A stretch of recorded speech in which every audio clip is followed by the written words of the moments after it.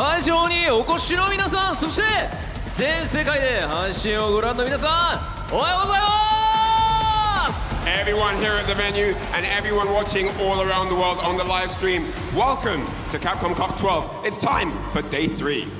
本日はカプコンカップ12 Day3 をお届けしてまいります。 MC を務めます R です。よろしくお願いします。 We are your hosts. My name Ryhan and I'm joined by Aru. そして同じく MC のライアンハートです。よろしくお願いします。そして昨日に引き続き本日もケニー・オメガに来ていただきました。 Kenny Omega once more gracing us with his fine presence. Great to have him back here on the stage. おはようございます。おはようございます。いやー、ちょっと待ってくださいね。はい。少し小さいなものがありますけど、小さいもので、声が聞こえねえよな。会場は朝飯。会場は静かすぎないですか？ねえ、静かだね。はい。もう少し盛り上がってくれないか？盛り上がりましょう、みんな。Let's get hype! Make some noise!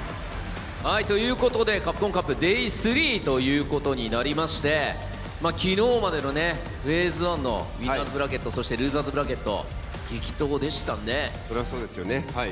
そして今日の Day3 からはストリートファイターリーグワールドチャンピオンシップもあると行われます。大変なことになりますね、今日もね。楽しみです。はい。さあということで本日も全世界配信ということで、ライアンにはですね、英訳もしてもらいながらの進行となります。 So, Capcom Cup is the annual major event that determines the world champion of Street Fighter 6. Let's explain what Capcom Cup 12 is all about. そして、本日も日本を象徴する場所、両国国技館よりお届けしてまいります。 The stream will be in Japanese. If you're watching the Japanese stream and you prefer English, Capcom Fighters does also offer an English stream. So please feel free to head on over there and enjoy that one instead. そして今日もですね、開幕の挨拶、開幕宣言はケニー・オメガにお願いしたいと思います。この俺様ですか？じゃあみんな OK。ワクワクしていこうね。Capcom Cup Day3 Street Fighter League start! Let's go! ケニー・オメガさんありがとうございました。 Let's get hyped. Day3 is about to get underway. 聞こえない、みんな聞こえない。もっともっともっと強く。Yeah! それではケニーを盛大にお送りください。 Big round of applause for Kenny Omega. Give it up. やっぱもうケニーが盛り上げてくれると違うね。盛り上がりましたね。ですね。さあそれではカプコンカップ12についてご説明をさせていただきます。 Alright, it's time to break down what Capcom Cup 12 is all about. カプコンカップ12とはストリートファイター6の世界王者を決める年に一度のビッグイベントです。 Capcom Cup 12 is the annual major event that determines the world champion of Street Fighter 6. 優勝賞金は昨年に引き続き100万ドル。 Same as last year, the championship prize is $1 million. とてつもない金額となっております。そして優勝者はカプコンカップ13の出場権を獲得いたします。またトップ4に入った選手には今年の7月6日から8月23日にかけてサウジアラビアのリヤドで開催される世界最大の e スポーツイベント e スポーツワールドカップ2026の出場権を獲得いたします。 The winner will earn a spot in Capcom Cup 13. Additionally, that's not all you get. The top 4 players will qualify for the world's largest esports event, the Esports World Cup 2026, held in Riyadh, Saudi Arabia from July 6th to August 23rd this year. この配信は太陽ホールディングス、鈴木、ガレリア、レッドブル、TVS レグザ、ギークリー、グラフト、フモフのお店、他ご覧のスポンサーでお送りいたします。 We are extremely grateful for our wonderful sponsors. This broadcast is brought to you by Taiyo Holdings, Suzuki, Galleria, Red Bull, TVS Lexa, Geekly, Grafto, Fumo Shop, as well as the following sponsors that you see here. 太陽ホールディングスは e スポーツに欠かせないスマートフォンやパソコンに使用されているプリント基板の緑の部分、絶縁インキソルダーレジストで世界シェアトップの化学メーカーです。Taiyo Holdings is a chemical manufacturer that holds the world's top share in solder resist, the green insulating ink used on printed circuit boards found in smartphones and computers, which is absolutely essential for esports. カプコンカップ開催中、太陽ホールディングスのエントランスエリアにて、特別ブースも出店中となります。ぜひ太陽ホールディングスのブースまでお越しください。鈴木は皆様の身近でワクワクを届けるパートナーとして100年以上走り続けてきました。これからもストリートファイターとのコラボレーションを通じ、ファンの皆様の日常に楽しさと豊かさを提供してまいります。For over 100 years, Suzuki has been right by your side, bringing excitement to everyday life. Through our collaboration with Street Fighter, we'll keep adding fun and energy to your daily moments. レグザは映像機器の開発を通じて見る、感じる体験の質を追求し続けてきたブランドです。そのレグザが手掛けるゲーミングモニター RMG278R はカプコンカップ12の公式モニターに認定され、世界中のトッププレイヤーが集うこの舞台で採用されました。高い応答性能とレグザならではの映像技術により、激しい攻防の中でも映像の遅れやブレを最小限に抑制し、高画質を実現いたします。レグザゲーミングモニターは勝利を望むプレイヤーの優れたパートナーを目指しています。続いてカプコンカップ12の概要をご説明いたします。カプコンカップ12は11日水曜日から14日土曜日までの4日間の開催。本日までは総勢48名のプレイヤーによるグループ予選を終えたその先の選手たちが、Alright, now we jump into the timeline breakdown of the event here and the phases. Capcom Cup 12 runs for 4 days from Wednesday the 11th through Saturday the 14th. Group preliminaries feature a total of 48 players, continue through today. グループ予選は2つのフェーズに分かれます。昨日までに行われたフェーズ1では4名12グループで3試合選手のダブルエリミネーショントーナメントを実施してまいりました。The group stage is divided into two phases. In phase 1, which was completed yesterday, 12 groups of 4 players each competed in a double elimination tournament with the best of 3 matches, and only 24 players remain. ウィナーズブラケットで突破した12名が3月14日土曜のトップ16からファイナルへ進出をすでに決めております。昨日のルーザーズブラケットで突破した12名は本日のフェーズ2へ進出となりました。The 12 players who advanced through the winners bracket have secured their spots in the top 16 to finals on Saturday, March 14th. The 12 players who advanced through yesterday's losers bracket have advanced to phase 2 today. フェーズ2では3名4グループで3試合選手の総当たり戦を実施。各グループ1位の選手4名がトップ16からファイナルへ進出となります。In phase 2, 4 groups of 3 players each will compete in a round-robin format of best of 5 sets. The top player from each group, 4 players total, will advance to the top 16 to finals bracket. 3月14日土曜のトップ16からファイナルはフェーズ1でウィナーズブラケット突破の12名とフェーズ2グループ1位の4名の計16名がシングルエリミネーションのトーナメントを行い、カプコンカップ12の優勝者を決定いたします。The top 16 tournament on Saturday, March 14th will feature a single elimination tournament between the 12 winners from phase 1 and the 4 winners from phase 2, totaling 16 players.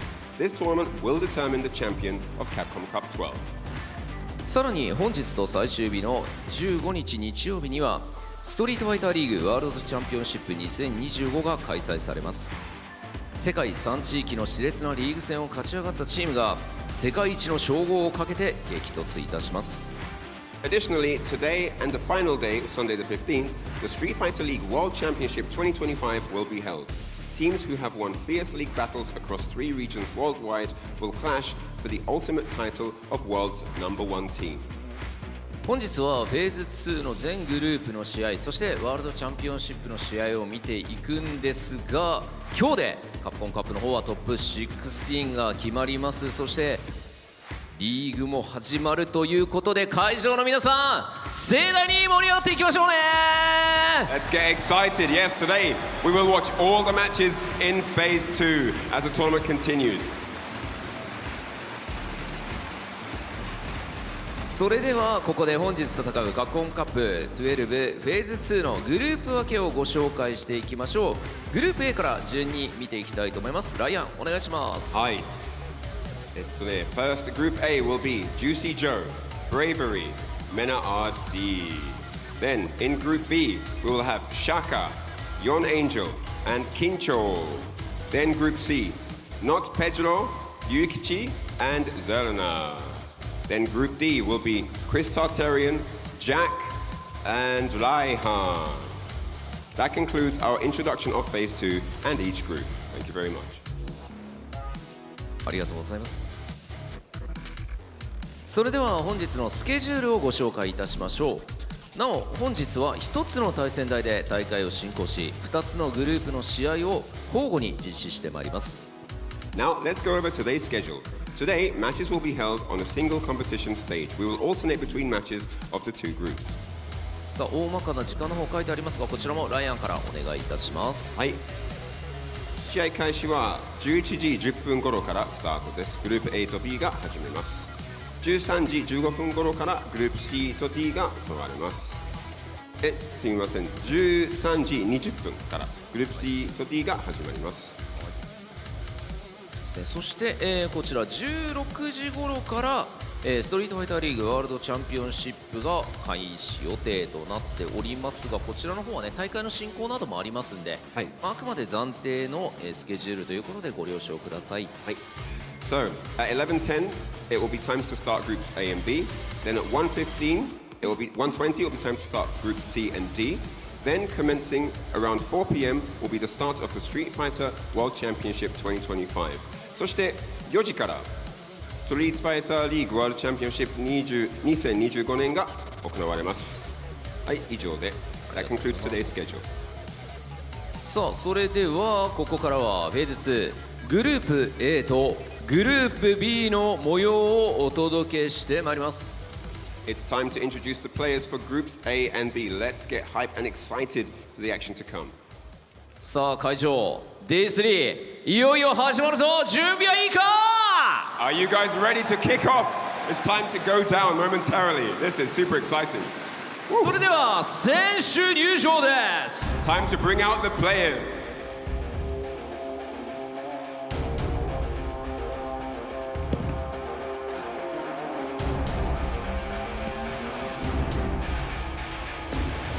グループ A 1人目は白夜のマジシャンジューシージョー。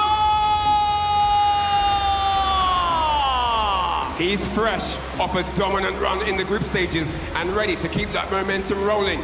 Give it up for Sweden's own White Knight Magician. It's Juicy Joe.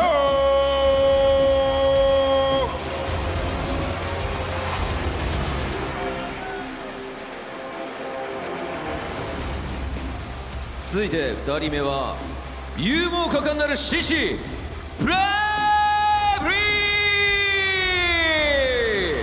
Hailing from Singapore and representing Southeast Asia with a razor-sharp cami, please welcome the master of relentless pressure. It's Bravery.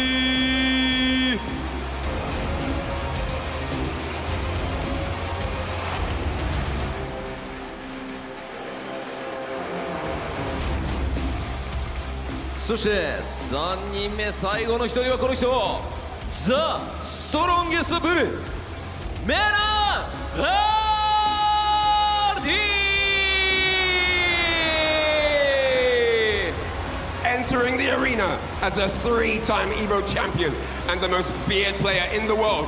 Let's hear it for the strongest bull, MenaRD.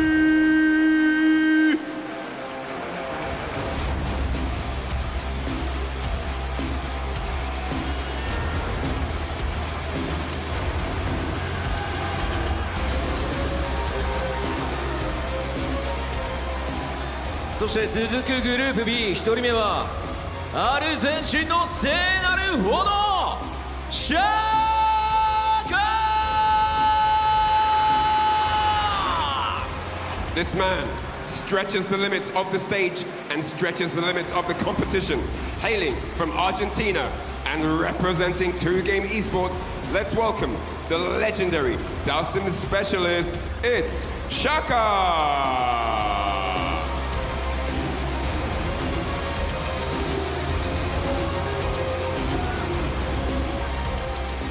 続いて2人目はフランクフルトの打天使ヨナジャ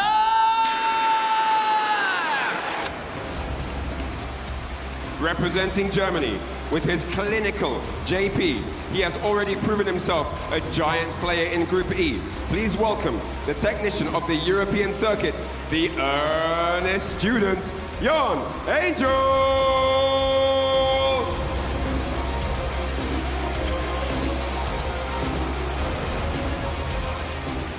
そしてグループ B 最後の一人は金色のバッサウルフキンチョ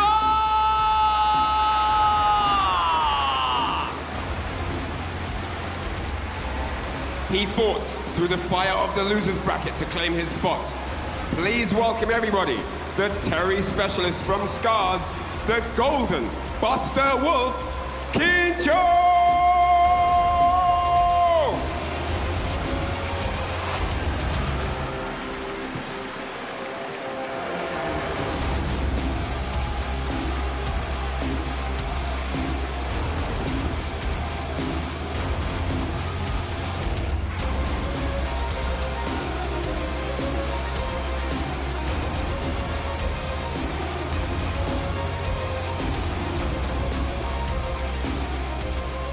以上選手入場でした。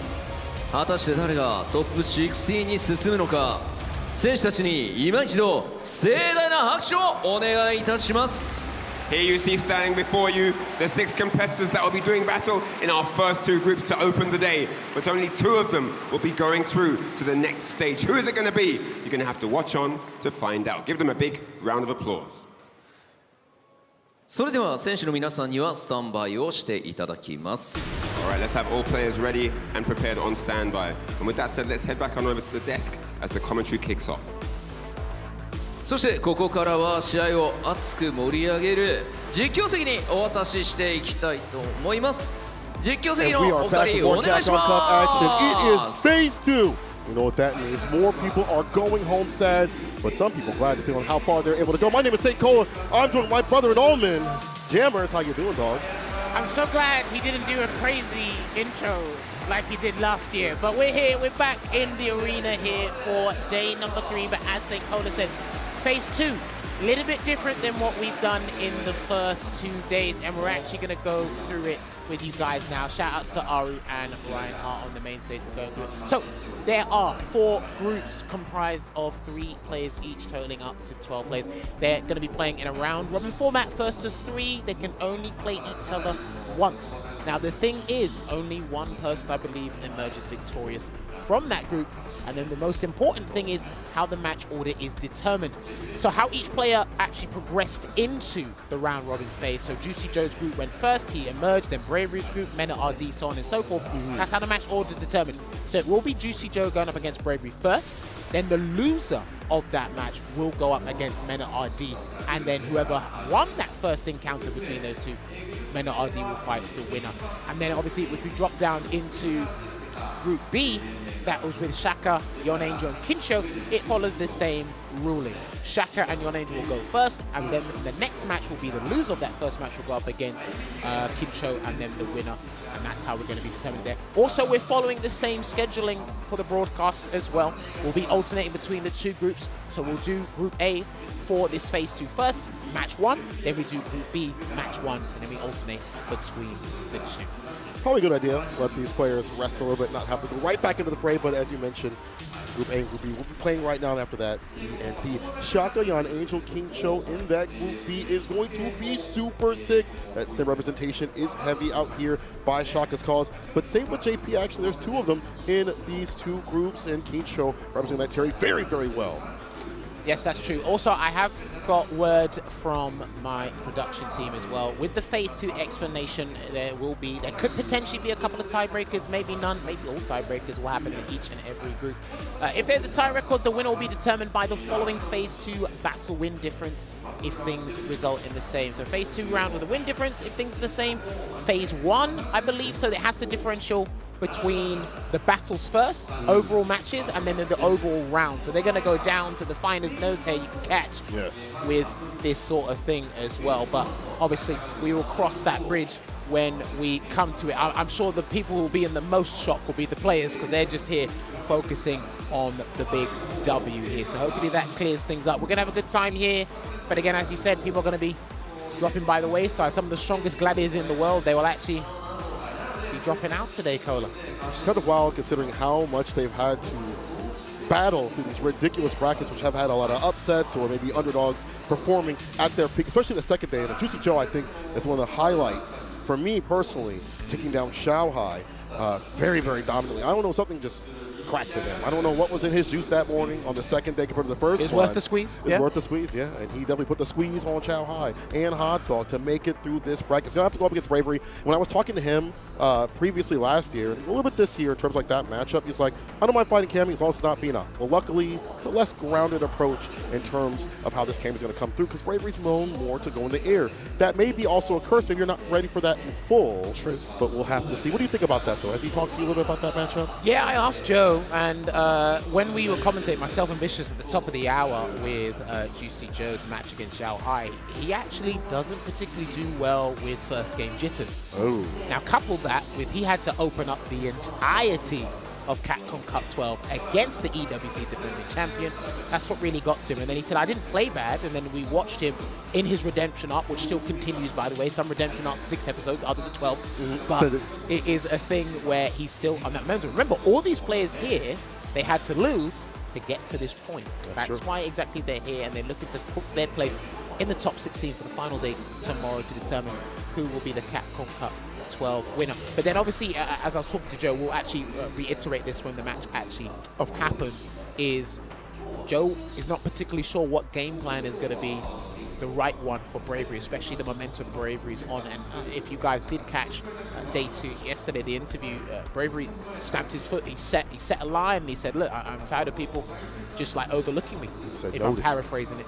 But he said, look, I'm here. I've been to Capcom Cup like 4 times in a row, consecutively. And he said, I don't know why people are continuously looking over me, so I'm here to prove it wrong. So if he actually emerges victorious from this group, that would be a big step. Could happen. But then you have MenaRD at the end of all this, too, as well. You've got a EVO champion, a Capcom Cup champion, sitting right there. Waits behind the cage, Yo, behavior. You see the low lights on that? It's like a boss fight waiting beyond the fog. You feel me? And I'm telling you, MenaRD, after being knocked down by his Red Bull brethren, knows what's at stake even more so, even more powered up. I talked with him after everything had happened. He was like, it's just a step towards victory. That's all it is. Not phased at all for where he is at. So again, maybe Juicy Joe doesn't know what game plan's coming through from Bravery, but then again, what about MenaRD if you make it that far too? So like, what's going to happen with that element? MenaRD, we don't know how he's going to play or what character he might select. We've only seen the Blanca. He's a litany of characters. I think a lot of them are just to kind of test the waters and make sure he's up to date on what they're doing. But maybe he will pull out a secondary. Who knows? MenaRD is a man of many mysteries and game plans that only come out on the day. Dude, we could list this guy's resume and we'd have to get a 10-page business plan put together to even try and write. Please cut it down. Again, like I said, he redefines the term ambassador, and he's here still trying to compete at the highest level, the strongest bull here. This is what's going to be interesting. I hope you guys are just as excited as we are. It's going to be a long day, but it's going to be an exciting one at that. And again, it's a zero-sum game, but everyone can still enjoy the fun of high-level fighting games. So as we said, Juicy Joe and Bravery will kick things off, and then we'll have Shaka going up against Yon Angel, and we will progress through these matches as they transition to each and every one of them. So it will be interesting as well. Joe does have a Bison, but I don't think we're going to see that preferably. Because remember, all these guys have to play each other once. There's no like, run back. I don't get to play another time. No run back. No, I hope this guy will do the work for me. No, just stick with the nice and simple game plans here. And the thing is as well, you have to remember, sticking to the basics can be anything but easy. in these things. All these guys got to do is win. True. Because if you win one, now you're hoping the other guy loses, and then you can win your next one, but that might be a little bit difficult there. These guys are getting set up right now. The crowd is getting ready. Each and every day, more seats have been filled. The crowd is becoming much more exuberant. Really excited for this one, Cola. Early in the day, too, as well. I know people have work, but they're taking time off to experience some of the best and highest level of Street Fighter you're going to get in a long time. And after all this, after we get done with these group stages, after this, we do get Street Fighter League. Going to get that going, so we get that seeding all settled for the finale of things. So you are going to get as much Street Fighter as you can feel. Even more than that, look at the JP representation already coming through. They got the towel out there. Can I get one of those? Yo, production, can I get one of those? No, I'm just kidding. But it's great to see a lot of these people are big fans of these players, and some of them like found out about these players either today or recently, or maybe they just came up because they were like, I watched Road Warrior, I love you. Bro, Jan Angel had a line, and I'm telling you, must have taken 20 pictures when I was hanging out with him while I was upstairs. Just continuously stopped, and the reverence, the love that people have for these players, for the game, is nothing short of incredible. I think it's just part of the culture out here, to be honest with you, how they've, relished and really enjoying each and every moment, getting involved with the community, and obviously making it grow exponentially in a domestic sense. Because obviously within Japan, it is massive. This is a cultural phenomenon a lot of us have never really seen. Not in even the history of fighting games, but it's going to be working out here. So it will be the White Knight Magician representing ninjas in pajamas in his own country, Sweden, going up against Bravery, the Dauntless. This guy's relentless playstyle is a double-edged sword, but he's found consistency with it. That's why he's sitting in the seat, and the rest of us are backup dancers. But that stubbornness, how adamant he can be, it could be the shock value Joe needs, because Joe will have quite the story if he gets out of this group. Yes, he will. Taking out Capcom Cup champion, one that has turned up like volume like Bravery, but it all begins right now. And today begins right now. Juicy Joe, Bravery, the very first match of Capcom Cup 12, Stage 2. We'll see who moves through here. As you mentioned, oh, let me stop for a second. The silence before the action. Oh, it's deafening, all right. Here we go. You can hear the crowd, the elation. You can feel that electricity, people. First match, Juicy Joe, Bravery, let's get it! So, we know Cammy is an aerial threat. We know how nimble and agile this character is, but Joe, he's got one or two tricks up his sleeve. They don't call him the Magician for no reason, and he already sets up the departure. Now, even that backdash Stan Pierce was good against that aerial approach. You're going to try to check the challenge outside the range. We've even seen him air throw some of these, but Bravery able to find the opening, take him towards the corner with the spiral arrow. Amnesia. Immediately. That's what Joe was telling me about. He said, I feel to amnesia every single time. I said, I don't think that's a good idea, but he said, listen, it's Bravery, I've got to do something. And Bravery is very good at making people play his game and then understand the psychology behind it. There's a parry. Oh, wow, okay. He did a jab as a can hit. That must mean Bravery tried to do a delay button. Yeah, possibly. Bust range there, doesn't commit to the follow-up to level 2, didn't have the bar for it at the very least. Stan Pierce to the fireball, gives him some distance and sets the departure. He's out of the corner. The sweep, predictive with it, finds a Stan Pierce with the gutty work.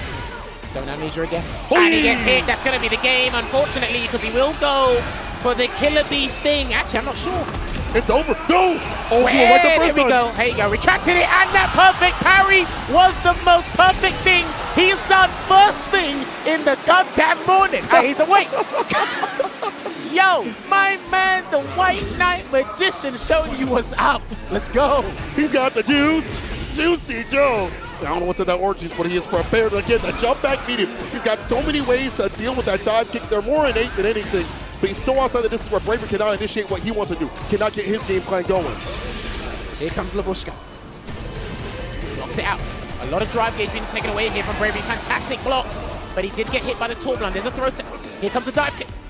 Nice and low with it. You knew what was coming through. Except the pressure actually jumps out. Find the time to get the side switch out of there. Target combo, the spiral arrow. Oh, he got thrown anyway, but that was a beautiful backdash from Joe earlier. Now here comes Bravery, and that stubbornness. Another amnesia there. It's string this time. He's going to get another level 2 for flip's sake. Oh my god.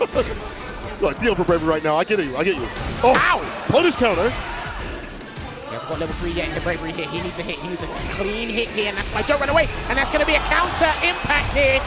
Joe was a little bit ahead of himself. If he'd done that a couple frames earlier, maybe the drive impact would have caught the recovery of the dive kick. But luckily enough for Bravery, he has preserved his super bar, but so has Joe, Cola. A lot of these low dive kicks trying to make it as plus as possible. Hard to deal with. There's a teleport. It's going to the back door to stand here. Spiral ball against departure to lock down the nooch. One of the best moves in the game.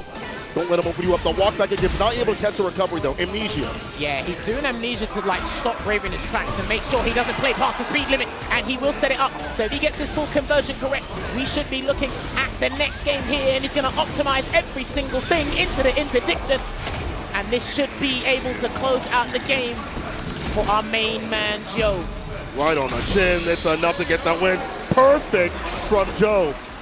Alteration against the dive kicks, the aerial approach, maybe not always working out, but for the most part, 90% of the time, he is stopping what Bravery wants to do. I was talking with Bravery previously, he was like, yeah, I do like to get aerial, but I'll go grounded if I need to, if the matchup depends on it. But in this one, you need to get aerial with it. Fade out the crouch fears. You know, your aerial approach is going to catch some of these limbs just in general, but he is not letting that happen. Juicy Joe knows where to stand. He feels so comfortable just watching him play. Comfortability is the main word you just said. He's not really using stand medium punch delivery, no need, because Joe has literally laser focus fixated on that aerial approach. He is trying to throw him off with different versions of the cannon strike, but Joe either pressing stand fierce or nothing. We saw in the very first round that perfect parry, and not enough people, me and Ringe spoke about this ages ago, shout outs to Ringe. Not enough people were perfect parrying the dive kick. Easier said than done, because you don't know if it's just going to land right in front of you and then you bait it. That's a different mind game, of course, for a separate time. But we're seeing Joe be ready, and like I said, because he has to kickstart the morning, it does get to him a little bit, but from that game alone, looks like the engine's revving into Gear 2, Cola. Yes, sir. You get the Gear 5 all the way through. For Juicy Joe, though, you know, there's a lot of things he can also present, like, in terms of, like, perfect parry, that's also an option. Amnesia, if you're really locked in, can be an anti-air option, too. I've seen the likes of Dr. African, if you're other JP players, go for that. So that rotation of defense that could be on the deck is going to push Bravery there. But we haven't even had to see that perfect parry all the time, just that one time. I think he's very stable and sturdy right now. Let's see if Bravery can maybe get more of the grounded approach, which is very difficult, to push him towards that. Well, he's mixed a robust style with a little bit of a forewarning of the amnesia. And because he's actually used amnesia very liberally, he doesn't do amnesia that many times, but he said, look, I think it's very suitable for Bravery. So now does Bravery stop in his tracks as he learns to bait? Because remember, you have to force your opponent to play uncharacteristically by feeding them false intelligence. Joe only does amnesia when he's panicked, but if he does amnesia every interaction, is he panicking all the time? And are we going to switch up our strategy? You play like this. Yeah. You see what I mean? So we're going to see how it goes. I tried to look up some footage to see how often Bravery does fight JP in general, but because he didn't really travel outside of Singapore for the event, he qualified via his World Warrior, so he didn't really have to go international to get to the Cup. I haven't really seen or know that many JP players in his side of the world, so do forgive me if I haven't got any notable names out there, but I do respect you if you were practicing with Bravery before the Capcom Cup. But we'll see how it is, because Bravery's good at forcing people to play out of character. He's done that with Kawano, he did that with Ending Walker. That's true. He has the opportunity to do it here with Juicy Joe. You can see all the fans there with Juicy Joe and Bravery. There's one guy who wants Bravery. Yo, that's enemies right there by each other. I mean, hey, listen. Sometimes you got to keep your friends close and your enemies closer. That's true. Your enemies will stab you in the front. At least they'll do it with dignity. Yeah, at least you know what's coming through, right? My production team laugh because they'll tell you. The honor among the thieves type beat.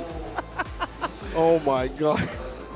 But you're definitely right. I don't know how many JPs are out there in Singapore in that area just in general, or for his region in general. Yeah. It's a little smaller scene, so they're a little bit more tight-knit in terms of like their practice, which is also good, but it's also bad if you don't have the careful representation. So for Bravery and other scenes in general that are small, you have to take that practice to your own self, to the lab, go to CFN, do the replays over and over again to really lab out things that you can't do if you don't have a JP right by you. So I feel like even if he had a JP, the stability of Juicy Joe overall, it's just another level. Well, I mean, look, in the past 365 days, you see the fans he's garnered, the international experience he's accumulated. He feels much more at home just by playing this as well. And huge shout-outs to his two brothers back at home, because, again, they've been an incredible sport. Obviously, one of them does play at a high level. JNS, the Dalston player, shout-outs to him. And just being with Team NIP as well, it's really helped him and his individual experiences here. I'll tell you what, he'll have stories to tell when he's older, I'll give you that much. Right. But especially early in his life too. And I want to actually mention that Street Fighter League definitely helps out for all these players. It really grinds you know, them into diamonds because they're playing through a very stressful scenario where they have people relying upon them. Juicy Joe's been out there twice. He's been a very pivotal point of why his team is even out here in general for the league finals. So I feel like Juicy Joe having that, also having strong support and strong players around him, and really understanding what it takes to be at this level and be at Capcom Cup twice. It's his second time. That stage is familiar to him, so it's allowed him to click those nerves a little bit easier, a little bit more often. As you said, early in the day, doesn't matter to him, at least at this point, to get everything going. Well, I mean, experience trumps all, right? As you mentioned, with Joe being his second time being here, as we mentioned before, just to regurgitate, it's Bravery's fourth time. And these guys are still getting their technical issues sorted. Thank you very much for waiting, people at home. And I tell you what, more seats are being filled out, but I promise you, if we could get a camera shot tomorrow and especially Sunday, this is going to be an unrecognizable arena. I can promise you. Straight Lion. It's going to be loud. You're probably going to be able to barely hear us. Every seat will be packed shoulder to shoulder, or I guess seat to seat, shoulder to shoulder type beat. But either way, again, the love that is out here is insane. Yo, the Mena shirt. Yo, can I get one of those? These are for your own. I mean, if you don't want one, I know a guy. Okay. But yeah, obviously we in this group A for phase 2. Mena awaits True. as well.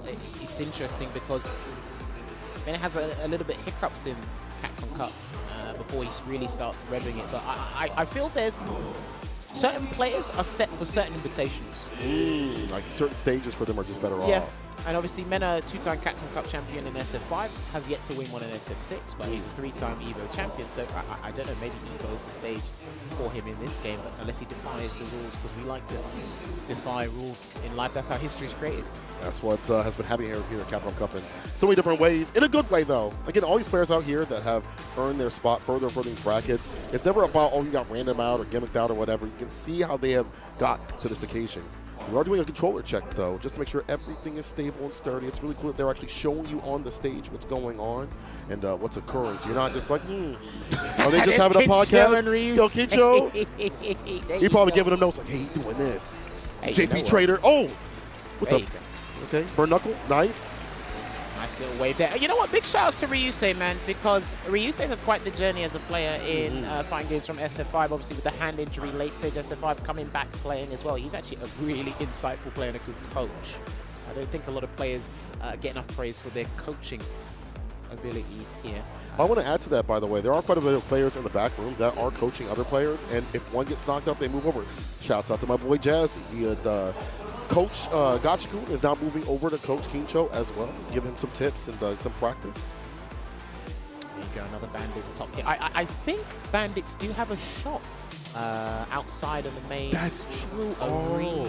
I think so. I have seen a couple of shirts here, and obviously Mena did make a couple of big announcements to the cup as well, so shout out to him. But we've got our focus back on to the match here. Thank you very much for your patience as we make sure we fix this technical issue, because we have to make sure everything is in tip-top shape, cross our T's and dot our I's, because these guys are playing for a position to get closer to the big bucks. 1-0 to Juicy Joe as it stands. But that's only 30% of the job done.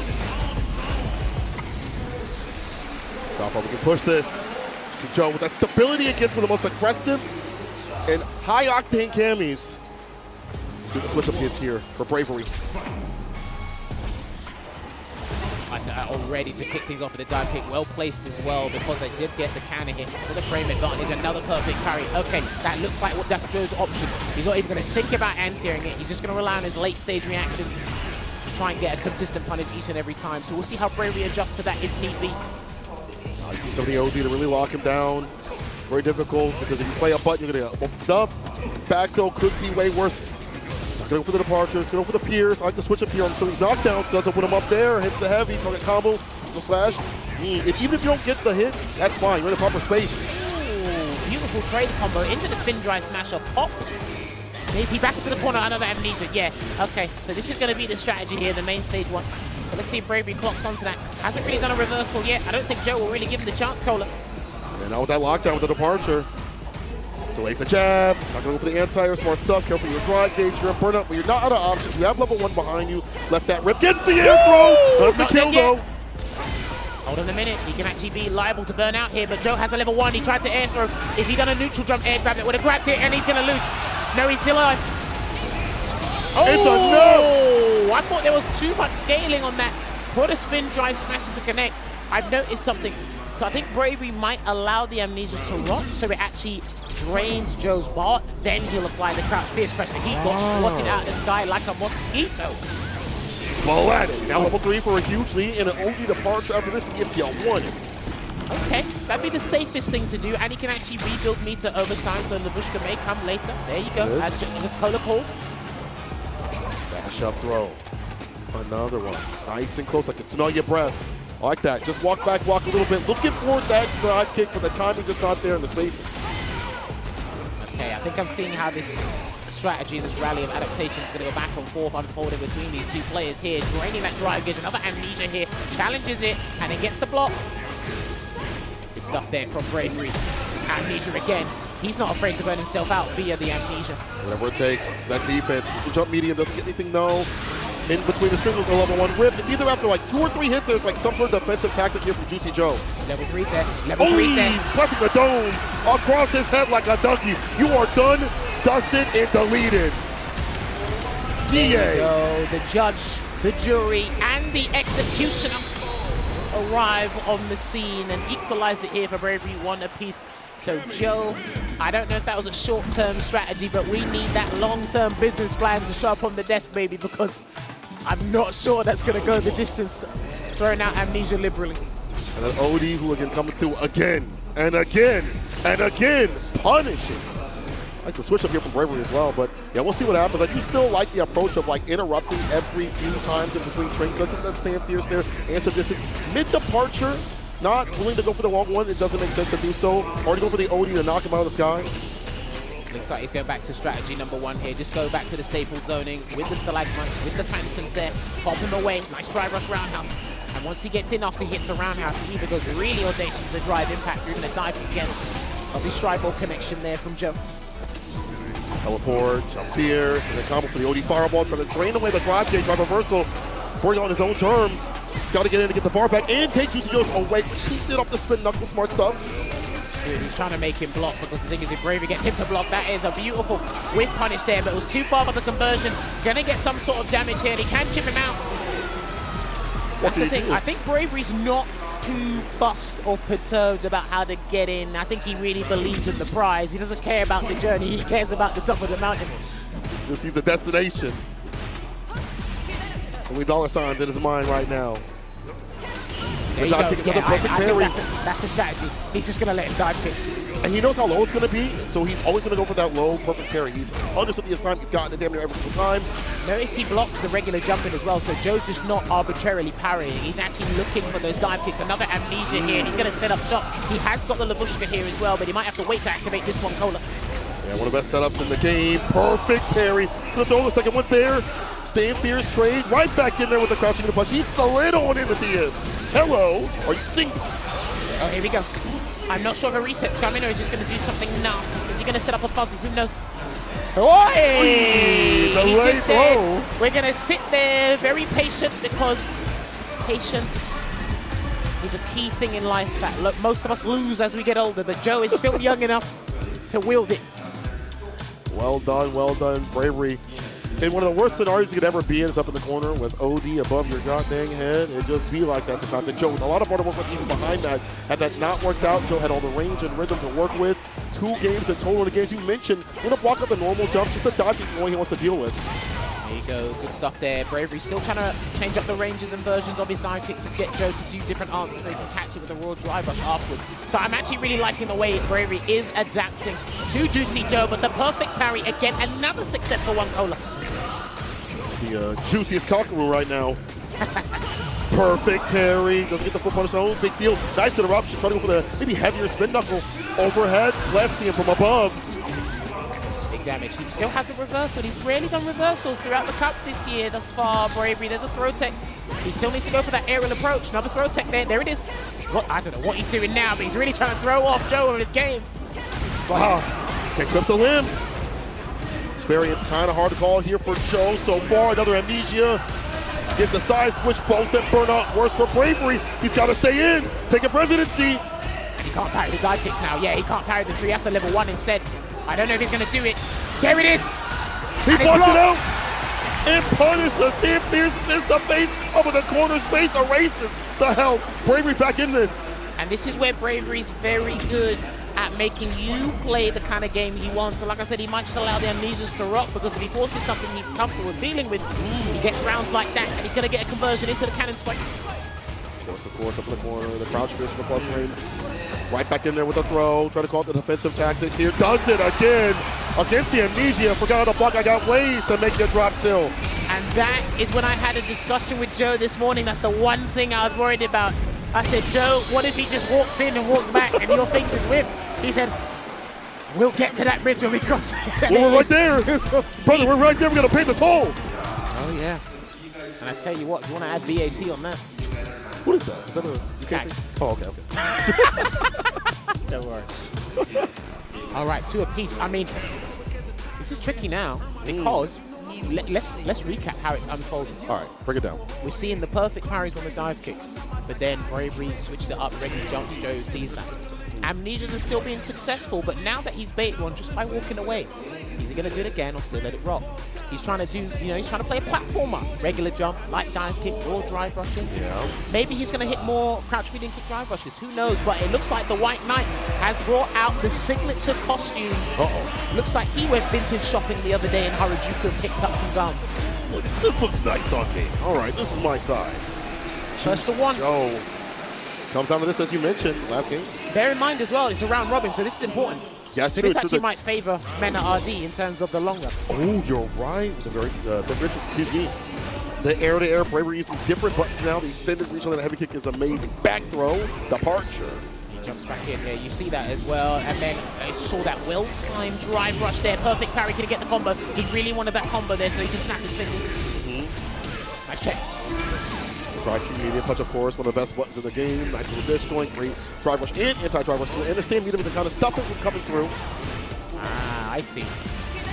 Obviously, he's respecting the punch like everybody else, and there's a double burn out there. Both of these guys are going to slug it out again, so Joe has to be careful of the Super Art 1. Send him away, chip him. He's got to chip him out. Got to. There it is. Not a bad trade here. Joe has him up the corner, full screen of departure, nice and close. Blocking him away. One step with the bar a little faster. The raw spiral arrow works out. Good tech. He's going to get his gauge back just before. Damn, that was simultaneous. They literally got it back on the exact same frame here, and Joe's going to be careful. He's going to block it out. Watch out for the aerial approach. It's all blocks right now. There it is. Like a pack of Legos. Blocking it out. The jump back medium.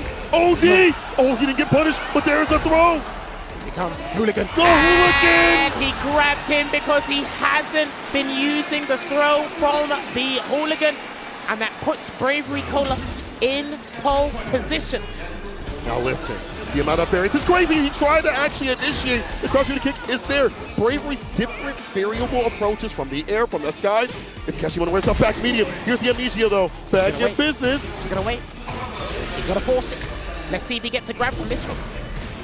It's an overhead. Nasty. Side switch. There you go. This character is amazing, and I said that sarcastically. Almost says, I see the patch notes, they don't change him.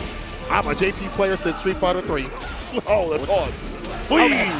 Caught him asleep at the wheel, but Joe's burnt out again, so he actually needs to make this count, and it can't be an OD departure. Oh, walk up though, we tech that though. Bravery's so on, but not for much longer. The reversal jabs. He can't get hit. He cannot get hit. He cannot get hit. Brother, if a Hooligan hits, I feel like it might be the now in lethal territory. Raw spiral arrow. That's what I'm talking about. OD Hooligan straight to the CA. See you later. Bravery opens him up with an option that he took off the table until now. Taking down Juicy Joe, 3-2. And you can see it there. One of Singapore's finest gets his first win on the board in this phase 2 stage. He had a strategy. He may be stubborn, but he is very adamant and believes in what works is what brought him to the dance here. Joe actually started off really well, but then again, there might be some subtle, very intricate adaptations there, but you just don't know. And what a well-placed EX Hooligan that was. Do I stand up? Do I crouch? Maybe Joe was in burnout too often at crucial times, which really kind of put a detriment on his decision-making. But I tell you what, that was a good back and forth there, Cole. I want to mention that burnout scenario that kept happening. I feel like Bravery was aiming for the drive game, where he was deleting the drive game continuously, going for sequences, so they could have to deal with the parry. That low parry was blowing up the aerial options. And after that, there were so many moments where it felt like Bravery just again would lock him down and make him feel like, what do I do in this scenario? See you later. Bravery opens him up with an option that he took off the Bravery table. is a combination, I feel like right now, of the first day of the aerial play and then that stability on the second day. The perfect mixture of Cammy that you have to have out here. He goes up 3-2 against Juicy Joe. So this is, Joe's at a deficit right now in terms of results. He needs to go up against MenaRD.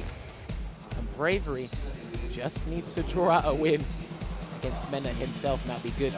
So we'll see how this pans out over time, but we'll get back to Group A momentarily. I believe from what my team has been telling me from the voice of reason, we'll be transitioning over to Group B, match number 1, which should indeed be, there it is, lovely transition on key. Perfect. Should be Shaka going up against Yon Angel. Indeed, it is here. The earnest student going up against the Sacred Inferno. We do see this matchup in Europe a fair bit via Juicy Joe, Mr. Crimson, Juicy Joe, and his brother JNS. Yon Angel's been up there as well, bumping into some of these guys on ranked online or even in tournaments. Yep. So I actually want to see it from a Yon Angel's perspective because I'm just too used to watching Joe play this one, Colin. Right, me too. You know, in terms of like being exposed to JP, it's been mostly Juicy Joe in the past couple of months. Yon Angel, though, I'm curious to see what he's going to do to corral a character that can float over Departure, float over Pierce. You have to really control the aerial space with your own accord with like jump, medium, punch. I feel like that's also something I've seen a lot of the JP players do, especially in like the first season. Remember Nemo talking about, he's like, man, I got to initiate against this character. I can't just sit back and throw fireballs and relax. No, you got to get in there every so often. And I also feel like on the ground, there are many options to perfect parry, like a stand Pierce against like a Pierce who can't throw out bad fireballs. A Sim will be ready. Shaka has been active as well. He will fight any which range, any which where. And this guy, even though a family man, a full-timer, 9-to-5er, still has been able to make the magic happen out here at Capcom Cup and Street Fighter. Yes, super important. I think Shaka doesn't get spoken about enough as a threat on the world stage. Obviously, he did feature with 2-game in SFL US, and boy, did they do some damage over there. So hopefully we get to see him again in the near future.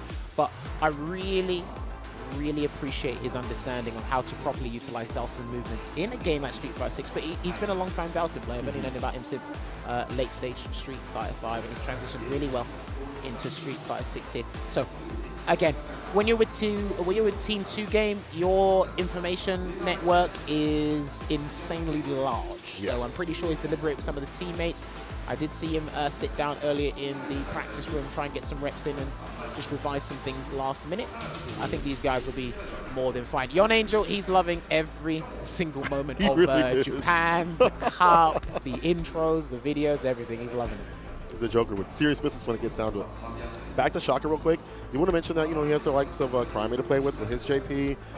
Blas has a lot of information, as you mentioned. Having that team that's close-knit that can help carry with that information they've gained from elsewhere if you aren't able to travel as much to get you up to speed is everything. If you can't get somewhere to get that information, they can bring it back to you. So that network is great. Yon Angel also has some people around him in the EU scene to talk with. I'm sure within the salt mines and things like that, and the other streams that I ever see him talking about the game, and characters in positive light or defending his, you know, he's able to get that same sort of information. Yes, indeed.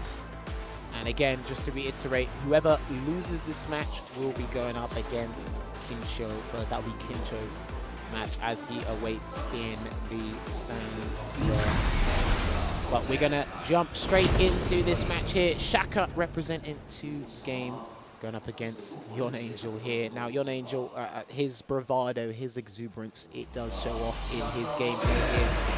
So I'm curious to see what plan he's concocted this time round for our yoga specialists.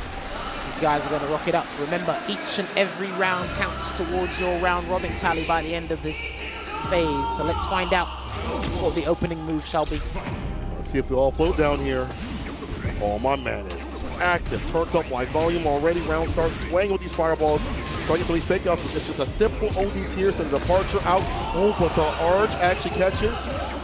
Interesting. I don't normally see Dhalsim do drive rush into Yoga Flame for a drive rush check. I think he studied what Yon Angel was doing before, because Yon Angel was very consistent with his drive rush checks throughout the past 2 days. On the other hand, Shaka also do like backdash, back medium kick on defense and things like that. So he definitely has a little bit of a different style than other characters, or other players, I should say. Back fierce, finds the mark for the crouch fierce, back beyond Angel. To the corner we go. And he misses the stride ball, unfortunately, so he has to go for a different setup, improvise this time round. Lovely anti-end to the back medium punch, and he gets the cancel into the Yoga Inferno, the light version, I believe that was. Good to it either way, would have been safe. They're on the approach of the fireballs, the chip scenario, and it's a sandwich, a sim sandwich. Take that back, I don't want that, I know what it is. Well, I know a character who does, and unfortunately he had to take it. He had to pay a tip on that as well. Damn, a tip out here, that's great. Oh. I like the stand heavy kick usage as well. That can throw JP off his game, but what's not going to throw him off his game is this Labushka activation here, and he is going to go for a mix-up, and he does guess correctly on that one Yon Angel and puts him right in the corner there. Damn, that is going to be insane. At the tip of the cane. The dive kick, drive rush to keep the pressure on the throw right after. It's lockdown city here, jail, no bail, the reversal jab, I lie. Yon Angel finds the key out. Dashes in, got a healthy life lead here, but he does drive rush heavy kick again just to stop Yon Angel in his tracks, and he will do the medium Yoga Inferno this time round. Gonna get some plus frames here. Yon Angel will be very careful of his next decision, Cola. Again, the projectiles there on the approach. The DRC just yet too low in the drive gauge. Just going to harass and chunk out. Now with the stand fierce. Don't let him perfect parry stand fierce. He can definitely clip you the lane or just hit you and catch you with the flames. Look at the distance that he is playing at, the buttons he has caught, using stand fierce and fireball timings. Hard for Yon Angel to defend against. Well, that's one of the important things, right? When you're full screen and you want to actually mount a comeback, what can you do? Stand heavy punch, stand heavy kick, drive rush, stand heavy kick. Really throw off your game and then start making you play out character so that you turn into an unrecognizable student. And there you go, teleport in with a throw. There you go. Gonna continue the momentum here. He's low on drive gauge here. That's why he needs it back. He can't amnesia yet. Shaka backing off, just in case there was a back throw or any sort of opportunity for a knockdown. Right back in there, the DI for the wall spot. Just win the burnout, but it doesn't really matter if he doesn't set up after this. Oh, whoa, okay. Hold on. I think he messed up the spacing for the combo he wanted, so he had to improvise there. But it's a good improvisation, and it's actually going to get him another round here with the slap. That's a Bob Ross combo right there. Happy accidents. We'll take it. We'll take it. But Yon Angel's struggling to find a comfortable strategy so he can shift gears. That's what it's looking like at the moment. The jab, reset, command grab on this stage. Probably hard for him to jump in the first place. I mean, he can still do it, but it was difficult. There you go, Trick Lab. He drive rush into that one, Shaka, but again, not particularly phased because the float can go over pretty much all of the tool set, but that's what you called out at the start of this match here. Perfect parry the Trick Lab into the stand fierce. That takes exceptional skill. Yes, it does. They lock on. Shaka locked in right now. Only fireball, backdashes away. Full screen don't really matter to him. Gotta get that bar back to want him to get chunked out. Unfortunately got caught in the recovery. Oh, you fought the departure with that fireball that teleported in? That was sick! He's definitely sick indeed, but can he get the round? That's what's gonna make that absolutely relevant here. Yon Angel just waiting for an opportune moment to get out because he has got level 2, so he needs to get close enough. Here it comes. And that's why he done the drive rush to prevent the activation. Has he delayed the inevitable? That's the question. Fireball lands, the Pierce to the super. He wants to close this out. Spend every bit of cash for the savings account. He can combo from anything, from anywhere, and it's able to keep him in this dogfight. I don't care whether it's hook or by crook, get it done. Open world system, bro. Open world gameplay. See that mount over there? Combo that. Oh, what, sandbox behavior, yeah? Yeah, kind of character. Different genre. Oh, okay. Sweep. I like that conversion, okay. Never seen that one before. Ready. Oh, luckily wasn't in parry. Went for the drive rush. Back road. Could be way worse.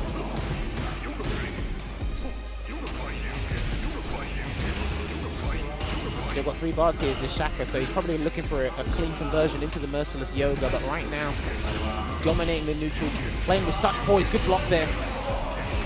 There you go, he's got it. Yeah, so he's going to combo it into the level 3. That's going to be the wisest choice to do here. Here comes the Merciless Yoga. He can pop out a Yoga Arch if he wants to, or just play it safe. Doesn't need to overexert himself. It's his to lose. There's the Arch. Hey, the stand medium set him up for success.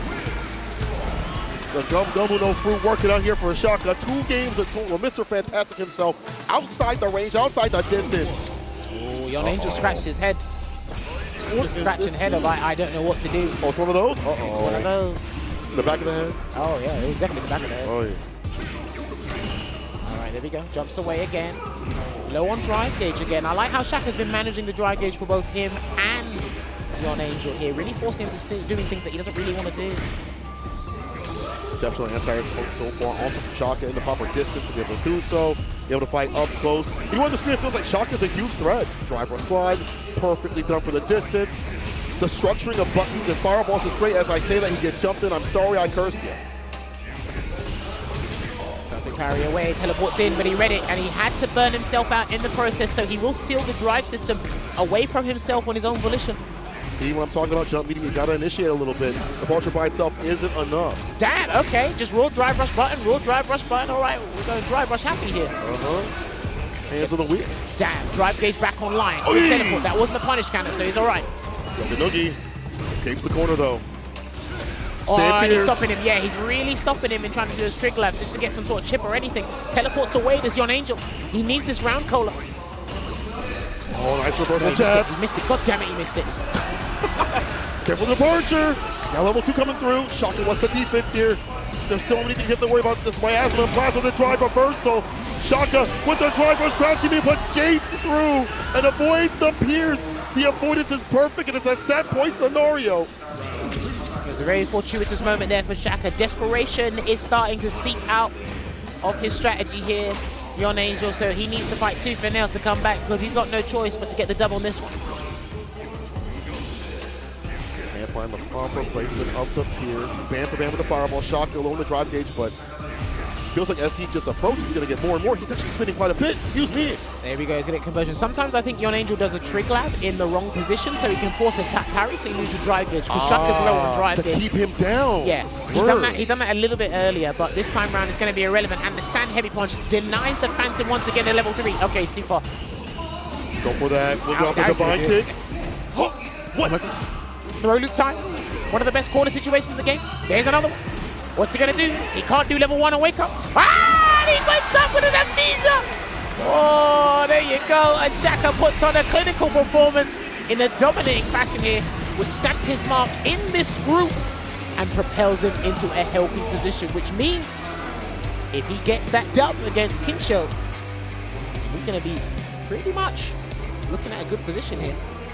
Wow, wow, wow. What great play. The activity with the fireballs, the proper spacing, all of that, as you mentioned, put Yon Angel off guard. He couldn't really find the timing to really deal with anything from saying, oh, I was going to say this and that, but honestly, it felt like everything was working out here for Shaka. It felt like there are moments where Yon Angel got to spend more bar than what you usually see in that matchup. JP going for OD Pierce of all things.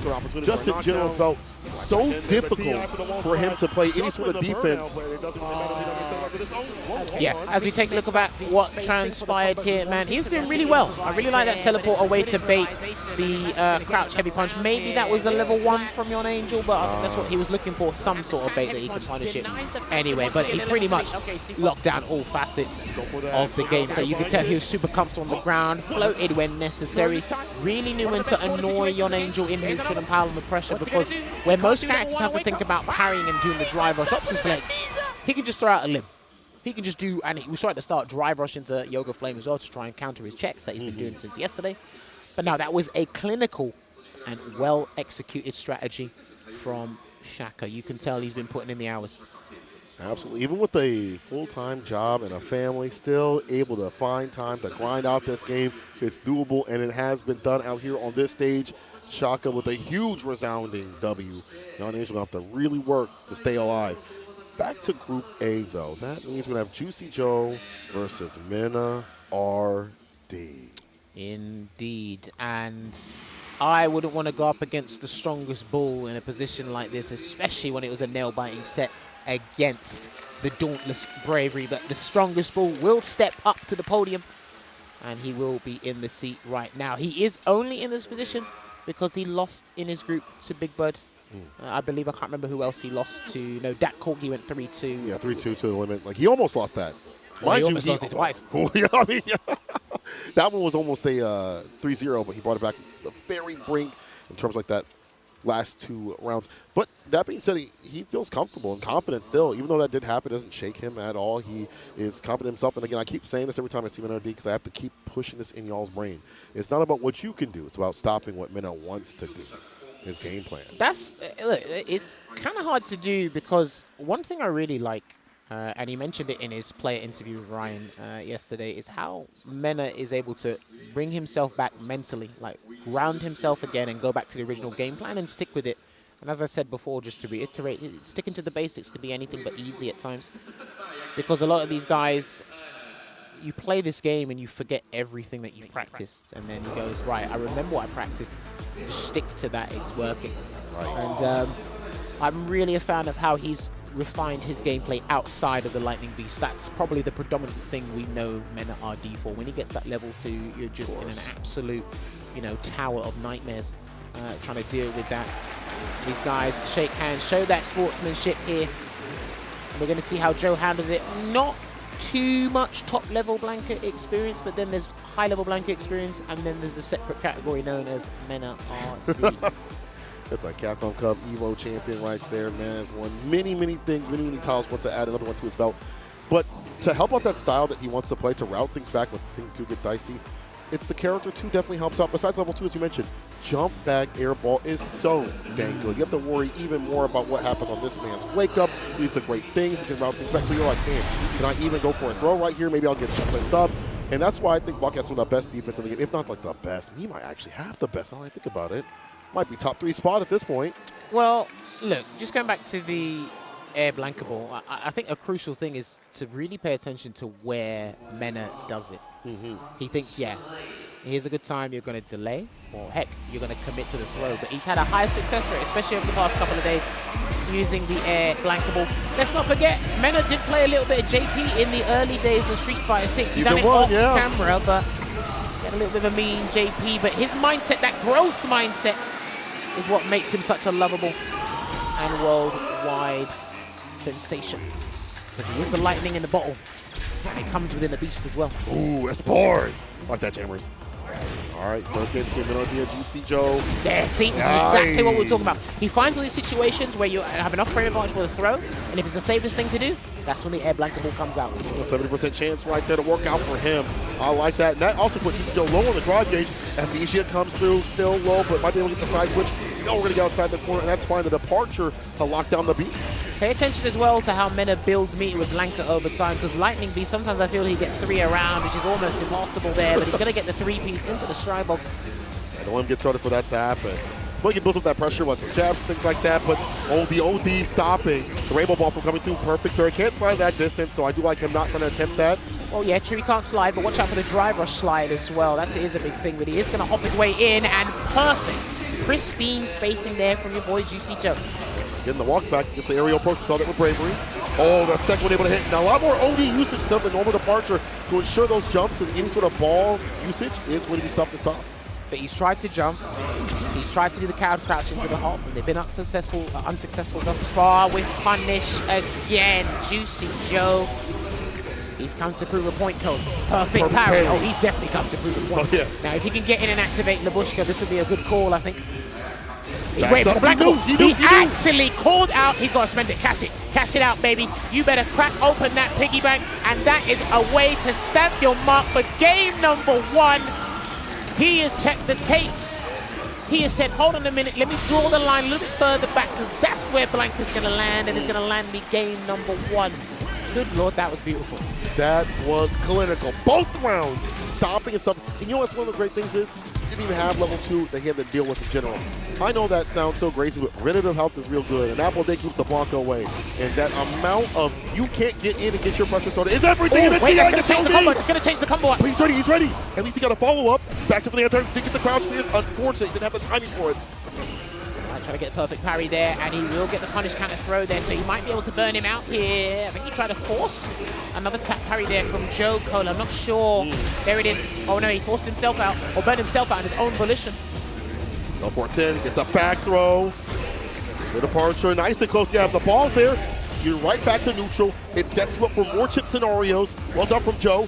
Trying to get his bar back before Mena gets in. The ball, the angle, blowing the forward heavy kick. He's gonna threaten the Lightning Beast. Might not activate it now. He's gonna threaten it. He wants Joe to think about it. Good block on the overhead. Chopping back, the overhead blocked out. Stood block at the proper time. No rock rusher. I think that was a Sam Fierce don't know. It don't matter the jump in. Devious. Dude, we've got to give credit to Joe for that defensive sequence, but Mena did not. He was not deterred. He continued to try and ruffle the feathers and open him up. Now the lightning beast will come. Here it comes. Making me angry. My man directed to the chest. Ow. Take him towards the corner. That's your reward. But he's gonna wait. He's just gonna wait. Oh wow. Okay, bad choice there from Juicy Joe, and he's gonna get punished for it. Take another plushie. I don't like Labubu's either, by the way. this is the block of Labubu. One more throw. The stand fierce. Instead, didn't even matter when it went into OD to chip through. Game to game, Mena enforcing what he wants to do. He's done that in half the time as well, by the way. Oh, really? Oh, that's that. I like the angles that he's coming through the block ball, different aerial approach, definitely making it difficult. We saw this with Bravery as well. A different character now. How does Juicy Joe respond in kind?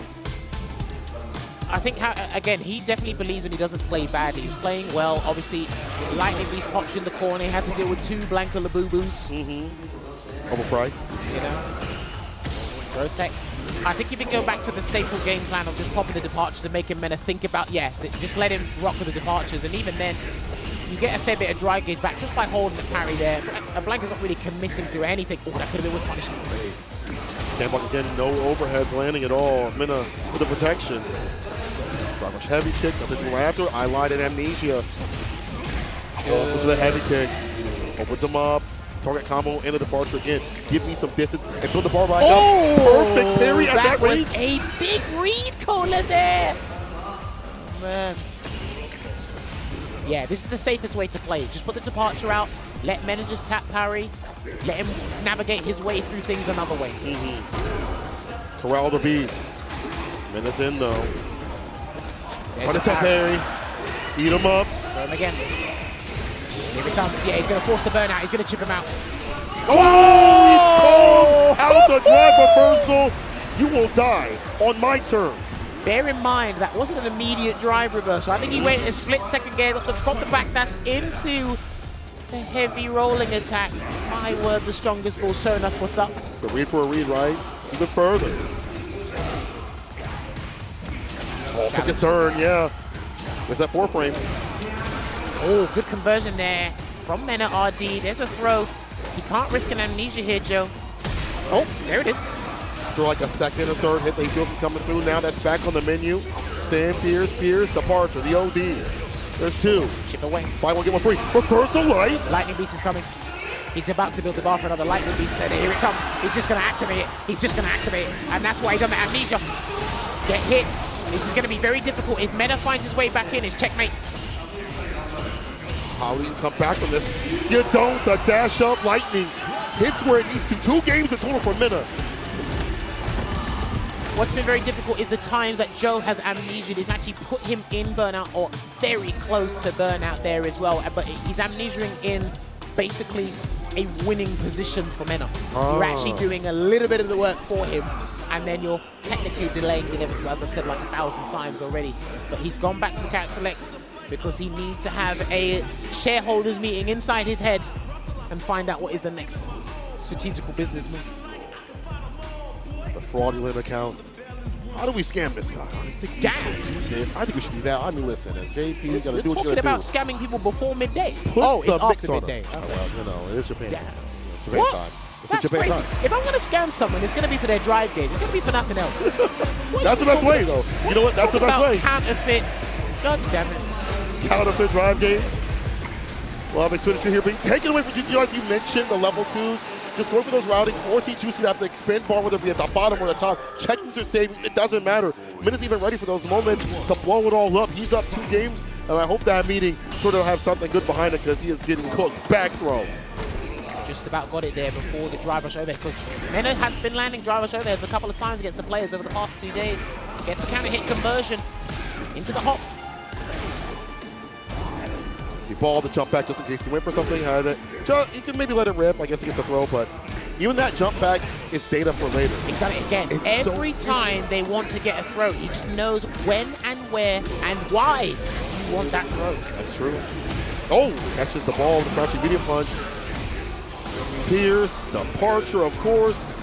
Teleports in. Joe getting more active.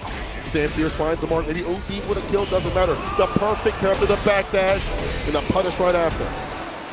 I like that he's not troubled. He's not dissuaded by what's going on. He's still getting those on-point perfect parries against a lot of moves that people may slightly miss time at the highest level here. Colas is really impressive for what we've seen from Joe, but the Lightning Beast is coming back. Here it comes. Making this man angry. Left off. It's been just a little bit. That's the problem. It's like you're up in the corner. It's already been only a little bit of expenditure. You have to deal with even more coming through. Good defense here so far from Joe. You'll take these throws, but you can't take too much more in terms of an opening. And MenaRD finds it. Plus, brings up back dash. Avoids the throw. Gotta leave. Not your hood, bro. A swift exit there. Put himself in an advantageous position and probably set up a departure. Nice drive reversal. I love it. Burnt himself out. He's going to confiscate his drive gauge here, and he should be able to get the stun. He might have to do it early. He might have to do it early. Yeah, I think it might be a good position right here before the level 1 comes through. There it is. It's going to help you build up some of your drive gauge as well. Some damage for another mix. But what's the next choice as soon as Mena gets his gauge back? That's the real question. Can Gonna take this, that's a combo. That is gonna be a combo. And he ain't playing around here, Joe, so he is gonna get the equalizer 2 apiece here. The Rally of Adaptation. Joe is an absolute showstopper. He got 3-2 loss against Bravery, and unfortunately, he's gonna have to get it again, which means going by the numbers, he's going to have to need a very fortuitous result between Mena and Bravery when they play. Oh my gosh, that is, having to wait for somebody else's game. Get there when we get there, 2-2 so far. We're going to run this to the limit. Oh, no, okay, it's just too far, because I think you can down forward heavy punch, but if you're not registered that, it's very hard to do a reaction. There's another throw there. The hop interrupted, the crouching jab. Making waste from that drive gauge with the parry attempt. Look at that spacing and that patience. Look at that admirable respect. And there's the punish kind of drive rush in. And this is a different conversion of what I'm used to seeing. Normally, because you see that mid-screen, it's going to be big damage here. He might actually lose. He actually could lose because of the no even needed. No level 1? Not even needed. Not when the sun comes through. Little mini, just the two of us. Bring your son to work day. Works out here for MenaRD. He's on set point. The anti is there. Bro, he delayed. He hasn't missed still got clipped. Has he missed a blankable today? I don't think so. Not in this set anyway. Not at all. I don't think. Oh man, here we go, level 2. Right, it's do or die. Good luck. If he doesn't get this right, he's done. He's gonna wait. The hop. Lightning Beast is almost concluded. Joe can hang in there. That was the wrong button. That's not what he wanted. And unfortunately, he's and there it is. The vertical attack will seal the deal. Another 3-2 loss for Joe. But MenaRD showing you what's up. He gets closer to the grand prize here, but it's job half done. He's got a 3-2. Not favorable, but the victory still counts, which means he needs to go up against Bravery. Unlucky to Joe, because I think mathematically that does mean he has made his exit here after a fantastic performance last year, making it into the top 8 for Capcom Cup 11. I think just by those losses alone, it's not looking good for our White Knight position. Yeah, I don't want to draw the curtains too far, too close, but it is looking real dark for Buddy. But MenaRD, on the other hand, things I like the adjustments, being able to stop and stop. All the departures that were coming through, I mean, be able to survive the miasma that was put out and staying against Joe. Again, the jump back balls, as you mentioned, I feel like every single one of them hit. That's the studious nature of the pool to understand what Joe wants to do on defense, to blow it up. And again, level 2. Yes, it's a prominent point of this character, but how you work around it, how you draw their drive gauge and their reversal options, just like that, as we see right there. Even better, even further beyond with the Blanca. It's just MenaRD, man. That's just him. Joe can hang in there. And there you go. I'm not sure. Because the medium kick, what did you want? Not amnesia.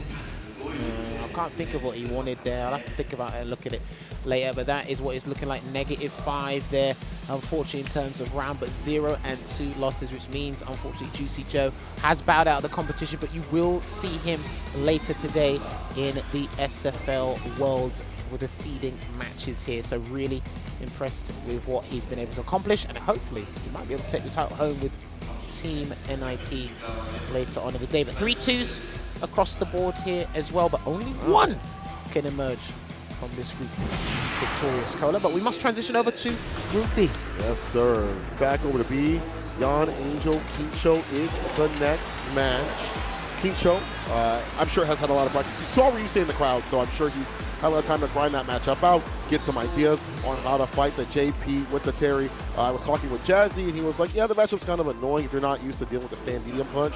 But if you have the proper timing with the burn knuckles, they'll be able to catch those buttons preemptively. It can be very difficult to throw out the fireballs or that move alone. I think that low fireball is really good to catch JP unawares. And if he gets knocked down, round wave is a good way to stop amnesia. Jan Angel always, that's a joke, so I love that guy. He's just so funny.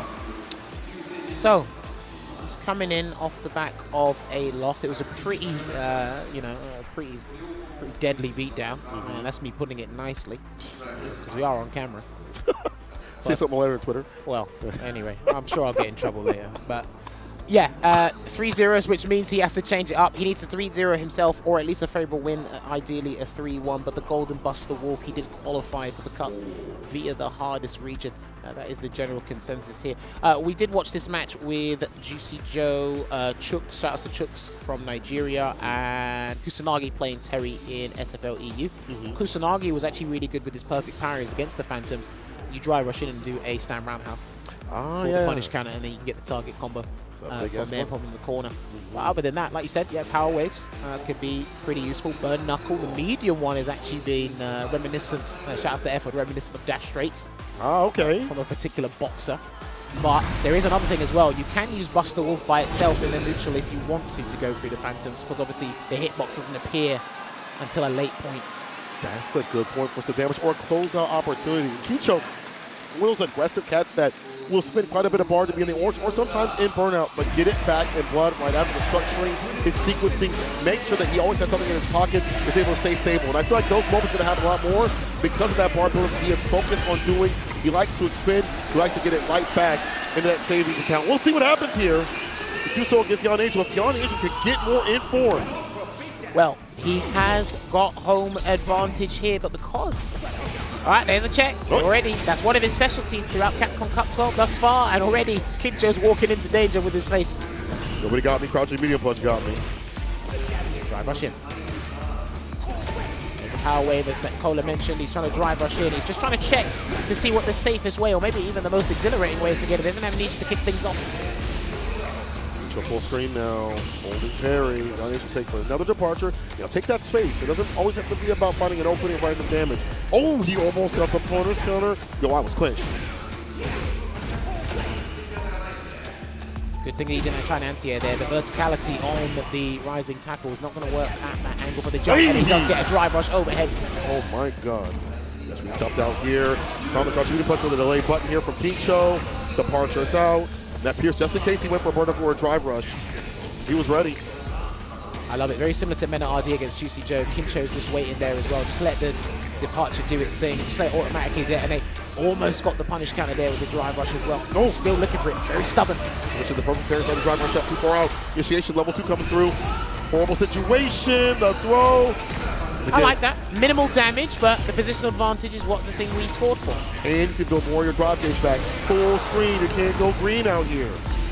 And also Kincho, when he qualified, he took out Take. Yes. Tucky. So he's had, again, JP experience with the way Jan Angel was playing a lot more with the butts than when he fireballs. Well, that's about just full-on departure, like 70% you see from Take, departure. But Jan Angel with a lot of switch-ups. Well, he did have some words of wisdom from Ryuki earlier as well. He was practicing with him, Kincho, but he will get burnt out, unfortunately, and have the level 3 on deck. So I think Jan Angel's going to play it safe right now and just get as much chip as possible. Oh, and that's not going to work. That is not going to work. So that's... No! Oh, okay, he still got it. That's fine. And he just dropped the combo anyway. Everyone's dropping their lasagna on the floor. What's going on? Pick it up, 5-second roll, oh, level 2. He's going to win anyway. He's going to win anyway. Yeah, the chip scenario, going to find an opening. It doesn't even matter whether it be some way or which way. Level 2, the gas leak goes, putting him through the most in the scramble. So it makes sense. You're on the Capcom Cup stage. You want to do as well as possible. You want to make sure your differentials are mad good. But boy, oh boy, the Jan Angel still have enough time to get that heavy off. Oh, Lord. Do you know what? I love how he has this like slight mistake and he's just able to pick up the scraps from the floor and still make something out of it. He follows that 3-second rule. I drop a combo, I can still pick it back up. Yeah, Germs and land on it. That's not true. Don't do that, chat. Don't actually do not do that. Perfect pair of the drive rush jab right after, as you mentioned, sees fireballs, amnesia to route back the ship a little bit. Yeah, Kincho's a little bit perplexed at how to get in, but he does find a way in into the rising tackle here, and another delayed. Yeah, he's seeing that Yon Angel's waking up with delayed crouch, medium punch, drive rush, cancel. Can he get the burnout here? Yes, he does. Again, the fireball mentioned. That for heavy punch sweep. The reversal. Nah, that's rude. Nah, that's Aye. rude. He knew. People normally jump at high level. He said, I've got an amnesia, so I'm going to try something fancy instead. And he made the crowd erupt from that one, but he can lose this round here. And he will, well, no continuation. Maybe wait for that level 1. I would take that bar. Only fireball, baits it out. -6 punch with the crouching medium punch. Simple stuff. Kincho holds the corner, holds his ground. I did mention this yesterday. When Yon Angel plays against people he's either the first time or unfamiliar with, his defensive choices are a little bit shaky. He does try to throw everything in the kitchen sink, offer all options, and sometimes they don't work out. That's what we saw that last round. Gotta gain that data, I guess. Go forward, no DRC. What do we? Maybe not so much in the orange, which is wild because Kincho will spin that bar to keep the pressure going. Meterless conversion into the DP. Dash up. Oh, doesn't look for a button. Ah, there you go. He's seen it. And it is going to be a punish counter. Unfortunately, couldn't get the full combo. But like I said, he drops the scraps to the floor. 3-second rule. Labushka's there. What's the setup going to be, Cola? Yeah, we'll see. The departure's out. The DI, because of that drive gauge. They have the OD departure after this. No, the normal one, drive rush throw. Maybe they didn't want to swing too much, but it makes sense. The throw again. Wake up button, nothing doing. The wake up tech. The DI does not connect. He still has the help for that transaction. A few cents in the bank. We spin. We do. He is going to go into the critical art version of Rising Fang here. Yon Angel scratches his head because he can just start EX Power Wave and call it a day. Clock out. Normal fireball. Goes for the crack shoot to finish the job. In many ways to finish out, as you mentioned, OD. The other fireball into the crack shoot right after conversion. Kincho had that in the bag. That super was everything. And that's the thing, right? Because of the combo route he chose, he couldn't combo into Power Guys and get the extension. It was much more crucial to get the CA to drain those 2 bars, put him in burnout, and then play a safe finisher there as well. So Kincho having the crowd behind him as they sit in silence. With punish, immediately leads him towards the corner. Wait for the wake-up option of Yon Angel. Again, as you mentioned, delayed crouch medium punch has been a way to play outside the corner and in between some of these strings, stand fierce to the fireball. He didn't fall for the spacing trap on that target combo there. He done the delayed stand fierce. I like to call it the employment button. But the employment button. And listen, if you lose, wow, he tried to read the OS. He tried to read the OS. That was a very audacious read there. Didn't work out. I'll be time to put the fries in the bag. Forward next. Back over the corner of the DP. Frame kill. The throw. No, nothing doing at all. Again, wait for that button. OD fireball deletes and gets some distance. Backs away. There you go. And I love the backdash. Transitioning into a drive rush heavy kick. Yon Angel can't keep forgetting about that. I know the mental stack is incredibly difficult in this game, but when he's full screen, there's a reason why he's there, and he does get the punish counter against the bird knuckle.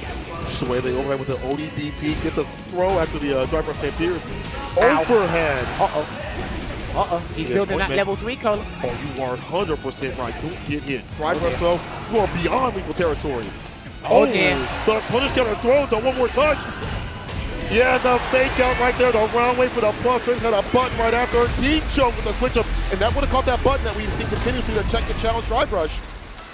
But here's the interesting thing. Let's pay attention to what's happening, right? Most of the defensive options from Yon Angel aren't working. He's actually allowing Yon Angel to get up and try and do delayed crouch medium kick. He's trying to catch a whip punish there as well. And when that doesn't work, he tries to parry, and he's reading the parry as well. So he's living inside Yon Angel's head rent-free at the moment here, Kincho. Not paying a damn bill. Yeah, you see that. This is why he's doing the backdash into the roundhouse. Wait for those buttons, the proper range. He's up against a lot of things. Can't convert that far out. Unfortunately, Kincho a little low on the drive gauge, but again, he does not mind living here. That was nice a backdash. Yeah, with the back medium. Okay, gonna snap his fingers there. Unfortunately, doesn't get the pick up there from the departures. All whip punishes. Dash up. Finds a crouching light kick as the opener right there. It's rare that we've seen that in this match so far. Good throw. And he read him again. The confidence is exuding out of him here. He done drive rush into round wave, counters the amnesia, and propels him into set point here, Cola. Offensive variance has been nasty as hell from Kincho. Drive rush, there's the amnesia. Trying to dash up, trying to get that side switch. And ODDP at the right time. The 2 bombs didn't do a damn thing. Lower the drive gauge though. Kincho don't care. As you mentioned, bar at the bottom. Well, that's why Burn Knuckle got introduced there, because he's low on drive gauge, not falling for the spacing trap. Trade there. I'm not sure if that was a conversion that he wanted, but it looks like it works. He's going to activate Labushka for the side switch here as well. Oh, no, he's going for something different. Stays in front. Perfect parry. The DI, that was so sick. Defense now. Little bit of damage, but more importantly, the positional advantage. Again, one for that one touch. The overhead! Jammers called it. Jan Angel didn't listen, and Kincho is going to get his kill. 3-1. And there you have it. Scar's own Kincho and another Japanese native gets the W on the board here. And that is crucial. Some of the work he's been putting in, he had to lose to get to this point, but he is clawing his way to the final day of the Capcom Cup, and he looks impressed with the work he's been putting in. Unlucky there to Jan Angel. He did try. He's actually been a fan favorite, similar to Zerna and some of the other European boys over the past couple of days, and that is an absolute roar of an applause here for Jan Angel. I want to go back to the overhead that you called out. We see so many crouching buttons. Drive rush throw. So it definitely makes sense that we saw the overheads happen so continuously at the very end. What a great call from you, by the way. But look at how many times he was backdashing. Like I said, he was allowing him to wake up and do something else. He's backdashing, which means he's actually kind of setting up the drive rush. And that's very hard to see. That's very hard to see in the midst of a match here. And that means he's low on drive gauge. What happened before, right? He drive rushed in, he tried to do a parry on Amnesia, and he threw it. So now, literally, every time he backdashes, he's like, oh, it's free reign now, because you're not going to throw a Phantom at me. Yeah. I can do whatever the hell I want. So much variance. Like, who does drive rush power wave? Actually kind of wild, which is always going to be good in terms of like a scenario, but the variance, again, with fireballs, buttons, the perfect distance, and timing. Kincho, 3-1. Well done. When you say talk was pretty prominent, huh? Yeah, he had a chat with Ryuki with the JP matchup. I believe he actually was practicing with YHC Mochi there, Kincho. And again, what I'm super jealous of with the Japanese community is when they need to study a matchup or matchups, plural, they can just hit somebody up and they're there. Anybody. And they'll do it. It's immediate. They don't have to find. They can just open up the catalog and go, this player plays. All right, cool, let's hit him up. Page 3 right there. All right, JP, I need a Lily. Page 5. All right, as he transitioned back to Group A, last match of this Phase 2 Group A match here. The Dauntless going up against the strongest pool. Both players earned a victory against the White Knight Magician, but now we must achieve a common goal, which is beat the hell out of the other person and get out of the group. That's the main objective here. So sounds simple. Easier said than done. Has someone got an air horn? I heard an air horn. That's got to be the DR crowd. 100%. That's got to be. You know what? I looked DR somewhere. And I saw the DR crowd. Yeah. How is it? I turned my head and I was able to spot them in this sea of people. They're standing up. They're cheering. They're never going to sit down. When their boy is on the screen, when he's on the stage, they're going to be standing up. Of course. Love that. They are so loud and electric, and they're always going to be out here supporting MenaRD, as he has been for his seed. This guy, again, it is so hard to list what he has done. It's easy to list what he hasn't maybe achieved in terms of what he wants. Like, in terms of what he hasn't achieved just yet, in full. Let's look at it, right? Capcom Cup for Street Fighter 6. That's it. I mean, what else is left?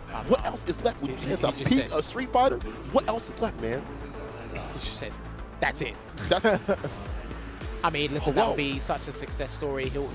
I think he's in the Hall of Famers for me. We're going with fighting game players. Like, he'd have to be up there. At least when it comes to Street Fighter of all time, he definitely has to be put in there. No arguments about it. But again, he doesn't make it easy for himself. He definitely likes to give a show. Yeah.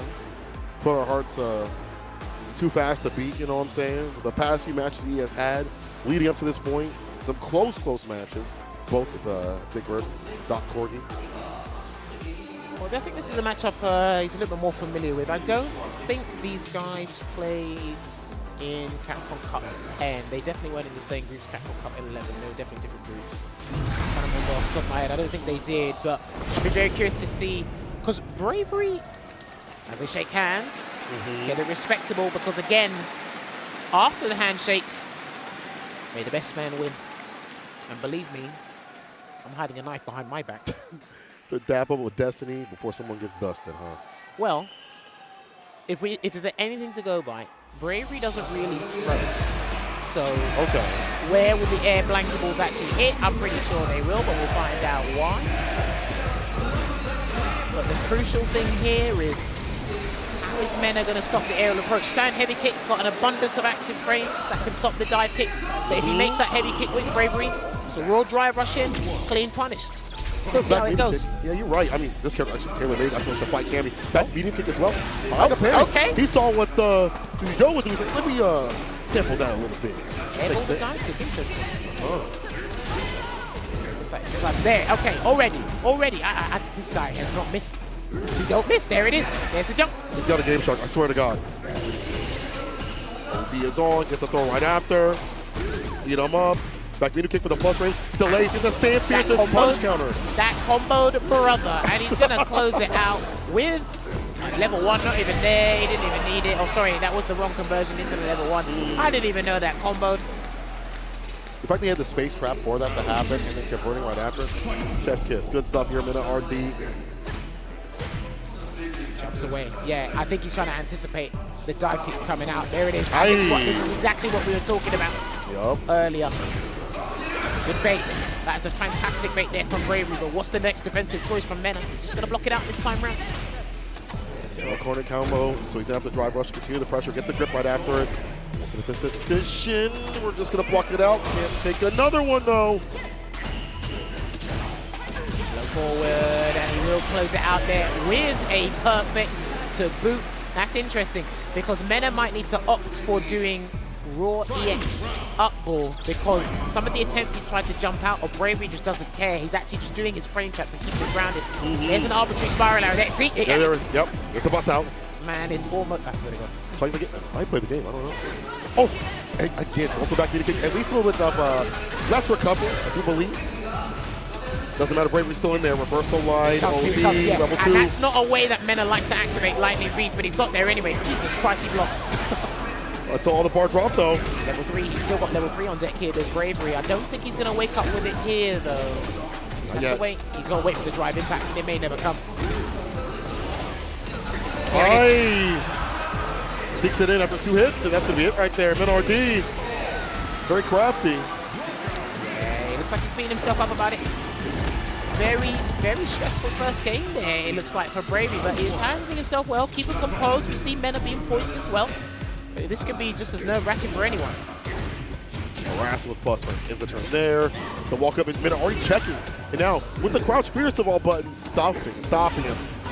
I like that. The adjustment is, instead of heavy kick, it's back medium kick. Oh, he got him. I don't know. I don't know how that hit, but he got him. Back throw there, and it said punish count. Drive medium. The same fierce right after. Then drive smasher. Okay, interesting take here, but then he's going to have to go for that. Resets the damage scaling and gets a conducive position. Good block on the overhead there from Bravery. Yeah, he's still trying to stop him from holding up. And wow, my guy said, sod it, we ball. I'm going to dash up in your face and hit you with the crouch fist, because that's very good against top level players. Dash up, big ass button with plus range behind it. Got it on hit, perfectly done here for Bravery. He bombs just in case he's trying to play a crouch. He's going to kick that one, blow that up. The throw. Throw there, well-spaced dive kick. Nice double air ball. Oh, sorry, rolling attack there from MenaRD. Walks away is Bravery. He's waiting for his drive gauge to come back before he goes in with another spiral arrow here, Cola. Surprise. Jump set up. Reversal light. Sprays the 4-frame. Activation.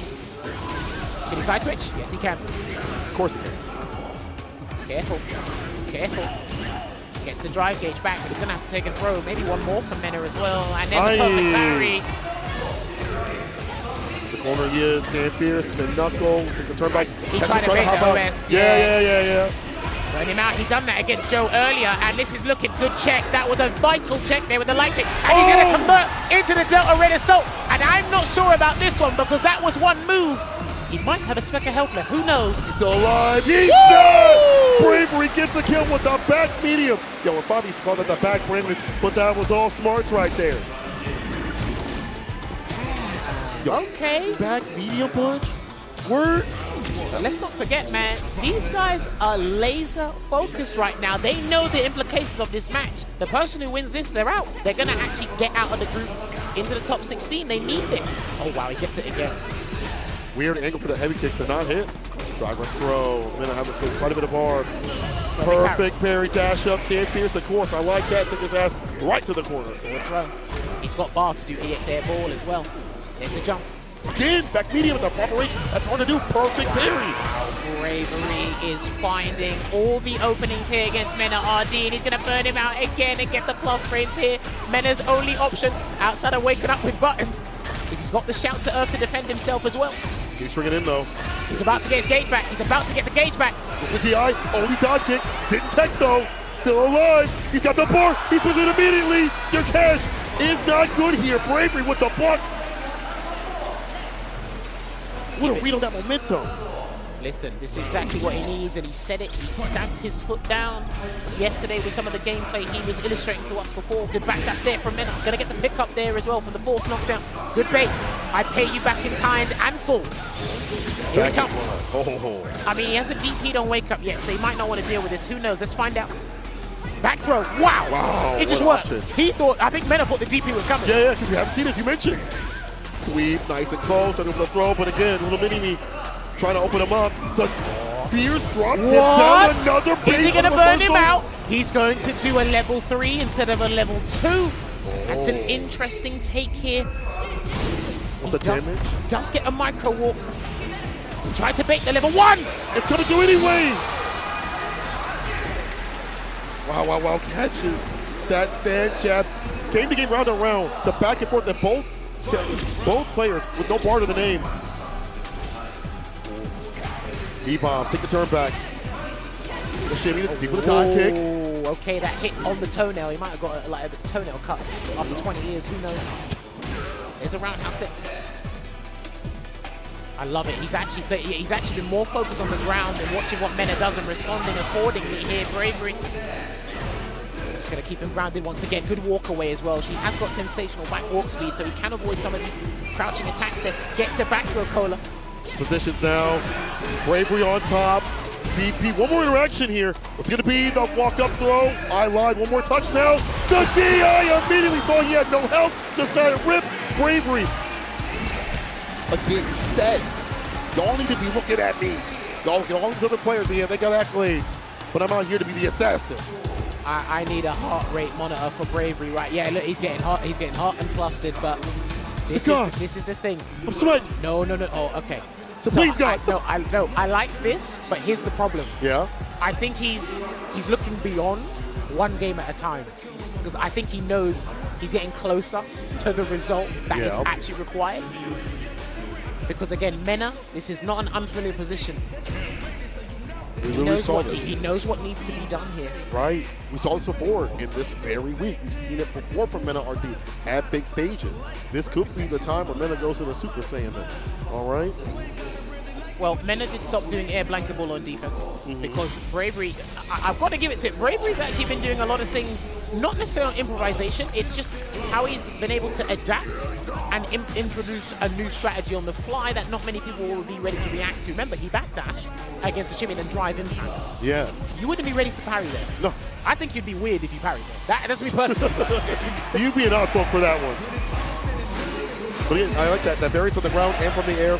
Forcing MenaRD to not be able to do the things he was doing on defense. We haven't even seen a parry attempt every so often. That Ryuki kick doesn't hit where it needs to. The heavy kick don't really hit where it needs to. Can Mena stop Bravery, who has been an absolute tear in terms of aggression? It's amazing what a character can do when you put some clothes on him. What do you mean? I mean, look, hey, he changed costumes. Look what happened. That's true. Less distraction. I'm just saying. Keep your mind on the money. Not on the mountains. Side switch. Gets the counter hit like this. What do you mean by that? Who knows? Only DP, that's the first bust out we have seen from Bravery. That's good, though. Oh, no whip punish there on the roundhouse, and he catches him again. That's been the tail of the tape in that aspect. And there's another blanket ball. Okay, he's going to reintroduce them. I think we're going back to what happened in the first game between these two. And he gets hit with an overhead. He needs to combo the whole thing. I think if he converted the whole thing, he would have won. But regardless, he hops through, gets a back throw, puts a round on the board here. Something that happened when he was playing Doc Corgi was it felt like he was piecemealing the Blanca plan together. That's the very intro case. Everything the character was about. Now level 2, we all know about this. Force, where do we go? It's a commute you don't want to take. Uh-oh, electrified. You block this out, but gets opened up with a crouching medium kick. Another Blanca chandel in. Block it out, baby. And a throw tech as well. Fantastic defensive sequence there from Bravery. Couldn't get the pick up there off that drive rush jab. And what on earth was that? Plus as hell. Hold this throw, brother. Overhead. Okay, next game. This man is a priest of pain with all these overheads. Level 1 gets it done. MenaRD ties it up. It's the final game. All right, and you hear it, the MenaRD fans, some of them have actually stood out of their seats and they are roaring, and again, and he's gone right back in, Cola. Ooh. All right, we're slugging it out. In the parking lot, no shirt, no shoes, all service that kind of way. Brother, what are we doing? Are we ice skating? I guess so. I mean, it is the Renalia remains. Goes for the throw, goes for a back throw to realign. Oh, that was even better than what happened before. He still was able to catch heavy. Perfect parry there from your boy. Reset the scaling. Even more damage on the way here, Cola. Oh, okay. You sneaky guy. Yeah. Flipped off to get the little man out. Gets the button to the throw. Uh-oh. Bravery's feeling the tension. He's feeling it. And that killing intent now, Bravery. It's the moment that makes you the jump back with the medium with the ball behind it. MenaRD on set point. Look at the top left side of your screen. Look at that player cam. He's feeling it. I can't help but think when he was 2-1 up, that's when things started to shift because he knew what was on the line here. Get close to winning. It's so difficult to close it out, man. Again. He's scared. How many overhead anointments have happened here? Right. If this hits him, he's mentally guard broken. I think he's done if he doesn't work this out. There's a throw tech. Well, good luck to you. Level 2. Ducks, but doesn't have the counter combo. That could have been so much to lead outside. He's stuck in the wrong hood, bro. OD, little mini-me, the side switch with the hop. About to make this man's heart stop. Back throw. He hasn't done an overhead in a little while here. He tried to do the air ball. I think that was an air blanker ball there. There it is. And there you have it. MenaRD able to turn it around from a 2-1 deficit. He gets the victory, the 3-2. Unfortunately, Bravery was showing all signs of life, but MenaRD showing you why he's the strongest ball, one of the strongest players in the world. He makes it out of this group, and he will book his place into the final 16. Absolute despair, unfortunately, for Bravery, because again, with this new format, with the way he's improved in the past 365 days, that has been a significant improvement. Right. But MenaRD said it yesterday. I remember everything I trained for. We go back to the original thinking, the original game plan, and that is what brings him here and represents as well. Well played, and he's got something. Has he got something to show us? Well, it's off the screen now, unfortunately, but again, piecemealing things, bringing them back to the forefront. The jump back balls came through, the overhead, and then again, when you are at this big lead, there's a part of you as a high-level player where you have to learn how to close things out and not let it get to you where you overextend too much. So, that being said, in the reverse of things, MenaRD didn't let the pressure get to him, didn't fall or falter, as we have saw previously this week. He is straight to that danger, and this leads into that top 16. We have one more person from these two groups to move on out to the right side. The other person, well, the bad side. Oh my word, this whole group had 3 2s. Oh, you're right. Damn. Okay. You guys didn't make this easy. No. Made it fun, though. Oh, listen, I got no qualms over here. You didn't make this easy for each other. But yes, MenaRD emerging victorious there with a solid 2-0 victory. And with that +4 round differential there. Bravery, that was insane. Really impressed with what he was able to showcase against both Juicy Joe and MenaRD with some of the strategies and the improvisation on the fly as well, in terms of how to shape things up and ruffle some feathers for them. That was really stupendous work there from him. Good to see him up on the stage once again, and hope to see more of him. And his scene, I mean, that scene's been growing slowly but surely, and I think moments like this will embolden them to push further. But we're going to go further beyond with one more match. Shaka. There you go. So I believe it will be Mickey going up against MenaRD in the top 16. So that will be definitely a match to look forward to here, but we still need to get a few more combatants to join our pantheon of Street Fighter 6 gladiators in the arena tomorrow here. So as Cola said, we're going to shift on over back to Group B, which I believe it should be Kincho versus Shaka. Yes. Yes, that'll be coming up next. You know, on paper, I talked to him a lot about the matchups that Terry wins and loses. He loves fighting Sim. You know, the tag this character with stand medium or crouch medium punch and convert very well. Fireballs force him to float, but then that could be a burn knuckle right after on the way down. Kincho definitely a different type of Terry. So is Shaka. I mean, Shaka's not going to make this easy at all. We've seen how he's able to play. Drive rush, fireball. Who'll be doing that? That activity, that aggression is so different from this Sim player. Yeah, and we saw yesterday, I believe, that Shaka did beat Jabi M. I think it was 3-0 or 3-1. It was one of those two scores. So he's coming into this really confident here. Obviously, different play styles between Jabi and Kincho, but this will be a very high stakes match for either player here. And we're going to look at all the intricacies, try to keep up to date with what happens with the play-by-play. But yeah, I've got to say, man, coming into this, Kincho, it looked a bit interesting in that last match there, how confident he was with the spacing, with the elusiveness, especially with the backdashes into the drive rushes against Yon Angel. Traversing the screen a little bit differently against Dalsin as opposed to JP. But I remember it was ChristiT. Shouts to ChristiT. I wasn't sure about this matchup probably about a year and a half ago, but I've done a little bit of work, watched a couple of guys at the top level catching medium punch against the limbs. Yeah, so good. That's some pretty good work. If you want to force some sort of movement, do EX power wave. I'm sure Dalsin will float to the skies.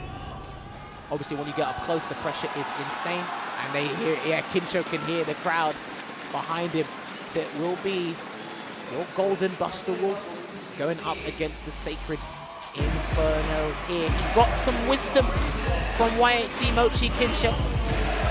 Let's see if he can put it into practice here. This is it. The final match. Only one will move on to top 16 and continue their march towards the millions. Kincho, Shaka, let's get it! Jump away, ready, and an immediate drive reverse just to reignite that space there. Reset the pace. We're going to be paying attention to how Kincho navigates the neutral.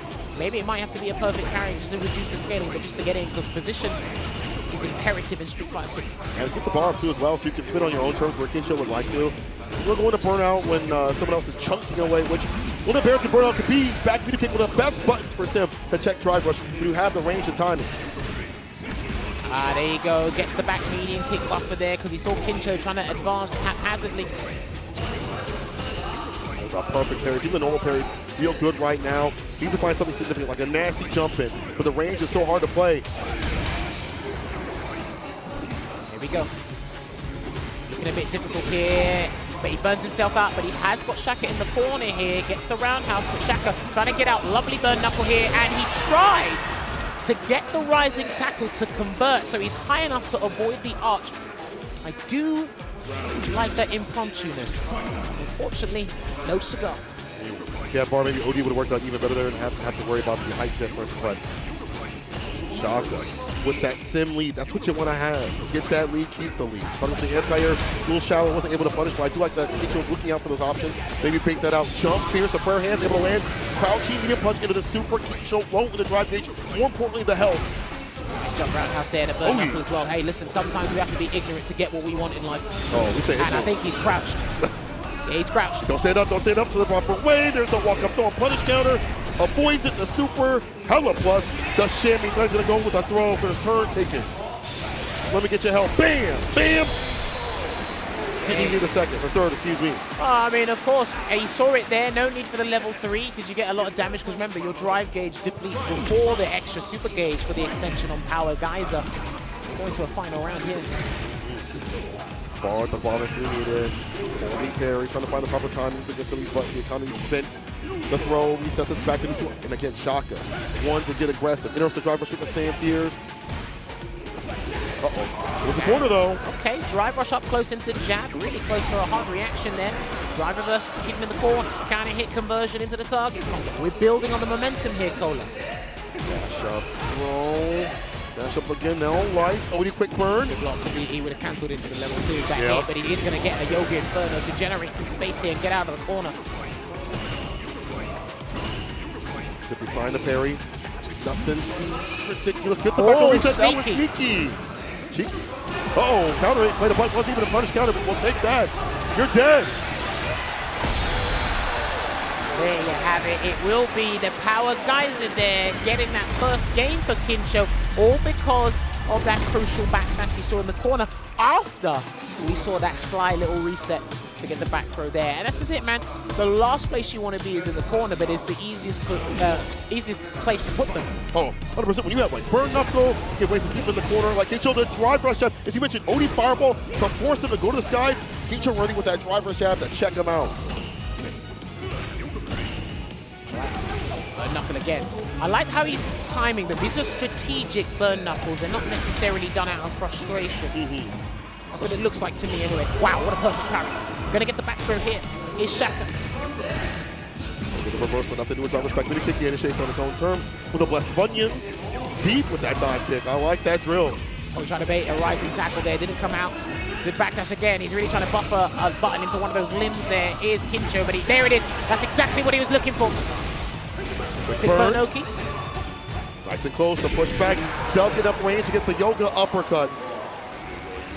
Ooh, that could have been dicey. Had that been empty jump, he could have been smoked. But again, Shaka has been pretty damn good about finding these anti-airs. When at least it's like a close to mid-range from Kincho when he's jumping in.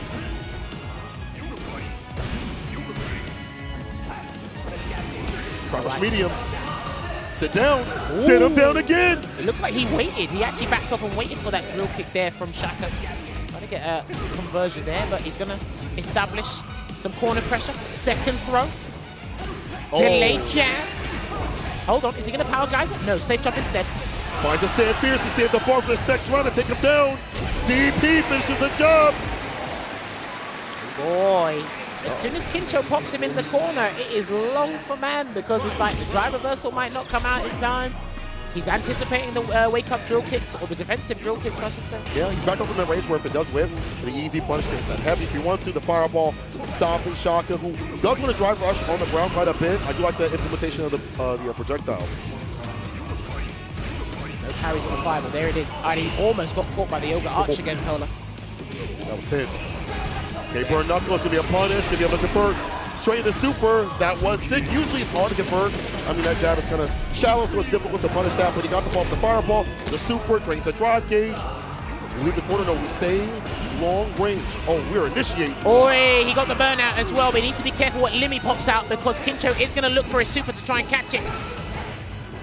Jumps.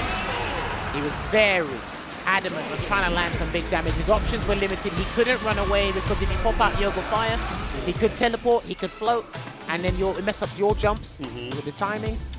He couldn't do a buffer into, he probably could do a button buffer into Buster Wolf, but that's full screen. That's just me theorizing, but it's neither here nor there. Ow, that hurt. Round start jump. Go for it. Beautiful read, drive rush. Overhead sits on, he gets that DP pickup right after. Goes for seconds, a little too big back. Shaka blocks it out. Oh, right back in there with the drive rush jab. Keeping that barb to initiate some of these buttons preemptively or to catch recovery. Baited, and he's going to get a raw drive rush here. That was brilliant. Top level players are getting much better and much more optimal at punishing drive rushes in various scenarios, and Kincho shot us another one. Jump it again, this one up the follow-up, but he stays in the drive rush, cancels the plus frames. Okay, good stand light kick there. Again, not falling for the spacing trap, good drive reversal, but still trapped in the corner. Oh. Force knockdown, DP right after. In the gut, he works with the drive rush, stand fierce. Oh, luckily no tap parry, he does tag. Buffer City off the medium. Level two. Oh no, he's going to safe jump instead. There's an arbitrary sweep. He is in there, and it will be the Power Geyser to award the third game to Kincho, which puts him 2-1 up here against Shaka. So Shaka really needs to draw out any extra mental stamina, because in these environments, having that mental stamina is huge. And not, you know, feel like you already lost when things like this happen. Kincho has been ruining your defense in so many different ways. You can't pull back. If you've been playing Sim for years and 1 year, oh, as I say that, drive, reversal, punish, Shaka. Again, that myth's going to be put to the test. Real bang again! punished for another defensive decision. That one was an attack on the throw. Oh, he's feeling himself now, Kincho. Yeah, and he's trying to get the perfect parry on the light kick here. He is feeling himself to the brim here. Watch out, Shaka, please. There's one throw. Is he going to be audacious? Trying to stagger his pressure again. A reversal offensive style. Puts it up the corner for a wild attack. Shaka's still alive. Drive reversal, Kincho and burnout, but definitely not an option. The dash shot throw, they do it. The dominance is there. It's a long, perfect. It's a set point scenario. He's going to toss off the hat in confidence here. I wonder if YFC Mochi just said, hey, once you get in, stay in. Stick to him like white on rice, and that's exactly what he's doing. Ow! Well, that had been punish counter. Lord Jesus. He's still in the corner, though, after that bird knuckle. Going for another limb here. He can't do it, no, there. He's just trying to buffer it. He's just trying to buffer against a limb. No punish there on the sweep. I'm not sure what Dawson could have done at that range, unfortunately. Here he comes. The tension is rising. Doable. Punish gonna throw. Lethal territory now. Just needs to find an opening. Spin that level 3. Almost got the punish. He tried to make him with that anti. Sit him down with the jump spears. The throw. One more touch. It's going to be a toss. It's Kincho moving on to top 16. The Golden Wolf, hungry for that millions, gets his victory. The Golden Buster Wolf showing you exactly why he's formidable in the Japanese region. Going up against amazing players on the international scene here as well. Pretty pleased with both the performances, you can say on the side of his face. Commiserations here to Shaka, coming all the way from Argentina.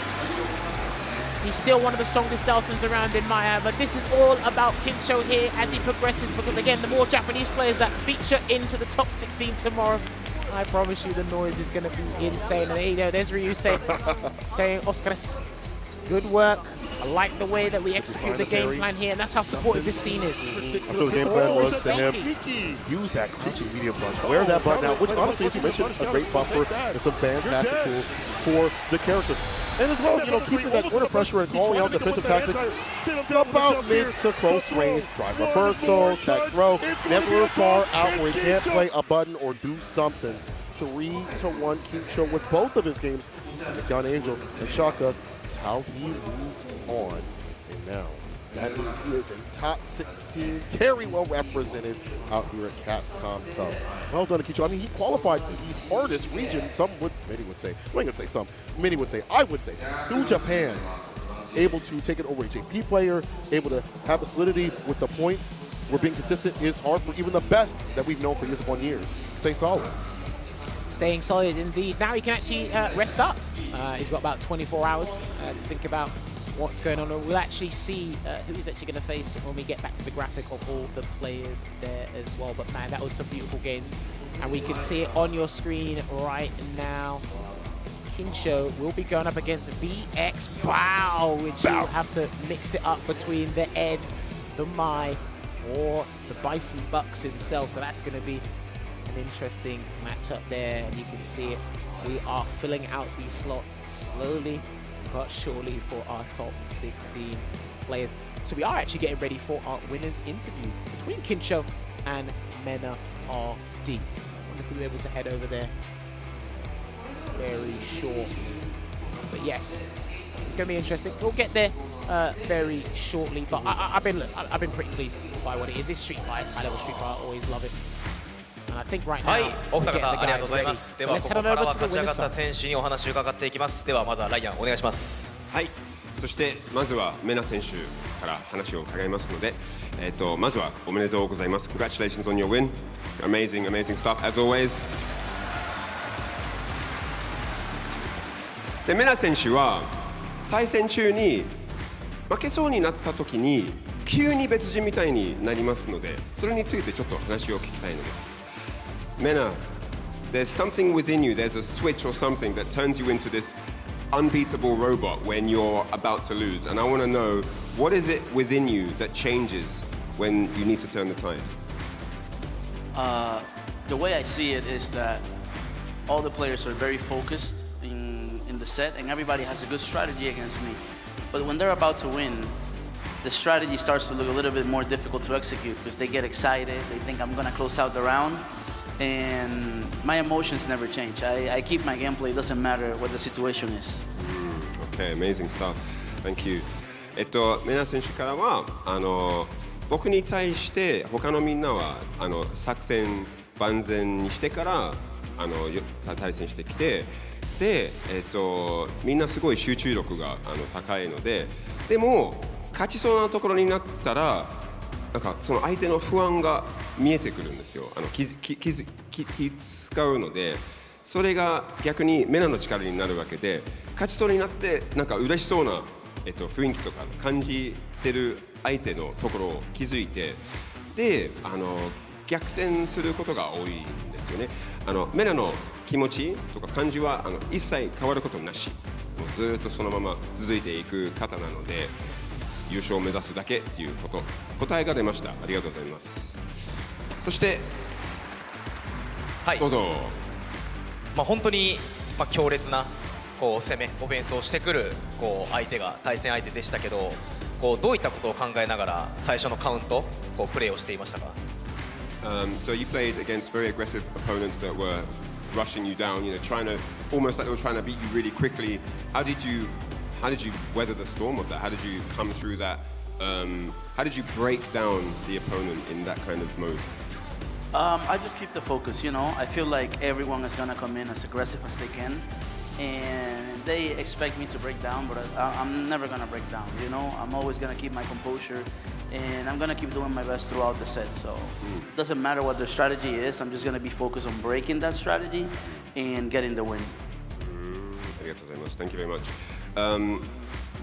まずは、その自分の準備したことを出せるまで待って、集中力だけに集中して対戦して、いつも穴が入ってます。相手の作戦の中に穴があって、それを見つけて、そこから逆転してることなんです。素晴らしいですよね。ありがとうございます。はい、ありがとうございました。そしてこれからもトップ16応援してますので、よろしくお願いします。Top 16 is coming up.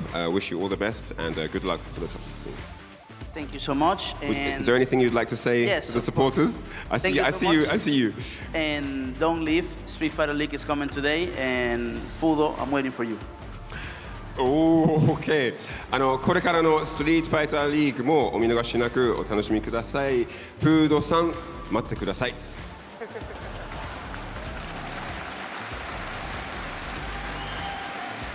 そしてメナ選手、一旦インタビュー終了となります。Thank you very much. You may step out. はい、終了となります。そして続いて、キンチョ選手、ちょっと話を聞きたいところです。はい、入ってください。どうぞ。キンチョ選手、まずはおめでとうございます。ありがとうございます。この応援聞こえますか？めっちゃ聞こえました。皆さんありがとうございます。めっちゃ力になりました。ありがとうございます。すごい3日間でしたね、今までね。怒涛の3日間だったっすね。初日だいぶやられてからの、最近いろんな大会ルーザーズから勝つことがすごい多くて、大体最初の方に負けちゃって、そこからルーザーズで勝つみたいなことが多いんで、ちょっとそのジンクスを今回も生かせてるのかなと思ってます。なんかやってるところを見て、最初から今なんか見て比べたら、すごい落ち着いてるようなプレーを見せてますよね。そうですね。一体どうやって？初日はもう緊張でガッチガチだったんですよ。なんですけど、もう今楽しむのをもう第一に、楽しんでちょっとプレーしようとしてたら、いつも通りの動きができてるのかなっていうところですね。はい。So I talked to Kincho about how different his gameplay is. From day one when he started, all the nerves were fluctuating throughout his system. He just couldn't get it going, and he was very disappointed. Not specifically that he lost, but just that he didn't play his game. He's been training hard. He's been in the lab doing all the homework, and he wasn't able to deliver anything that he had prepared. But now he's not only just doing that, but he's even having fun while doing it. He's playing with his, this player. He's a man that plays with his heart on his sleeve. He means it. He feels it very deeply, and he's super excited to be in the top 16 after that amazing performance today. ありがとうございます。そしてお願いします。はい。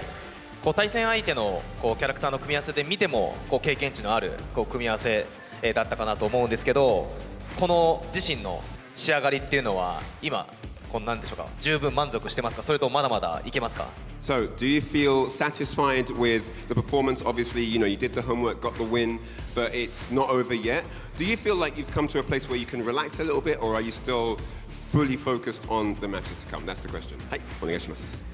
仕上がりについては、もともと JP とダルシムっていうのは、僕自身が得意な組み合わせだったんで、そこはもういけるなっていう自信はありつつ、もう満足は全くしてなくて、もう満足しちゃったらそこで止まっちゃうんで、もっともっとこう上いけるように、明日のもうメンツがすごいんで、ちょっとしっかり優勝できるように、準備していきたいと思います。はい、JP 戦詳しいですよね。そうですね。はい。So Kincho said that he was very confident against the JP. He was very confident in the matchup. He doesn't feel that it's time to relax yet because obviously that means you're kind of, you know, you're kind of just cashing your chips at that point and there's nothing further. But he wants to go further here. He doesn't want to just sit on his laurels and focus on the good things that have already happened. He is fully focused on the matches to come and he wants to do the best that he can. Kincho 選手、ありがとうございます。そしておめでとうございます。ありがとうございます。はい。そして今のところは一旦インタビューコーナー終了となりまして、これからもカプコンカップ12をお楽しみください。はい、開始とともに実況の方へ戻りしましょう。Wow, wow, wow. What matches we've had, and we're going to have even more in store. It has already been super excellent to see MenaRD and Kincho make it to the cup further and further. But you got to give some love to the sponsors above, and also talk about the fact that there's a sick movie coming out, and it might be Street Fighter flavor. That's right. Here's the latest information about the live-action movie. Street Fighter the movie has been officially announced for release in Japan and worldwide on October 16th, 2026. A 30-second behind-the-scenes clip was recently revealed during Capcom's digital showcase, the Capcom Spotlight. Today, we brought an extended version that includes additional footage we played during the upcoming intermission, so please take a moment to check it out. We truly hope all the Street Fighter fans will visit theaters to experience it on the big screen. There's still some time before the premiere. We'll look to continue release updates, so please look forward for more information. All right, and also let's give a shout out to Taiyo Holdings. We are pleased to announce the campaign information from our prize supporting partner, Taiyo Holdings. Taiyo Holdings is the world's leading company of solder resist of a green insulating ink that covers the surface of printed circuit boards assembled with various electronic components, protecting the circuit patterns. During the Capcom Cup event, a special booth dedicated to Taiyo Holdings will be set in the entrance arena. And we look forward to seeing you there. Before this collab that we have, this beautiful bike on the screen is collaboration between Jury and Suzuki's ultimate sports bike, the legendary Hayabusa, has come true. During Capcom Cup 12, the collab bike will be on display at the Suzuki booth on the first floor of the Ryugoku Kokukikan. Sit on it and get a special postcard featuring an original illustration by Kan Yayuki. I hope we said that right. Well known for his comic series, You've Got This, Jury. You'll also get another collab giveaway in the Suzuki booth, so please be sure to stop by. Man, that's a damn good looking bike. But I'll tell you what's also good looking is the Jam Project here, with the Jam Project Formation Anniversary exclusive live concert for fan club members announced. On July 17th, 2026, the anniversary of Jam Project's Formation, a special live concert exclusive for members of the official fan club Moto Moto Plus, will be held in Tokyo at Zepp Haneda. It has been decided that the Jam Project will perform the Street Fighter 6 Alex theme, Go Alex the Birth of Hope, live for the very first time. Join the Jam Project at the live show and shout out Go Alex together. Well, the song as well, Go Alex, Birth of Hope, Alex's theme from Street Fighter 6, performed by the Jam Project, will be available for streaming starting March 17th, 2026. That's when Alex releases. Ooh. For details on the music release and pre-saving on subscription services, please check the QR code on the screen, which is on the bottom right side of your screens.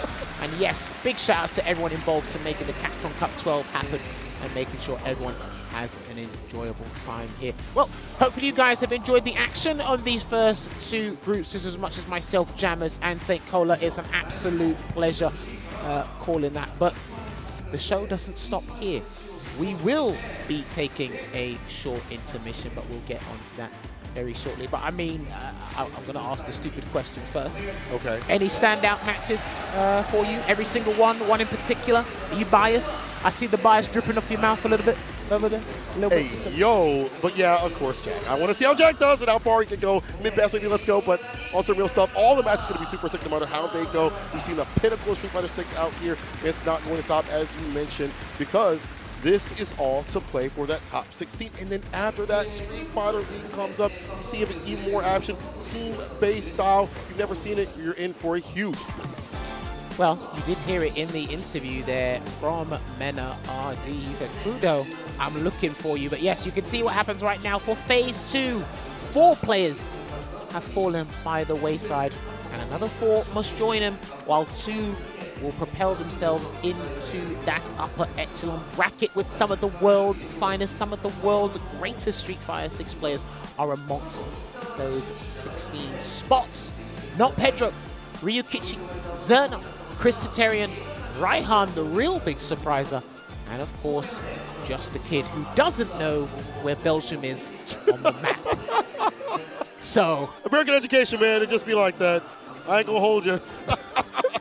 None of us really passed the algebra class, but I'll tell you one thing, there's a lot of variation in terms of where they've come from, and also the characters that are gonna play. Seeing some modern representation, Jack maining the jury, and the Mai, and he is ready for everything. And I feel like just in general, seeing NotPedro on the Kin is such a treat, still sticking to his guns. And with that amazing match with Zenki Pilato and Gachapin yesterday, can he keep that heat up here? And Zerna, doing a goodie on the stage.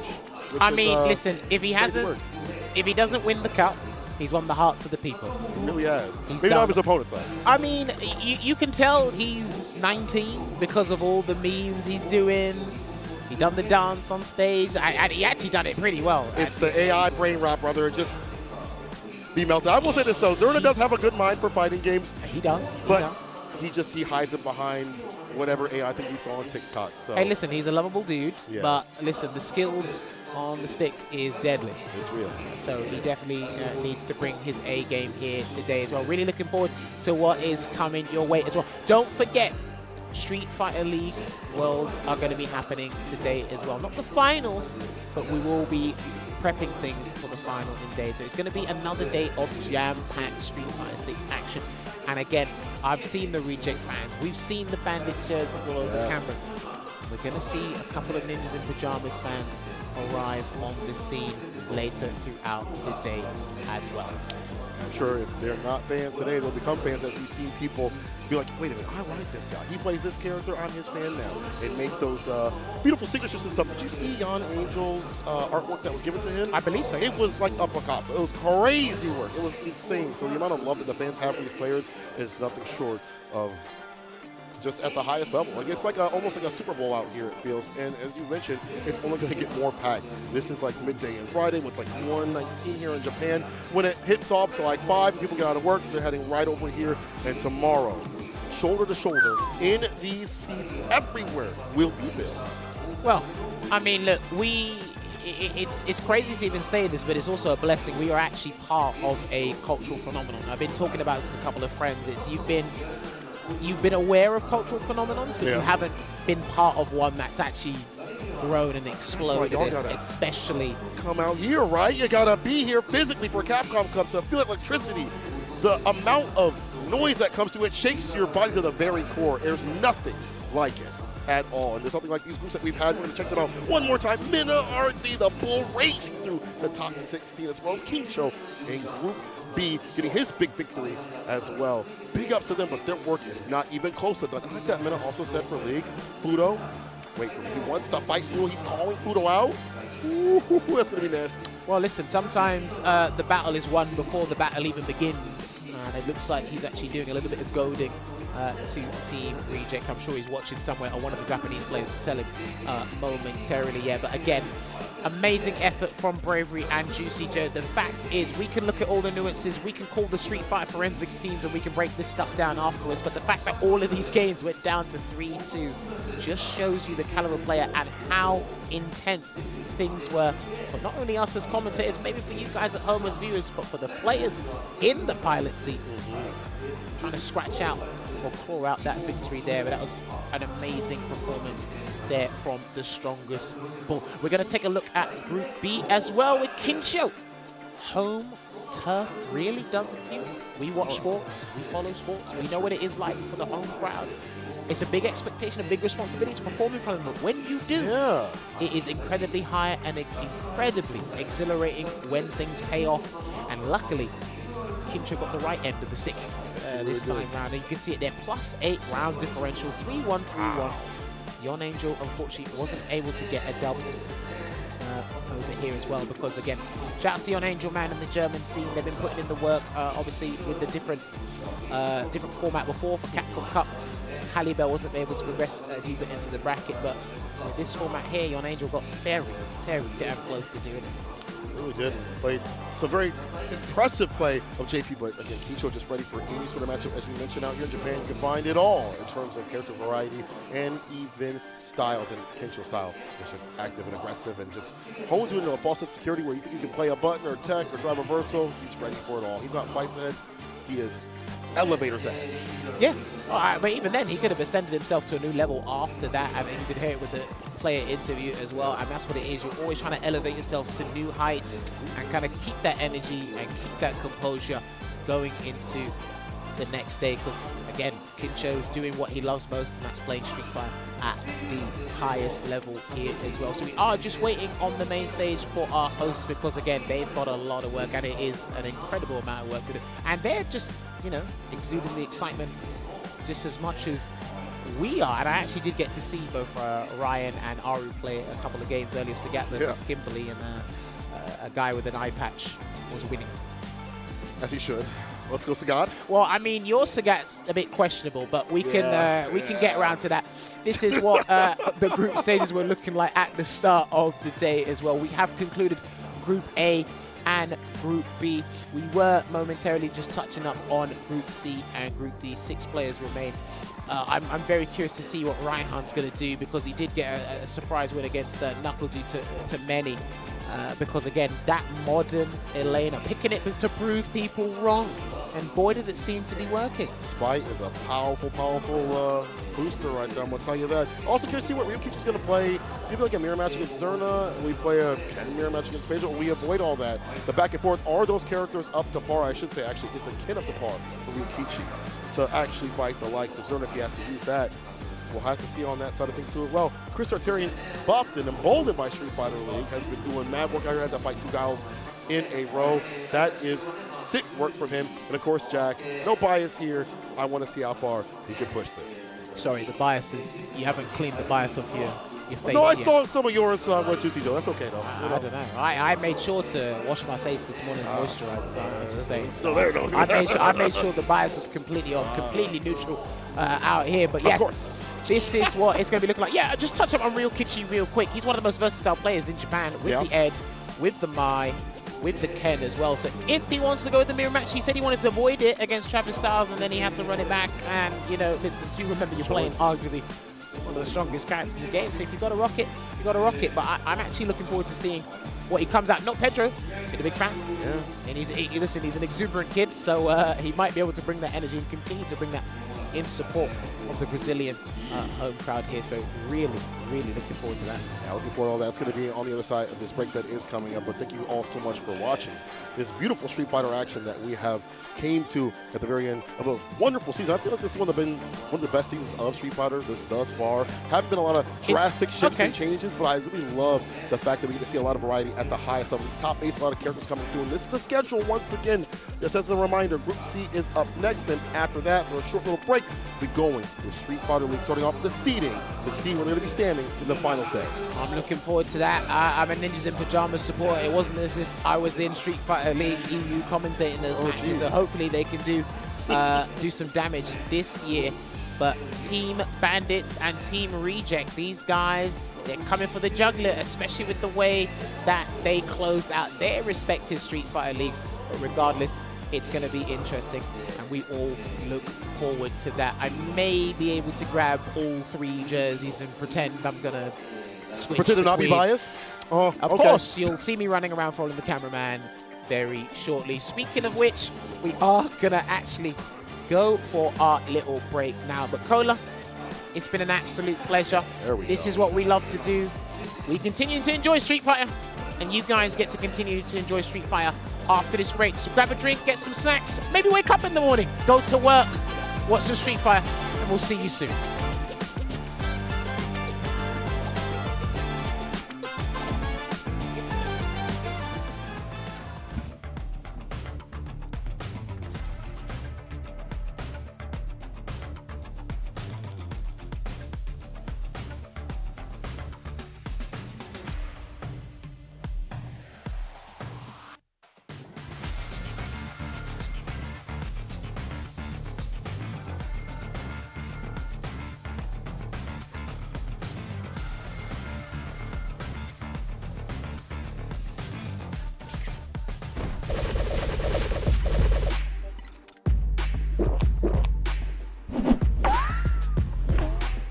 Red Bull gives you wings.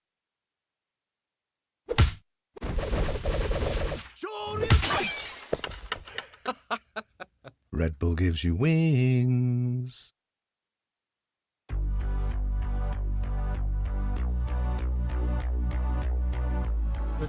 We wanted to officially invite you. Do you accept a fight? All of us, we're going to do our best to honor the characters and to bring them to life in the best way they've ever been born. Ever. 制作している監督はじめみんなそのストリートファイター大好きで自分たちと同じようなファンでいてくれてるっていう子がすごく安心材料の一個で We're all big Street Fighter fans. I played it on my PS4, my PS5. I was obsessed with Street Fighter. I just hit the button so fast and then see what happens. すごく難しいことをすごくスマートに達成してくれてると思ってます。自分が知ってるストリートファイターはこれだ。Nakayama knows Street Fighter better than anyone. Here's the guy who brought us a modern Street Fighter and he wants to play. Good luck. But it's definitely no fair. He knows things. Come on. It's okay. Yeah, one more.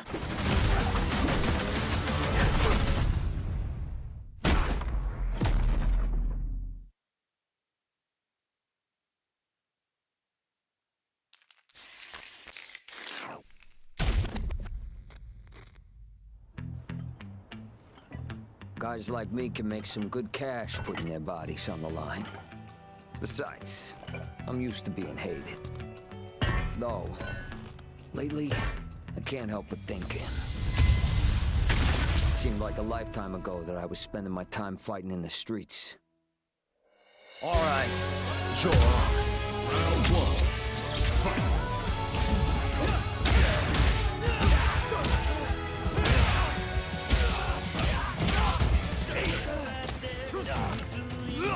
Come on, I can hear the fans snoring. Nap time.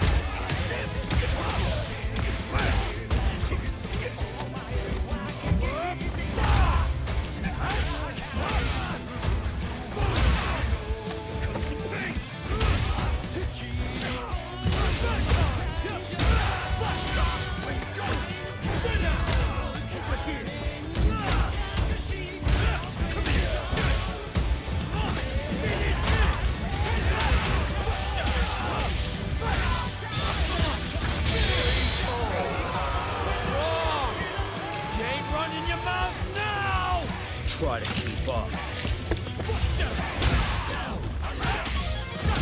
Sorry, loser. This is gonna hurt.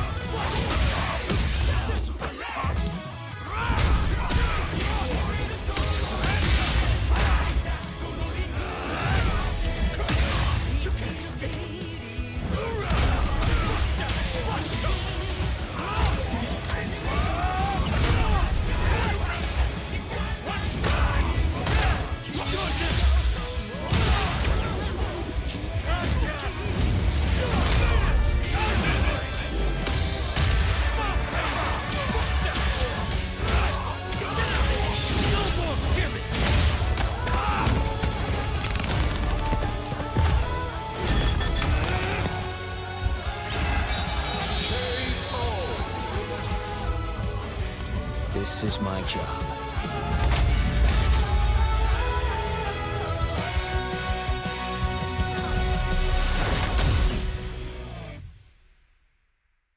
Go! Arrest! Over the limit!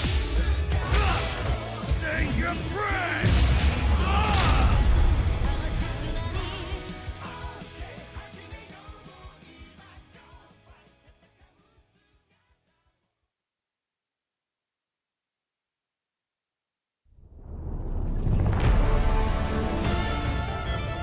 Is this Arkveld manifesting guardian powers?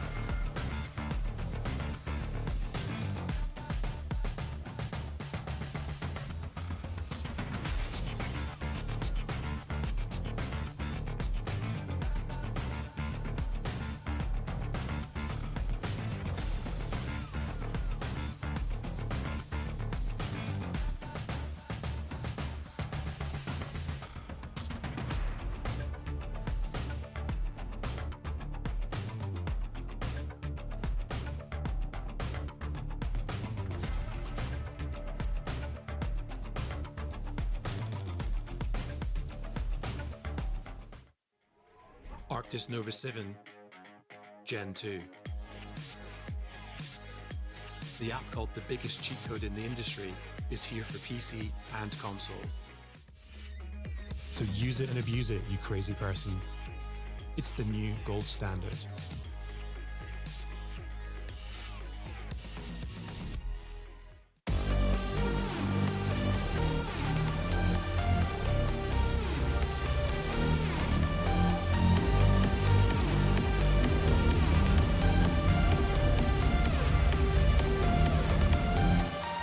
皆さんお待たせしました。カプコンカップ12、ここからお届けするのはフェーズ2グループ C とグループ D となります。 Welcome back to Capcom Cup. It's time to welcome out the players for our next groups C and D. グループ A、B と見てきましたけども、接戦に次ぐ接戦で、いや本当にこの総あたりを勝つのが大変だなと。そうですよね。MenaRD選手の精神的な強がりがやばかったです。結局精神的な強さがね、やはり大切になってくると。Kincho選手も同じことなんですよね。さあトップ16に残る席はあと2つ。この2つの席に誰が入るのか。会場の皆さん CD も相当やばいから応援よろしくお願いします。 Let's get hype. It's time for groups C and D. I was really excited about those last two groups. I know that we're about to see some more amazing Street Fighter action momentarily. それでは参りましょう。選手入場です。 Let's bring out the players for the two groups.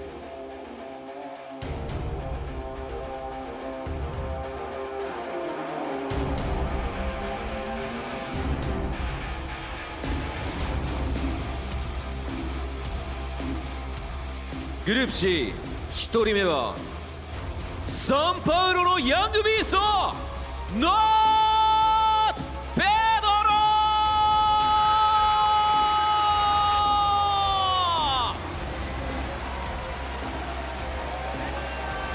After an emotional victory that brought him to absolute tears and captured the hearts of the crowd, let's welcome Brazil's rising star, the man who fought his way through Group G with pure passion. It's NotPedro!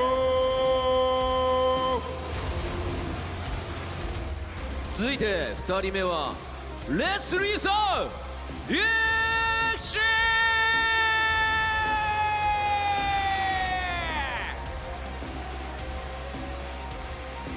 After a grueling opening day, he fought his way back from the brink with a dominant Day2 losers run, proving he has the heart of a champion. Please welcome Fab Gaming's own technical master, Ryuki!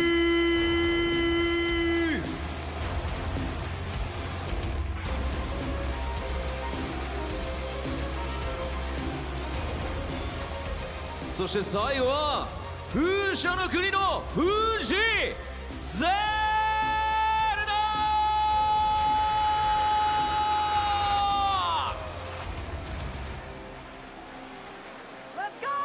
Representing the Netherlands and ready to showcase the deadly precision of his Mai once more.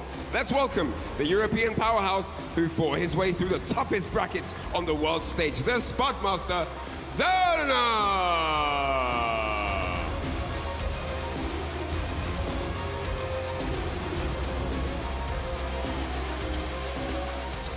グループ D、 1人目はウエスタンエルダードラゴンChristiT。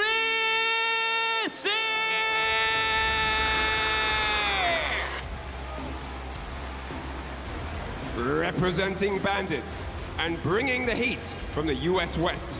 Give it up for the legend-ranked Ken, who's been a staple of the FGC for over a decade. It's ChristiT!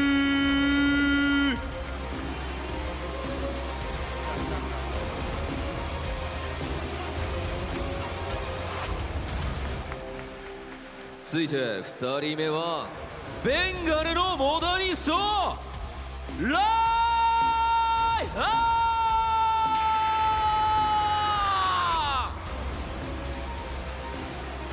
ン。 Representing the heart of his region and making history on the world stage with his clinical modern Eleanor.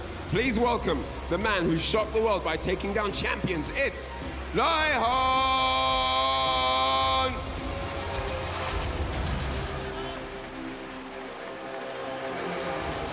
そして最後はクリームシーの三つ飯男シャー。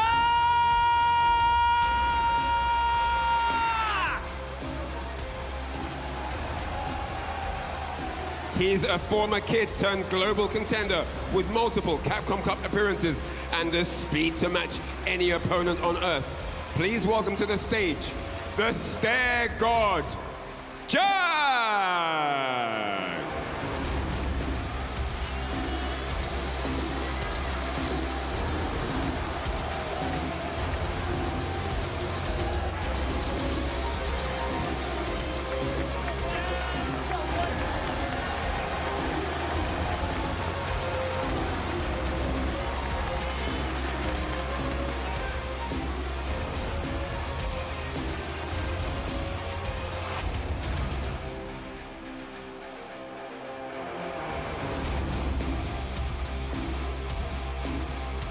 以上選手入場でした。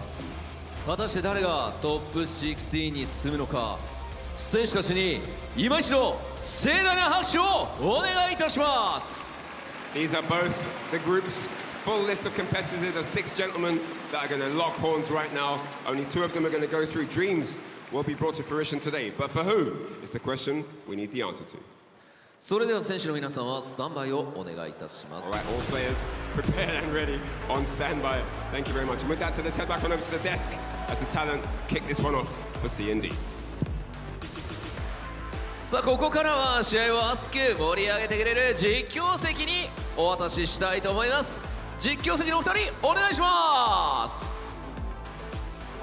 It is day 3 here at the Ryogoku Kokugikan. It's been absolutely hype and we are about to close phase 2 of Capcom Cup. Bright plays, brighter players, but the shiniest desk possible with my bold brother Vicious. How are you doing, brother? I had to wear the hat because if I didn't, we would set this arena ablaze. But if we don't do it, the players definitely will. You've seen their stories coming in from day 1. There have been so many big turnarounds coming in from their initial performance up until this point. Can they survive the big gauntlet that is the round robin of phase 2? Listen, this round robin has been super exciting. We had one group going consistently 3-2 earlier at 3-2, 3-2. The other ones remained 3-1, 3-1. Every match has been really close. Only 2 spots remain on that top 16. And what an interesting couple of groups, man. It feels like a lot of the big heavy hitters that we expected to see in these groups just fell, and now we have incredibly interesting one. Look at that group C. NotPedro do Brasil, Ryuki, Zerna. 3 regions, 3 continents, and that's what we want to see. Yeah, no doubt. You talked about some of fan favorites, some of the people that have been a worldwide staple throughout the CPT of this year. You know, it becomes a different story once everybody's locked in on the competition. When it comes to Capcom Cup time, you never know who's going to be the dangerous man in your group up until it's time to play the game. And this is where we roll the dice. With Group C, I'll tell you what, man, it's still going to be so unpredictable. Both NotPedro and Zerna, completely explosive. Ryuki, I feel like he's kept it absolutely stable. It's what's expected of him for a lot of the audiences worldwide. Yep, I think he got caught by surprise against Travis Tides earlier, but now he made it. And Group D is going to be ChristiT, incredible running the gauntlet of Giles yesterday. Ryhan and his modern Elena, and Jack with his jury. Love to see the character variety, the region variety. Ryhan bringing Bangladesh to the top of the scene there. And listen, he showed yesterday how good he is, and I'm curious to see because he's a wildcard man. No one has experience against modern, or not much experience against Elena anyway, so against modern Elena, good luck. I'm glad that he brought like the pettiness energy to it. He's like, somebody told me this character wasn't going to be enough, and he proved it. I mean, that alone is an accolade. Can he transcend past that? He's definitely got the looks, he's got the demeanor, he's feeling really confident as we saw him backstage. I'm looking forward to seeing how he deals with some of the more established players that we've seen. Because again, this is Ryhan's ultimately debut into Street Fighter 6. This is the first time he's fully been put on the map, and for damn good reason. Absolutely, and these are the groups, of course, as you can see. It is Blaz and Sahara who are waiting to check who their opponents will be tomorrow. Tomorrow will be the big top 16 single elim first to 5. Long sets, Vicious love to see it, but now it is time to decide who are the final 2 players still alive in this Capcom Cup. Exciting matches coming up, and remember guys, this is a round robin. Each group has 3 players. They all play each other in a first to 3 format. The winner of each group makes it on for tomorrow. Man, it was so nail-biting just watching in the green room, just hanging out with everybody else. Even like some of the matches we saw from Juicy Joe, Bravery, even MenaRD, it was still so shaky. Then even moving forward, Shaka, Yon Angel as well, I was like, man, I don't know how this matchup actually goes too often, but it was very interesting to see it either way. Now taking a look again, just looking at the top 16 players, we're filling those final 2 spots. The winner of Group T will be the one facing off against Blaz, by the way. That is insane. Okay. Listen, that's what I want to see, man. Blaz, obviously one of the absolute favorites, already holder of the best moment of Capcom Cup so far. I think there is no debate on that Blaz with the Shanghai was absolutely legendary. And Sahara waiting then for the winner of Group C, NotPedro, Ryuki, or Zerna. NotPedro going through the My Gauntlets today.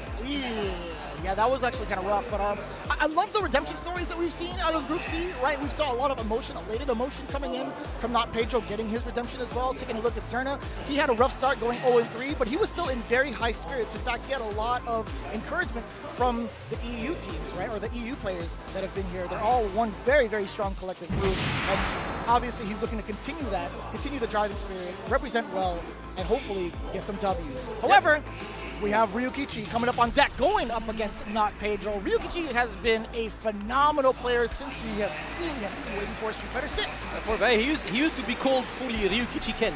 That was his name before, because he was Ken only. Now he moves from character to character, obviously still got Ken, but we're most likely gonna see the Mai here against NotPedro. NotPedro though, Ken until the end.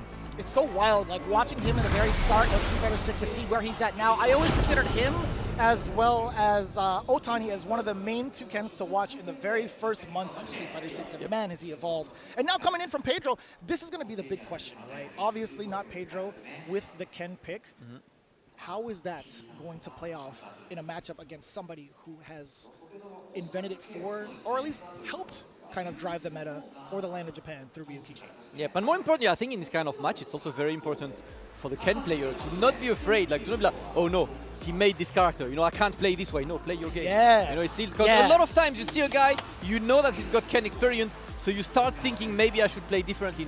No, absolutely not. You practice a certain way for a certain reason. It's gotten you this far. You have to trust the process. Yep, and NotPedro, of course, earned a lot of fans after this incredible performance yesterday. On day 1, number 1, he was very close to taking down Kobayan, and Kobayan went for a big reverse sweep. And on day 2, he clutched that run back to the last round. It was incredible. You've seen the emotions, the tears flowing. That's how much it means to him, Ryuki. So there to bring another Japanese flag onto that top 16. There is a good amount to the delights of the local crowds. Right. Yo, a lot of the Ken players out here, they're looking forward to seeing how NotPedro performs. There's been a lot of stipulation in regards to how the character has played out thus far, but guess what, man?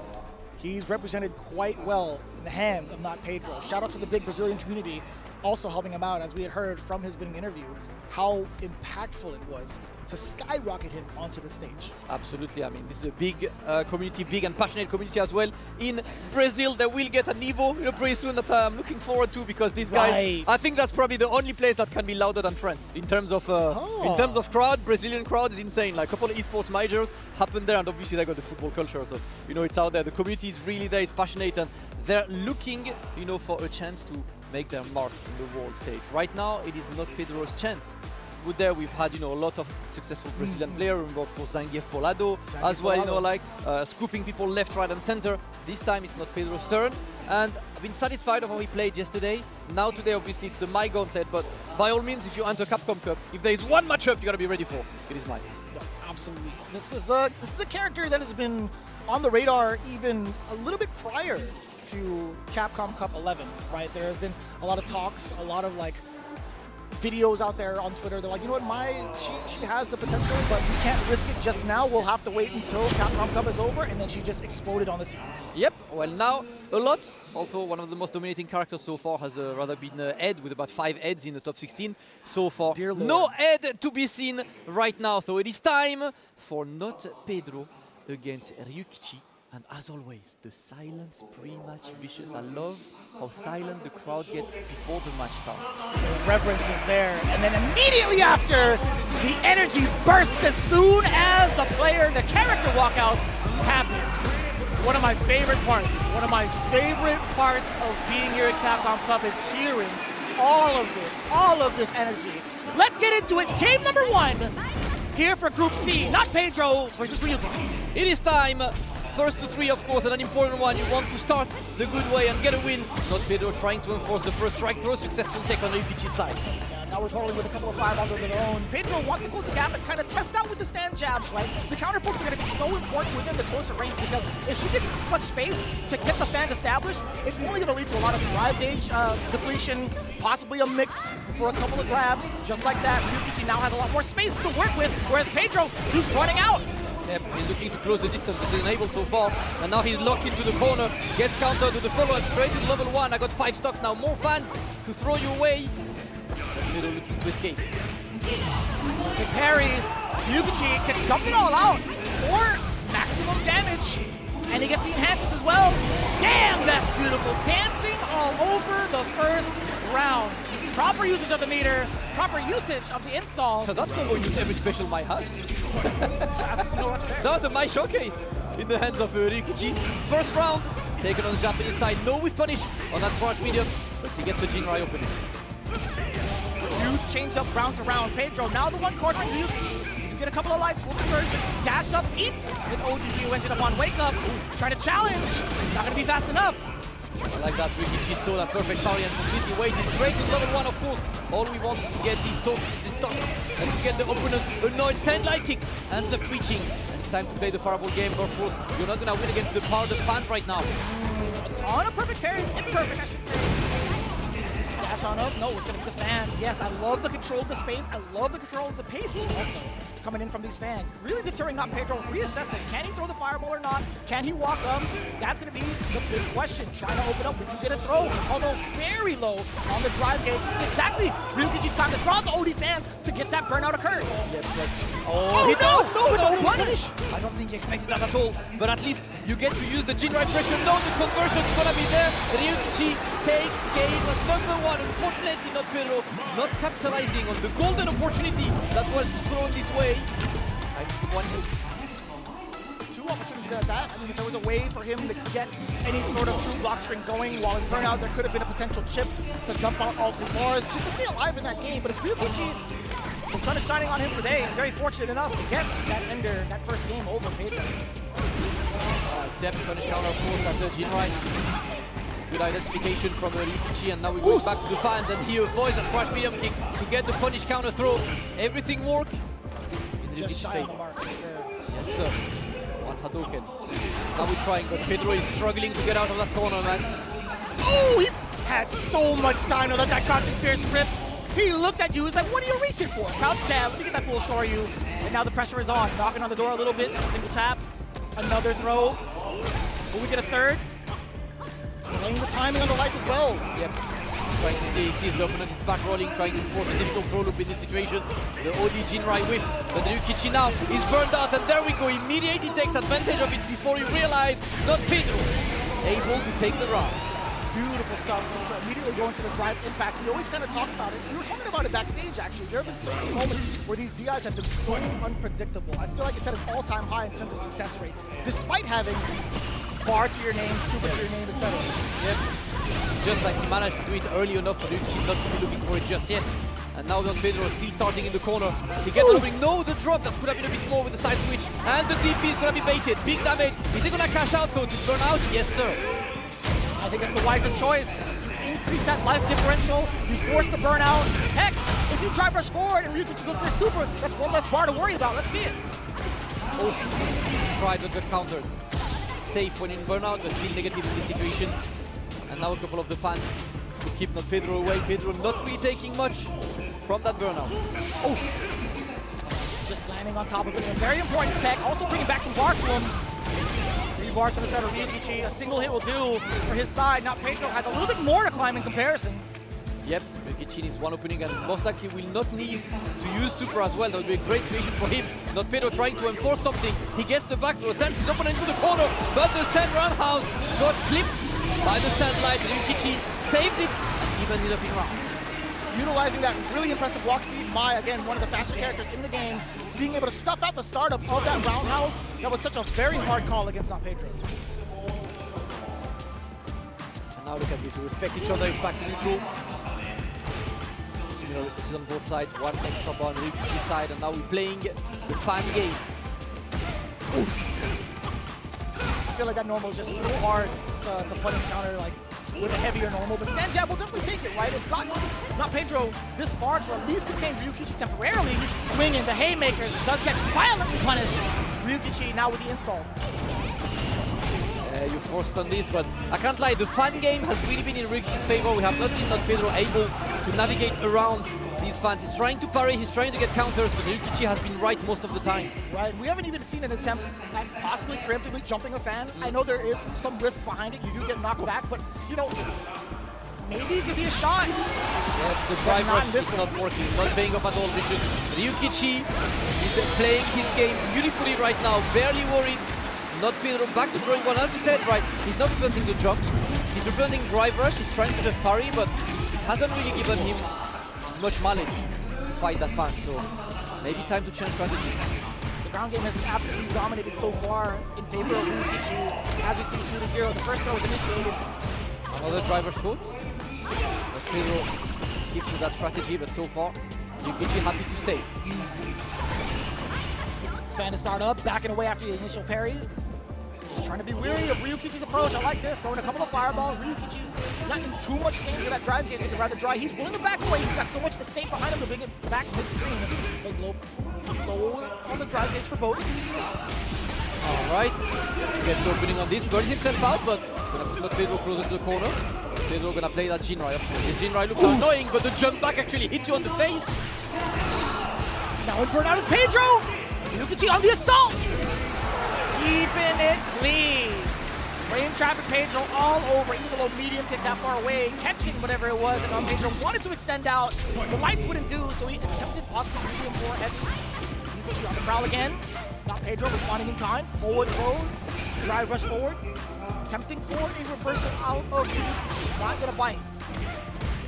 He's really trying to use that stand light a lot. Trying to keep that Mai away and put her into the corner. NotPedro in the situation to try and grab some momentum right now. Successful tech on Ryuki's side, and the challenge is correct. Dash up, clear stand pressure afterwards. Not going to respond in time with the DI. Wanted to get even. He wanted his drive game more so than the punch. Yep. Overhead! Is that hit vicious? That might be it. Yes, the combo is there. And we go for that level 2. Ryuki in an absolutely unchallenged performance. 3-0 dominant win over NotPedro. They will fight the fans. Ryuki moves forward. Although NotPedro is still definitely in the running within this round robin, when it comes to any sort of tiebreaker scenario, this really excels Ryuki in that final ruling, if it comes to that, right? We have to see. But again, 3-0 to start off, excellent position. It's really good because now, the thing that NotPedro would need is to beat Zerna 3-0 and hope that Zerna beats Ryuki 3-0 for a time.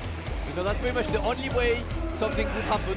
Unfortunately, it's looking very difficult because considering the tiebreaker rules, it'll be hard for him to bring it back. Regardless, another chance later for NotPedro. Ryuki, unstoppable. I mean, the control was there. Look at how often the drive gauge was checked, how often the gauge started, like everything revolves around the fan from a certain distance of the screen. How much mileage does he get to get these insults going off of these confirms? And I will say, from the side of NotPedro, there were some big moments where he was trying to throw out some of these haymakers, trying to throw out some of these lights Ryuki from moving forward. I am really unsure as to how to stop somebody so sound in the ground game right now. Yep, right now it's looking all Ryuki's day. Unless Zerna has something to say about it, of course, we'll have the matches a bit later. So the next match in this group will be NotPedro versus Zerna. It's always the loser of the first game taking the second game. But before that, we're going to swap to Group D and take a look at what our first face-off is going to be there. And it is going to be ChristiT versus Ryhan. So I was talking to Chris yesterday about this, and you know, I was like, listen, the cool thing is you don't have the usual suspects in your groups, you know, the heads, the mice and everything. Right. But he was like, yeah, but the uncool thing is modern Elena. So I don't have experience against modern Elena, but Ryhan most likely does not have experience against a Ken of ChristiT's caliber, right? That's always going to be like the name of the game. Is like how much experience do you truly have against this character within a certain playstyle? I feel like it's ultimately in favor of Ryhan at this point, right? As much as we have seen and digested all of ChristiT's strategies and accolades over the years, especially this one, Ryhan is still the biggest anomaly. Yep. We'll see what this says, because that Elena, listen, he plays a very calm and composed ground game. He's always at whiff punish range. He whiff punishes, pushes you into the corner, puts some pressure as well. I've been really liking the way he plays that Elena. You know, Kapol, when you play Elena in Modern, the funniest thing is like you don't really lose super important stuff. You lose the slide, you lose a couple of normals, but it's not the most important stuff. The specials are there, obviously the one button DP is there. And more importantly, I think the cool thing about Elena Modern is that the Elena's Modern auto combo is the normal combo you would go for regardless in Classic. Exactly it, right? So you just like press 3 times same button, easily confirm it, you know, easily go for product pressure or hit pressure. That's one of the ways, you know, to play Elena in Modern. But outside of Ryhan, there's really no one else. He's the guy representing the character, and he said he represented it kind of out of spite, right? That's exactly it. I love that energy, by the way, that it fueled him this far in the Capcom Cup. Listen, man, that's just justice for his region. You know what I'm saying? He's like, you know what? I get to represent the region because you thought this character was so-and-so. I like that about him. One of the cooler things too, you know what's so interesting about Modern is the fact that you can apply light pressure to also check walkbacks. Whether it's hit or not, you get an auto confirm. Yep. Right? That's like one of the cooler things about just like the system itself, right? It applies so much pressure. But the main thing that a lot of people focus on, both players and spectators, is how often you get to see a Modern Super breeze through either a normal as a whiff punish or even a projectile, right? You're having Modern reactions has always been like the key thing for a lot of players. Ryhan is going to show you everything that he could do with Modern right now. He's shown it against Knuckle yesterday, right? A couple of the OD spin through the fans, within a couple of old shoes as well, through fireballs. So that's the thing, whenever you play against someone Modern, and I think it's kind of a nerf when you're a player from the Western world, is that we don't have high-level Modern players that much, right? So it's not a high-level strategy we expose to too much. So for a high-level player from the West, how good is he going to be at switching up the game plan he's always played? You have to change it up significantly. Yeah. You have to like turn it down just like a semi-notch, if anything, in terms of speed. You can't kind of throw out things that normal players wouldn't be able to physically react to. Visually, they can see it, but it's about the execution as well. Yep. And kind of like a sidebar, to kind of add on to what you were saying, it's so wild to see. Have you had a chance to play any like ranked or any like online atmosphere in Street Fighter 6 in Japan? Yes, there's so much Modern. There's so much Modern, bro. I got players, punched dude. up. I don't know how to play Modern. I would waste time, not waste time, but I would kind of like kill time a little bit over at the Taito station and play Type Arcade a bunch, like me and Tasty Steve. There are so many Modern Ed players that I'm like, damn, this is kind of sick. This is hard, man. This is hard. This is difficult. It is hard. Got a couple of them, but it is time for the traditional silence ChristiTarian versus Ryhan. Getting ready. Ken versus Elena. It is time. That's what I'm talking about. Yeah. This is the energy I was talking about last year, right? Everybody loves the character walkouts. Yes, sir. They became a staple of watching Street Fighter in person, or the best experience you could ask for. ChristiT versus Ryhan, first to 3. It is time. And Sidebar, Ryhan. I can't wait for this DLC outfit from Elena. It looks so sick. It looks sick. Ooh, the overhead! Okay. Opening his knowledge check right now, right? Check how comfortable ChristiT is against Elena's common normals. One of the things I do enjoy about Elena normally is like how her conversions can lead to a good amount of corner carry just off of the Rhino Horn, right? Oh yeah, she gets like 70% corner carry of anything. It's insane. We like the OD scratch wheel. We did see a counter hit against ChristiTarian, against the lights. A slide punish counter, an even bigger one now! Into the drive rush. Let me get the spin side, continue on, glide him on up. Oh! And that's going to be the check as well. Ryhan taking the first round, showing why he's a menace. Let's go. ChristiTarian does get the block on the overhead this time. Not too shaken up in comparison to the first round. A lot more cognizant of some of the tricks that Ryhan's deployed so far. Ooh, tricky for himself. Crouching heavy punches to the run stop. All right, challenge is there, and Ryhan gets the conversion. The drivers to get close, and that's the space Ryhan likes to play at, right? Outside of your crouch medium kick, so he can whiff punish it with stand light. But ChristiTarian's gonna take it. Footsies, TM. Yes, sir. That's all we like to see. Neutral game. Pa, pa, pa. Round taken. The composure from ChristiT as well. My man plays with everything off but the sound to practice to ensure he could hear what normals are coming out to help him with his visual aid. But I gotta say, he's got the most ridiculous footsies. His patience is top notch. Yep. And that's why I like this matchup, because it's a face-off between two guys who really play heavy neutral. That's bars. That's what I like. I love to see it, right? The footsie Street Fighter is known for. Bah. I could Vision of God. You're damn right, Damascus. You're damn right, my ball brother. Yes, sir. We got the level 3. Oh, we going for this? In response, yep. We got another one from Ryhan, catching the drive rush. Was that the one button level 3? Yes, that was. You know, if it was the full motion, a couple more damage, but I think he went for the modern version of the level 3 there on Wake Up. Ryhan going for the tech there, and another of the whiff punishes. This time not gonna kill. Ryhan trying to bring it back, because the opponent is currently burned out and has 0 bar, which means there is a checkmate situation. If he can get close enough, ChristiT gets the challenge, not killing just yet. Oh, yeah. He's got a bar though. He's got a bar now. Oh, that works. Clutch. The definition of clutch in that round. But Ryhan, again, as you had mentioned, he did have a checkmate scenario. Yep, but didn't manage to reach it. You know, you get the scenario, but the opponent still has counterplay. I love the character knowledge check right there. ChristiT well aware of some of the tricks. Punish counter off of the roundhouse, giving this to Jinrai. Tons of damage, the throw loops have begun. All right, doing the throw loop right now. Moda is not gonna save you for that. True strike throw mix on that drive rush, and now the punish coming yet again. Bringing True off the low medium. A slight delay, there was a counter hit against Ryhan. The timing of those lights slowly breaking down the defense. The spacing as well. The timing is just so on point for Chris. Yeah, and I've got to say, Vicious, like, yesterday I've seen Ryhan really commanding on the neutral, always with the whiff punishes and everything, but today he's the one getting whiff punished. Good trade-off. Ryhan trying to catch ChristiT. No stop on the drive rush. It was an immediate stand jab. Jesus. Knee scratch wheel, get off. We wait now. Ryhan looking to stay at range. He's mindful of the button and goes for the sweep this time. Catching ChristiT, trying to escape. Good way to show him that you can't just walk around freely. That's right. How do you stop him from doing so now? A couple of the fireballs within range. Kind of hard to react. Damn, son! We playing with the hurt boxes, brother. Can't press these buttons. It's so fast. Yes, sir. I'm trying. We're still pressing buttons, whiffing a bit, but no whiff punish, and that's going to be punished.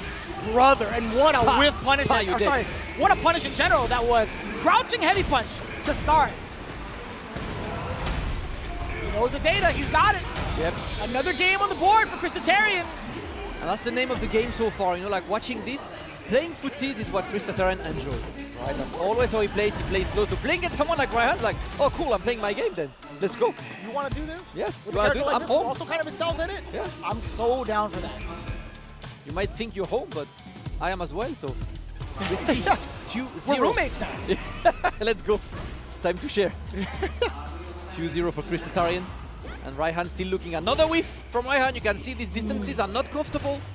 Oh, that was rather close. I thought that could have been enough for a punish, but again, Ryhan able to do so. Oh, that could have been more. Scratch wheel. Does catch the counter hit. Very fortuitous for that low medium kick to hit. There was a little semi-scramble in that situation. No big hits coming out from Ryhan. He did get a counter hit, but he still can't really get a conversion out of it just yet. Yeah, he's looking not confident in his buttons. There we go. Gets the counter hit on this one and manages to confirm it as well. Ryhan looking for a bit more. Full overhead. But again, that crutch medium kick Vicious. How much mileage is he getting from that one button? Too many. Way too many. Ryhan still stuck in this corner. It's an award-winning button after all. Oh, no anti-air. Tries with this one, but another one. This crutch medium kick is carrying the entire game, and he's one throw away from putting the pressure on. He's looking for the Jinrai and the run DP. Clean as hell. ChristiT offers himself too much points. That was such a smooth play, smoother than both our domes combined. ChristiT now looking at match point against Ryhan. Excellent control in the corner against the modern Elena, excuse me. Alright, he's barely been worried by Ryhan. ChristiT is looking really good, and again trying, this time it's the sweep. Look at this! Footsies! Hot damn, son! Pay for it on the other side. Oh, that catches as well. Looking difficult for Ryhan. One hit kills. And of course gonna try to go for that crouch medium kick. Another chance. The timing is getting caught every single time. ChristiT, nice and easy. Shit, Hoodin right cap. 3 games straight. Was that 6 rounds straight? I think he only lost the first round. Yes, sir. Yes, sir. Insane. 6 rounds straight, and listen, he showed why he is on this stage in terms of neutral game, in terms of pure footsies. ChristiT is one of the best. And I feel like if you do play against ChristiT, your strategy should be to overwhelm him, not to play at the range he's comfortable. And that's kind of what Ryhan unfortunately did. He played at the ranges where Ryhan is comfortable, but ChristiT is even more comfortable there. Right, it's always easier said than done, right? You have to have that third eye perspective, but if it's you on your lonesome against the beast in the cage, it's, you know, it's good luck to you. Absolutely. Big smile on ChristiT's face, of course. It's gonna be time, and look at this, it's been absolutely dominant from ChristiT and Ryhan. We've seen the dominant show yesterday, but he found someone better than him at neutral. Very difficult to even some of the overhead attempts, some of the tricks he was trying to present as well with the target combos. ChristiT had a couple of knowledge checks on him, and also really fortuitous moments, especially after that level 1. There was a moment where Ryhan could have got a game on the board. We talked about it a little bit earlier. There was an opportunity for a drive attack guaranteed while in burnout. And since then, it's just been all downhill. Yes, sir. 3-0. ChristiT over Ryhan. A strong start, and ChristiT is just setting himself up for moving forward to top 16. Tomorrow, of course, we will have Ryhan versus Jack next. And last match of this group will be ChristiT versus Jack. Everything up in the air still. But both groups have had the same scenario, 3-0, plus 5 round differential. Ryuki and ChristiT are sitting comfortable. But now it is time for our EU boy, the man of the camera so far, Zerna. Yes. He's been enjoying his camera time against NotPedro do Brasil. One of the things I am very happy about, you could be a showman on the stage, but I'm glad you can also back it up, right? Yeah. It could be a little bit heartbreaking when you see him go out fast, and that could have been the story. But you take a look at Zerna's record, right? He had to face off against Arma KOF. He fell short 0-3. He had that readjustment made. He beat Tokido 3-2. I'm sure everybody around the world had felt that, only to find redemption in the run back 3-0. Yes, sir. Let's see this one. Of course, scenario of this one is simple for NotPedro. If you drop a single game, you're out. You need to win 3-0 to have a chance of staying in, right? If it's 3-1, you're done. So right now, he's got his world cut out for him, and of course, we got a couple cosplays. Ryu out there. Shout out to the crowd, of course, putting great vibes in the Ryogoku Kokugikan Sahara fan club. Let's go. I think it's really cool. I want to see when we get dual Kevin to acrylic stand. Yeah, yes. Yeah, it's gonna happen soon, you know, it's crazy recruit, man. I immediately after the announcement, a couple of days after, I should say, when I landed, I wanted to see if they had actually done or like have it like in production. I went to the Crazy Raccoon store over in Shibuya. Yeah. I was like, damn. I was really hoping. Oh, okay, wait, pre-game ritual? Hold on. No. Oh no. What are we doing? Oh, we counter greedy? Oh no! He went for the counter greedy? Oh my! This is what happened when 20 years old and under are taken on the stage. Between these two, he saw you on the stage yesterday, and I am just as comfortable as you. Zerna, NotPedro, it might be Capcom Cup, but it's just vibes. Hey Damascus, do you feel old? I kind of feel old. I feel very old. I feel pretty old. I feel good. I was watching both of them go across the stage, and my knees were already bucking. I kid you not. There was some sort of buildup in my knees from both ends. I'm like, yo, this hurts. Brother, I'm that close to like bust out a 6-7 joke to stay relevant. Don't do it. I'm gonna put the headset down, and one of the producers is gonna have to take over from commentary. Don't you dare. I love these guys, man. And he went for the counter greedy, man. He was like, "Where are you coming in?" Damn, the counter greedy. He had meter for that. That is wild. Hey, man. That's too much to digest. Who put us on? Listen. Whose idea was it to put us both on? As the wise man once said, it really be like that sometimes. Ooh, boy. The silence. The tension. And we're ruining it. Oh, we gotta read it. Listen to this.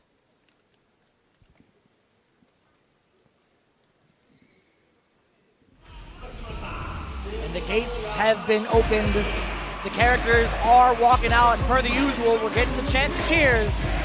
It is time to see who prevails between NotPedro and Zerna, who have had miraculous comebacks from day 1 into day 2. This is do or die for NotPedro. This is only the first set coming in from Zerna. See how it plays out. Game 1. Let's go. Time to go. NotPedro wants to shake off the rust from that first game, but Zerna immediately starts with a punish into a bit more, puts you into the corner, and thankfully, a very charitable back throw there. Big switch up already. Drop on the overhead. Trying to interrupt is NotPedro between the fans. Gets punished severely for it. A lot of damage taken already. Also from one end to the other. Let's visit the west side a little bit. Ooh! He's neutral maxing! He's neutral maxing? I will end you in this match. What do you mean, man? He's neutral maxing. He's neutral maxing. Are you kidding me? You don't know, you've never seen frame mugging before? No. Get on with the time visions. I cannot. I will stay in my era. And I will enjoy me some Street Fighter nonetheless. Whatever vocabulary or vernacular comes out of it, I will still enjoy it. All right. Going for the level 2 this time. And then I put you into the corner. Full pressure is there. Very delayed on that. Oh, level 3 is going to work. Let's go. When he knows the drive gauge is not in his favor, right? He does not want to let Pedro get too close. However, the punish counter is there. A little bit to work with. Oh, the Ryu engine, he can't afford it. No. The lane button does get blown up by Pedro. Zerna is happy to not press buttons in the corner as well, but this time it's going to be in favor of NotPedro. Finishes with a level 1, takes the round. A pretty expensive round at that, right? That was a full 3 bars coming in from NotPedro. Zerna, there were moments where he delayed button, he got checked for it, tried to opt for movement the next go. Pedro was absolutely ready for it, punishing both defensive tactics. Oof. Play the fans again. All defense, then 2. This one whiffs, but no punish on this one. There we go, crouch medium kick once again. Award-winning buttons. A little Mai, stuffing on that fierce, leaving some space in Zerna. Counter hit against Pedro, backs away from the follow with the fan. A couple more fans to go from the side of Zerna. Doesn't get that opportunity too far for the punish counter. Ooh! We're dancing around. And if you're trying to take, it's gonna be the end of you. Zerna keeping the pressure on right now. Another fan, but the perfect parry is amazing into crash medium kick. NotPedro still there. Very close to burnout. Not gonna sit there and block it, not even gonna attempt to perfect parry it. Wise choice. We're still out in the corner right now, and Zerna is looking for that one opening. No! What was that from NotPedro? Unfortunate on this one. And Zerna takes game number 1. Too close for comfort. Thought he was allowed to possibly buffer. It just so happened to catch Zerna because he was crouching down. There was an expanded hurt box. That could have been the case. All right, opens strongly. Zerna sending NotPedro into the corner. And by the way, with this, NotPedro is officially out of the race for top 16. He is there to try and still live with a W. One win from Zerna puts him out mathematically. Now it's up to Zerna to see if he can catch up to Ryuki standing 3-0, and he's doing a great job so far. Throw will do it. The overhead does get blown up. NotPedro not dead yet. Oh, that could have been a DP, and he actually put his hand up in the air. He's like, what had happened? I think that was DP because you could see the stand fierce coming out. I don't know. I think he did a DP. Maybe a wrong input. Input errors happen. Zerna looking very calm and composed so far. Despite his demeanor on stage, boy, is he a serious competitor. Yes, OD Ryu engine, it's about time we actually saw that. He didn't need to do it, but I was kind of banking on seeing if he would do it to blow up attempted strings from Pedro or stealing turns. Zerna gives Pedro into the corner right now, and he's burned out. Forced to block, he's got the 1 bar, but the back throw is going to work. Bad string used by Zerna right now, a chance for NotPedro. Damn, back-to-back fierces right in the grill. Ooh. An even bigger punish counter. One stop, forward throw. Ooh, Phenom, Zerna's in trouble, hold on. Oh, there we go, try to take it this time. He's going to be successfully punished by NotPedro. Back-to-back severe punishes, all rolling downhill for Zerna. Pedro doing a fantastic job of keeping the dream alive. Blocking the overhead. Taking always in the corner now. Immediately keep him away. Damn, son! The punish on the fierce! Give me that. Cognitive no minds enhanced. We get the re-up. Good luck now. You've got to block them. You're getting close to burnout as well. NotPedro was looking for the opening to avoid burnout there. Double perfect parry you like that? NotPedro to Brazil? No shot. Shaka bonito? If he had missed time, that would have been burnt out. I like that. NotPedro, a ton of drive rage replenished. Double dash, he's looking for this, he gets the throw, and he saves it. Zerna 2-0. Little highlight moment for NotPedro, but Zerna remains calm, steady, and composed. Despite the current outcome, NotPedro still trying his damnedest to get these games against Zerna rather close. Yes, sir. Let's see. Damn, son! Okay. Hold on a minute. That was an interesting challenge. Somehow did not connect, but gonna take those. Another point on main. That's 10 Pierce. He's putting in work. Look at this. Light kick just runs into it. Attempt for the trade a little bit too far off on the push button. Back. Alright. Running to the corner right now. 1, 2, and 3, and he's trying to go for this one. Zerna offers himself too much for it. Has barely been worried. No cortisol spike to report. I'm sorry, Bishop.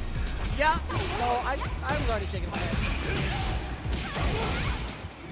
I appreciate you too, my follow-through challenge brother. Zerna looking rather clean, man. Back throw, especially against this parry. Punish counter is there. Can he get a full sweep against NotPedro? Not gonna go for the level 3. Dashes on up, the pressure's on. Attempted parry.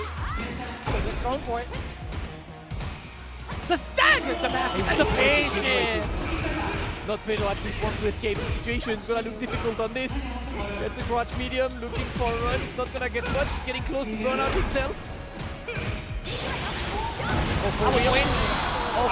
I was waiting for the Jinrai. I was waiting for it to get punished the first instance. Zerna had broken up, and he scores 3-0 appropriately with the super punish. Okay, this got to hurt, watching NotPedro this way, but Zerna, obviously big smile, and yeah, he just wants to show. Look at this sportsmanship, love. These guys, at the end of the day, it's something I love about fighting games. We might be fighting each other in the game, but it's all love outside. Shout out to Zerna. Absolutely amazing, and same respect given by NotPedro. Heads up high, NotPedro. You had a great season. You made it all the way to Capcom Cup for the first time, and I know for a fact that I will see you again around the world for more Street Fighter, because you played incredible. Unfortunately, not the luckiest day today, but isn't that the life of the competitor, Vicious? It really is, man. One thing to note, this was his debut over at Capcom Cup, and to see him rise this far up, man, so unprecedented. Again, my first introduction to him on the Capcom Pro Tour was at CEO, and I thought to myself, like, man, this kid is bodying full. Refining his moments, refining his strategies to bring him up to this pace. I am genuinely surprised and super impressed at his tenacity, man. Yes, sir. Listen, an off day happens, unfortunate for NotPedro. Fought valiantly yesterday to make it to phase 2, but an unlucky phase 2, and now it's pretty simple. The next match is pretty much finals for this group. It's gonna be Ryuki versus Zerna, and the winner goes tomorrow into that top 16. That's what we want to see in this group, and these groups have been very, very interesting to watch, of course, so far. Remember, guys, that's the end of the last 2 groups of this phase 2. After that, for today, we will be done with the Capcom Cup side, and we're going for the Street Fighter League World Championship side. So more games, team games, different format, but more Street Fighter 6 for you all. I'm so excited for those. Just as excited as Group D coming up. Again, the winner of this is going to be so impactful for the scoring, right? We could see a potential big tiebreaker going on. We could see possibly Ryhan going home. It really depends. Jack, feeling mighty confident, had a long conversation with him backstage. Nothing's really phasing him. Monolena, he's like, so what? Yeah, it's Jack. He plays his game, he's confident in his own game, and it's like, sure, there's gonna be challenges, but what have I trained for then? You know, I'm there. He's taking the character to training mode. He tells me he uses his rental tickets. Oh my lord! I love this. That's pretty good. I love this. That's really, really impressive. Locked in indeed. The Stairmaster is there. The man with the weirdest elbows on earth as well. Please do not do. Did you see him do that weird thing with his hands? Look! Oh, he's doing it again. This is AI. This is AI generated. The prompt was bad, guys. Ah, we love Jack. Let's go. The reverse elbow tech. The first time I saw that, I'm like, dude, what are you doing? He's like, I'm chilling. I was like, is that a stretch? I was like, how do your hands go that way? Me and TCC could not believe it. You've seen it in person, right? That was yeah. The first time I saw it, I think I was like you and Steve on commentary at SFL, right? I think that's the first time I saw it as well. Like you guys were dumbfounded on commentary. It was so weird. How do his hands work that way? I don't know. I tried. I tried it too. I think I would break my bones if I tried it this way. But you know, with this, it is time to move. It's the same scenario as earlier, guys. As Ryhan lost 3-0 to ChristiT. If he loses one game to Jack, he's mathematically out of Capcom Cup. That is what we are going for on this. And Jack, of course, needs to win so he can set pretty much the finals later. America against America would guarantee an American player, you know, in that top 16. Right. Let's take a look. Taking a look at his record too. Jack had taken down Diver 3-1 to start things off and fell just short against Inabashi 1-3. This was the group that was all 3-1s actually. He found his redemption in day 2, going up against Diver for the run back, and still managed to take it in a very consistent scoring of 3-1. Still, let's see, with a different opponent. Ryhan also with a string of impressive W's over Hinao, over Knuckle with a full redemption as well. It's been so wild to see it come down to this. Yes, sir. And it is time. Elena versus Jiri. I am not gonna pretend vicious. This is not a match I've ever watched at high level before. So I'm here to learn as well. That makes 2 of us, brother. There's no CFNs I could download. Yep. I mean, like maybe Dodoras, but it's different because it's not modern. It's modern, it's different. That's all we're here for, man. Learning, watching, and enjoying together. Hope you guys in chat are enjoying the day, of course. The string of amazing matches on the first opening goes to Jack. He wants to push Ryhan into the corner ASAP, and he does. Already in dire straits, Ryhan trying to create some space. Jack Williams gives it only to drive rush forward immediately afterwards. Ryhan had a response with OD scratch wheel. Found a lot of success out of that, or at least trying to break out of the corner against ChristiT. What? Still stuck in this corner, Damascus. Yep, we are not moving from the left corner. Excellent round by Jack, looking to keep Ryhan guessing there. Looking to make him take as well, but Ryhan refuses to take, goes for the OD scratch wheel. Yet again, trying to test the moon glider. Trying to play on Jack's reactions, not going to give him any. Jack's pacing is immaculate, man. And the challenge is on point. One rounder. You feel like it's kind of the same sentiment we shared between the Ryhan ChristiT match when it comes to playing the footsie game, right? You're trying to out-neutral someone like Jack, who's so profound in that department, and is just so well concentrated on trying to do that exact same thing. And I think the wisest choice. Yeah, I mean, you gotta change sometimes, but it looks like Ryhan, I think that's one thing we've seen with Ryhan as well in the first day against Knuckle. He's been very susceptible to being adapted to, right? He looks like he has one game plan. When the game plan doesn't work, he keeps that one game plan. Let's see if it does. Trying to bait something out with a bit of a moon glider. Still got back throw, the scratch wheel! Finally missing the mark! The kid has to dump it out. It's not gonna quite kill, but it's just gonna be so detrimental towards Ryhan's comeback if you see how many resources he has on the drive gauge. Yep. Would double drivers have killed there or what? Jack decided to keep it safe, and yeah, he could say, oh, we go for the critical art! It is time for the Tsubasa reference! Drive shoot to the ha! So sick. Love to see it, man. I know most people are too young to know about Tsubasa, but I grew up with this. So it makes me happy to see that. And regardless, Jack takes game number 1. You got Blue Rock now. Yeah, Blue Rock is cool, but Tsubasa, bro. You know? I like both. You know me, I'm a simple man. I see football, I'm happy. That's proper. That's proper football. The one we play with fit, vicious. All right, first game for Jack, and once again, as said, it means Ryhan is mathematically out of the competition. Great reaction. Using that OD moon glider, just breeze past the projectile, as he should. The one opening that Jack has given up so far. All right. Jack doing the challenge as well. And it's one of the things, right? We're talking about the neutral, but I feel like Jury is the character that always goes under the radar at how good she is at neutral. That crouch medium kick is ridiculous. That drive rush is freaking fast as hell. It's actually not easy to out-footsie Jury. It's also really kind of terrifying is Jury's pseudo collarbone breaker, with not collarbone breaker, yeah. The lunge punch that Ryu has. It's the same thing. Forward fierce, you try to react to the first hit and then get counter hit on the second. Yep, exactly. She's actually like better than we give her credit for, I feel like, in a neutral. But shout out to Problem X was like, Problem was like, Jury is like right out of top 5. Yeah, and he's like, I stand by the statement. People don't realize that she's that good. Solar plexus is what it was. I don't know why I blanked out. My mistake. Alright, let's see right now. Jack. Okay. Yeah, we fake out the approach and Ryhan pushing Jack closer to the corner. Dash in like that. Wow, it's burnout. Oh, wait a minute. Ryhan puts himself in a burnout. He's shaking his head. He's already in his own mental head. Oh my gosh. He was adding the mental stack is what I meant to say for himself. As soon as he got into burnout, he was already feeling it. You know what I'm surprised of? So like for a modern player with one button supers, you're letting a lot of these dashes and drivers happen. Right. Yep. But her dash is so quick. Yeah, her dash is quick. And you know, who dashes on your face like this? That's the thing. Jack has been very confident. Took one round, we need to move forward. Playing out of the ordinary. Jack is the one that's kind of taking to that stage. Oh boy. Way too high up in the stands for that dive kick. Ryhan finally getting a chance to showcase himself. Counter hit. Back-to-back hits from Jack. Let's go. Jack looking good, looking to fish with that crouching medium kick. Ryhan wants to put the pressure on. There we go. And that's also one of the things, right? Ryhan gets the opening, but with that approach, when you know that in modern Elena gets no slide, you know that you can be standing at a distance. Right? That overhead threat is not as big in modern. Drive rush to initiate. I like this from Ryhan. Come the aggressor. Over the overhead blocks. Excellent block. Yes, sir. Ryhan still looking good, but Jack's hand over the neutral looks good. Ryhan gets the challenge. Good block.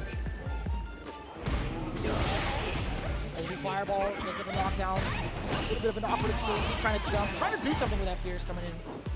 Jumping up, keep himself safe. Block! And the big punish counter against the whip throw. Gonna go into level 3, you absolutely know it. Of course, get the drive gauge back, put Ryhan in burnout. But do remember that he's in modern, so one button super anytime. Trying to go for a throw bit yet again, backs himself into the corner as Ryhan. What? That was plus on whip. Yeah. Didn't expect that DP to come out, man. That was mad fast. Yeah. What do you do about this, Ryhan? Excellent recovery so far, man. Patience is there, doesn't want to overstep his boundaries. That was a wild shot! He's trying to read the DPOS with this, but not gonna happen. Ryhan just waiting, and now it's the next kills. Good presence of mind from Jack, not fight for them, huh? Yeah. Ooh. Attempted whiff punish, the crowd even went, oh my. Oh, what? Had committed to the parry. That could have been more for Jack. And now he's been sent to the corner. Just need a bit more, but he's in the corner and he's got 0 bars. That's it. The checkmate was all ready. And Ryhan goes for the super there. Pa! 1 point on the board. Very happy to see it. Ryhan finally getting this W. Very impressive. I want to see him continue on forward with this momentum, and I want to see the force adaptations coming in from Jack. But the neutral ground, again, in comparison to game 1 to game 2, Jack had that all over him. He was pretty much controlling the ground game. Ryhan becoming the aggressor early with some of these drive rushes and keeping it a little bit more close-knit to possibly use the walk speed to force a whiff. Could be to his advantage going into game 3. Yes, sir. All right. Game 3, this crash medium kick lands on its target, but Ryhan gets the punish counter throw. Looking to put the pressure on Jack waiting. The seal turns as Ryhan, multiple plus frames from those normals. Now Jack. Under the corner. Some of these whiffs, man, some of these normals just flying in front of Ryhan, not ready for the punish either. Pressure is on now. Ryhan stays in the corner. drive rush into the delay throw there. And the scratch wheel again. He's been pretty successful in his ODDTs. He's only missed one. Yeah. Ooh, the timing is everything. What a confirm! Yep, and now good luck. Yeah, good luck. Feng Shui Engine against burned out opponents might be a express ticket to next round. Damn, son. So difficult to even try to contest while you were in burnout. An excellent choice too to kind of cut the combo short right into the DI. Obviously, we've seen Jury players develop that very, very early on. That was the perfect example of when to utilize it. Trying to check the walk back as well. Understood that Ryhan was sitting still, hence why the throw had occurred. Ryhan just below 50%. Trying to get that drive kick back, he sure does, but Jack trying to test the waters with that low medium kick. Maybe testing the reaction to Ryhan. He's gone unpunished for a lot of these whiffs. We parry those. Jack with the overhead, but successful block by Ryhan. Gets to punish that parry attempt. Jack is getting close to a burnout, but that parry gives him a good amount. Oof. Excellent choice. Overhead, and it's a punish counter. There was an attempted parry. No shot. No shot! Ryhan sneaking in the drive impact. The most drive impacts landed in these such wonky scenarios, man. Yep. Only this year's Capcom Cup. Yep. Ryhan sees an opportunity and he takes it. That's about it. Let's go. And again, right, dashing on your face is still not challenged. That's how surprising it is. This song's a banger, by the way. Hell yeah. That round 3 is always vibes. We get that. Round 3, level 3 coming in now. Yep. Full on burnout. Let me see what your offense looks like. Let me see what your lockdown has against Jack. Is DI coming out or not? Are we gonna play with his reactions?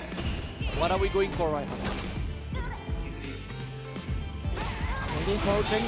What a time to press the crouching medium punch. The crowd was stunned off of that one. Can we get that knockdown? Man. Tech. Pushes Jack a bit away, gets the drive to yourself as well. Ooh, the overhead is gonna be blocked again. Ryhan looking good and he gets through. Yeah, can't go fireballs against a modern gaming like this. Great with punish. Footsies. We've been looking for this the entire set thus far. Yep. Just in the previous round, Jack had tried to measure the distance against Ryhan, possibly get a counter poke with that exact low medium kick. It does linger a little bit longer now, so there was a wide opportunity in Ryhan this time, taking it 2-1 off of that beautiful whiff punish. Yes, sir. Ryhan looking to destroy a bracket. I might be out, but I'm taking you with me. You're damn right. Let's get a tiebreaker going. Let me get a tiebreaker going. Yeah, with this, I don't think there's going to be a tiebreaker, right? Because Chris already has a 3-0 so yeah, far, 3-0, so whatever happens. It really does depend. Should be in Chris' favor, but let's see if Jack can make it work regardless. Ryhan playing good. Ooh-wee! With punish and a half. That was like double the distance of crush medium.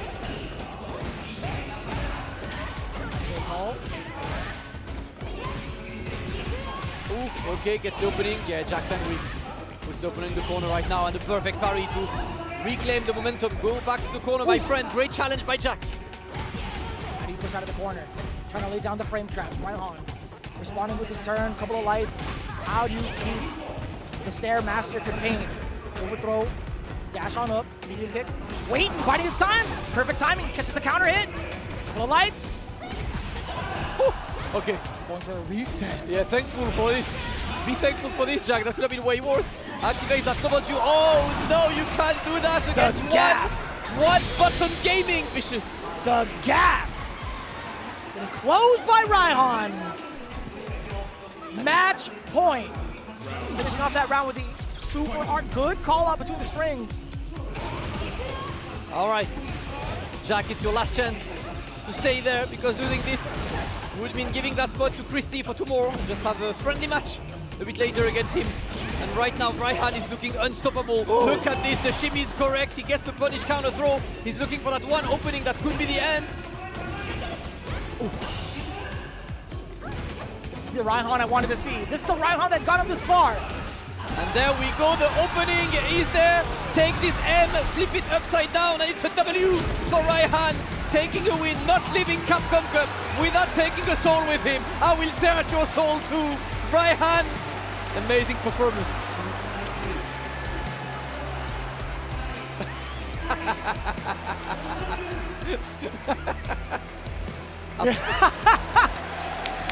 Cinema!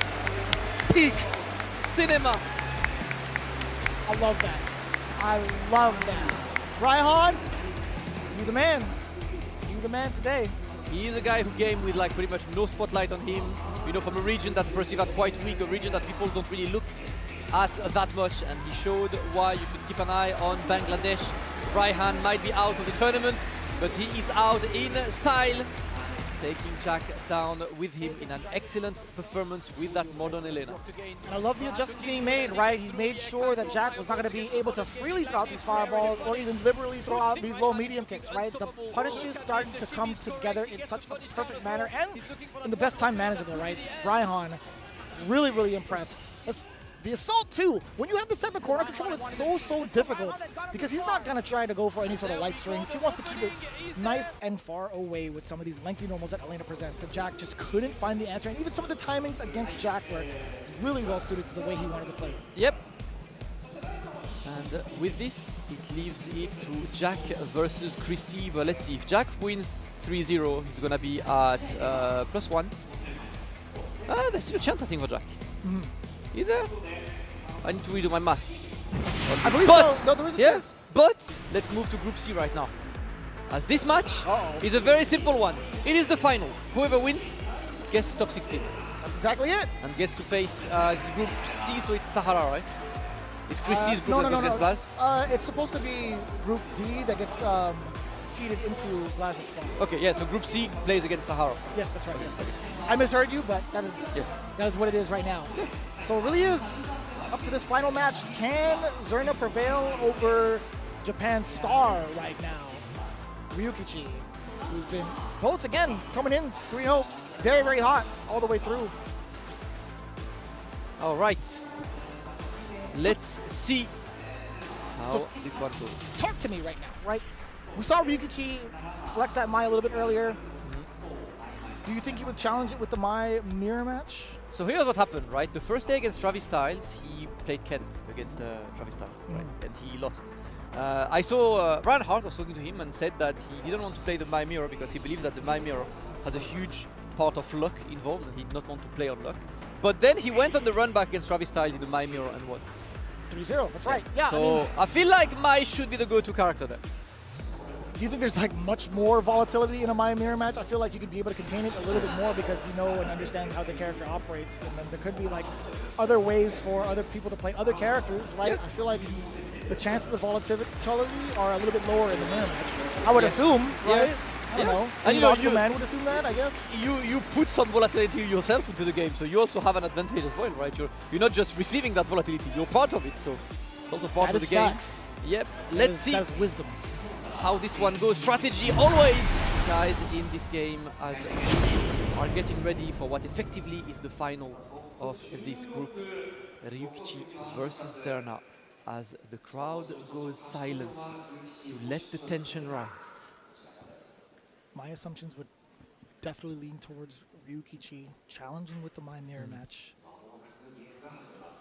Likewise. That's exactly it, yep. Locked in. If you're a numbers person, if you're looking at Zerna being hot off the streaks with a Ken W, I don't think that would be a good shot either. Yeah. Yep. All right.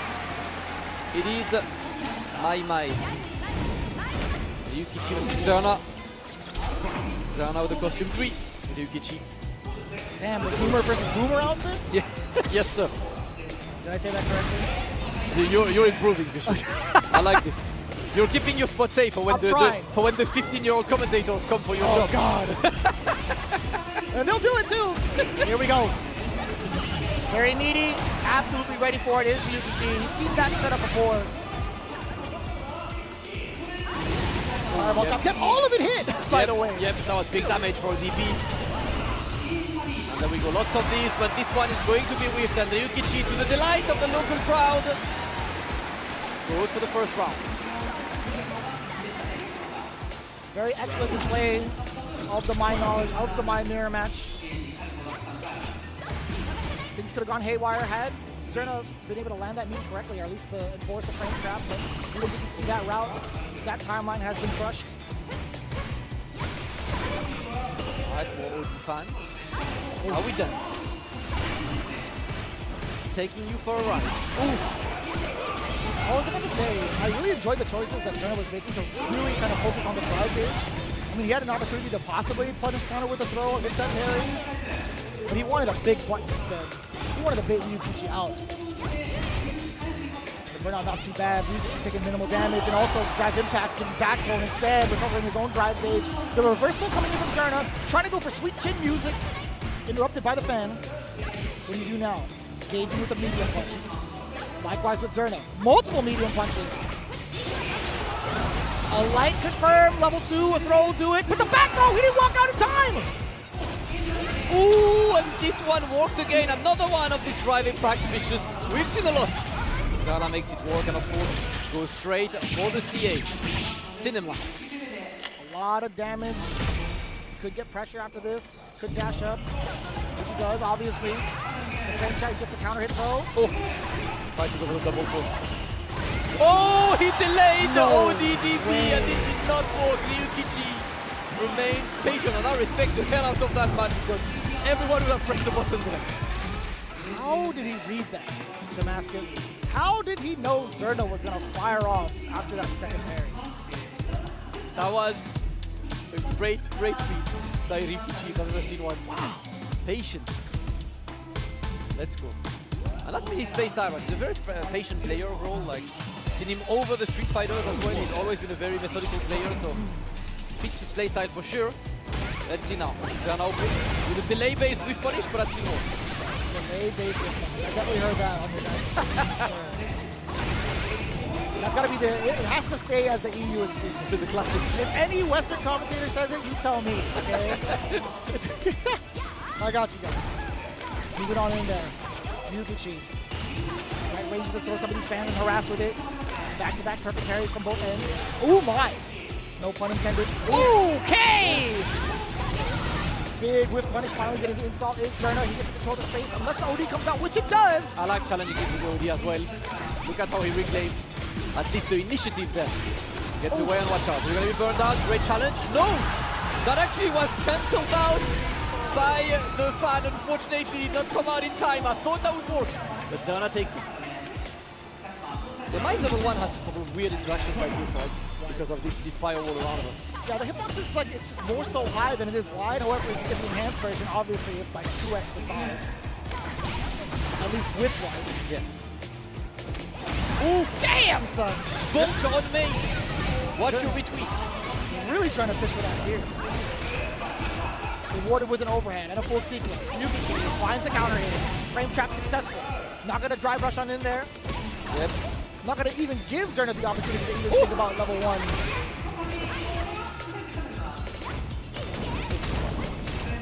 Testing his reaction just yet, no, we out of drive rush. Right now, burnout as we try to get in. And now it's your turn to block, my friends. Zerna is spending so much. You see the meticulous micro walk forward to check Ryuki, walk back, and check it once. Oh, he built it right at the final hit. But I think that's leaving you still alive, close to death. That level 1 must be on deck, boys. Bonk! Did he want to risk a level 1 and still have to face a comeback? Because I don't think it would have equalized the life. Even if it did, it just pushes both players back so far. Game 1 apiece, actually game 2, 1 game apiece for each player. Immediate rebuttal, now he's catching on to some of the staggers that Zerna's been putting down. Coming in, there we go, gets the opening. Lots of driver sheets by Zerna, but they're being successful. The shimmy is successful as well. Caught swatting flies. Absolutely huge. Oh! Not committed to the throw. Well, he could have had much more. And Zerna burned out right now. Obviously, Mai is so good at destroying your drive gauge like this. Double overhead. At least gets him a state away from the corner. That's actually so imperative. Ryuki could have gone for maybe like a drive impact if he had that chance. He tried to go for the late dive kick, and we block this overhead, so Zerna is out of burnout right now, but the crouch medium kick is going to get this one. He's not going to cash out to kill. No! He was already I feel like at the startup of his jump, no? I think so. It felt that way. Yeah. Unfortunately for Zerna, Ryuki, she had the better idea. Round taken for the Japanese contender. Let's go. Force Zerna to sit still, right? In front of these fans, it's just been so problematic. Rings out with the fierce, finding the mark. Counter hit timing against against Ryuki. But what a jump in! Wow, they're swinging against each other too! Disregarding the fans, disregarding the pressure, and the drive brushes doesn't even matter. Ryuki has a pretty significant advantage now. Yep. There's been at least one burnout per round as well. Oh! Tell me that wasn't sick. Tell me that. Oh no! I was about to say, tell me this isn't sick. This is not sick, Bishop. It's not. It's not anymore. Well, I'm gonna tell you. I'm gonna make you happy. Not anymore, man. Oh. Yep, that's the thing with Mice level 1. When you're too far, it's the fireball hitbox that takes it over. Damn. As much as Zerna wants to go viral, it was unfortunately not sick. Damn. He had it. There was a moment, but just slightly far off. To be fair, Ryuki is paying him in kind because he whiffed his level 1 earlier, right? Yes, sir. Trying to keep it equal. Just going back and forth. Oh, we're spending bars right now. He had committed to that drive rush. So we anti-air this one clean. Of Ryuki, he looks very solid. Great perfect parry into the sweep. Oh, back catch away from the throw, the booty bump. Counter hit against Ryuki. And it's still wake up with the throw from Ryuki. The sides have switched. Zerna at the deficit. Interruption. They are swinging Damascus. Get down here! Still looking nice. Swats that fan away again. And more. Oh, that wasn't there. The nice perfect parry. Zerna is still very much in this one. Got to watch out. He's close to the burnout, but he's trying to save his life, staying active. Look at the drive gauge, no eye block, and the backdash. This is gonna be difficult. He's forced to block. We're spending everything we have. There we go. Chipped. Ryuki offers himself too much points to move to tomorrow's top 16. Cold, hard mask. The calculations for the chip out, the way he structured his offense, clean. Okay. Okay? Okay. If it works, it works. Now wait. Another time, Zerna is sent to the corner. Ooh! Oh, I like how he pushes himself further out, but it's still, the fan remains for the punish counter. God damn, son! And now you're forced to block, man. That Zerna's looking long, and that was a bit too ambitious from Ryuki, and we block those!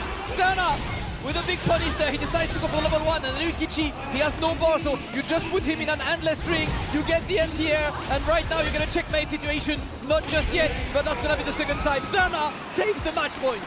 So much bar built as well off of these hits connecting. Coming in with 2.5 probably.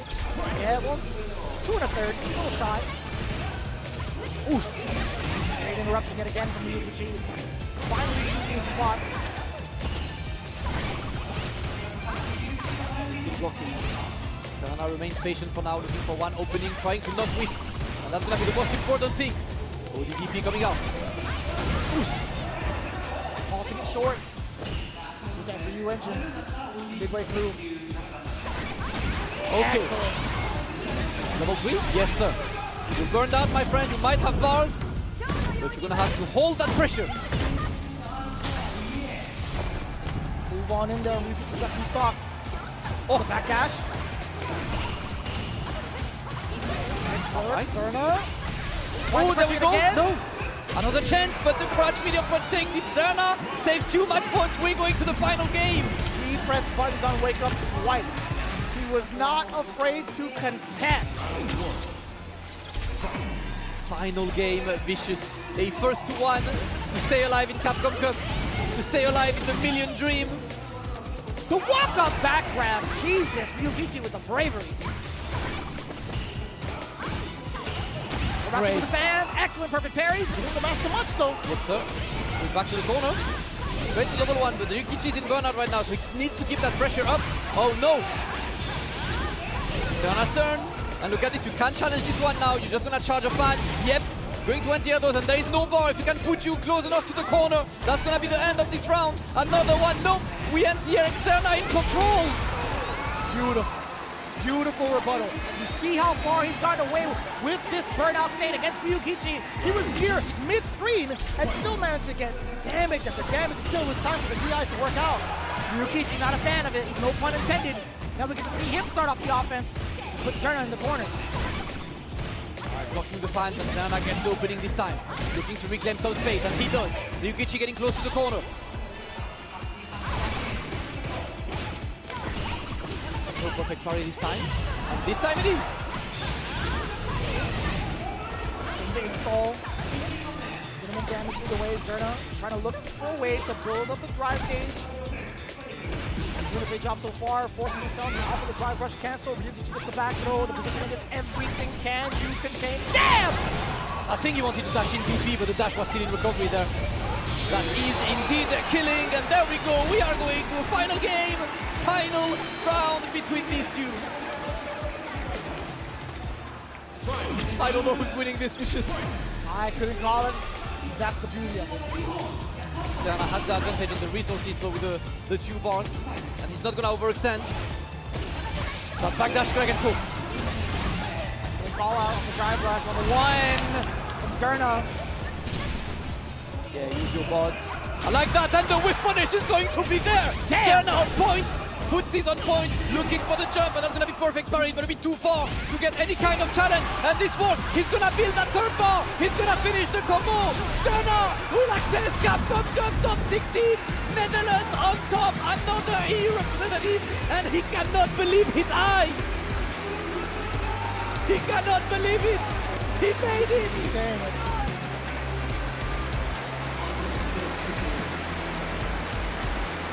What an incredible performance! You can hear it even through the headset! Zerna, man. You gotta feel happy for the guy. Yes!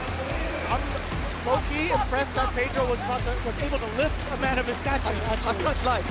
I can't lie. Pedro is out there, man.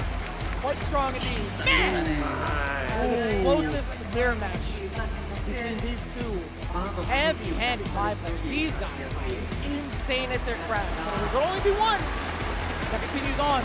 It is Zerna, the man of Group C. And of course, sportsmanship, right? Just wants to give his props for his openings.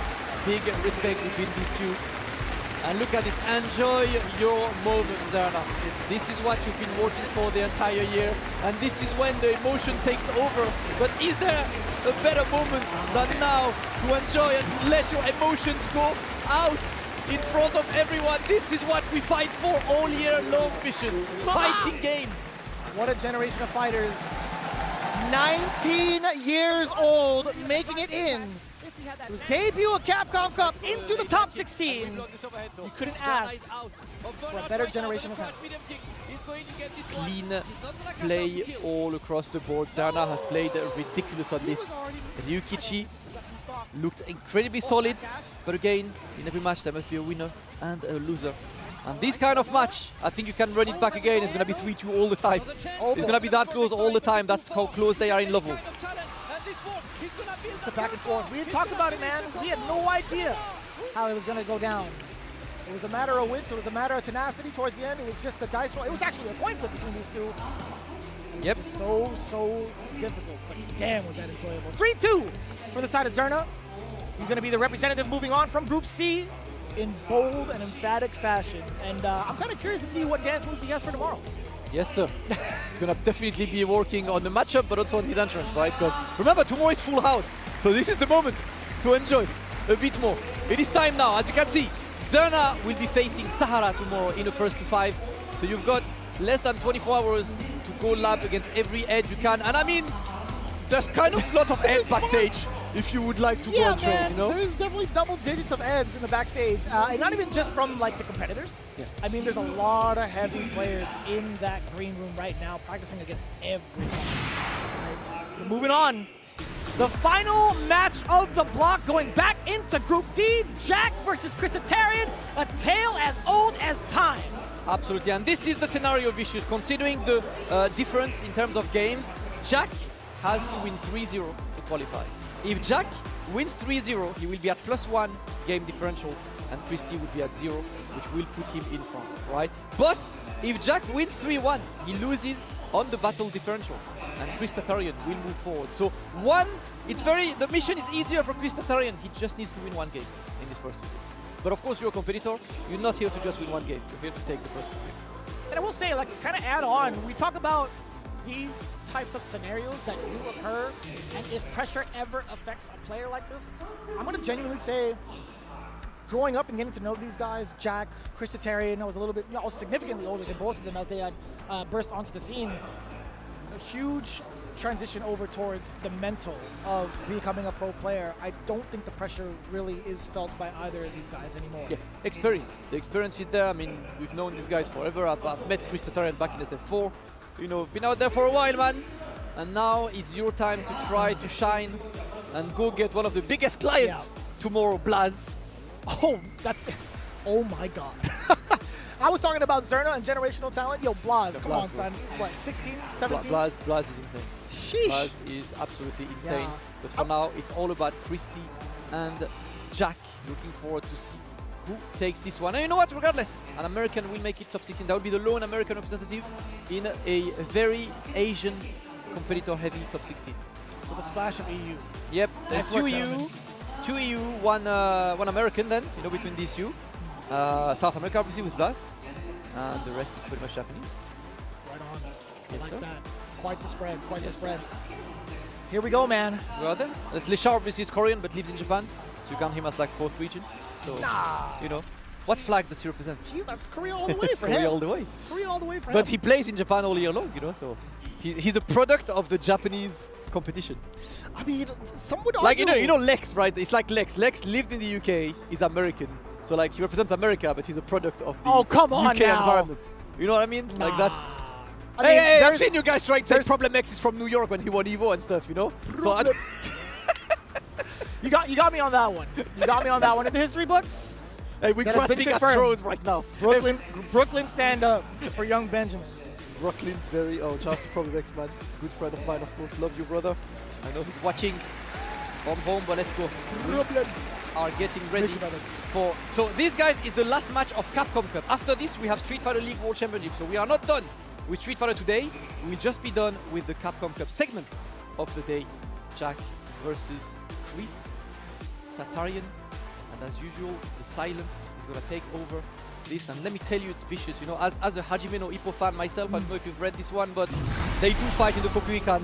And they say in the manga that Kokuikan is really well known for being ultra silent before the round starts. And the way it's depicted in the manga is exactly what I'm living right now.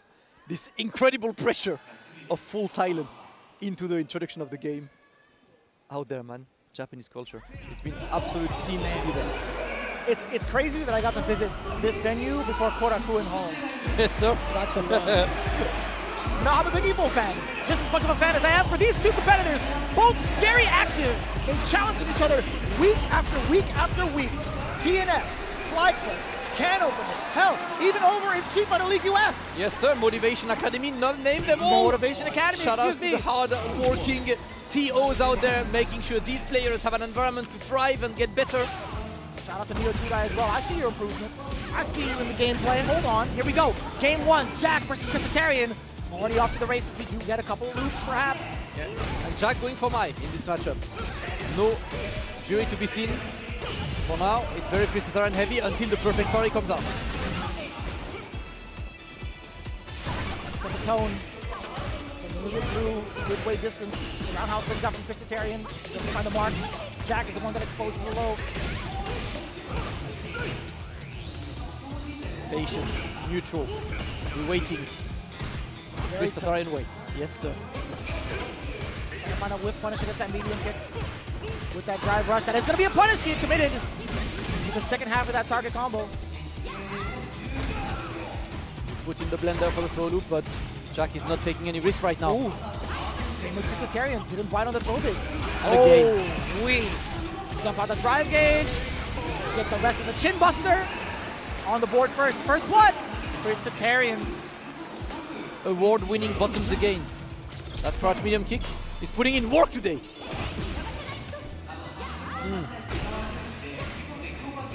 Oh, that was Misty B on this. Oh my Fortunately god. enough, he didn't get punished, but immediately after he did. Unfortunate circumstances for Jack. Very beneficial for ChristiT. Level 3, corner positioning. And the drive gauge disadvantage. Way to the corner. Ouch. Just shredding away. Yep. And ChristiT is looking like he's about to secure his spot in top 16. Remember, he needs one game to secure that spot. The challenge from Jack to stay in the race. Big perfect parry, and we get the punish. Vicious with this. ChristiT solidifies his spot in top 16, but I don't think he cares, because all he wants is to win the first 3. You're damn right. Staying locked in.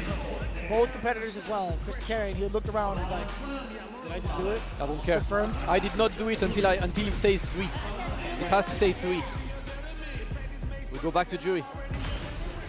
The immediate change up coming in from Jack. There it is, ChristiT. He's also taking in the energy, looking around. He had a big smile on his face. Enjoy the vibes, ChristiT, because this venue is starting to be absolutely packed right now, man. More and more people are coming throughout the day. Of course, we're expecting a full house, sold out venue for tomorrow and Sunday. That'll be legendary days of Street Fighter. And one of these two will be there tomorrow, that's ChristiT. Ooh. One batch. And now the pressure is on. Jack looking good still. Excellent timing against ChristiT's button choice as well. Couldn't catch him on the walk back, right? Just throwing him off ever so slightly. Counter hit, medium kick, does get the extension off of the light. Low break. Interruption on the Dragon Lash. The first attempt that we've seen from ChristiT's strategies thus far. Yep. Jack was ready for this one. Smart, but big with punish again. ChristiT's footsies are immaculate, boy. It's in his nature, man. That's how he was brought up. Oos. Go with punish on this. Stand Pierce completely whiffs. ChristiT. More fireballs running out too because of the drive gauge depletion. And the current flyer. Jack, he's got an objective.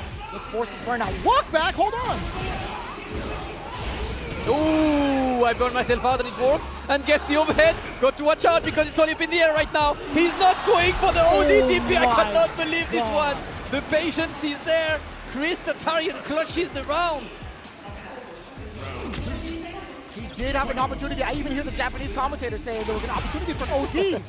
Yep, but I don't think ODDP would have chips. Because Jury's ODDP is like one hit on block. So I don't think this one chips, right? You would have needed a super and he did not have the bar, so the patience was a smart one from ChristiT. You see it? Absolutely. Spinning the bar. Yep, got the whistle. And it's not gonna kill. Oof.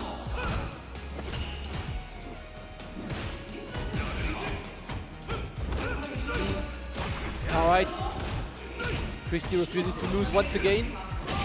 Jump back, medium punch, the extension. Catching the dome of ChristiT. Jack on the board with the round. But this is kind of detrimental right now going into this one. ChristiT is locked and loaded with 3 bars. Alright, 1 dash, 2 dash, but the ODDP on wake up. I'm not gonna respect you. Woo! Damn. You trying to whiff punish me, bro? Not today. Nah. You're trying to take your turn is what it is. Overhead, not maybe enough. Oh, no throw on that parry, but ChristiT looking great challenge by Jack. Uh-oh. I mean, this is a great start, right? To kind of like build up your drive gauge as well. ChristiT's patience. I love that patience with this. Not trying to overextend right. He'll backdash away as soon as the string is ended. Wait for the gauge to deplete. Back to square one. Oh, wow! Oh, no. Oh, no. Buffer moment. At the worst moment for Jack. ChristiT gets game 2 on the board. 1 game away from a clean sheet right here at phase 2.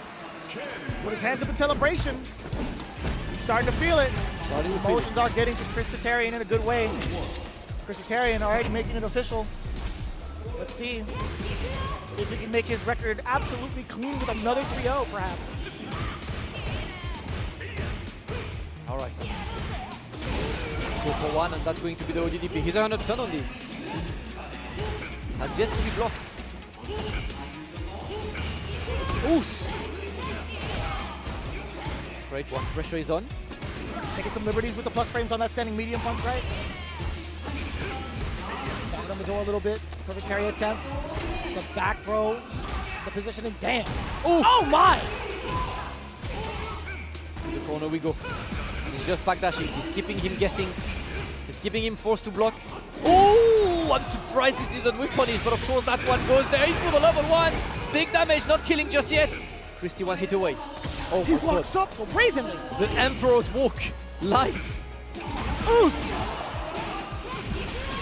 Gonna jump out the drive gauge into the level 2. Kind of dangerous territory. Yeah, but you get a safe jump setup with this, right? So there we go. Stomp. What Jack was looking for, and he manages to save this round. Damn. I like the attempt too. I mean, ChristiT, all he can do is maybe try to jump out, perhaps jump back jab, maybe for a trade or something. But either way, Jack on the board with a round in game 3. Counter hit, closing the timing. All right, challenge is there. ChristiT with a perfect parry, but not gonna get much of it. The jump back. Just to reset, trying to be as risk-averse as possible. Yep, it's the risk-averse version of the tech. Oh no, bad timing. ChristiT takes advantage of this. First time we've seen a wake-up super coming in from Jack.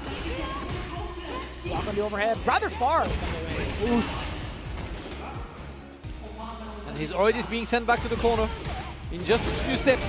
ChristiT is simply walking forward and walking his opponent to the corner, but Jack now needs one hit. The stomp is blocked, keeps the pressure on. ChristiT is on burnout. Trying to DI here. Ooh! Oh, that didn't connect. All right. It was a little too far. Yeah, it was a bit too far. That's surprising. We got Jack with the game, 2-1.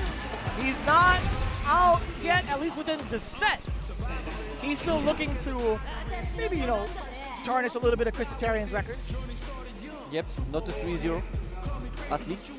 We take a moment right now to review the notes, to reconsider the strategy.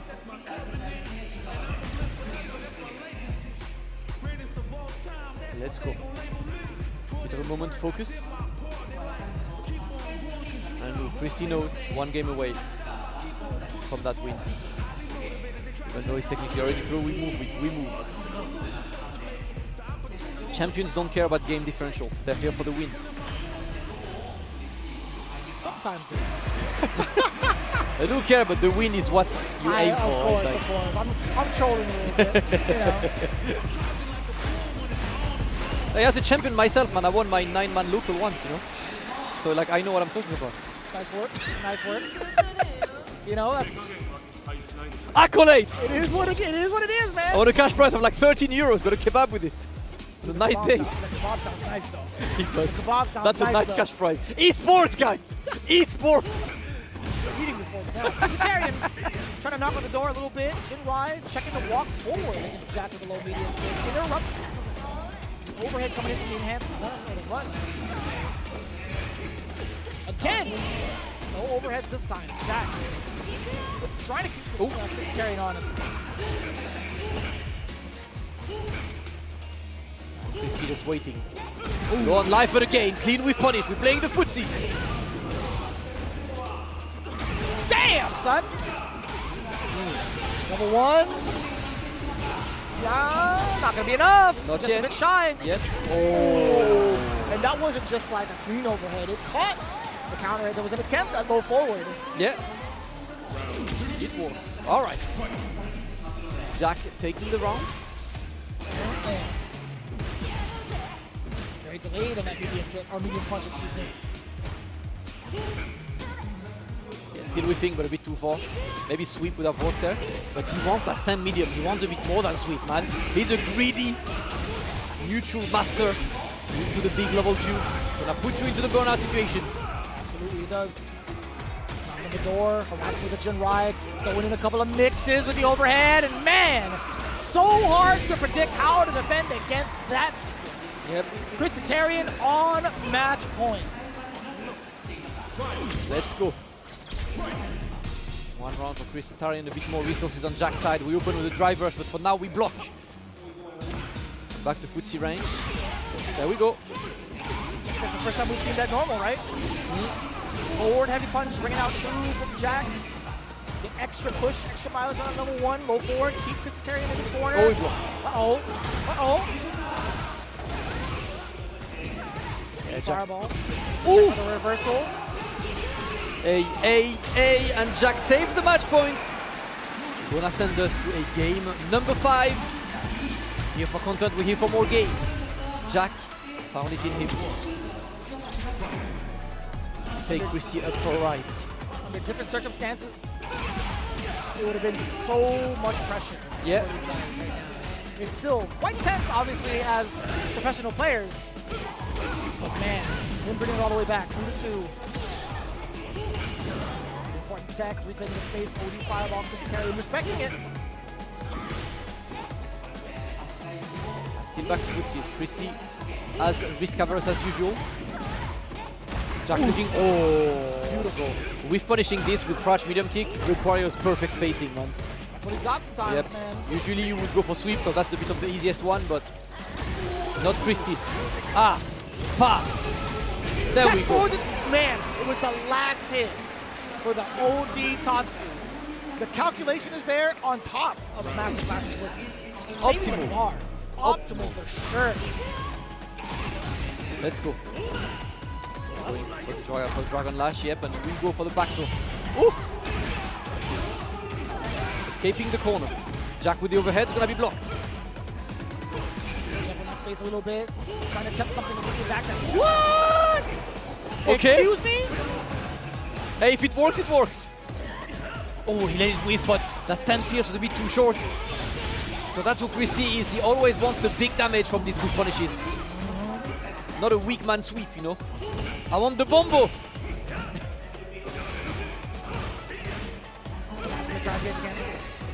Oh. Okay. Punish counter doesn't even allow the Jin Rise to continue on. Grab rush, counter hit! Level 3! Oh, okay. Critical art attack! Okay, decides to go for the CA. Sit down and shut up. It's a setup for the fireball too. Pa! Jack now in burnout. On the receiving end of the pressure. ChristiT is looking to keep that pressure on right now. One hit could kill. Great anti-air there. Jack, last chance. Are you gonna bust out that level 1 or not? Because right now it's about to be chip. No! No drive rush there! We block! We still block! We have no choice but to block! We have no choice but to block indeed. Vicious, but the crutch medium kick saves it. ChristiT finishes with a bang, takes the win, remains undefeated for today, and of course validates his ticket for top 16 of Capcom Cup. He will be taking on the massive client that is Blaz tomorrow. But right now, it's time to celebrate.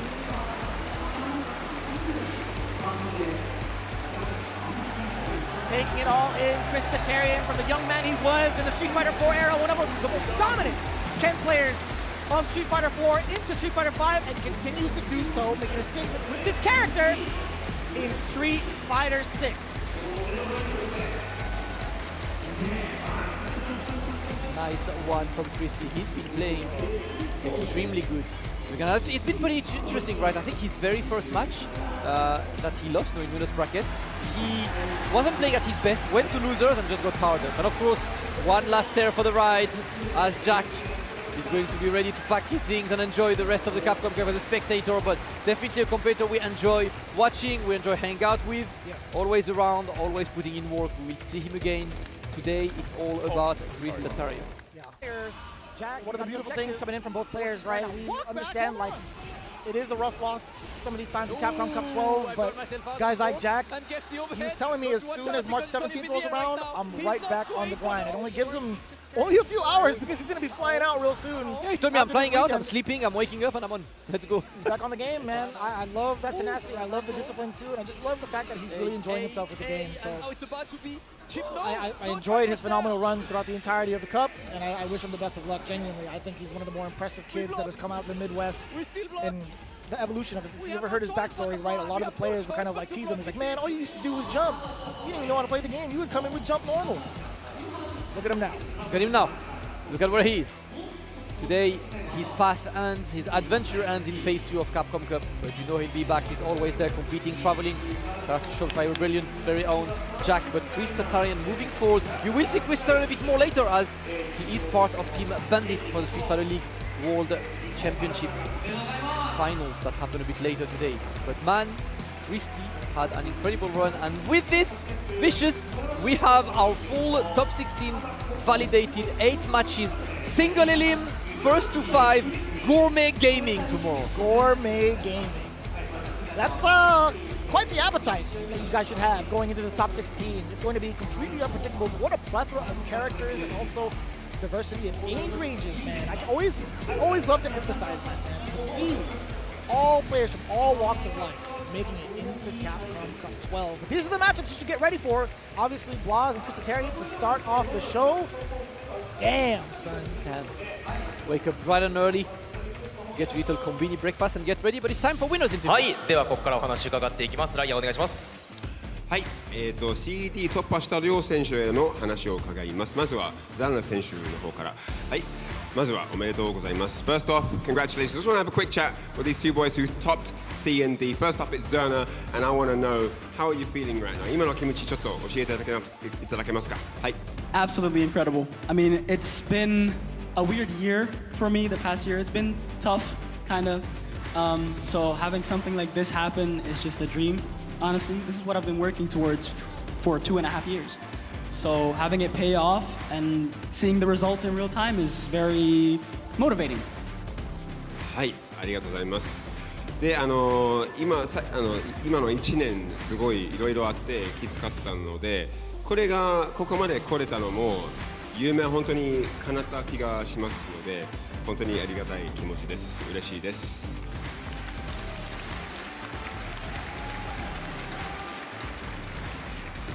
はい、周平さん、お願いします。本当にこの最終日トップ6に残りましたけど、この上残ってる中でこう戦いたい選手とか、この選手は手強いだろうなっていう選手はいますか？ So, top 16 in the books now.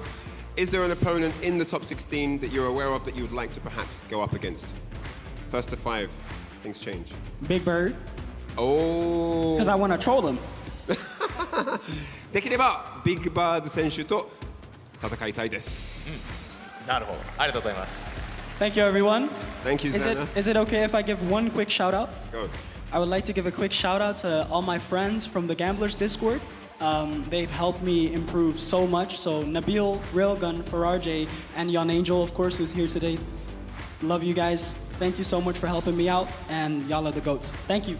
友人やファンやあと4エンジェルにも感謝してますし、すごいありがたい気持ちです。ありがとうございます。応援してくれてもありがとうございます。これからも頑張ってください。ありがとうございました、みんな。はい、そしてザーナ選手、はい終了で、次はChristiTグループ D を突破したChristiT選手です。はい、おめでとうございます。まずはおめでとうで Congratulations. Thank you, brother. Have a little chat with you here. Now, man, phenomenal breakdown of the end of the matchup. You look like you were really comfortable. What is it for you that just gave you that edge? I mean, you really seemed like you were confident. You had all the answers. Coming onto this stage, a character that we don't see every day, you know, how were you able to deliver such a spectacular performance in the way that you did? で、日本語がない。なぜ、エレナ使い少ないのに、なんかすごい対策できてたのもあったし、やっぱり自信があって、ここまでのすごいプレッシャーが高い大会なのに、すごいなんか落ち着いてたようなスタイルでやって、3-0スコアですごいことなので、一体なんでそう出したかって聞きたいんです。はい。Well, last night we actually ended up going back to the office to lab, and I took that opportunity to watch Ryhan's match against NotPedro and Phenom, so I picked up some habits that he has. But I also want to shout out Dogura for coming early and showing me some things that I could do against Elena. And when I played against Dogura, he's the best Elena in the world, and I felt like even though I don't really know this matchup, I was holding my own, just playing my game, my neutral, and I felt like if I could hold my own against Dogura, then I'll be able to beat Ryhan just playing my neutral. And that's exactly what I did, you know. Yesterday night, Mena told me play the player, not the character. We have like zero experience with Elena, so I had to really pick apart the player and see what he was doing. 昨日ライハンの動画特にvsナクルの Shoutouts to Ryan Hart for translating Ogura's comments too. ライハンの動画見てメナさんと一緒に見ていろんなコーツ掴んでたコーツを書いてでトレーニングでいろんな答えを出せてでドグラ選手僕の頭の中ではドグラ選手は世界中の一番強いエレナ使いなのでの試合ちょっと少しやってやっぱり自分を出せたっていう気持ちで自信が上がりましたとでエレナ使いは世界中にそんなになんかいっぱいあるキャラじゃないのでメナ選手からアドバイスされたのはキャラに集中するんじゃなくてその人間に集中することがそっちの方が大切だというアドバイスをもらって役に立ったとそういう答えが出ました。ありがとうございます。続いて周平さん、はい、質問ありますでしょうか。はい、本当にChristiT選手としてはやっぱりトレードマークはやっぱ剣。そうですよね。この剣で多分メインキャラクター唯一このトップ16に残ってると思うんですけど、相手が次はブラズになるわけですけど、ちょっと意気込みを教えてください。So you're probably going to be the only Ken. Well, you're the only Ken left in the top 16. Your next opponent is going to be Blaz. You do know what he's capable of. What is your feeling like? What's the motivation like ahead of the match against Blaz here? I feel very confident actually because I have a lot of experience against Enzo the Hokage. Shoutouts to Enzo. And yeah, I'm very excited. Blaz is an incredible player and I feel like we're going to put a good match. I'm just blessed to be in this position in the first place, man. Okay. でエンゾー・ザ・ホカゲさんと、よく対戦しててで対戦し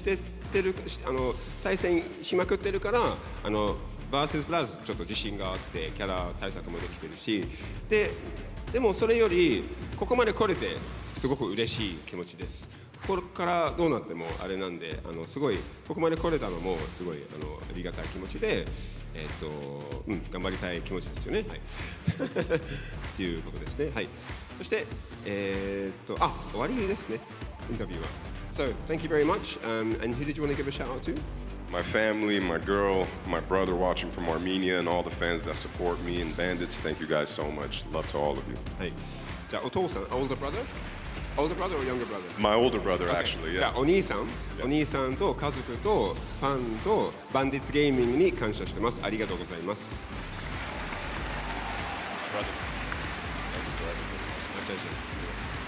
Thank you so much. ありがとうございます。トップ16ですか。ついに来ましたね。はい。とても楽しみですね。はい、これでインタビューコーナー一旦終わりとなります。終了となります。そしてお引き続きカプコンカップ12をお楽しみください。開始とともに実況の方に戻りしましょう。よろしくお願いします。お願いします。Top 16 all set. It is the end of phase 2 of Capcom Cup. Of course, before we get to the SFL World Championship, review a bit of the results, but more importantly, a tweet from Capcom Fighters says enough likes and Vicious will take that beanie off. So can we just get it done with, please? Just shiny heads only. Yeah! Only shiny heads on this stream. Let's go. We out there. You have a receding hairline. Shave, bro. You look better. Let's go. How do you feel, Vicious? You feel better? You feel free? Just kinda. Yeah. It's a little cold. See? I gotta, take care of my brother, man. We out there, we care for each other. All jokes aside, man, you guys have been phenomenal with the entirety of the support, right? Liking that tweet. 5 was so low. Come on, guys. Whoever's in charge of that, you're gonna get an email from my agent later. But again, all that's said and done, we appreciate you guys hanging out with us throughout the entireties of phase 1, I should say, phase 1 to phase 2. That concludes Group A and D. Taking a look back, let's see what made it out, right? To fill in the top 16, MenaRD, dude, this entire group, 3 2s, yes. 2 3s, all across the board, but damn was it so nail-biter.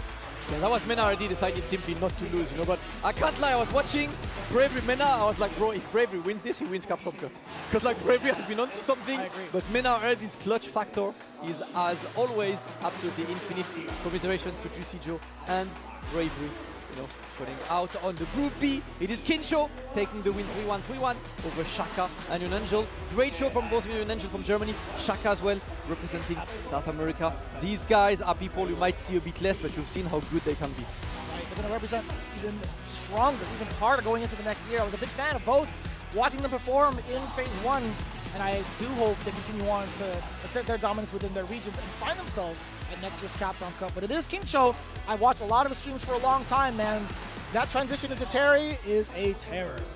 Absolutely, bars indeed. And on Group C, of course, we've just seen this one. NotPedro, unfortunately, counter performance for him today. Not the best of days, but we know he'll be back. Ryuki as solid as ever, but Zerna is the man of the day. Whether it's on camera, in the game, he's always going 100%, and a well-deserved win of Group C. He will be here tomorrow for Capcom Cup top 16, bro.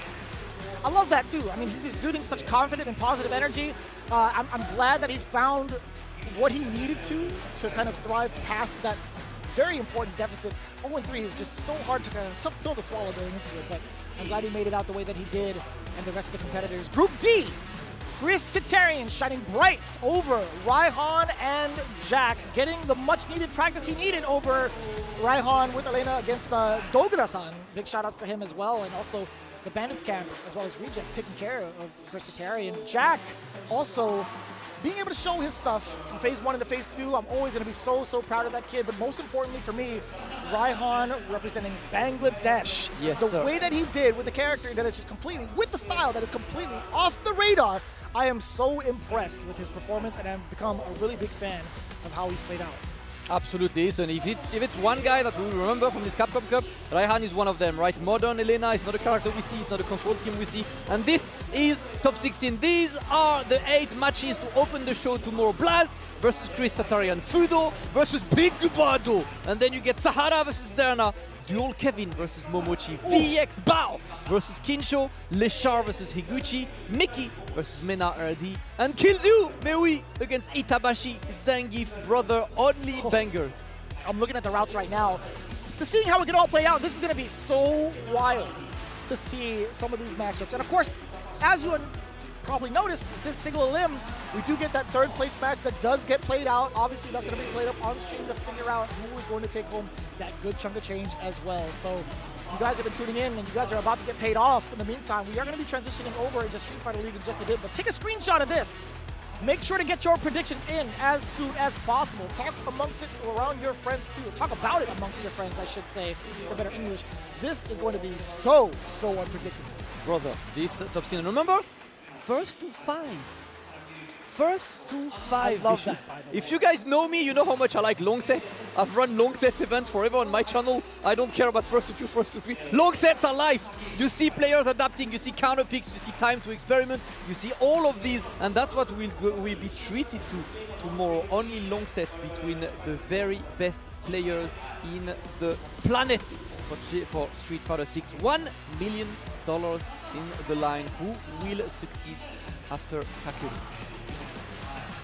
This is just so wild to see. You see the hall of players here for Capcom Cup 12. You see them all ready to throw it down, all on the line. There is no turning back. There is no redemption coming into it. This is going to be single elim again. This is do or die time going into the finals. But of course, we need a little bit of time to prepare for that, right? We got to get ourselves situated, right? We got to refresh and wait for it just a little bit. In the meantime, obviously, it comes with the complete package of the Street Fighter League World Championships. That's going to be happening on Sunday towards the end of it all. Yep. But we also have the group stage coming up for them. Yep. We've got right now, so for the rest of the day, we still have 4 matches of SFL World Championship. Remember, it's Team Reject, Team Bandits, and Team Ninjas in Pyjamas, all representing their respective regions, fighting each other. 4 matches coming up. But before that, obviously, we got a shout out to our sponsors, throwing it down for Capcom Cup 12. This is the Regza gaming monitor, the RM-3278R, officially certified as the official monitor of Capcom Cup 12. On the global stage where the world's top players compete, best believe this product was selected to accurately display the critical moments that decide victory or defeat. With its amazingly fast response performance and Regza's advanced display technology, it minimizes motion blur and display lag even during intense gameplay. RM-G278R is a gaming monitor chosen for top-level competition, designed to support players at the highest level possible. Be sure to check them out. Yes, sir. And Storm Collectibles is a figure designer and production company from Hong Kong, which makes high-quality, officially licensed collectible action figures and specializes in fighting games. They bring classic and iconic gaming characters back to life, also keep up to date on the blockbuster games like the Street Fighter series from Capcom. Storm Collectible products quality is at the standard meant for the true collectors, with high likeness to the finest details from the head sculpt to the body, articulation and accessories. Check out the Street Fighter character figures on their websites. Very cool. They're going to add Zhang, even Sagat to the roster, the Street Fighter 6 versions. I like that. As much as I love the rest of the conclusion for Capcom Cup 12, guess what? The weekend is just about to start. The tickets are now on sale for Capcom Cup 12 with the official tournament to crown the world's strongest player.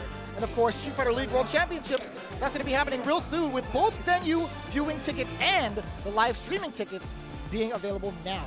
This is your chance to experience the pinnacle of competition, so be sure to purchase your tickets. Each ticket type comes with exclusive bonuses, as you can see here. Rashid's Outfit 1 Color EX1, really good color scheme, as well as the Aki Outfit 1 Color EX2. I love that look on her. For details on tickets, bonuses, and the tournament, please be sure to visit the official website. You can see it down on the QR code below. Be sure to check it all out and experience Capcom Cup 12 together with us, the fans, and the players as well. Listen, it's going to be an exciting weekend here at the Ryuki Kokuikan. And remember, right, this entire venue is sold out for the weekend. I've been talking to some of the Japanese community members. I got lucky enough to go attend some of the locals in Japan because I got there last week.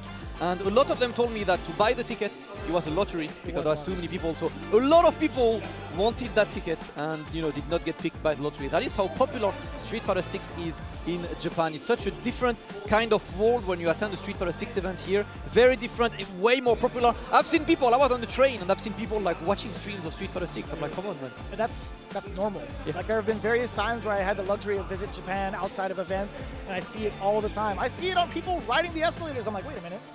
You're wearing a Street Fighter jacket? I see them walking away, always watching the stream.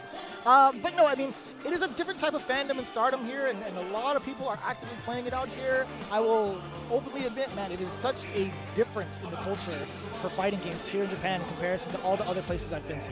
Yes, it's really, really different. I think it's like, I see it more as a fan culture than an active playing culture. Like our culture of fighting games, you know, in America and Europe, it's the players gather to watch the game, right? In Japan, a lot of people who watch are not necessarily players. They're people who enjoy watching the same way you would enjoy watching whatever sport is your favorite. You might be watching NBA all the time. That doesn't mean you play basketball every day, you know? Yeah, same with wrestling. I'm not going to do all that, but... Oh, you don't I wish I could. break spines for a living? I'm telling you, man, when I saw Zerna hit the gritty, my knees were buckling.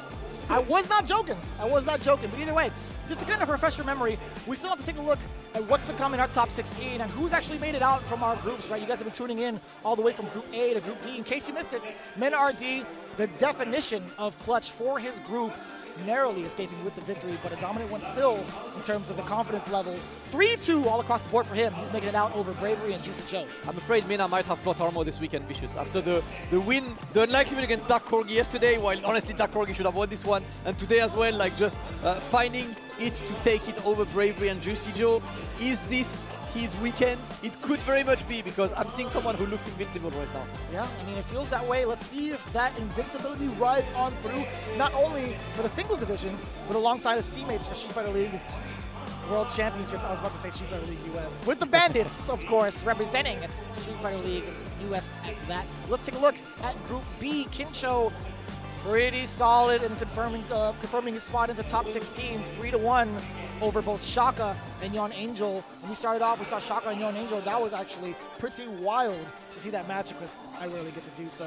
And then Yon Angel trying to go through the rest of the ranks. I loved being able to see him in person. I loved being able to watch him play. It's been quite stellar. Yep, such a cool guy. And, you know, he was enjoying his time on the stage. That's what I like as well. You know, like the worst experience would be to be qualified to Capcom Cup and to be too nervous to play your game. But he was not. He enjoyed his time on the stage. You know, he will have another chance in the future. For now, it's all about Kincho. You know, the big Terry, he won the Japanese World Warrior Series, the toughest World Warrior Series on Earth by far.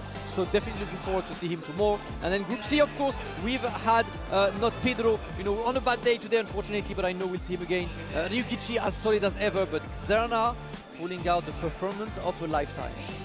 Trying to mimic the movements. You can see it like off camera. Trying to make sure that Damascus knows I'm not too old. Oh my god, we're not that old, man. Listen, you know what the thing is? As long as you lift more than the younger than you, you're not old. Yeah, that's fair. That's how I see it. That's fair. I still couldn't believe that Pedro was able to lift up Zerna off his feet. I'm gonna test this guy later. We need to have a chat with NotPedro. But Zerna, excellent performance. Proud of him as well, man. As one of the guys that I see on my streams around, all around the year. From set and reset to Wanted to Salt Mine to all the stuff. He's always around. And Group D, ChristiT going for a dominant run there, taking it over. Ryhan shutting out Tugura for the labbing and Jack. But ChristiT might be the winner. The MVP on this might be Ryhan just for the impact he had. I will actually agree with you on that one. I think there's something that's so impressive about being able to rise against like any sort of like oppression in regards to like character selection in terms of like the play styles with the controller schemes, right? A lot of players had not really adapted to all the DLC or adapted even to modern completely, right? Japan has been the ones to fully embrace it. Yeah. Now I feel like the rest of the world has a better insight because of Ryhan's influence. Yes, sir. Yes, sir. And, that leads us to an absolutely incredible top 16 players there. I'm going to put you on the spot, Vicious. Who wins this? Oh, boy. I'm going to need more time than that, brother. I'll answer the question. Tell us in chat as well, right? I want one answer, just one player. Just you. It can be your hard pick, whatever. Who do you reckon takes this? Okay, I mean, like... I'll give you 2 picks. Your hard pick. So I want your hard pick and your realistic pick. I had my top 2 just at the start of the show, man. I mean, there's just so much that is going on in the world of the game. Blaz has been the cornerstone of it all, especially towards the latter part of the season. I think Blaz is a very, very strong shot. Him going up against ChristiT is going to be one of my favorite matchups. My second one had to be Lashar, especially with the way he's developed his gameplay and also transitioned between characters. That's going to be very interesting to see because if you look at the brackets and the paths from both ends, right? Blaz, ChristiT, Fudo, Big Bird. Either way you spin it, if Blaz advances, he still has the tough one out between Fudo and Big Bird, and these guys are absolutely ready for someone like Blaz. But who knows, right? On the other side, Lashar having to face off against Higuchi, he's looking pretty pristine right now. And that matchup, it feels like it's going to slog for him. And then VX Bao and Kincho, it's still a very tough way to spin it. But you can't bow out yet, too. There's a lot of people that have picked Sahara. They have them on the map. He has to face off against Zerna. And then Dual Kevin versus Momochi. Bro, I can't even call that. And then, of course, to finalize it, I know I went out of order. We were going through the picks. Mickey versus MenaRD. That's going to be tough, man. I want to see what speed Mickey's going to be able to play at. And then Kills You versus Inabashi Zangief. Again, this is going to be kind of difficult to call. We've seen Kills You kind of change over into the my pick. I don't know if that's going to be like any other change going up against the Zangief matchup. He's still got jury, he's still got a jury. Yeah, ready for that matchup. Let's see, who he picks between jury or Mai. I feel like all of these matches are really up in there. It's hard to have proper, prediction. My Battle Hub prediction on SF6, you know who I got? I got Sahara. And my thinking behind this is that generally speaking on Capcom Cup, the absolute favorite rarely wins. It's always a guy who can win and who is on his day, and that could be Sahara. Although realistically, the favorite, I think Leshar is like pretty much the favorite. It's been the favorite for a while. Overall, you have like Blaz and MenaRD right behind, in terms of logic. But have you seen Fudo, bro? Fudo and Momochi. Fudo and Momochi played like they cannot lose. They played like they don't know what defeat is. I'm looking forward to see them tomorrow because with the performance they showed yesterday, don't know how we need. I think that's a similar opinion from a lot of the players here, a lot of the commentary here as well. I've been able to talk to some of the staff members. They've kind of had very similar opinions. Like Fudo is looking rather strong, but you talk about some of that plot armor too. MenaRD is easily one of the ones in contention as well. It's going to be so difficult to call out. I mean, he's been pretty impervious up until this point. Kind of close, but either way. Speaking of MenaRD, he's going to have a lot to play through as we get ready for Street Fighter League World Championships. As you saw the schedule so far, we had our Phase 2 rounded up and concluded. Now we get into the team tournament format. Yep, today we got NIP versus Bandits, then Bandits Reject, and then Reject versus NIP. The format is the following: everyone plays each other twice, once home, one away, and at the end we addition the points, and the top two will play a race to 70 for finals on Sunday. That will start at 4:15 our time. Right now it is almost 3:45, which means we are about to take about 30 minutes of break, you know, to get a drink, get a snack, get ready for what's left of the day to open the SFL World Championship group stage. Final thoughts for me, man. I gotta say, it's been an absolute pleasure being able to commentate with you as well. This is our first block together. Likewise. And I'm glad we got to do it. It's been too long. Yes, sir. Shiny enough, you know. I hope everyone, I hope all of you guys got your shades on. You're in chat. I apologize for all the light, but that's it. Bright games, brighter commentary, and this is the fun we have. But it is time for us to take a break, half an hour break, and we'll be back with the Yipes and Cherry Genix to open SFL World Championship finals. See you in a couple of minutes more for 6 at Ryuki.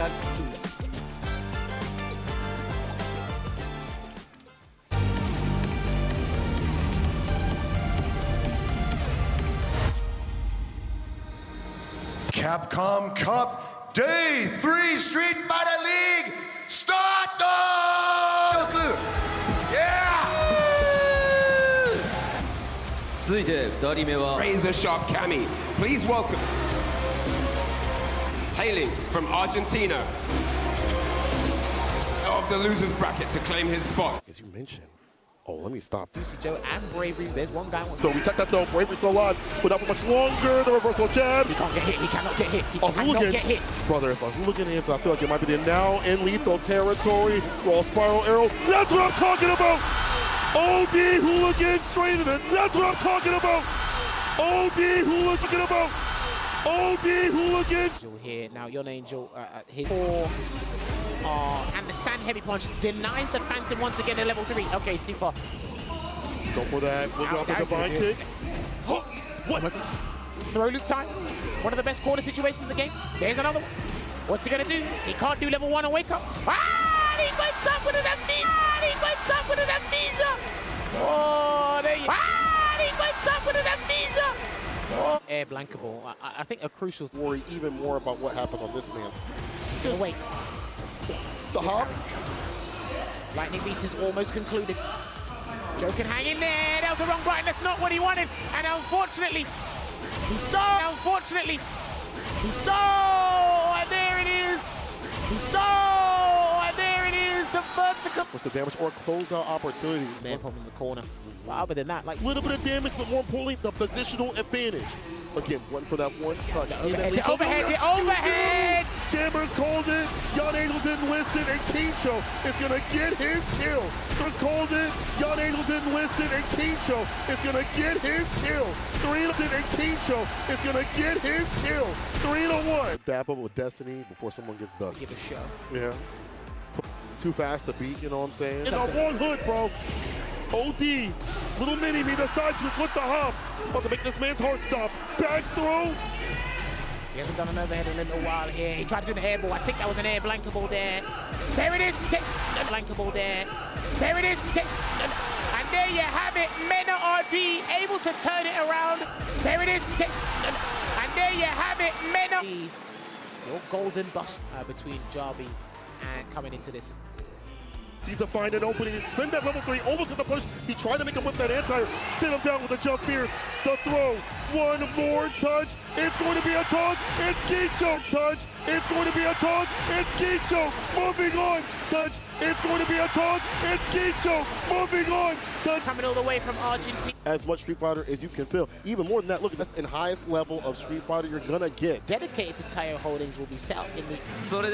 That does it. How far he can go. Mid-best maybe let's go, but on some real stuff. All the matches gonna be super sick. The man who fought his way through Group G. He has the heart of a champion. Please welcome. Give it up for the legend-ranked Ken. Earth. Please welcome to the stage. The stage. And as always, the silent performance yesterday on day 1, number 1. Oh, then the yes. Overhead! Is that it, Vicious? That might be it. Yes, the combo is there. And we go for that level 2 Ryuki. In that level 2 Ryuki. In an absolutely unchallenged overhead! Of them, but it is time for the tradition. At switching up the game plan, he's always medium kick. Another chance. The timing is getting caught every single time. ChristiT, nice and easy. Shit, man. ChristiT, nice and easy. Shit, who did right cap? 3. The timing is getting caught. You're done. So, gets a crotch medium, looking for a run. He's not gonna get much. He's getting close to burn out himself. Oh, just wants to show you, look at this sportsmanship, love these guys, you know, at the end of the day, it's something I love about 3-1. Still tickets. Oh my lord. Punish counter throw. He's looking for that one opening that could be the end. This is the Ryhan I wanted to see. This is the Ryhan that got him this far. And there we go, the opening is there. My assumptions would definitely lean towards. Right, yeah, so I feel like Mai should be the good one. I like that, and the whiff punish is going to be there. Damn! Zerna on point.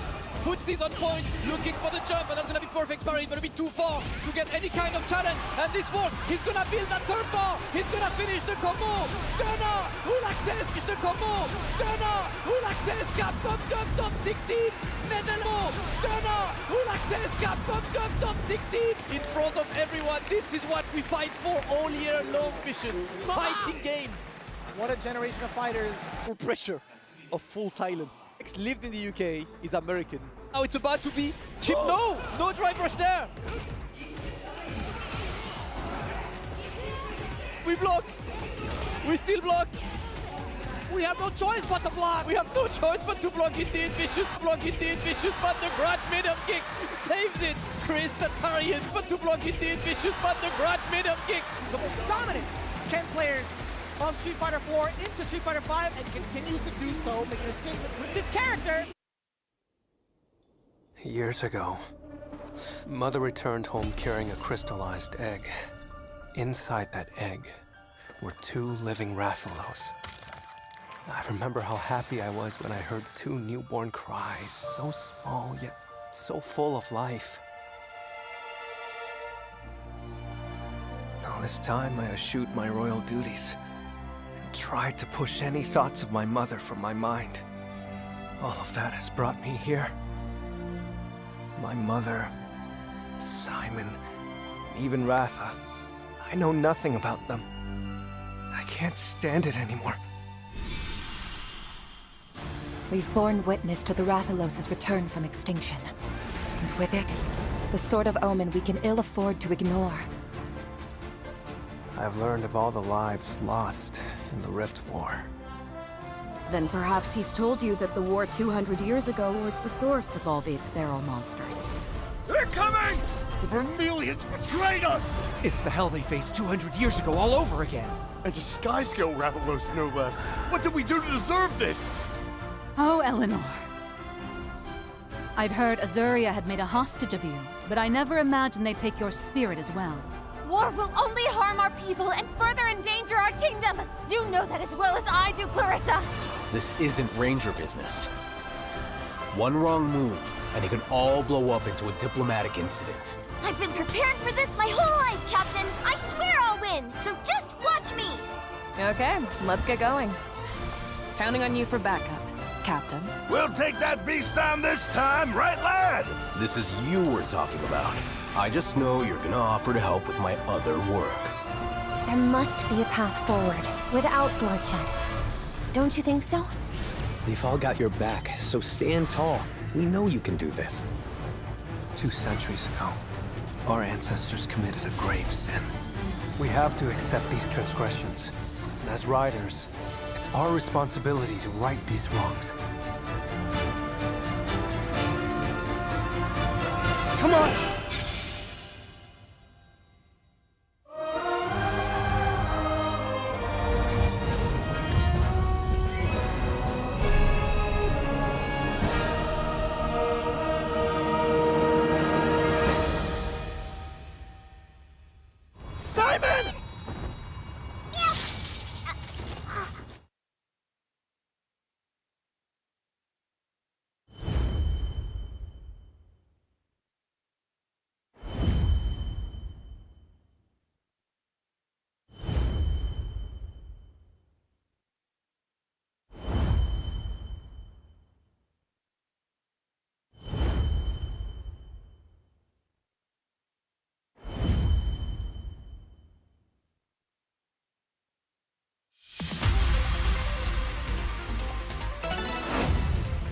Geostellar, on the air!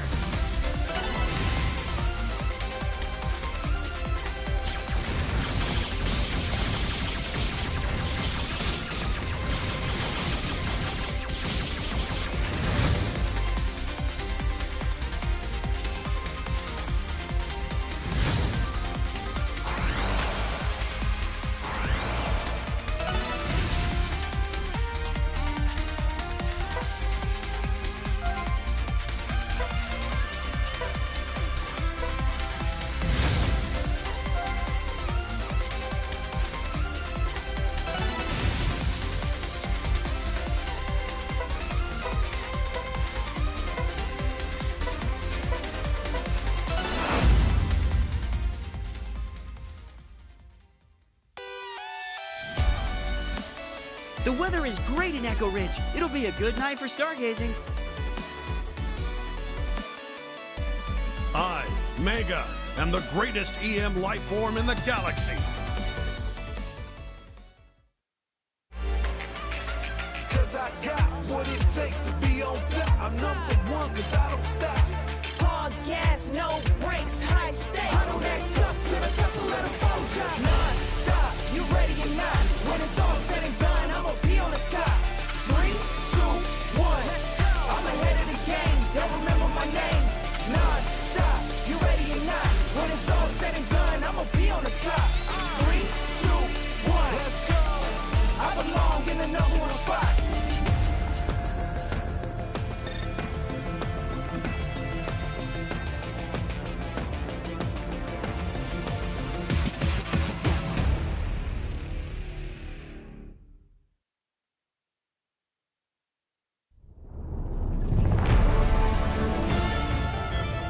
Is this Arkveld manifesting Guardian powers?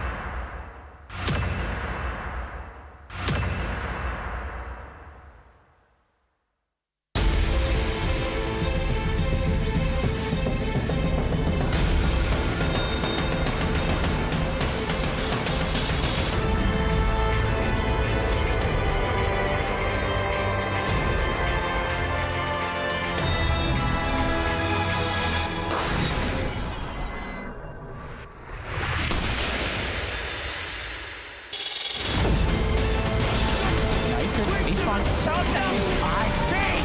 Good lord, juicy show, please. He's gonna have to spend the Delta Renaissance to close out this round. Slightly overzealous. ChristiT would have done. He's got 3 of them. He's got a spin. No shot! Double V-bomb. That's a counter. What a way to go into the light. 両者譲らず無理やり下りた形。うまい距離を取っていた。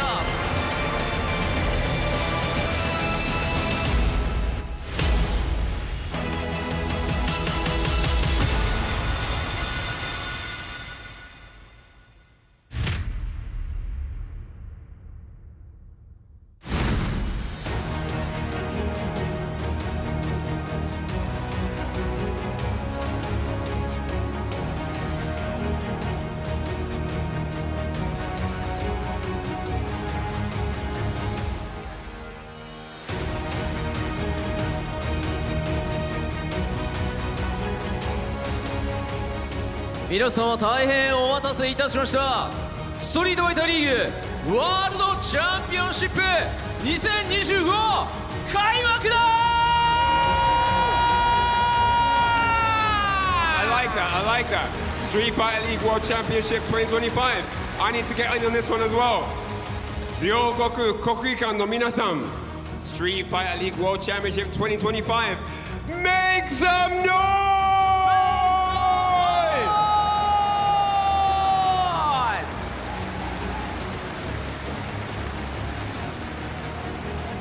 本日 MC を務めます R です。そしてライアンです。 We are your hosts for the preceding matches. My name is Ryhan and I'm joined by Aru. それでは本日と15日日曜に行われるストリートファイターリーグワールドチャンピオンシップ2025についてご説明いたします。 Now let us explain the details of the Street Fighter League World Championship 2025 that's taking place today and on March 15th. ストリートファイターリーグワールドチャンピオンシップとはアメリカ、ヨーロッパ、そして日本の世界3地域で行われたストリートファイターリーグの各優勝チームが一堂に集結し、世界最強をかけて戦う大会です。 The Street Fighter League World Championship is a tournament where the champion teams from the Street Fighter League held across the 3 global regions of America, Europe and Japan gather together to battle for the title of the world's strongest team.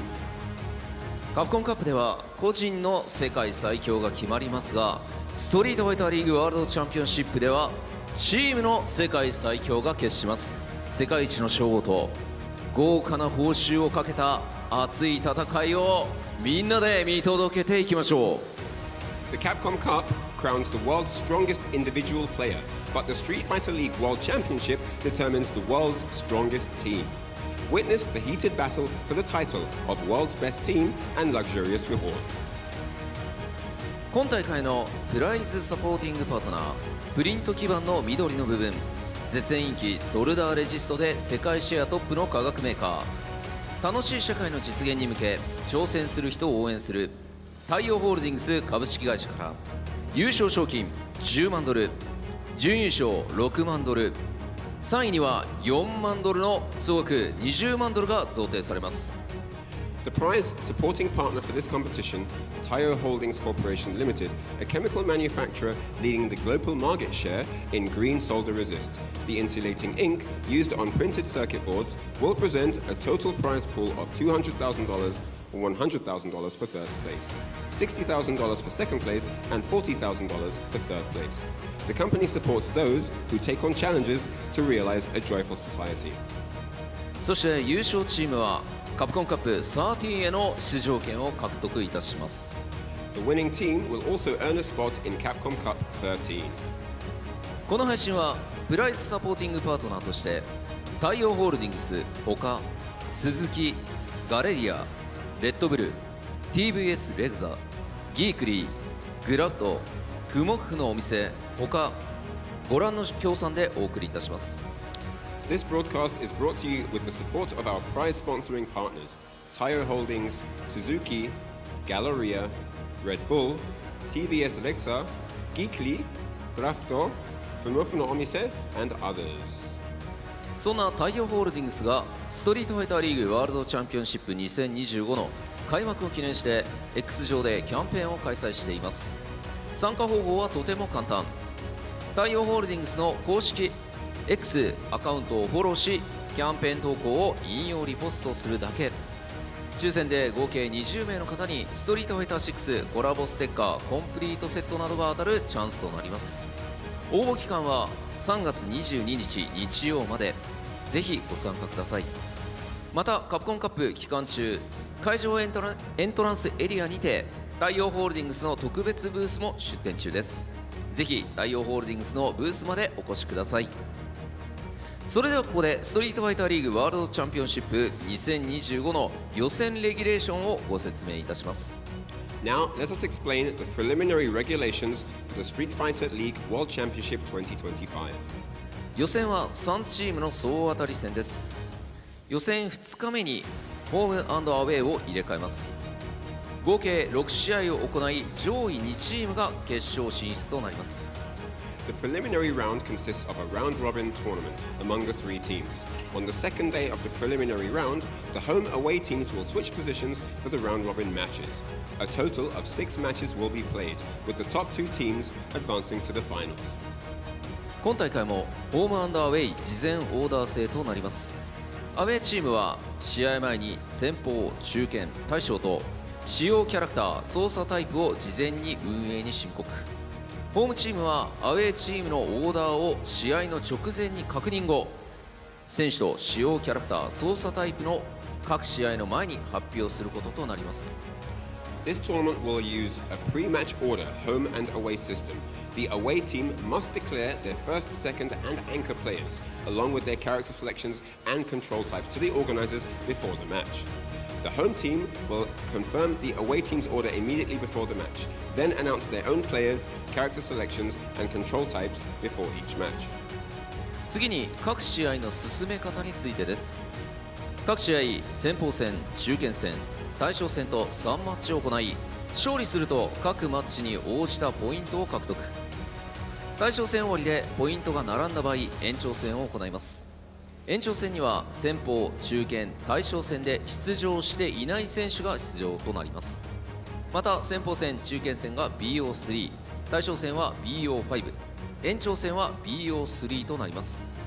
Next, let us explain how each match proceeds. Each match consists of 3 bouts: the first game, second game, and the anchor game. Victory in each game earns points corresponding to that game. If points are tied after the anchor game, an extra game is held. Players who did not participate in the first, second, or anchor games compete in the extra game. Additionally, the first and second games are best of 3. The captain's match is best of 5, and the overtime match is best of 3. 次に予選の順位決定方法についてです。予選は獲得ポイントではなく、勝利数で順位を決定します。3チームで勝利数が並んだ場合は、1、獲得ポイント数、2、獲得バトル数、こちらは得失点となります。3、獲得ラウンド数、こちらも得失点となります。この順に順位を決定していきます。 Next, we'll be looking at the method for determining rankings in the preliminary rounds. Rankings in the preliminary rounds are determined by the number of victories, not the points earned. If 3 teams have the same number of victories, 1 points earned, 2 number of battle wins, win difference, 3 number of round wins, round difference, will be used in that order to determine the ranking. ここで予選の試合順をご紹介いたします。 Now we will introduce the match order. この後16時30分頃からチームマッチ1ホームヨーロッパ代表忍者ズ・イン・パジャマス対アウェイアメリカ代表バンディッツ。 At 4:30 p.m. roughly, Team Match 1 home Europe representative Ninjas in Pyjamas versus away US representative Bandits. 17時50分頃からチームマッチ2ホームアメリカ代表バンディッツ対アウェイ日本代表リジェクト。 Starting around 5:50 p.m. it will be time for Team Match 2 home US team Bandits versus away Japan team Reject. 19時10分頃からチームマッチ3ホーム日本代表リジェクト対アウェイヨーロッパ代表忍者ズ・イン・パジャマスとなります。 Starting around 7:10 p.m. Team Match 3 home Japan Reject versus away Europe Ninjas in Pyjamas will take place. そしてあさっての Day5 はチームマッチ1ホームヨーロッパ代表忍者ズインパジャマス対アウェイ日本代表リジェクト。 Now for the continuation on the day after tomorrow, Day 5 Team Match 1 home Europe representative Ninjas in Pyjamas versus away Japan representative Reject. チームマッチ2ホームアメリカ代表バンディッツ対アウェイヨーロッパ代表忍者ズインパジャマス。 Team Match 2 home US Team Bandits versus away Europe Team Ninjas in Pyjamas. チームマッチ3ホーム日本代表リジェクト対アウェイアメリカ代表バンディッツとなります。 Team Match 3 home Japan National Team Reject versus away US National Team Bandits. さあそれではいよいよ開幕となりますが、会場の皆さん夕方ですがまだまだ声出るよな。 It's time to get the teams out here, to get the athletes into the arena as they prepare to do battle. この日のために研ぎ澄ましてきた選手たちに盛大な応援声援をお願いします。それではこれより選手入場です。選手の呼び込みは実況解説責任を渡します。山田さん、羽子さんお願いします。 Welcome, ladies and gentlemen. We are here for SFL World Championships 2025, and this is only day one. This is the only phase for this one for now.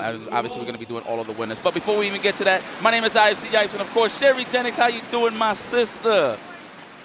You good? Thank you for having me here. I'm so excited. This is the very first Street Fighter League action we've got to see all week, and we get to open it up. Yes, absolutely. You know me. I love my team formats, ladies and gentlemen. Here we go, showing love to Big Birdo representing Ninjas in Pyjamas, NIP. Of course, Angry Bird, my Habibis are in the building. And of course, the captain of the squad is the phenomenal one. I'm pretty sure he's gonna show him next. No, it is Juicy Joe. Yes, that is no pulp, all juice. He has been having an incredible time throughout this whole tournament. I know he got taken out of the phase 2 side of things, but that's not the important part. That's the past, it's the present. And there goes the Moose, the phenomenal one, the captain of Ninjas in Pyjamas. And he's been pretty much a legend in the SFL side of things, so it's good to see that he got a great squad to back him up. That's a 3-time SFL EU champ right there. That's Phenom. Thanks. Definitely a legend. Excited to see him play because we didn't get to see him play all week. Woo! Yo, if I was them, I would just breathe in whatever that foam is, the smoke, I'll breathe it in and I'll just come out and I just let them loose through the nostrils. Here they are, Team Ninjas in Pyjamas, NIP. It's not cold in here. It's all about warm, hot gameplay that these guys are going to be representing the SFL EU champions. All right, my boys. Yeah! Bring it in, bring it in, bring it in. One time. Give me some love. Give me some. All right, Joe, serious. Habibi, you good, brother? You hold it, you hold it. I like that. See, that's why Phenom's my guy. Then Joe looked like he hated me. But you know what? He got something to prove. Obviously, he did great in the day one. I mean, the phase two side of things. But, you know, what it is, what it is. And then we got Bandits next. I know you're excited for Bandits. Come on. I kind of, ChristiT just made it into top 16. That's what's out, coming all the way from SoCal. And then we got Boost. Not the Moose, Boost Lee. Look at that little sniffle that he did. That's right. The Concrete Wolf. You know what? He's concrete on the gamepad. I don't know about the dance moves, but we'll take it.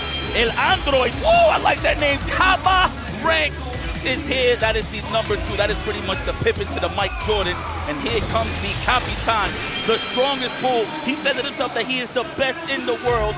MenaRD, a.k.a. Mena, really Dominican, piloting Team Bandits, bringing them all the way home here to Japan. Yo, this is fire, yo. And I always stressed it for years that team formats needs to be stressed out. And here we are. That is a packable punch team. They got a nice combination of characters. And what I really love about these guys, they know how to communicate with each other. Okay. Oh! The Bandits! That's right. That's Bringing freaking the right. energy. And they SFL champions as well, world champions at that. So these guys are not unfamiliar with this stage here in Japan. These are my boys. Yeah! Yeah, oh yeah, that's my president, DR. Hell, America. Let's go! Let's go, my boys. Get okay, yes. get okay. Yes, let's go, Chris. Chris. I see you. My man boosted me with the hey, how you doing? And that's my guy. Hopefully, hold up. Hopefully, I am not. Let me see. Am I going this? Oh, hold on. We're back. Wait, we're back no. I'm so sorry. So sorry, guys. I know we're messing up here. Oh my goodness. The whole team reject. That's Daigo, the god right there. Yep. Hey, the beast. It's been a while, even though I see you a lot in your streams, but man, the attack on heavy tank, that is, I want to figure out why, but man, that is the legend Fudo. A man kicks ass and then he goes, takes his kids to school. This man is a professional at that Lashar, the Korean gold finger. Hey man, his inputs is clean, so I kind of like that name from Lashar, doing heavy business for the Team Reject boys. And of course, everybody's favorite here in the house, everybody cheering for him loud and clear. It is the murder face, Reject the Limit, Tokido. All right, let me make sure I don't mess up this time. Okay, here we go. It's on my spinal this time. Let's focus. Man, but Sherry, how you feeling about how this? How are they going to come out? I feel like the Japanese team is so stern. They're going to be so serious when they walk out. Look at that. That's it. Tokido always got a smile on his face. He is. That is a happy man. That's supposed to be murder face. happy face. Yo, but look at these guys, so stoic. Look at Fudo. Like, hey man, what you want to eat after this? Yo, we'll figure it out after this match because they have a long hill to climb ahead of them. Look at this, Tokido. Yo, people love it. Yo, I like how as soon as SFL are the guys, as soon as SFL gets in the building packs up. I love it. This is what it's all about. You want to not only root for your favorite players, but it's all about the teamwork, the team efforts. They look so cool. They got the jackets, the whole outfit, and all that. Team Rejects is in the building to play your SFL Japan champions.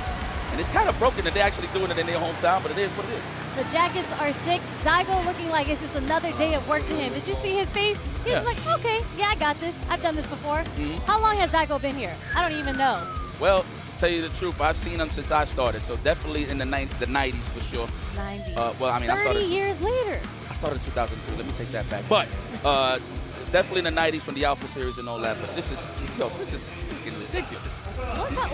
ChristiT is always so serious. はい、こちら、ステージのホスト側です。それではですね、ここで各チームのリーダーに意気込みを伺っていきたいと思います。ライアン、お願いします。はい、そうですよね。まずは忍者ズ・イン・パジャマズのフェノム選手からの方をお聞きたいです。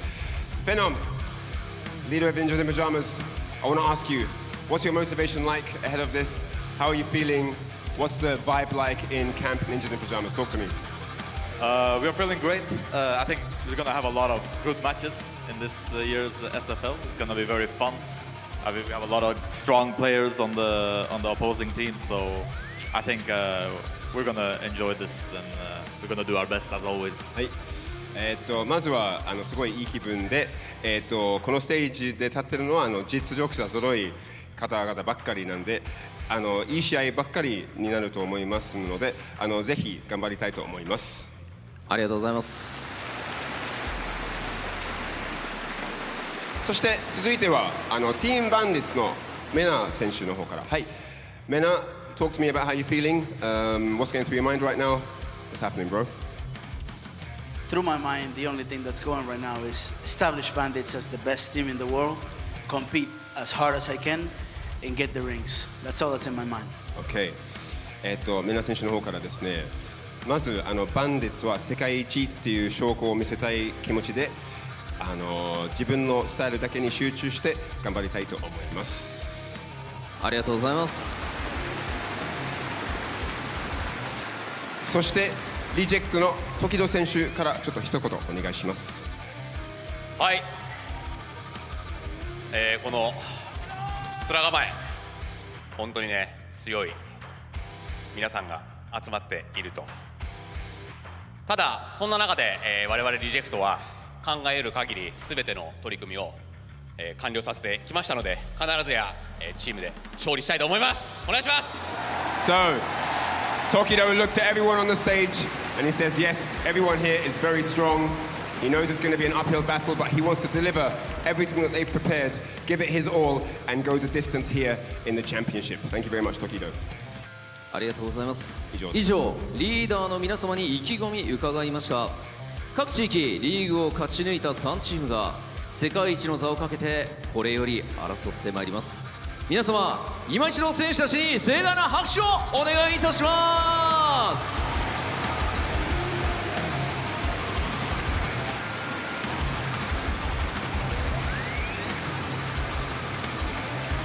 それではこれよりグループステージ Day1 チームマッチ1ホームヨーロッパ代表忍者ズ・イン・パジャマズ対アウェイアメリカ代表バンディッツの対戦をお届けします。選手はスタンバイお願いします。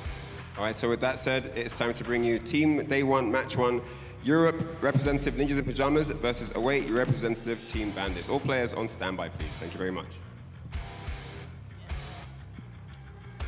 それではここからは改めて実況解説席にお渡ししたいと思います。実況解説席のお二人お願いします。 Okay, beautiful intros. Looks like the players are ready. I mean, it's obvious these guys have worked hard throughout the whole year through their respective SFLs to end up here in the world stage. So I'm excited for this one. I just want to highlight, man, I know we mentioned his name a lot, but yo, Daigo is really here to play, no matter what's the age. We might see him senior citizen mode, maybe 60, 70 years old, and he still might be doing this, man, so long as his fingers allows him to, or just he keeps the same passion to play fighting games, man. I really appreciate seeing something like this, especially in Japan, which is great. Man, I kind of chuckled when you said senior citizen. I guess we're getting there.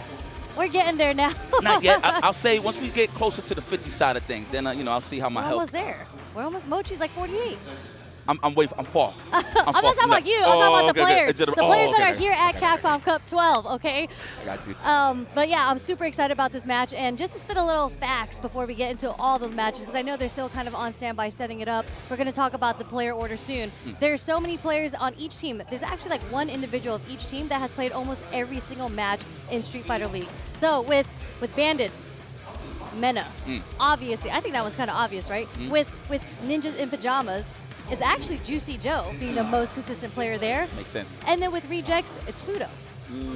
Okay. Oh, so they're the heavy hitters. Those are the gunners that really claim those points to really push it forward. Yeah, for sure. Yeah. The win rates are like super high in between all three of those players. Juicy Joe is actually sitting at the very top with an 88% win rate of all the times he's had to play. Mena at 83%, and then we have Phenom right under, exactly at 80%. So that's actually got like, how do you have an 80% win rate on Street Fighter League?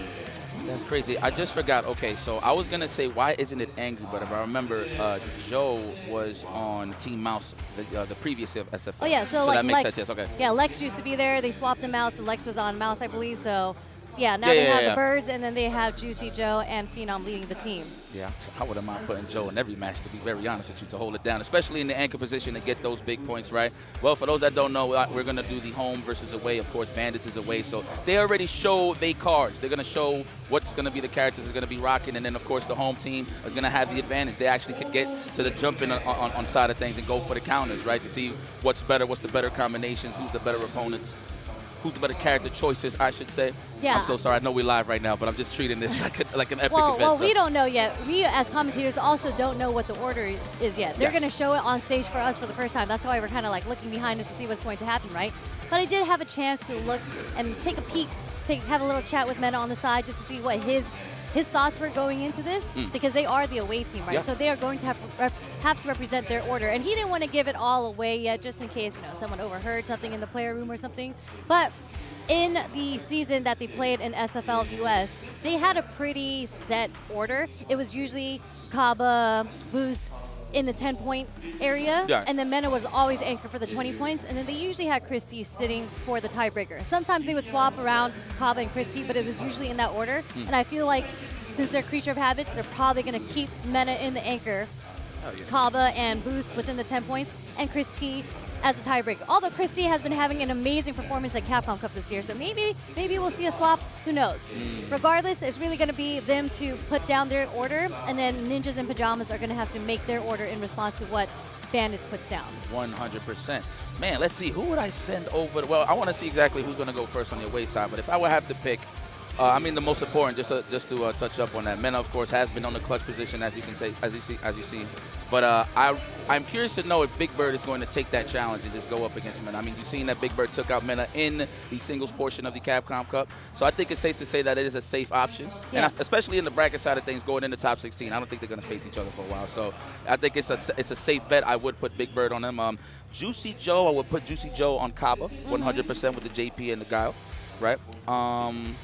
Let's see, I would put, so sorry, here is the schedule. Then it caught me right in the middle of my thought process. That's cool, there's nothing wrong with that. Ninjas in Pyjamas, of course, will be going up against Bandits. Again, guys, this is all day one, all right? So we're just going to do all the home matches, and we're going to save the rest of the matches for day two, okay? So This is it right here, man. Ninjas in Pajamas versus Bandits. Bandits versus Reject. That is the one that I'm looking forward to the most because I feel like they are the strongest when it comes to going up against Japan's elite players. And I want to see Ninjas in Pajamas going up against Reject as well. And this is kind of crazy because obviously officially you do have Angry Bird and Big Bird part of Team Reject. So it's kind of cool that these guys are kind of like training partners, right? And they still have to face each other in the grand stage of things. But this is going to be phenomenal, man, to say the least. Of course, you know who's going to be my personal favorites for this. It's the Bandits. Of course, of course. Obviously, SFL US, definitely one of my favorites as well. So very excited to see, as you mentioned, Bandits versus Reject. That's going to be so good. I'm not going to save that for later because I think they're about to show the order. And I like how it gets all quiet here for some reason. I don't know if you guys noticed this at home, but first and foremost, shout outs to everybody that is watching. Thank you guys so much. I don't even know what time it is over there. I believe in New York it is 3:41 in the morning. Ouch. So that means it's what, 12 o'clock your time? Yep, 12:41 a.m. All right, so you know, you guys got a little leeway to stay awake. Drink some caffeine, why don't you? What do you think Booz has in that book? Dance moves. Dance moves. Yes, the La Bachata is... Let me stop. No, but this is good. Left foot first, lead with the left foot, and then follow with the right, and a little right turn, right? Yeah. Is that how the bachata goes? Listen, I can't even explain it to you. It's a natural phenomenon when it comes to us Dominicans, okay? It just happens, especially when my sister grabs my hands and I'm in there, but it is what it is. But, yo, I just want to highlight something about Bandits, right? They are very keen on keeping their energy and their vibes stable. Mena, being the captain that he is, anytime that he sees one of his players, his soldiers, if you will, on the verge of cracking under pressure, he's the first guy that's in your ear to calm you down. I mean, you've seen it in SFL US when Kaba looked like he was a little worried about, I think it was against Riddles, I'm not too sure. Maybe it was Riddles, but it was one of the matches against FlyQuest. And Mena came through and he came from calm, and then Kaba went right back with a smile on his face, and he actually won the match. So I like their mentality, just keeping that energy high. There it is, of course, ChristiT. Oh, okay, he's on the extra just in case. Who's going first is going to be Kaba. I like that. That guy was very strong. You always want to put him in the meat shield position. That's what I like to call it. Then we got Boost with the Terry Bogardi in a way going second. Of course, who's holding the 20-point fort will be MenaRD. I'm going to have to say Joe is going to attack Kaba. That's just me. Yeah. Boost is a little questionable. I wouldn't know who they would throw at him. It might be Angry Bird. You think so? It might be the Ryu versus the Terry here with Angry Bird. The only other option that they have really is... Where's my list? You good? You know what? Phenom. Yeah, Phenom's the other one with the Cammy. I mean, Cammy versus Terry, not too bad, but Angry Bird, he has shown out with his Ryu earlier as well, so he might like the Ryu. So, against Kaba in the first match, we will send Mr. Juicy Joe. Yep, 100%. as you said. Yes, sir. Hell yeah, got to put the pressure on him. Man, for the 10-pointer? Yeah, he's his own Stairmaster. Look at that. He hasn't blinked once. You know there what? we go. I'll never go for a handshake on And Joe of course, again. That's how JP serious Classic. he is. Okay, so we have to wait to see the order on who else gets chosen then. Which is fair. Teaser trailers, you know. I'm with that. So Juicy Joe, woo, yo, I love the animations here, man. Thanks for the presentation. The tail of the tape. Juicy Joe versus Kaba. I don't know, Kaba don't mind this. He fights 1,000 JPs, even though I think he did fail to Yo Angel in the tournament, which is fair. But that's not going to stow him away or steer him away for him playing confident the way that he plays. So with Guile. So we'll see what's up. Maybe he's going to switch it up on Joe. The thing about Joe is once you get in there with that one pierce on the knockdown or that just one drive rush or the level 2 at that, that's when the party gets started. Of course, the departure was always there to get close range if Kaba wants to be frisky with the keep away game, right? But regardless, it's who gets aggressive first is going to get the party started. Because, I mean, technically, they're both the archetypes is keep away, right? I mean, it's kind of hard to call. Yeah, quote unquote, it is keep away. But at any given point, any given time, they're going to get real aggressive. So it's all about who gets that momentum first, in my opinion. Yeah, and just speaking generally, like with Kaba and how he plays against the JP matchup, we're going to see a lot of drive rushes. I talked about this commentary too because I got to commentate one of Kaba's matches against one of the JPs. I don't remember who it was, but we do see a lot of drive rush knee bazookas to close in the distance. Usually acts as a punish counter as well when the ghost is being released here. So something that Juicy Joe has represented today and even yesterday, that he is ready for every single situation. He's done a lot of studying. He's able to recognize the spacing on what you want to do. So if Kaba is representing a lot of these drive rushes, Juicy Joe has already shown how good he is at checking drive rushes with the crouch medium punch. Yo, that's crazy. As you were saying that, I was thinking about that on the top of my head. So appreciate your analytics. That was But what's really cool about these two teams that I think is kind of unique is how you mentioned, like, how stoked they are, the coaches. Yes. So like on the Bandit side, you have Mena. You also have ChristiT that acts as the analyst there. Boost also has his opinion on analysts as well. Right. But on the Ninjas in Pajama side, Big Bird is actually held in high regards as a coach.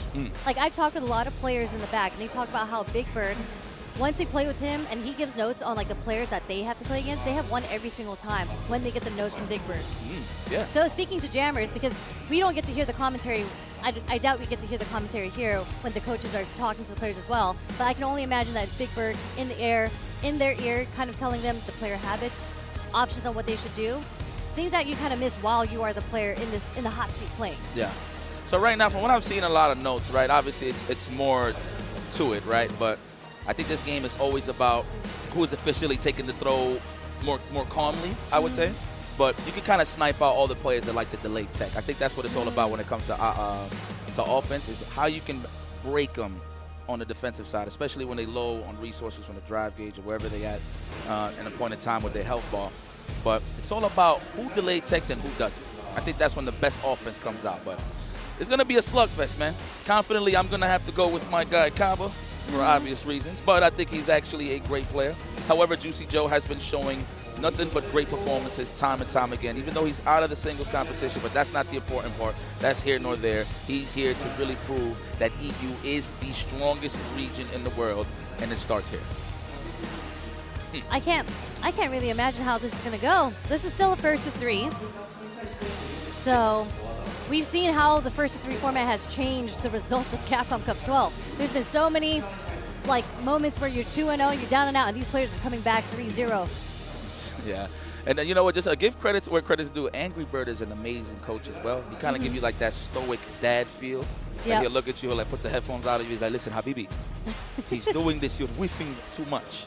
Okay, slow down. Shout out to I my can't do the brother. accent. I'm not even going to try. It's okay. I thought about it for a second. I was like, I'm not even going to sound right saying that. I'm just so happy to see the homies here, man, at the end of the day. It's all fun and games, but to be honest, their egos and prides are going to be put to the test here. Oh, look at that. There we go. Can I have that water right there, Sherry, please? Thank you so much. Listen, we're going to treat this as a regular conversation. You know how we roll over here, Sherry. I love video games. It's good that you're on the microphone with me here. And shout outs again to everybody that's watching at home. Please grab your snacks and your beverages. It's going to be an excellent event. Team-based events. Finally, we are taking this a lot more serious. I mean, obviously, we've been seeing it more on the Street Fighter 5 side of things back in the day with Canada Cup, right? Yes. But I love team because it's just like, it's not really a 1v1 anymore. It's like a 4v1. You have all the people in your ear coaching you and whatnot, telling you these things, and you have all that knowledge going into the next round, next match. So, super cool format.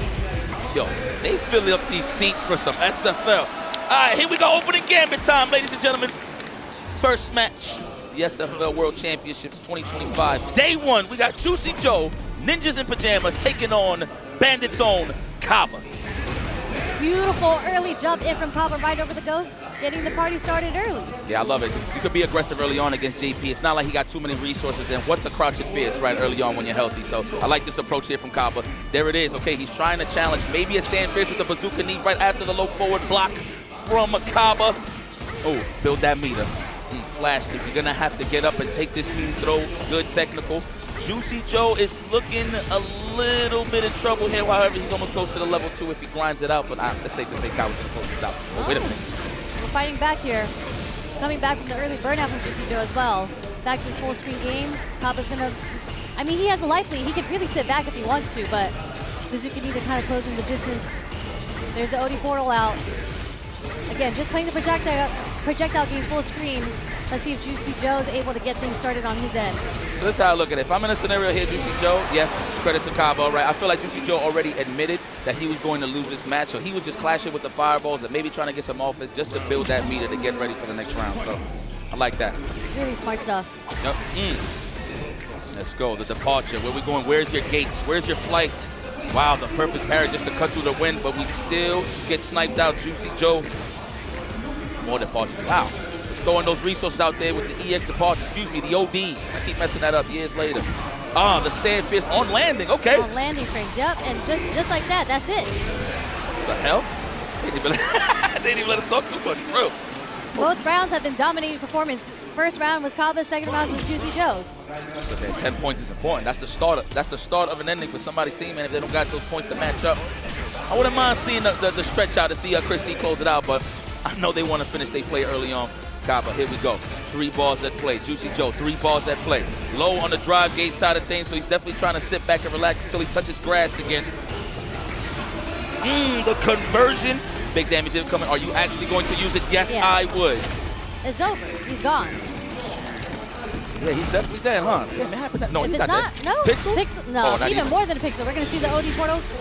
That is the punish, yes. Get in there, bazooka knee, not yet. Oh, the straightforward roundhouse. I like that from Kaba. He's not taking any bets with the bazooka knee. You usually see it on the drive rush side of things. For that counter hit to confirm. Yeah, I think he's just looking for some buttons right now just to burn him out, put him in the yell, and that's why we see the level 2 come out here. Unblocked, but the jump is enough. That was the first jump, by the way, from Joe. I always follow those rules. Not to I'm so sorry. Oh, no. I was going to say it's my bad because it's actually first to 2 for the first 2 matches. I actually said first to 3 earlier, but it's first to 3 for the 20 points. Man, it's all good. Yo, listen, I've been messing up the phase 2 pass off, and I've been calling it top 16 this whole time. You know, we humans, we make mistakes, man. So much going on in real time, so we're not really tripping. We just here to enjoy the vibes with y'all at home. Juicy Joe gave him that 1 jump. I always have that rule. If I'm fighting somebody at high stakes, I'm going to give you 1 tech, and I'm going to give you 1 jump, depending on the scenario. But most of the time, I'm going to stay grounded. But yeah, this game very dangerous to tech, man. Like I said before, the delay techs can get exposed. It's when you pick your spots in terms of how you open up your opponent. On knockdown or just on block, really, to be honest. But Juicy Joe, man, the close range jumper to close it out. Yes. Incredible. Speaking of which, from single jump, Kaba introduced his early, and Juicy Joe used his to close it out. Exactly. First game. Exactly. Oh, big whiff there from Kaba. Not too sure if he was expecting a low forward from Juicy Joe. All right, there's the OD departure. I like that, to get out of harm's way with the drive rush bazooka to avoid that entirely. Very smart from Kaba. Back into the projectile war. Close range, though, within the mid-range. No one punished. There's a medium punch just in case Kaba did try to advance forward there. We go slowly but surely, gets him where he wants him. Kaba, full control. Got Juicy Joe in the rope though with the perfect parry. So clutch on the roundhouse. Caught the quick tech there from Kaba. That is big damage, immediately departure. Flash kick representing. You only get 1. You only get 1. I feel like that was the one that Kaba was willing to bank on. I feel like Kaba might get 2. I feel like, yeah, I've seen Kaba hit it multiple times in a round, so let's see. Yeah, I wouldn't be surprised. Wow, snipes out the offense. That is a classic, right? Jump ins, well, teleports in the case of JP and go low, so that was a beautiful, perfect parry. Speaking of which, these guys are just Kurt Hennings. They might as well be Caucasians. That was the second flash kick, by the way. Good call. I like it. Let's put some parlays up. This is a team paced event after all. All right, look at my man Guile in burnout. Looks like he's eating a sandwich. Level 2 immediately. Now we're gonna go for the mix of the Levushka. Into the level 1. He don't got no cash. It should be enough though, as he's in burnout, because he could chip him out, and then you have it Juicy Joe at set point. Lavushka is just too good because even if it doesn't kill you, you end up in that situation where you're full screen again, you're going to get chipped out. There's no way around it. No way around it indeed. It's kind of crazy years of watching Guile play that you got a character that can actually tame Guile from full screen as well. Very big surprise here leading into Street Fighter 6. Oh, there we go. Box him in the perfect parry. Kaba's looking for the block stun, or at least the unperfect parry, but that has been super clean here for Juicy Joe. Oh, nice, the roundhouse. Big igloo.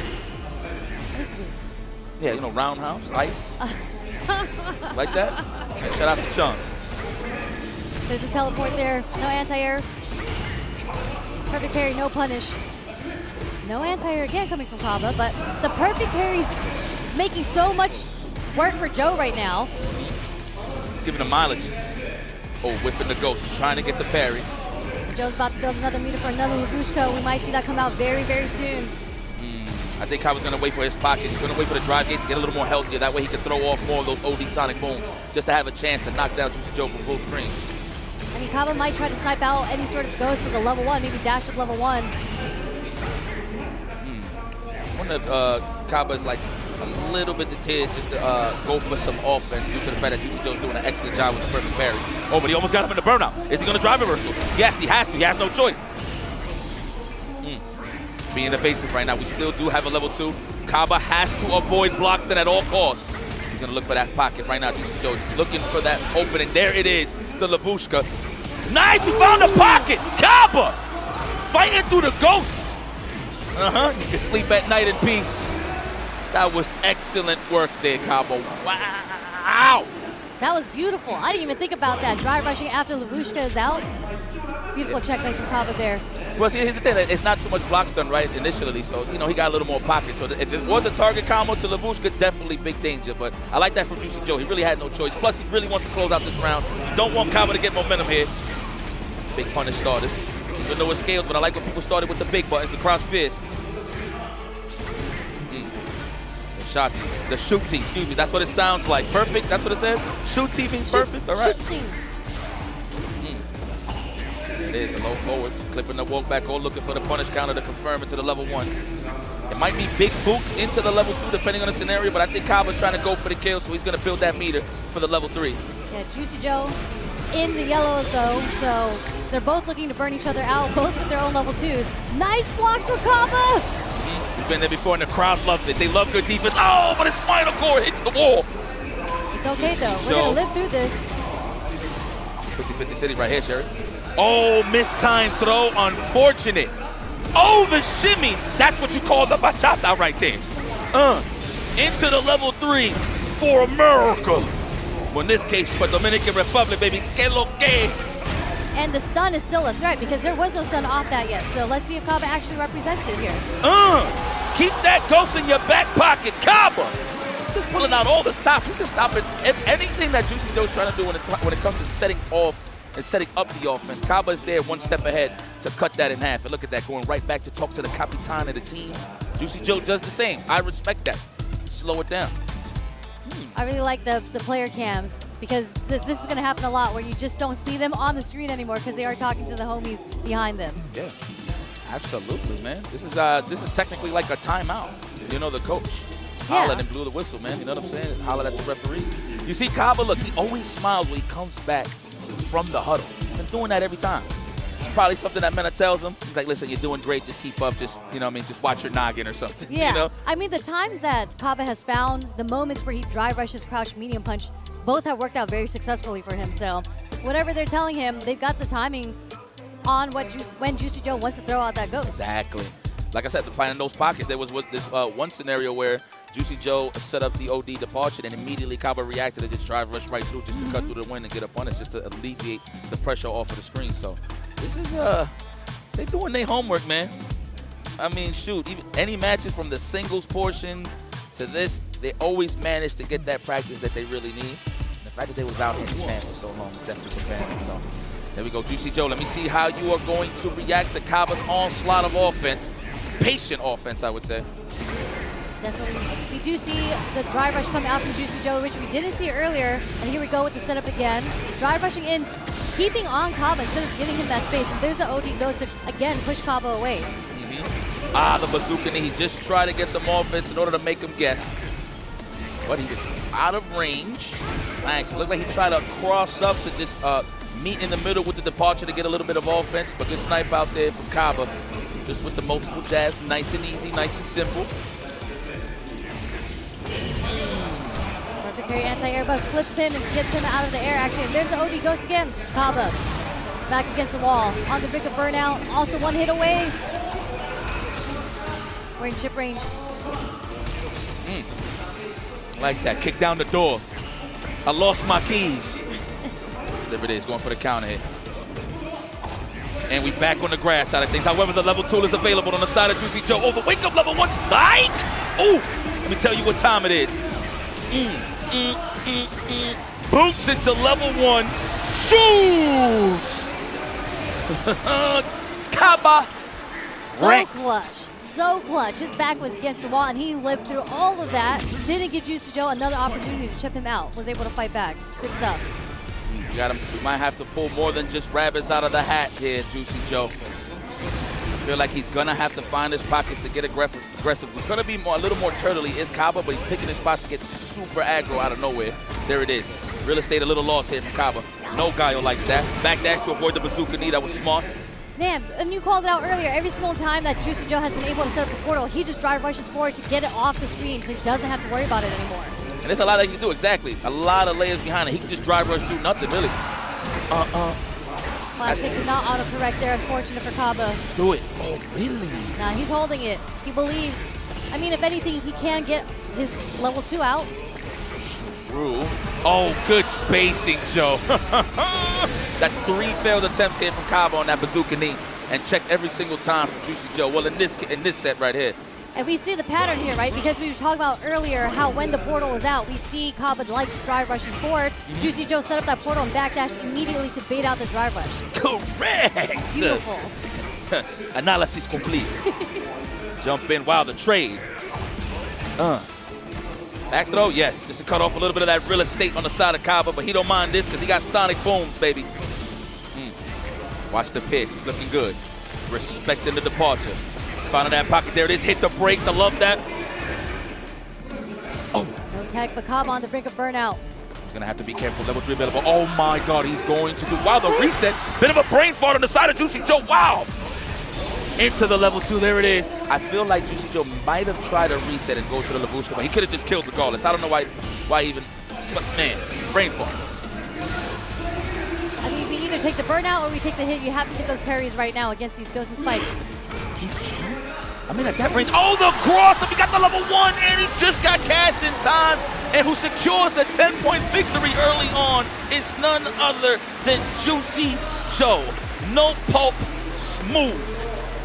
All right, well, I don't know what he had to go and say to his teammates that actually gave him a little more clarity, but he played that phenomenal. The fact of the matter, the fact that you called that was beautiful. Every time he's seen a departure, he always backdashed due to the fact that Kaba always reacted to the departure with a drive rush bazooka knee. So I like that. That was definitely what became the Yomi there in the RPS situation. So very nice for Ninjas in Pajamas' own Juicy Joe. He's having a phenomenal week, I must say. Even on the casual side of things, watching him play in the room with all the top players, he's actually kicking a lot of poodle schnagen. I mean, Gluteus Maximus, if you will. You know, but like Gladius Maximus. There you go. Is that how you call it? That's how you're supposed to say it? No, it is. It is. What you said was correct. Okay. I tied it into Marissa. Some oh, Street boss, Fighter, boss. you know what I'm That's saying? boss. That's boss. I rock with that. But now we're gonna have to see who Ninjas in Pajamas is going to send up against Boost Lee. So they're pointing around. It's either between Phenom or Angry Bird. I like that choice. I think that's what it's gonna be. I'm gonna go with Angry Bird. I don't know. Angry Bird's kind of sitting back right now. Phenom kind of moved forward. There is this. What? We'll see. You see Phenom kind of fidgeting over there?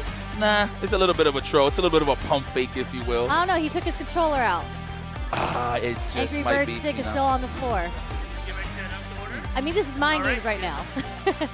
This is Boost Lee, man. Shout out. I've had the privilege to see this guy play in online tournaments. Okay, so against Boost, we are gonna send the Moose. Oh, me. How did I not put that together? I'm such a dummy. I said it earlier. Moose, you did. I was like Moose, but not the Moose. But now we do have Boost and the Moose playing against each other. We're gonna see the Cammy versus Terry. So this is a script, huh? The Boost versus the Moose. Phenom is stepping up to the plate. Versus Boost. This is going to be Cammy versus Terry. I do agree with that. You know, I haven't kept an eye on the Phenomenal one. So I know he was rocking a lot of Mai and SFL Team. But I know Phenom for Street Fighter 6 for just Ken and Cammy in the singles portion side of things. Yeah, actually in SFL EU, I think he did choose Cammy for a good chunk of matches. Maybe he switched on between Mai and Cammy. I didn't get the chance to see all of that, but when I was going through the records, I think I did see a lot of Cammy. Yeah. It fits his style well. He knows how to force out low forwards, long pokes, but dive kick punishes. His reactions is ridiculous. You know, he hasn't slowed down yet. His fundies are great. Ridiculous. That's what he's known for. Yeah, and you know, I always I think he gives credit to that because you know, he got a fighting background. You know what I'm saying? He trains. So you know, I feel like in real life scenarios, I feel like fighting games is just a bit of a cheat code. So I feel like anybody that's playing fighting games and go to, I don't know, for example, a boxing or karate, whatever the case may be, they'll have a different outlook on it because, you know, they know about whip punishes and stuff like that. So you can really add on to that. Hey, man, even in life, I'm more patient in life now to get what I really want that I'm working for because of fighting games. Because, you know, you just got to really wait for that right moment, and you can really transition that over into real life. So, man, but yeah, all in all, just to touch up on those attributes that Phenom got, yes, I do agree with you, Sherry. I would kind of consider Phenom as the, like, European Punk. I think they both play very, very similarly. Okay, that's a fair assessment. It's like, so that's why, to me, they play similar characters as well. They had the Cammy, they played Karen in Street Fighter V. They're very, like, normal base, hit confirms, reactions, anti-airs, like everything that you would need to be an incredibly solid Street Fighter player. Yeah. Of course, they excel at it. That's why they're on the stage. But I like the combinations on both Bandits and NIP. In terms of the team compositions, they have an answer for everything. Yeah. Which is pretty cool. So that's what brings balance, and that's what they brung him, and that's what brung him here through the great leadership of Phenomenal for the NIP side of things, and of course MenaRD for Bandits. Yeah. And I wonder what was in Mena's mind when he was like, yo, you know, getting re-invited into the SFL, and really had to sit there and be like, okay, who do I want on my team? Kaba, no-brainer, that's my number 2, right? Yeah. And then the next two, remember, the year before, Boost wasn't on the team, it was Xiaohai. Yes. So, but it makes sense, maybe Xiaohai had his own team, so who knows? I think it's cool because Boost, you're talking about number 2, so obviously Mena's number 2 is always going to be Kaba, right? But Boost is kind of like the lieutenant of this team because Mena was played every single time. Boost was the other player that played every single match in Street Fighter League US with Mena. Also, did really, really well for them. 75% win rate. Like, he won most of the times that he had to play. So it made sense that he played this time. I think really it was a swap between Kaba or ChristiT on who they wanted to generate the other 10 points. Okay. Well, the hands have been shaketh. It's time to take their seats. It's about to be a slugfest here. Who's going to score the next 10 points? Now, it's going to be a little shaky, of course. If the Phenomenal one scores this 10, it's all up to Mena to tie it up with the 20-point game. Then we got the extra. So the extra actually might be Angry Bird and ChristiT, which would be an awesome match. Yeah, for sure. And I'm so excited to see this because Boost plays so differently than how Phenom plays. I feel like Boost, he's an analyst, but he does things that are hard commitments because he believes he understands the data that you've shown him. Yes, and his button placement is fire. Already conditioning the first throw, collecting the data on the defense. Looks like Boost tried to challenge with the jab, the delayed stuff on the walk-up for Phenom just to snipe that out. Another throw, gathering more information, backdash, all right. Boost is already showing signs that he's not trying to get thrown all day, so scout and notice, keep an eye on Phenom.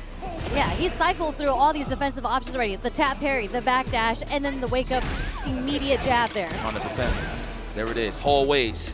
That's what I feel like he's saying, hallways, but that's not what he's really saying. Okay, the power wave, I should say. Power wave, yeah. Yeah. I was like, what's hallway? It just sounds like he's saying hallway. It's weird. Oh, and we got that level 2? Yes, that should be a finish, survey says.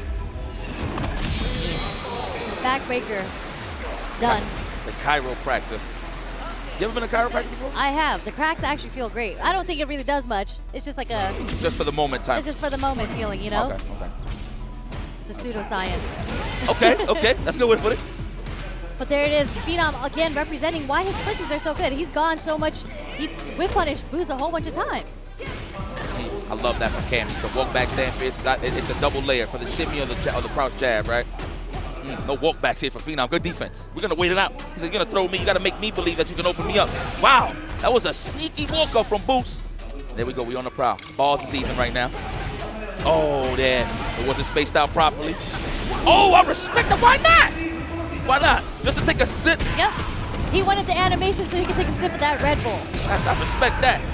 The optimal in and out of the game. E+.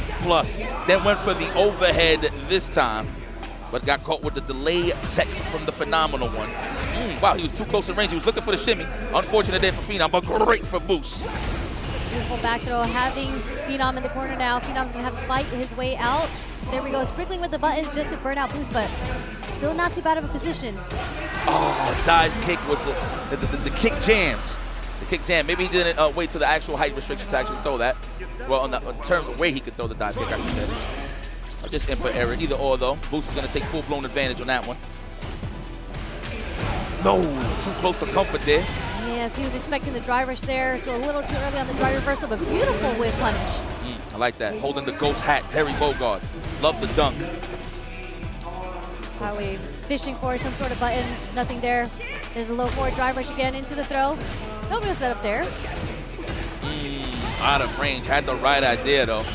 Oh, they can't back. I don't even think we was in range. I like that switch sides on him. Boot sleep. Okay, just kicking back, relaxing, waiting for Phenom to use all of his resources. Phenomenal defense there from Phenom, no pun intended. Oh, wow. Oh! He had the level 3, no reactions. Walking in just to get a little bit of that drive gauge build up into the level 2. Clean from Boost. Great adaptation. Yeah, that DI was sneaky. Yeah. Because it was like a dashboard into the DI. Sometimes you're expecting a button into DI. You don't really see it raw anymore. That's the layers, right? You're just like, there's no way he's just going to do a raw DI on me, right? So, Boost able to sneak away with it for the first game. He didn't even get up.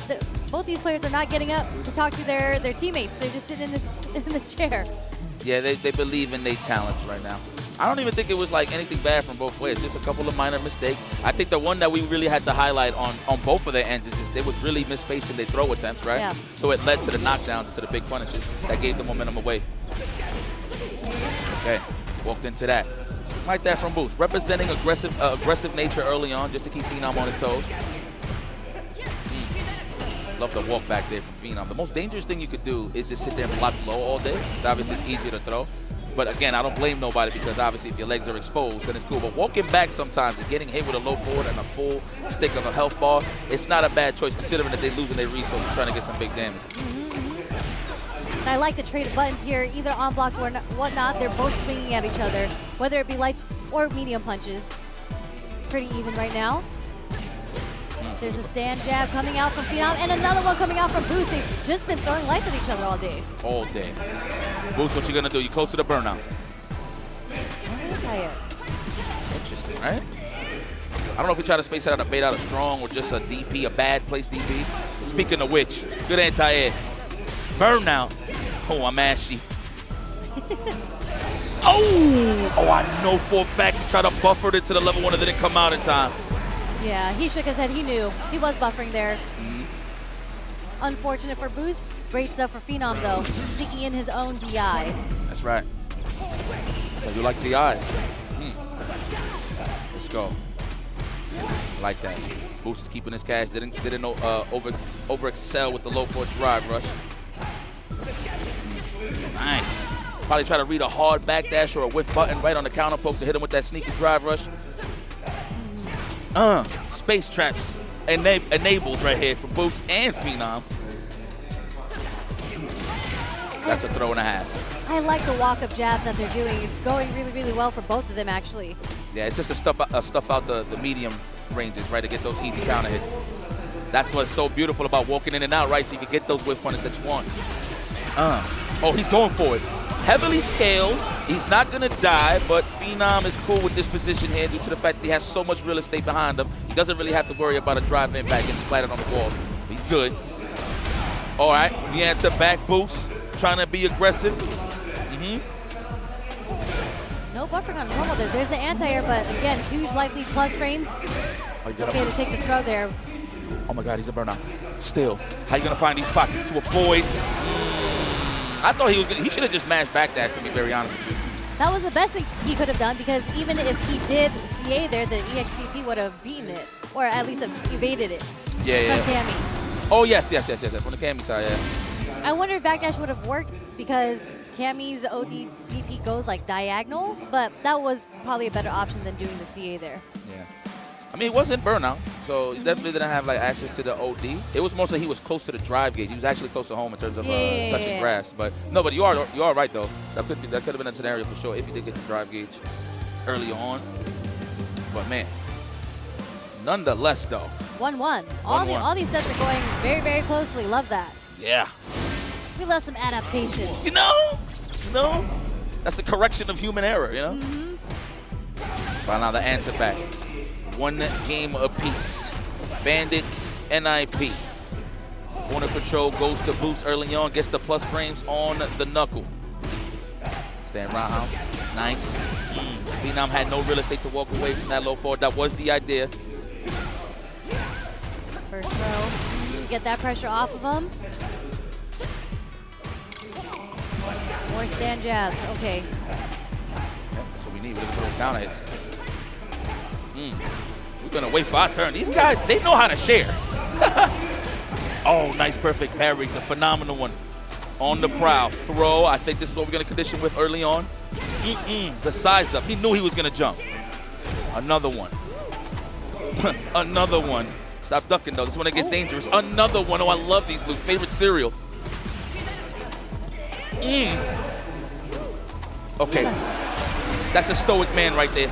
That's just showing, even though he's winning in terms of the advantages on the throw, Boost is just saying to himself, nope, I am not going to tech. Yep.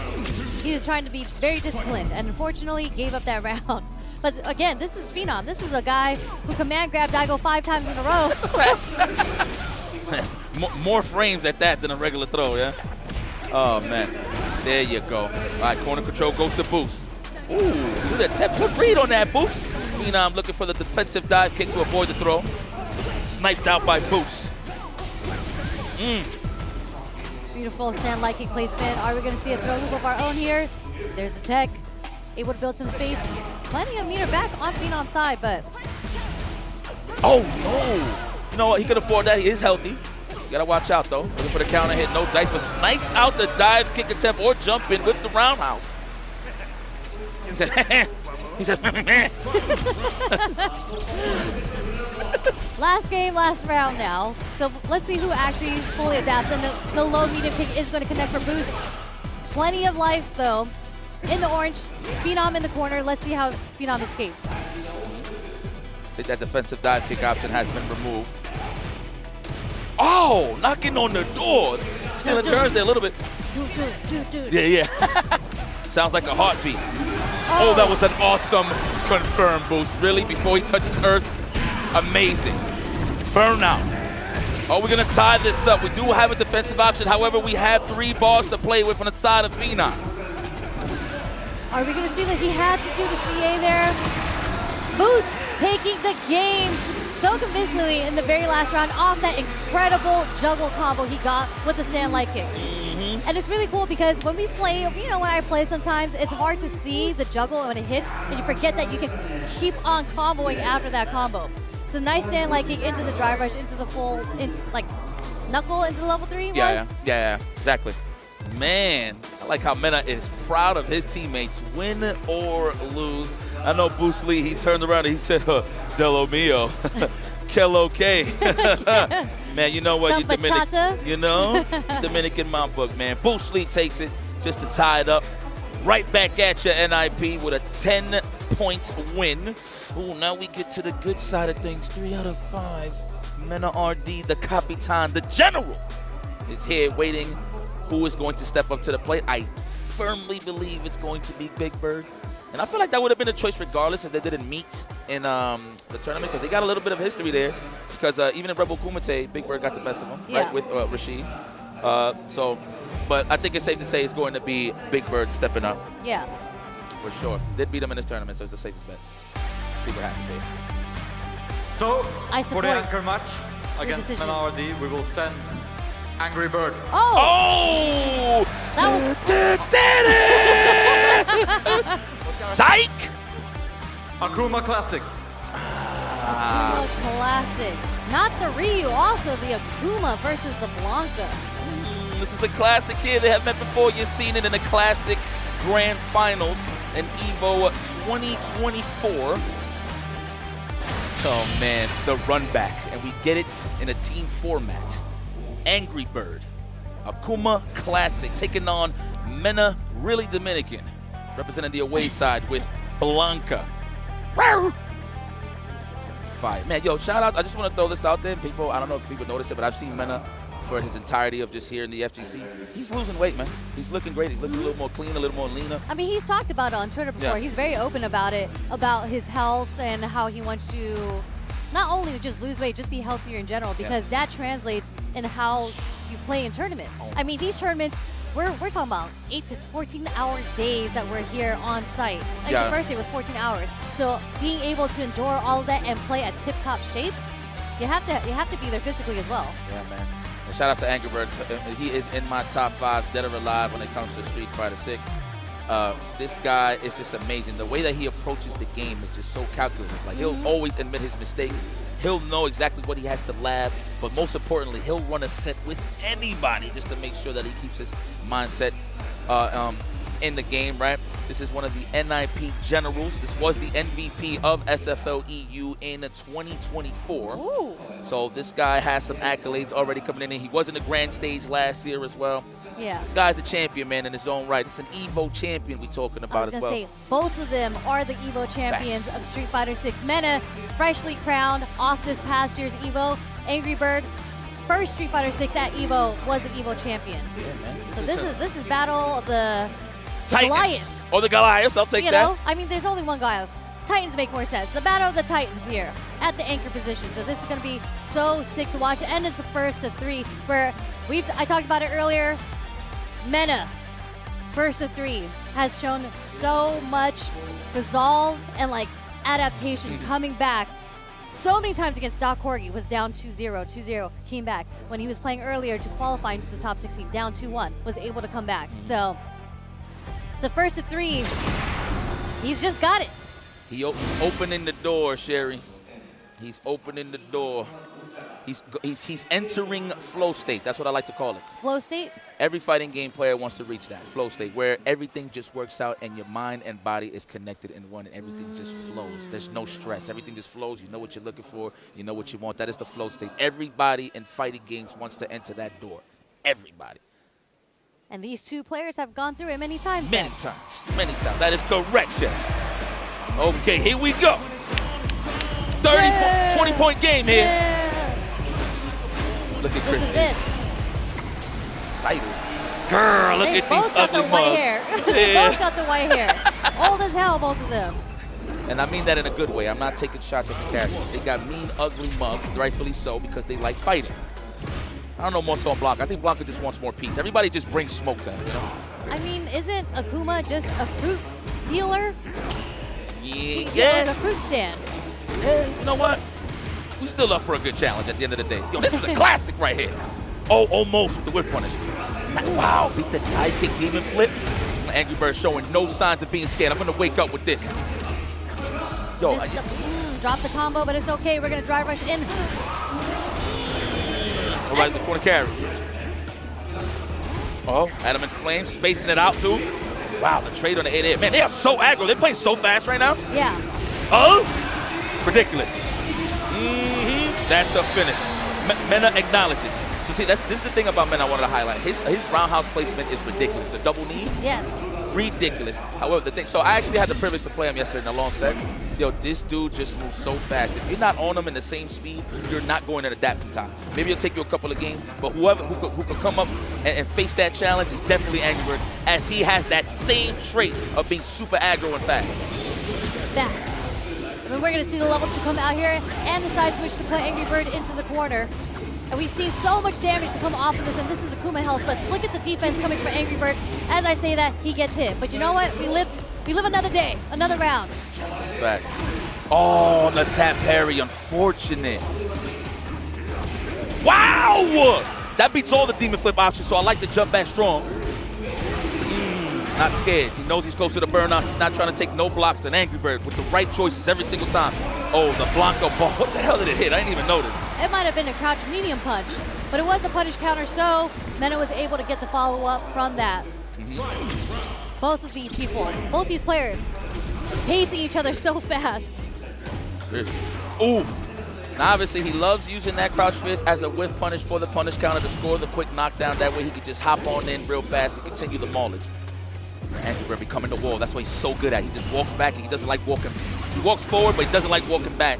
That's why you see a lot of the ducking on his side when he gets close to his opponent. See? He always wants to become the wall. He's looking for that one opportunity to jump back to avoid a throw, or he's looking for a jab or a low forward for the whip punish.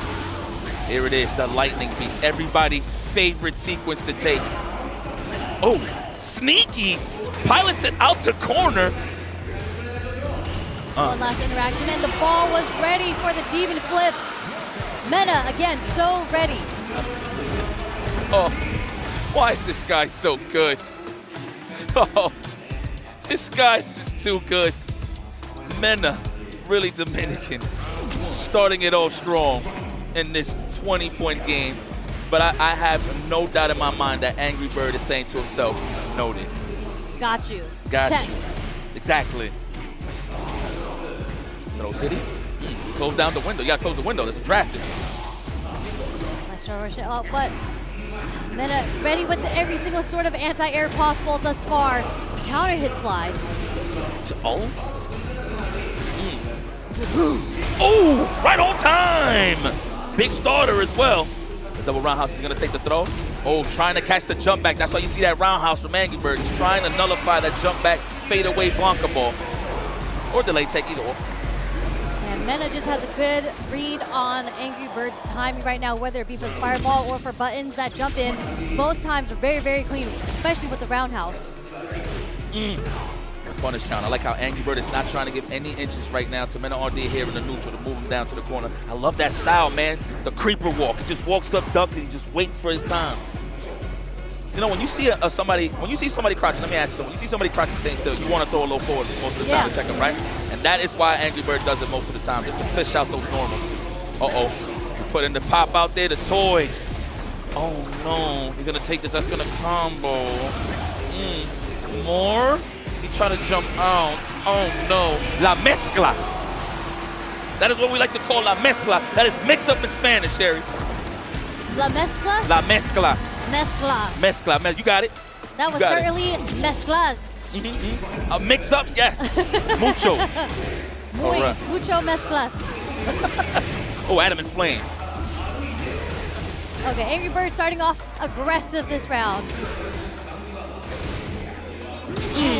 Fierce starter, too big, and you're made out of glass.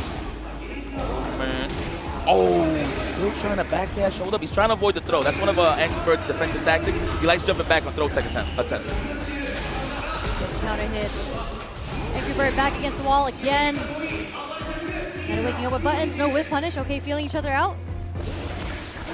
Wow. To hit the break. All right, so let me tell you what Mena did that was so genius. He hit the stand short early on a dry rush. It has that long range. What Angry Bird thought was going to happen, that he was going to get in with like a stand round. So he was waiting for him to get in close proximity. That way he could check him. But who hits the brakes just to snipe out that attempt is MenaRD. There we go, Angry Bird. Get money. The Tatsumaki, the evil kind. Wow. Like that, he's just not going to give him no footing? No. Mena has no fear at this point. He's up so much, he's on game point. He can represent as many reversals as he wants to. But this is going to be it for this round at least. We're not going to spend it. Okay.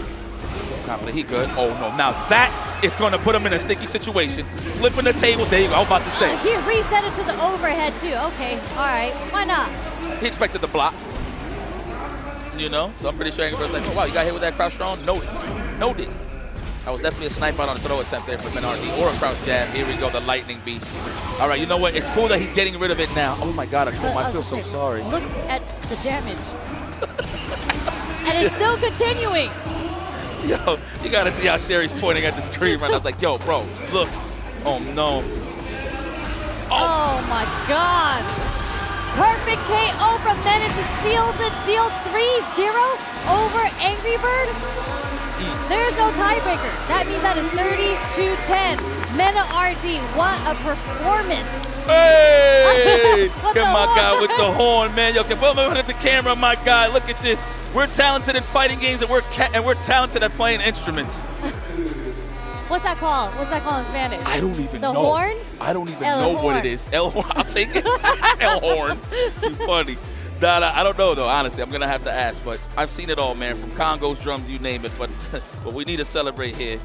I mean, that was insane how ready Mena was, because I was expecting the Big Bird pick. And I feel like Mena was also probably expecting that. But you know what? When you're in this position, you have to be ready at all times, whoever they send to you. So it makes sense to me that whoever it was going to be, Mena was going to be ready for that person. Yeah, man, but look at that, man. 30-10, and of course the W goes to the away side, Bandits. Very nice performance, great character picks, obviously in terms of order on the side of Bandits. I mean, you know what, Ninjas in Pyjamas, they actually did have the right plan in terms of character matchups, right? Yep. But at the end of the day, it's about player versus player, and these guys at this point in this stage of the game are just too experienced. But the one thing that I do want to highlight is MenaRD, it plays super fast. It's actually crazy that he's catching this momentum, and he's only getting better and better as these days pass on. Obviously for the SFL, he's super focused on this, even though he's in the Capcom Cup in the top 16, but that's later down the road. This is what matters the most. Bandits, Kaba, Boost, Mena, ChristiT, congratulations. Big win moving forward. Yeah, it's not even over for them yet because the next game, they actually have to play against Reject. Yes, absolutely. And guys, listen, it usually goes on the back and forth side of things, but this is just day one. Just keep that in mind. We're going to get way more matches coming at you live, which makes this even more interesting here live, dude. SFL, the fans. See, okay, so I'm starting to realize maybe I'm late to the party. I'm starting to realize that the fans love SFL more than the singles portion. Because usually, like, when you see the singles, there is a pack. Oh, sorry. So Ryhan. このでかい会場で対戦できて勝つこともできて一体いかがでしたでしょうか So, on this massive, incredible stage to be part of the team in the World Street Fighter League World Championship 2025 and getting victory for your team, how did that all feel for you here, Boost? Well, after Kaba barely missed out on the win, I felt like it was necessary to take a weight off our team to get the win there. Sorry. Be closer. Okay. And everything that we trained up to this point came into play during that set. Even in the first of two, you know, not long to figure it out. Wasn't the match I was expecting, but it just kept it composed, kept patient, and you know, looked for opportunities because they'll always come, no matter what. ありがとうございます。ブース選手からはですね、優勝勝つことできて嬉しいんで、カバ戦見て、カバ JP 戦見て負けそうになったところちょっと意識しちゃって、でもカバが結局勝つことができて自分にも自信が上がって、やっぱり期待してた試合が来なくて、やっぱりキャミできてたからなんか自分のスタイルを出せるところまで我慢して待つことが大切で、どんな状況に入っても自分が動ける時間が来るから我慢してください。はい、ありがとうございます。続いてカバ選手の方、JP 戦ジューシー・ジョーと対戦してすごい負けそうな状況から勝つことができたんで逆転して、それについてちょっと聞きたいと思います。Kaba, amazing set versus Juicy Joe. It looked like it was going downhill. You were down a game and a round, and you know at one point it looked like he was just playing cleanup right for the 2-0, but then you pulled it back. Talk to me about what's changed when you were about to lose. What is it that changed, and how were you able to pull off this amazing win? Can you repeat that? It's for Kaba, right? Yes. Yeah. Can you ask the question again? Sorry. No problem at all. So, Juicy Joe looked like he was about to wrap it up 2-0. Kaba held in there, kept strong, and was able to pull it back. You know, what sort of went through his mind towards the end there? How was he able to pull it back? And what specifically switched up when he was losing? Que parecía que Juicy Joe te iba ganando a 0, pero que tú pudiste remontar y que pusiste la pelea súper pegada. Entonces, ¿qué estaba pasando por tu mente? Y, o sea, ¿qué fue lo que tú cambiaste para hacer que la pelea fuera tan buena? Bueno, realmente no estoy pegando una contra JP, pero los ánimos siguen buenos, los ánimos y la energía. Yo creo que me ayudó mucho cuando decidí pararme y hablar con ustedes después del match, porque realmente, como tú un torneo en equipo, siempre hay que ver la perspectiva de cada jugador. Y lo que me dijo tú, lo que me dijo Bus, fue lo que me ayudó a recomponerme. Yo sé que no obtuve la victoria, pero nosotros ganamos, así que vamos a seguir avanzando y aunque yo haya perdido, mi vibra y mi energía y todo mi potencial va con el equipo, así que vamos a romper. He said that first that he hasn't won one against JP yet this week. He hasn't won one yet, and that even though he was losing, what helped him was getting up, and it's a team tournament. So listening to his team, then the advice that we gave him helped him have a better performance, and even though he didn't win, it's the same vibes, it's the same energy because the team won and he has to keep it up. ありがとうございます。カバ選手は今週ずっと JP 戦負けてるんで1回も勝ったことなくて、でもチーム試合終わった後のチームからもらったアドバイスが役に立って、でそれからすごい自信も上がってまたいい結果を出せたという結果です。ありがとうございます。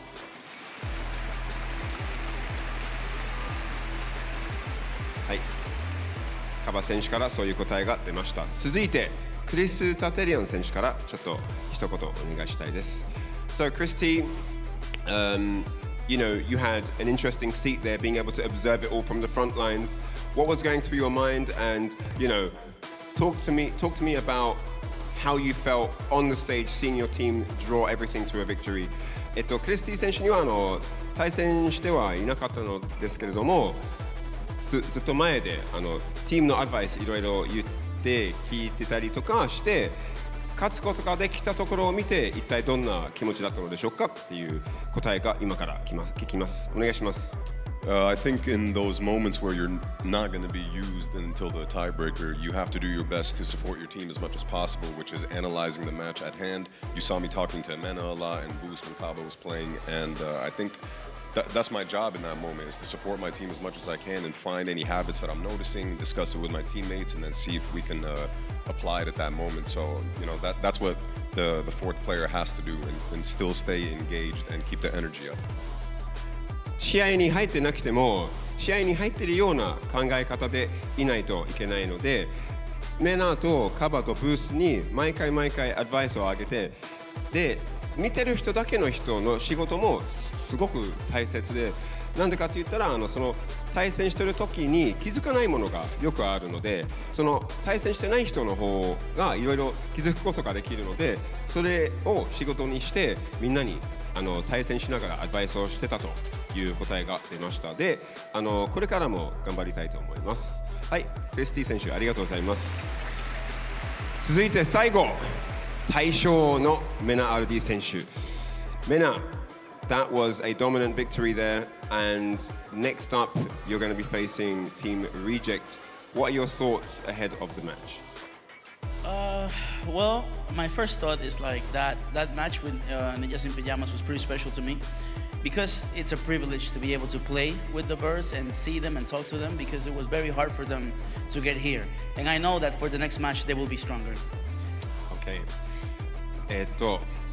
メナ選手の次の試合の意気込みについて聞きたかったので、メナ選手からは難しい試合になると思ってて、いい結果を出せたんですけれども、みんなすごい強いって分かって、負けてもおかしくない状況で、次もまたみんな強い人たちがいっぱい現れてくるので、それも頑張りたいと思います。And for Team Reject, I don't know where they are right now, but I think this is the main story, not only of SFL, of this tournament. It's time to deal with Ed. いよいよエッドを片付ける時間が来ましたで、リージェクトチームは今どこにいるか分かりませんが、これは主人公の主人公のストーリー、これはメインストーリーっていうのを、そのバンディッツ対リージェクトがメナにとってメインストーリーです。はい、ありがとうございます。ティームバンディッツ、盛大な拍手をお願いします。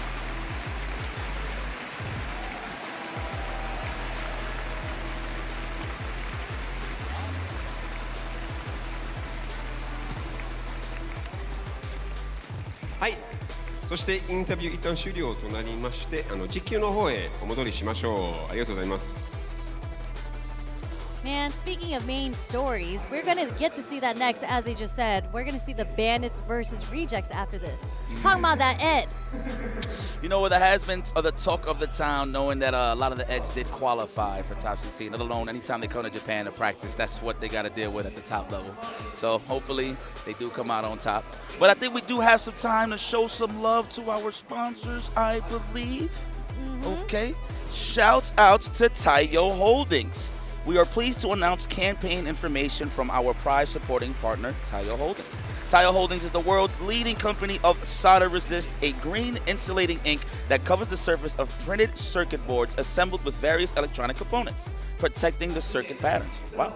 During the Capcom Cup event, a special booth dedicated to Taiyo Holdings will be set up in the entrance area. We look forward to seeing you there. And presenting a re-release of the popular 1/6 scale figure of Chun-Li, the first entry in the figure series project based on original illustrations by Akimen. This project brings brand new illustrations drawn by Akimen, the illustrator who helped create Street Fighter II and Chun-Li to life as figures. The figure is based on the back cover illustration of a medication record book that was created for a 2022 collaboration with Momochihama Dispensing Pharmacy. Originally released in 2024, the figure of Chun-Li was well received by fans for both its quality and impressive size, and is now back for re-release due to popular demand. Produced by Japanese figure manufacturer Max Factory under Akimen's direct supervision, this rendition of Chun-Li faithfully brings the beauty and charm of the original illustration to life at an impressive height of approximately 26 centimeters. Okay. Man, the re-release will feature the same quality as the original figure, living up to its premium price tag. Pre-orders are open until April 15th, and the figure is scheduled to release in August 2026, around the corner. Be sure to pre-order yours on the Good Smile Company online store or at other Max Factory authorized retailers. Fire, can I get one of those, Capcom? Like, what's Same. up? I mean, Holla. We need one of those. That would look great in my living room. I just moved into my new apartment not too long ago in Brooklyn. So I would love to have some figurines. I'm just saying, and I stream, you know, who knows. But that looks amazing, man. So shout outs to the boys out there making these fire figurines. Well, we have had an amazing start to the SFL World Championships 2025. This has been amazing so far. Of course, Bandits take that victory 30-10, and it looks like they're going to have, well, they're going to have a smooth transition going on to the next matches, but the transition going into Ed, it's going to be a slobber knocker, if you will.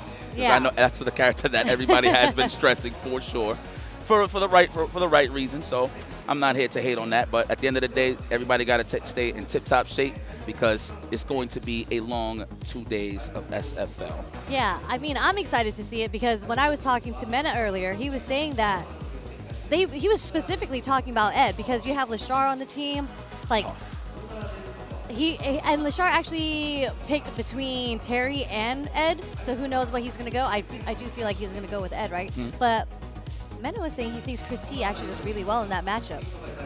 In Street Fighter League US, ChristiT, they set him up against all the Eds, and like VX Bao, he beat VX Bao. VX Bao had to switch over to Mai to take the run back against ChristiT, but ChristiT does really well against Eds apparently, so. Team tournament formats, there you have it. You got some weaknesses, but you got some holes to cover with certain play styles, and it looks like ChristiT, you know what, you are right, yes. He was getting busy against some Eds, that is true. Wow, you know what, that is the game plan.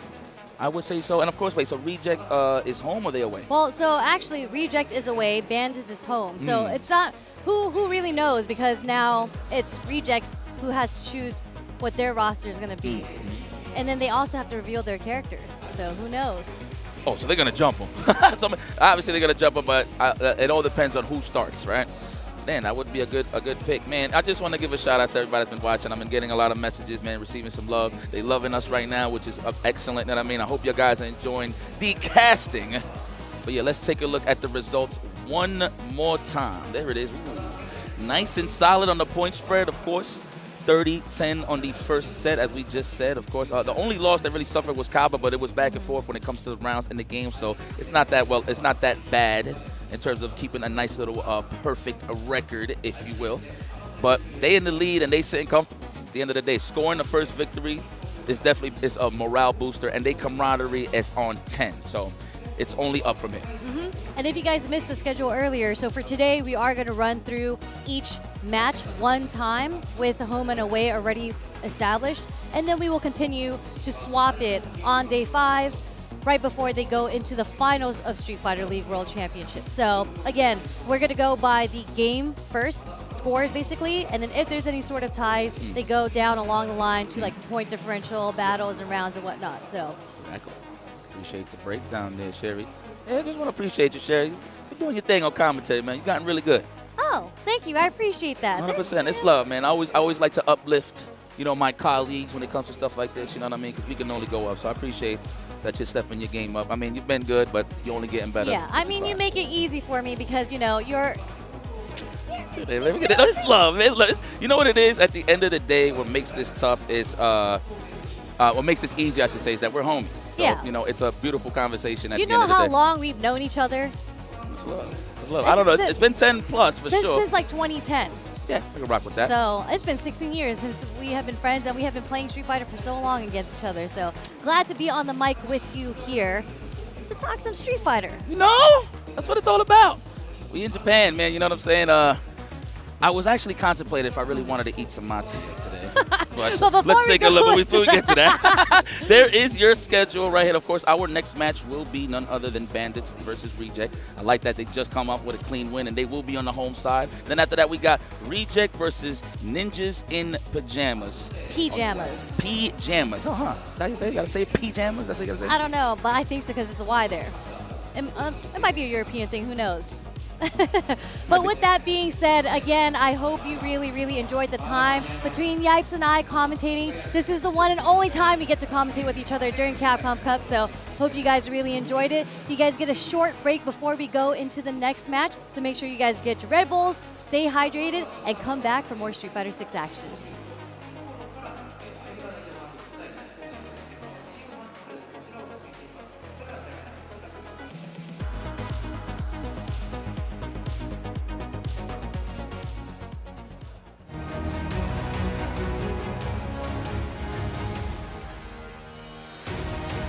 ストリートファイターリーグワールドチャンピオンシップ2025開幕だ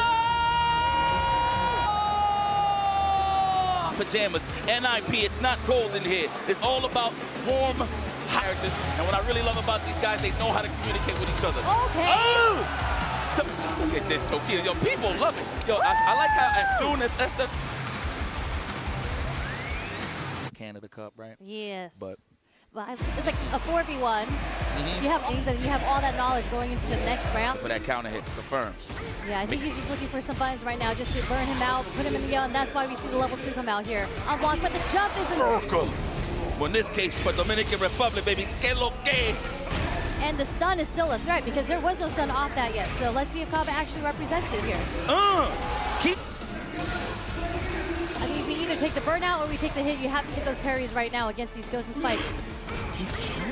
I mean, at that range, oh, the cross, and we got the level 1, and he just got cash in. So we got the level 1, and he just got cash in time, and who secures the 10-point victory. Level 1, and he just got cash in time, and who secures the 10-point victory. He's gonna score the next 10 points. Might be Angry Bird and Phenom, no pun intended. Oh, wow. Oh, he had the level 3, no reactions.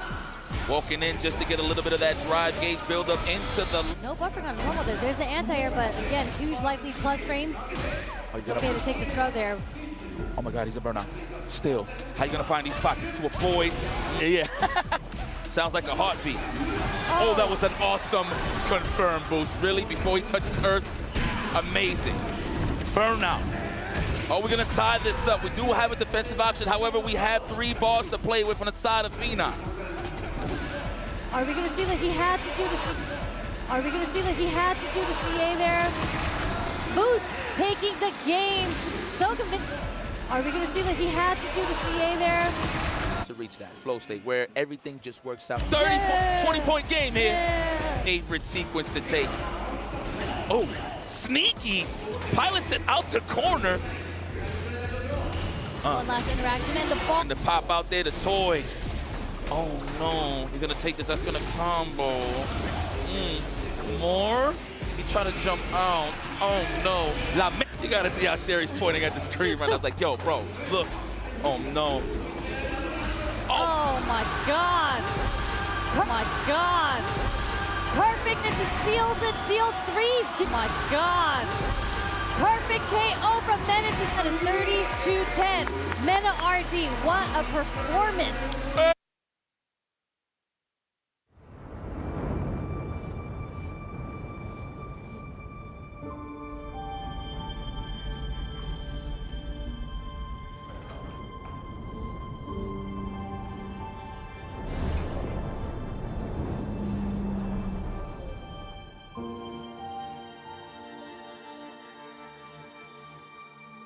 You just gonna stay here when this is all done?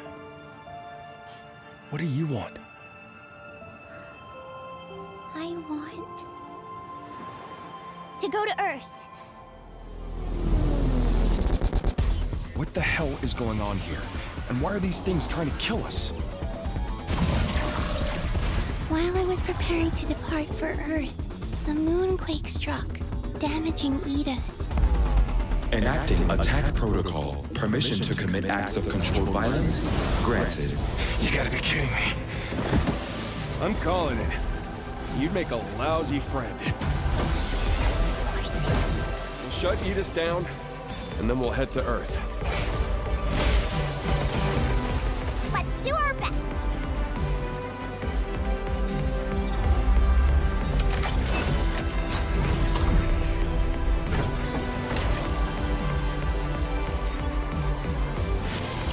I decide my own way. And I'm going to Earth with you. We're a team, right? A whole new life. If you're ready. Okay, then let's go. Together.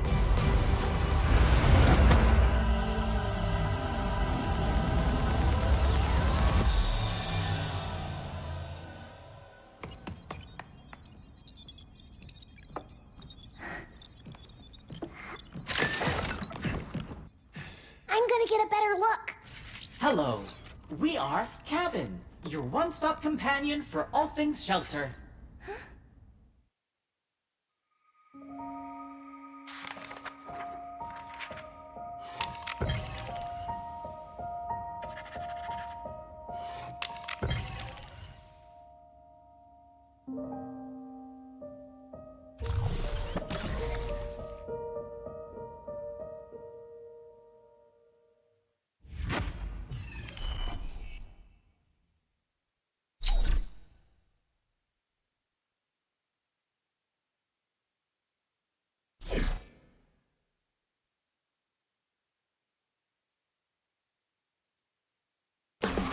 I'm ready to go. Bring the heat. We're going captivate. DJ. Yeah. We're going crank it up. Get back, baby. Smash. Woo-hoo. Factual and magical. Sunrise. Elena. Jumbo, let's dance up a sweat. It's time to party. Let's move. That was no sweat at all. You ready? We're gonna do this. One, yeah. Uh-oh. Good night. And go!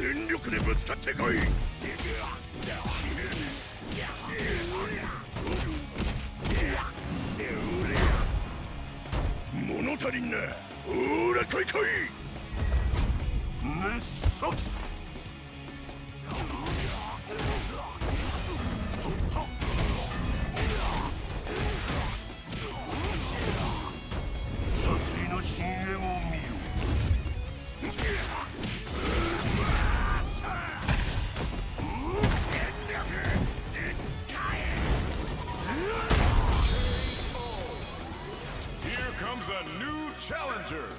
Here comes a new challenger.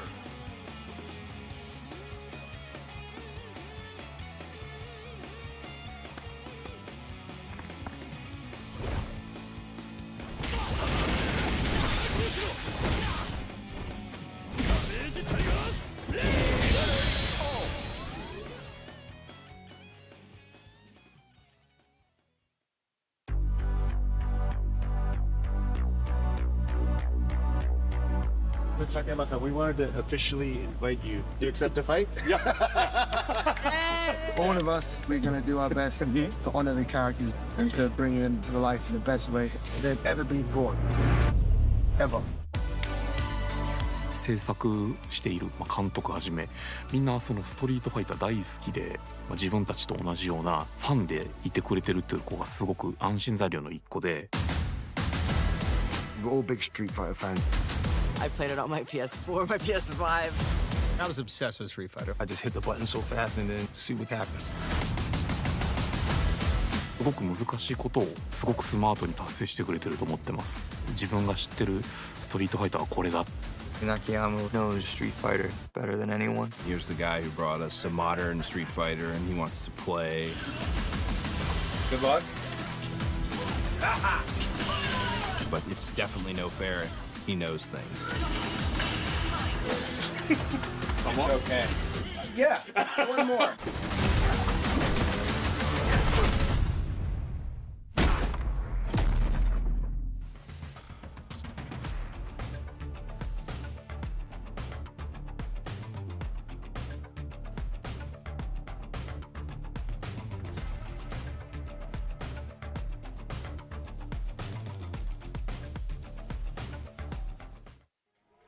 Arctis Nova 7 Gen 2. The app called the biggest cheat code in the industry is here for PC and console. So use it and abuse it, you crazy person. It's the new gold standard.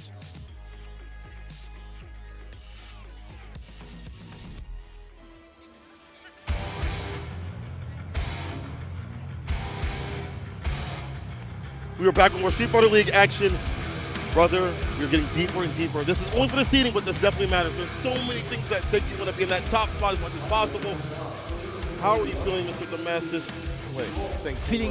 Feeling good, a bit more hair on my friend, you know, like a Fisher. Listen, you're bringing the hair on that day. I'll let you borrow.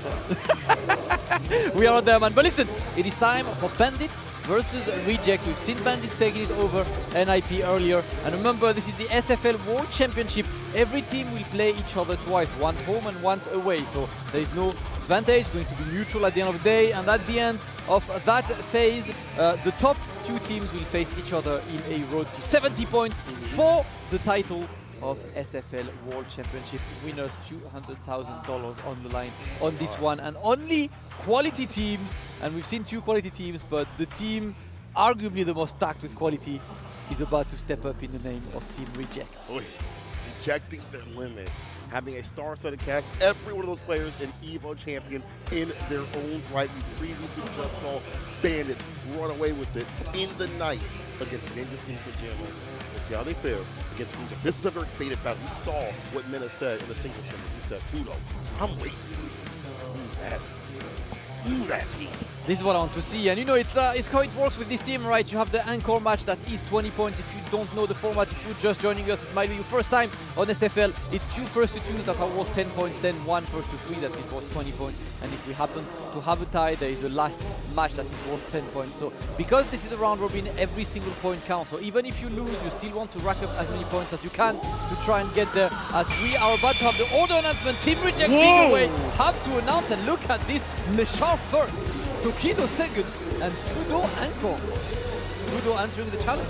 He must be. There's no way Fudo would go for that position like this if he wasn't looking to fight MenaRD. This is an absolute, I'm putting down the gauntlet to fight you. Pull up, MenaRD. We'll run this to the streets. But the Shard to start things off, always a good fit. I especially like the way he's been playing the Street Fighter League all the way through. You've seen how dominant he is for his team. And on a stage of Street Fighter League Japan last year, he failed. But this year, he brought his team to the top spot, qualified for this worldwide competition.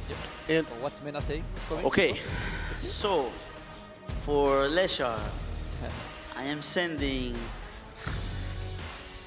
ChristiT. Okay. Classic. Ken versus Ed. Okay. Hey, by the way, hold up. Just one thing. Bandits has home and away shirts. Oh, they were like playing that away earlier, and they were blue, and they're home and they're white. And you know what? As a sports fan myself, I like this. Going for the extra data, going for the extra mileage. Shout out to Bandits. For this one is going to be ChristiT, who did not play on the previous team match, stepping up to the stage against one of the absolute monsters of Street Fighter 6, Lechar. The game, really, this was last the game. ChristiT on a tear just recently, just today we saw was able to qualify in the top 16 spot with the 10. But again, you know, as you mentioned, a monster of Street Fighter. There's Lechar, one of the best defensive minds in the business, and being able to apply anti-drive rush things, being able to perfect parry game everything that comes his way. He really understands every facet of the game.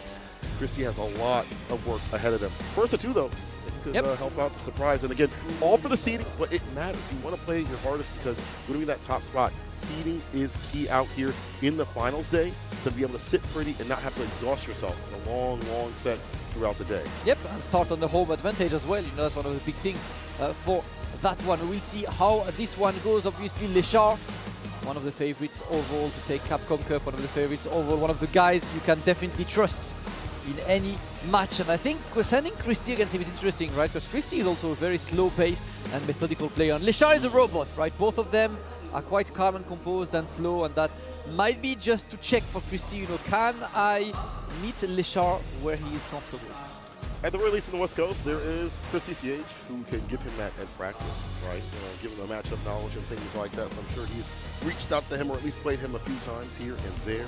And Chris has also been out in Japan for quite a bit with the team to really understand more nuances of Street Fighter. We've seen how that worked out the singles recently. We've seen already how he's able to cook out here in this competition for Street Fighter League. You know, he is a threat people don't look at, but now all eyes on him right now to start things off.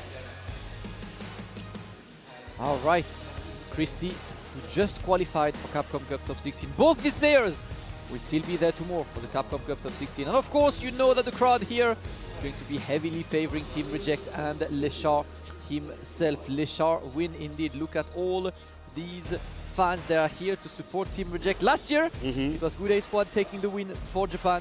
And this year, Reject is trying to keep the trophy home. It's a strong team, 2 Eds on your team, a JP, newly minted, with a Ken behind, maybe, if need be, and of course an Akuma. But then again, Bandits, you know, they're maybe not in the best sorts of way in terms of what's on paper for the characters for the matchups that ahead of them, but the way they've been able to play, though, able to round things back. Even that close set we saw with Juicy Joe and Kava showed to me that what's on paper doesn't always happen in the match or happen so easily. Yeah. All right, it is time for the customary pre-game silence here at the Ryogoku Kokugikan. The arena is getting fuller and fuller by the minute. Smell the popcorn?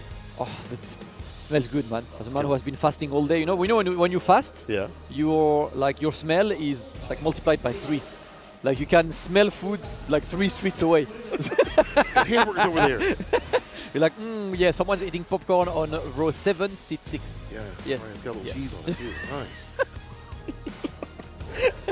I like that tense atmosphere that is around. All these people out here are rooting for one of these teams, maybe even multiple teams. They're big fans of the game, even beyond be sitting out here and drawing what you saw. I mean, there's actual artwork made for these players, competitors, and their characters and things like that too. These people are really about their game. Absolutely. This time, players getting ready for the first player match of this team match. They're just double checking their buttons, double checking that everything goes correctly. And then we move as the crowd starts to make some noise. ChristiT waiting for the customary handshake, of course. Good luck! Yes. Let's go.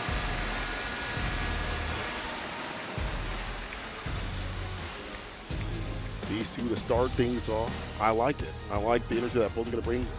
Either team to ride the momentum. Leshar, of course, for the strongest in the business for his side. And ChristiT, this win would mean everything. To really put his face on the map even further for Street Fighter League. Not that he has it, but even more so with the Ken against the Ed. Yeah! Yeah! Got to love it, man. The vibes are immaculate here at the Ryogoku Kokugikan. Ken versus Ed Iteimasho. That's the thing. ChristiT versus Leshar. I feel like the match was kind of annoying for Ken. Probably hard to play the mid-range. The better button, that drive first jab. Stuff to stop whatever Leshar wanted to do. Let's go. Punish it there for ChristiT, sending Leshar into the corner. The frame kill to put the pressure on Leshar. Just walking his way out of the corner. Jab, forward right after, up to a PRC. Leshar went his up the crouching heavy kick though, like a blitz. Right after. This time we stop on the Jinrai, trying to get a bit more. It's gonna be another one. Yep. Leshar gets the counter on this. Into the back throw. Slow pace, but it looks like it's Leshar slowly but surely taking the lead on this. ChristiT needs to find a clean opening, tries the driver, but that's going to be met with a button. And the whip punish is clean from Leshar. You wanna play footsies with me? I am home, baby. And that perfect mid-range, not strange to see him be able to deal with that button. Not much to come through, and we've got all the time and the button range. And anything Ed wants to do. I was thinking of all the buttons he can use. I'm like, man, it's everything he has in the toolkit. And with the flicker too as well, because of that drive gauge. With punish though, towards the corner with the enhanced stops, of course, maximize the Oki in the quarter carry. Empty throw. I love that. Ooh, the back dash though. Get away from the throw, and now we activate that level 2. A. Simple. We don't go for the dream combo. Quick Nothing. man. Not today. With punish again. The stand fierce, nothing to do with the tech against the throw. Gets into some far back. That's still DPD. Almost got the pickup too as well. All right, gets the Tatsu to put you into the corner. And we block those. Front Tatsu. Are we using the bar? You should. Yes, sir. Level 3. Spin everything apart to ensure the victory. Smarts up. Chris. Round on the board. Putting round on the board is important. Showing that we got a game right now between these two. ChristiT versus Leshar. Very disputed so far. Final rounds.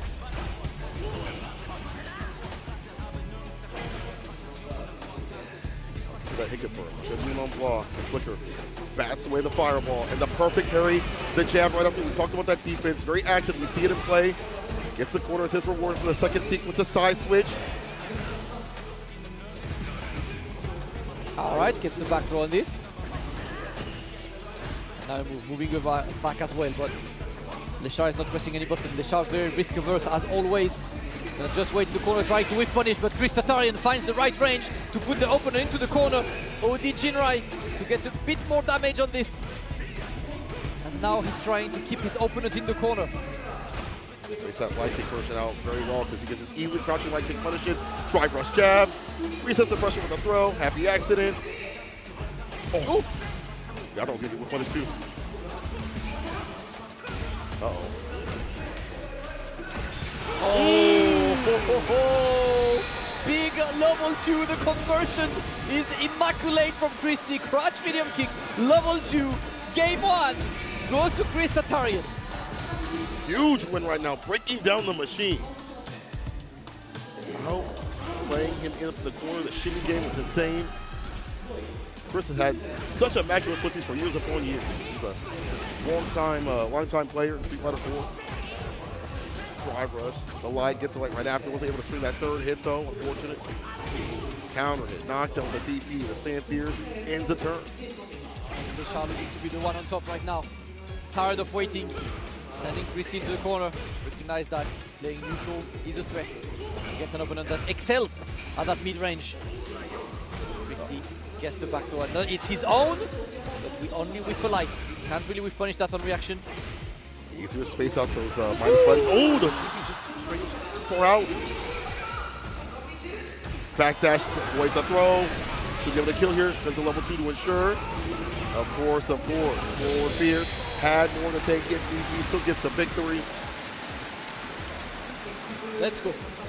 Bomb taken for Leshar.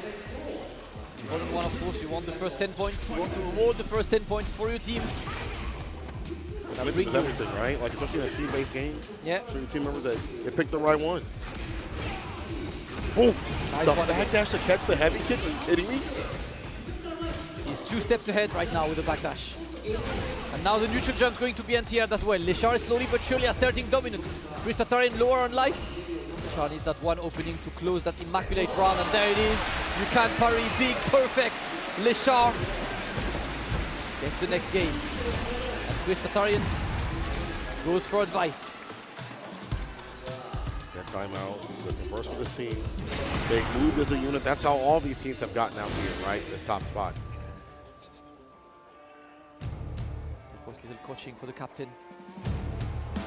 Can I get some captures actually? Would be nice. For real. Are you good at reading lips? Are you good at reading lips in Japanese? Not at all. Neither one. Even worse on the second. All right. ChristiT back in there, pumping himself up for the next game. It is 1-1, and Leshar has got the momentum right now. Final game for 10 points. Flicker, nice, kill rush back, avoids, and gets a punish against the DI. Baited him into it, takes a little bit of drive gauge, and gets, oh, get another from SFL. Beautifully done. Take towards the corner for this. Another one. No, we keep the ranges. Good challenge. ChristiT gonna get at least some room to breathe, but it's going to be difficult to get something going. The back throw to keep Leshar in the corner, and now he's trying to keep the pressure on, but watch out for the range. The drive rush is going to work. That's why I want the purple carry, standing on 10 toes to the bar, but still. Leshar puts himself back on set point. The times of the button hard to read. I do like the fact that Chris is going for these drive rush jabs, got some medium punches and things like that, but Leshar just too much in the lead too often right now. Alright, it's been a lot of drive rush into tap back throw for ChristiT, but at the end of the day, you don't really get that much of an advantage. You don't get a meaty after this. Gives time to Leshar to reconsider. Leshar has been using this time properly. Time for a bit more fireballs. Nice. There's a heavy kick with punish. And Statu. Possessed. Base out the only DP. So much stronger compared to your typical DP. Hard to go to reversal. Double Jinrai. Empty jabs. Even delayed it, but Leshar still threads the needle. Even after that second delay. That is crazy. Number 2.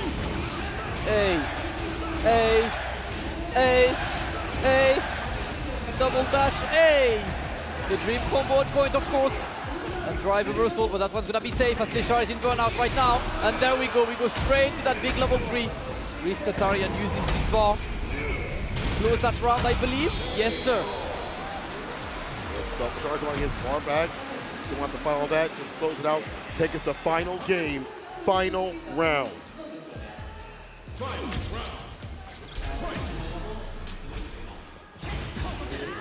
Okay, more this time on blocking the DRC right after with pushing more pressure. We haven't really seen that happen from him too much too often in this set.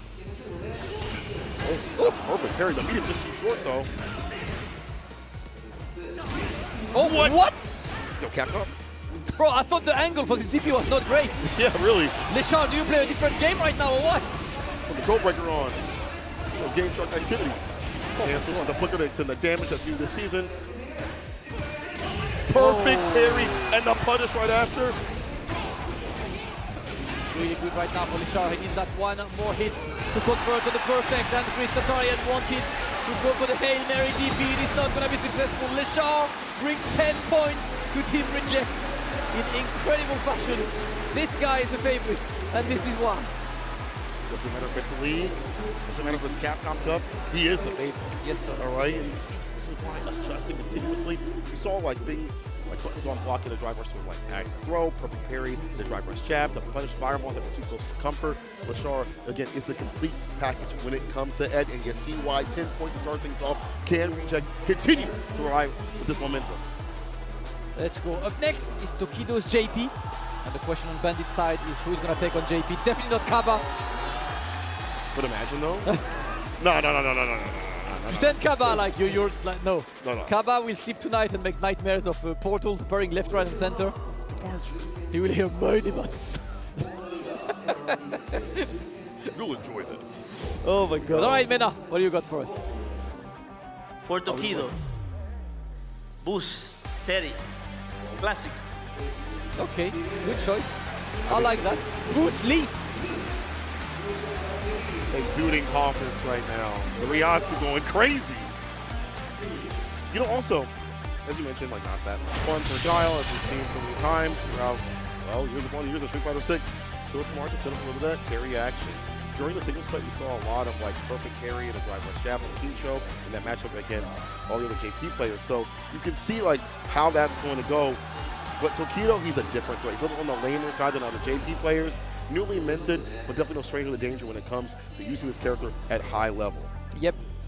Let's see, that's definitely a good pick. You know, Terry, very good character. Generally speaking, against JP, you want a character who's really good at closing the distance and being harassing, right? If you're a character playing from afar, it's not going to be the funniest ride for you. But a character like Terry that can close the distance, get close to you, be annoying, challenge fireballs as well, it's pretty much the best pick we've seen.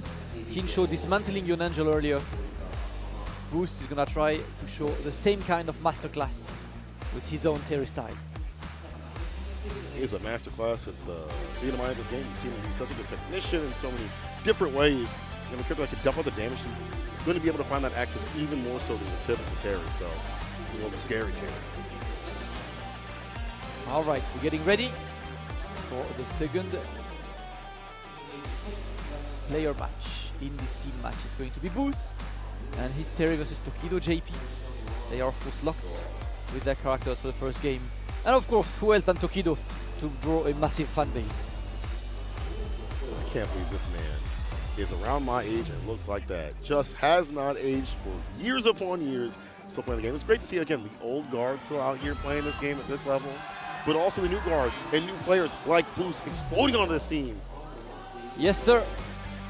Players from all the ages. That's what we love about Street Fighter 6, right? You got the youngest players like Blaz, you got players way older, like, you know, we see Mochi is the oldest player in the Capcom Cup with 45. So yes, this is what we like. This is the FGC, this is the family. And we are about to go throw hands in Street Fighter 6. Boost versus Tokido. An important one right now because if Boost manages to tie it up, the anchor match becomes the deciding match. If Tokido wins this one, anchor match will have a task, bring us an extra match. You like to walk away with like a 30-10 instead of like a 25-20. Yeah. 100%, especially again, that you're looking to be better off in the season. As you mentioned, home position is where you want to be for the finals day. Have that lead up, can counter pick as you want to, and really start off strong. All right. Time for the handshake, of course, and we are getting ready. Tokido versus Boost. The crowd is ready to cheer for the favorites. Tokido's JP. This is Terry. So glad you're something amazing. You know, seen him in the World Warriors, obviously a very pivotal part of this team Bandits. Street Fighter League. Well deserved for him to be out here. Now it's time to showcase your stuff. Yeah. I have been enjoying every single one of these introductions. The crowd is electric here at the Ryogoku Kokugikan. This time for Boost versus Tokido. And we start slow. Tokido not feeling the screen just yet, trying to figure out what Boost's approach is. Take out, he's able to drive my jab, on the way in. With the drop of a combo, I do believe. On the drive gauge, Tokido. Open the harassment right after. Okay. Back throw, departure, of course. Yep, you might want to throw a fireball, but they're still in there. And the portal is off screen, so it disappears now. Boost knows how to get close to JP, but he's very low on drive right now. No with punish on Tokido's side, but we're getting close to a burnout. Not just yet. Can't really block anymore. And that's what Tokido is enforcing. Oof. I get it. You want to clip a limb, you want to get your bar back. Tokido was aware of all that. That's going to be interrupted, yeah. Yep. Here, teleport. Hunting him down is Tokido. And like how he doesn't look at the crouch fierce, he doesn't feel it's going to work. He goes to the back throw on the way down. As Stan fears, he had to do something, going to get chipped out.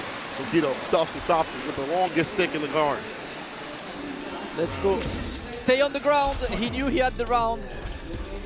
A wealth of experience for Tokido. Okay. And that's how you catch experience. Yeah, Big surprising. All right. Oh. Nice. Double two, no. Driver does not the right one. And there we go. Tokido keeps going. Boost in burnout against JP, one of the worst positions to be in, but Boost manages to sneak in a jump in until he gets gone. Yeah, man, it's a fair enough burnout. Nice reaction with the super, backs him up. However, that's no more bar. Drive gauge not back just yet. There it is, back in the green. Good drive rush now. Get perfect parry, we can play the game. Gets out of burnout and now he's looking at his opponent. Now we're trying to get in, trying to play for the shimmy, but low tech attempt on Boost's side, drive rush throw. How is he so low on the drive gauge again? He was in burnout 10 seconds ago. Yeah, really. It's been that fast. OD departure.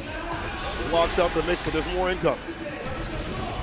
Level 2, ODTP, well timed. Burn out, but definitely not an option. It's Burn Knuckle as option 1, and it works out.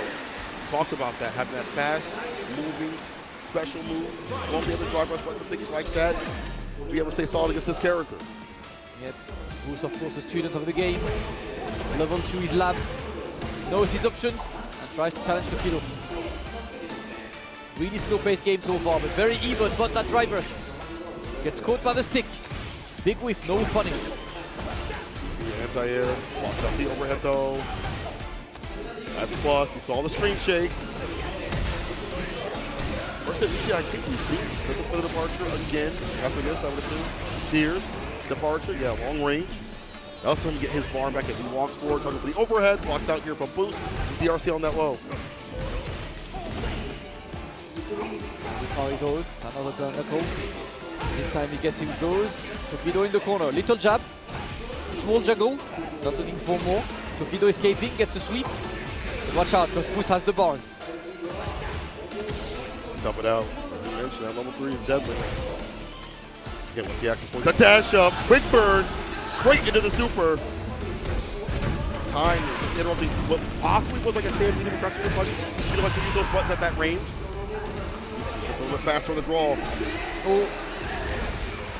Beats the portals, he tries it.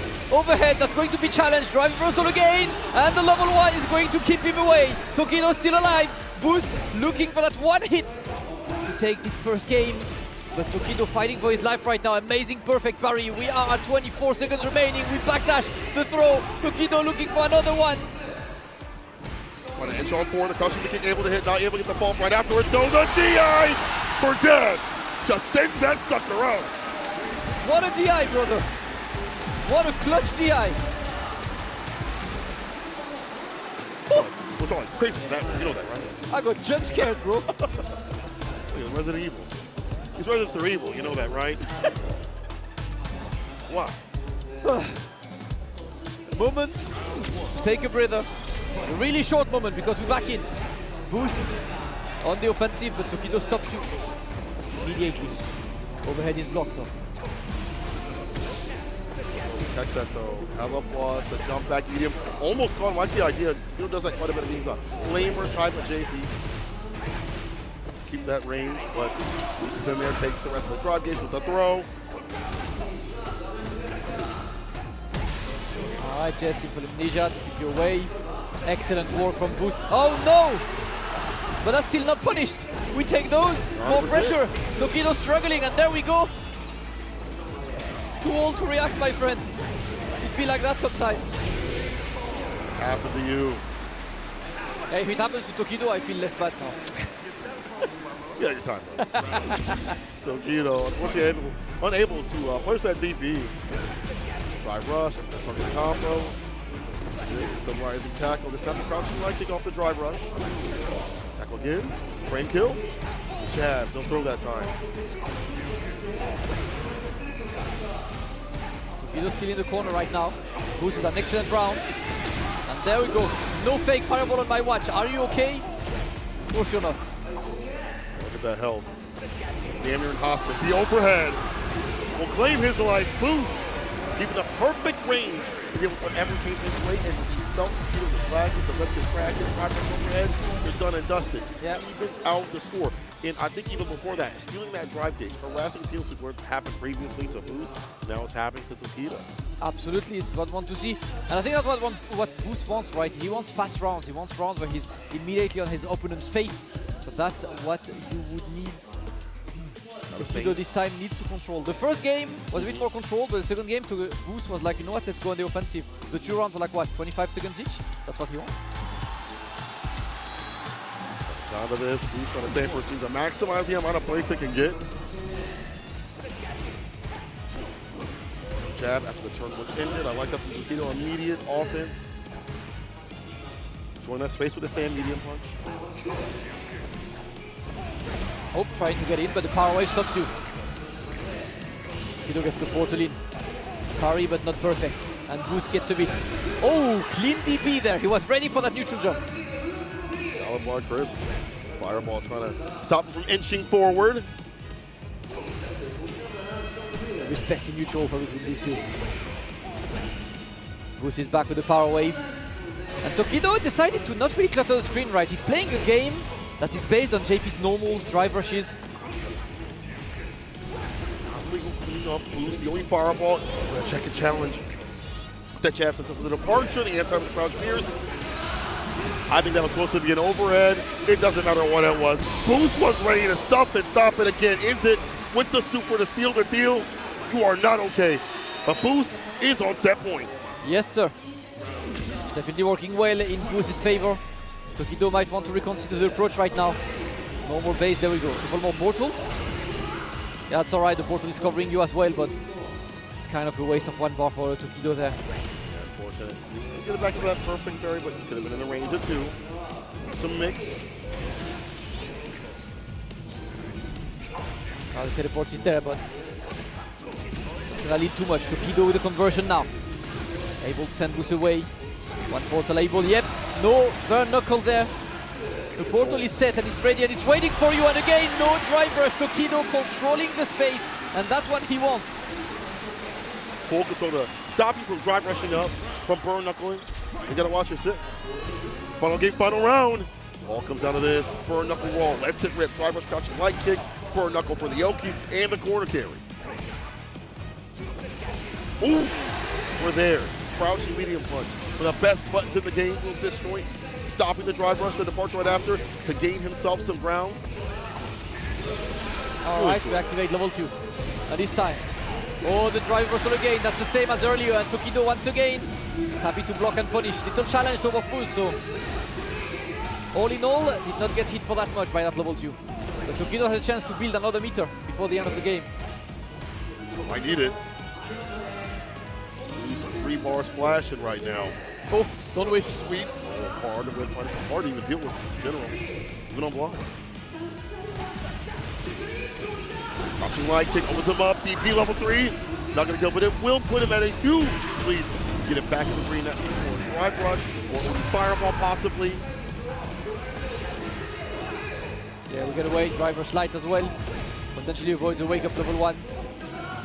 Couple power waves, and Tokido is slow and steady. He just wants to walk forward right now. One drive rush attempt, but he gets opened up, and another one gets opened up. Boost converts this one.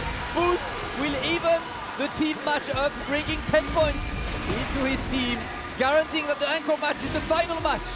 Boost as clutch as ever. Boost has never been on a stage this big. Yeah. And look at how he is performing, the confidence and the gameplay. And when he had the lead, it wasn't swiped away at the very end. You saw those fireballs coming out, stopping the drive rush. Tokido a little bit too hungry to try to come through, and Boost was ready. Wow. All right, so we had Leshar winning the first set over ChristiT, and now it is Boost taking the next player match. Only 2-1s, only close games, but now it's 10-10, and the best of 5 is going to be worth 20 points, and I think we don't really need Mena to take the mic, man. Go sit down and plug your controller in. We know what's happening. Just run the set, bro. We would be surprised if the opposite. We don't need the theatrics, we need the battle, all right? We have to do it anyway, just to, let them know. All right, talk to me, Mena. For Fudo, MenaRD, Blanca, Classic. What else would it be, right? He called him out for recency today. He's had his sights on Fudo, and Fudo answered in time.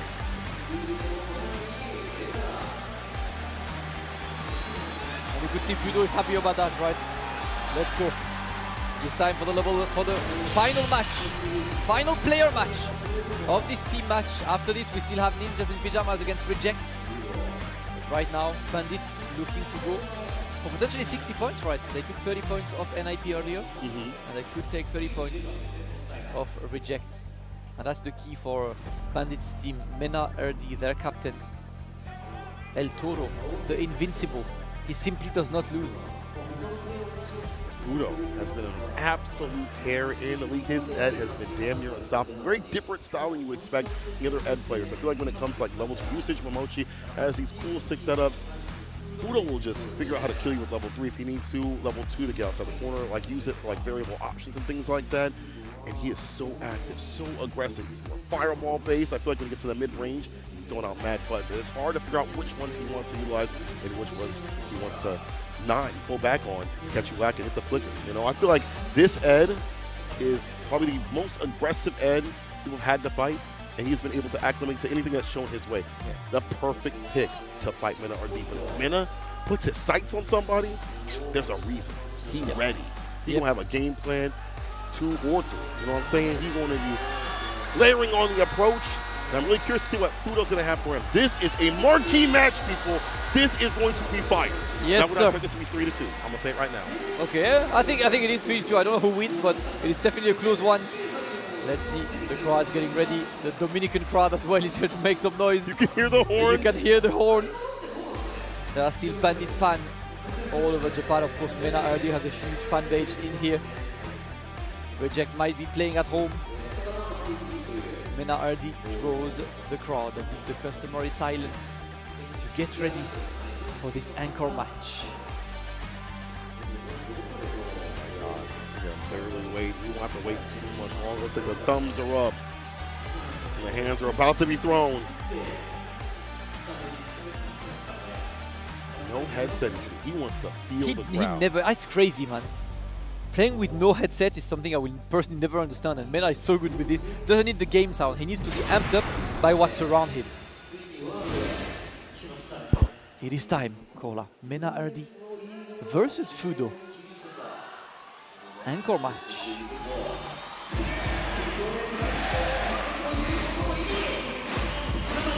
Yeah. Final match of this vlog. MenaRD put up a challenge and Fudo responding in time. Who will take those 30 points in total? Let's get it. All right. Blanca Eds. And of course, Mena being in top 16 tomorrow along with 5 Eds. This is an amazing moment for him to just iron out the strategy. Yep. Check how we're going. Because we're going to meet a lot tomorrow, potentially. Fudo gets the throw. And there we go. Yeah, the slide from a distance. You can't really go for a fireball there. Punish counter on Mena's side, and the spacing is immaculate. Off the knee bomb. Lift off once again to get that blockage hand. That setup. Gonna be able to get it right now. Where's the activation point? Based off the ODPP. Fudo letting it rip. Whipping up in the air right there. Another super. Mena. It's so hard to pin down and when you go for a reversal. When can I play the game?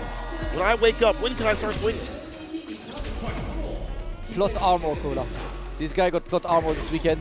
And as even plot armor will still be there against Fudo. Big perfect parry for Fudo. He gets the extension there. Fork begin. Yep, the electricity is gonna whiff, but no big whiff punish from Fudo. Not believing in his button there. A bit too far. Oh, he's still in recovery. How much heavy can able to clip Fudo. You know, the throw. Drive rush or the knee bombs. This DP rings true. All right, burn yourself out. There we go, my friends. And now you're forced to block. And this is good luck against MenaRD's level 2. Still got a bit. Yep, one more use of that install before the end. MenaRD is trying to get in, but the level 3. Oh! He could cancel it in time? Brother! That was prepared since like 3 weeks ago. The drive rush hop, you knew that had to be coming through. The super, and obviously, far to your name at the bottom, all you can do is hit that reversal. But for some of them, I block it here and there for a little bit. Who's gonna let that rip and need the time? Caught him. First game. I need to lap this. How many frames after the start of the drive rush does the hop invincibility start? Because that level 3 was near instant. Yeah. And that still got through, so I know what to do on my laptop in my room tonight. Needs to give it a try because I want to know. Definitely a surprising outcome to me, but MenaRD, he's got all the tech. Able to connect. Get some of that bar back in blood by getting active, getting aggressive. Gets the crush with a kick. You saw the counter, so Fudo trying to play a butt. Does still want to wake up. Fudo loves to be active on wake up, and here's what the reward gets a pickup with the OD. Is it with the OD cycle upper? 6 sequencing here from Fudo. All right. Needs to bring it back, and that's what Fudo is doing right now. Showing MenaRD doesn't have a consistent read on me, but clean with punish for a start. Fudo stays out of danger, and Mena rushes it. Attack, the knee bombs connect, lurching forward, blowing that up, taking towards the level 2. But a pain point here for, I was going to say Fudo, but any player that has to fight, the likes of MenaRD, the best block in the business. Another blocker chance. OD, yep, that electrifies it. Gets one throw. They're trying, but you're going to get anti-aired. And Fudo sends you back into the corner. He's got critical art, so 2 openings could be it. Decides to use the level 2 there. Again, Phenom don't have the time to wait for the perfect time, not the level 2 rip. He's supposed to get some damage on the table, gets the meaty no vegan. OD, give the victory here with the level 1 ender. You don't even need it, don't even need a pop him up high enough for that to happen. Well optimized. Fudo remains calm. And do you imagine the depth of this team? Fudo is there, and if he doubts, there is only Daigo behind him to coach him. You know, like, yeah. And like another edge player like the Shark, you know, yeah. also It's at okay, a high cool. level. So like this. The wealth of experience in this team. Second to none. Alright, chat is done. MenaRD remains stone-faced. Fudo gets some help from the friends. He's 1-1 in this first to 3. All for 20 points. Yeah, that's 30 in total. Sitting for the winner. Make a super fireball. Hard distance to slide. Still gets the DP off. High enough to get a follow-up too as well. The jab right after. A knockdown. Drive rush with the crouching light punch. Still getting mad active. Okay. Okay. Get the trade and get the conversion. MenaRD looking great. Punish counter there. The drive rush was ridiculous. Fudo real pressure on. It's not a punish counter throw. After that safe jump, MenaRD still gets some more momentum. Overhead blocked out. Oh, others are tagged. And again, whipping, but no. From Phenom just yet. That's a range we can't even try to throw up the smart. He'll slide that. Oh, he tagged him before you hit the OD ball at all. Fudo, faster on the draw. Yep, and that's going to be the key of this match, right? You know that MenaRD likes to be offensive, likes to be in control. It's about how Fudo can stop him from starting his offense. And so far, it's been successful. Buttons to put your ender. The DP again, always in the right range to get that off, it feels. If he doesn't, block it out. Marcus is a good ed player. Level 2 after the stand fierce, of course. Right, freeze. The drive gauge. Oh, Holy Bird had to drive rush up. Get on in there. Level 2 coming through. All right, and we're going for the dream. A.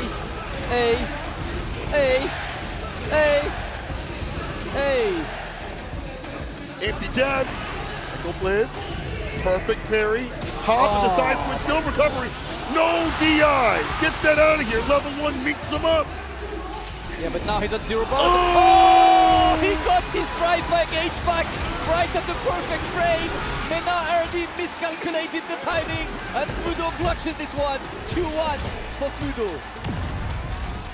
But he got it back. The fact that he was ready to smash that DI right back at him. You're like, it's coming, it's coming. Yeah! There it is. Let's go. 2-1 Fudo. MenaRD takes his time. Discussion with the teammates. Fudo's spacing has been so good to be able to anti-win DP, which takes a lot for Ed. And if he can't do it, he'll just block it out, obviously. At this point, he's been able to catch some of these buttons that have been falling faltering. You see the block and nail, he'll just drive rush jab up now. He'll save that bar to whip punish. He can't do it normally. Fudo's adaptations to keep up with Mena and again stop him from running his game have been insane right now. 2 games. Mena prepared for this, but Fudo, same with him. 2 games in total. We've seen Mena come back from worse. Yes, sir. Yes, sir. We've seen the plot armor all weekend. Is it another shonen moment for MenaRD? Is Fudo gonna put a dent on his armor? Let's go. Potentially the final game of this player match. MenaRD takes his time. Looking to get something, gets the crack medium into electricity. You're gonna be in the corner right now and try to stay there.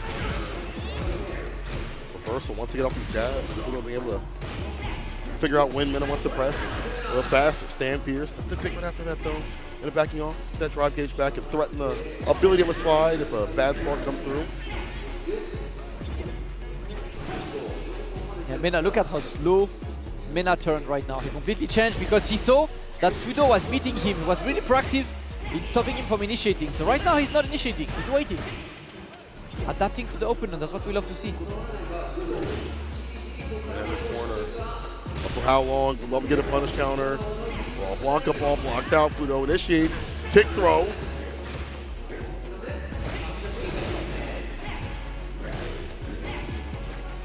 Over the space block and nail.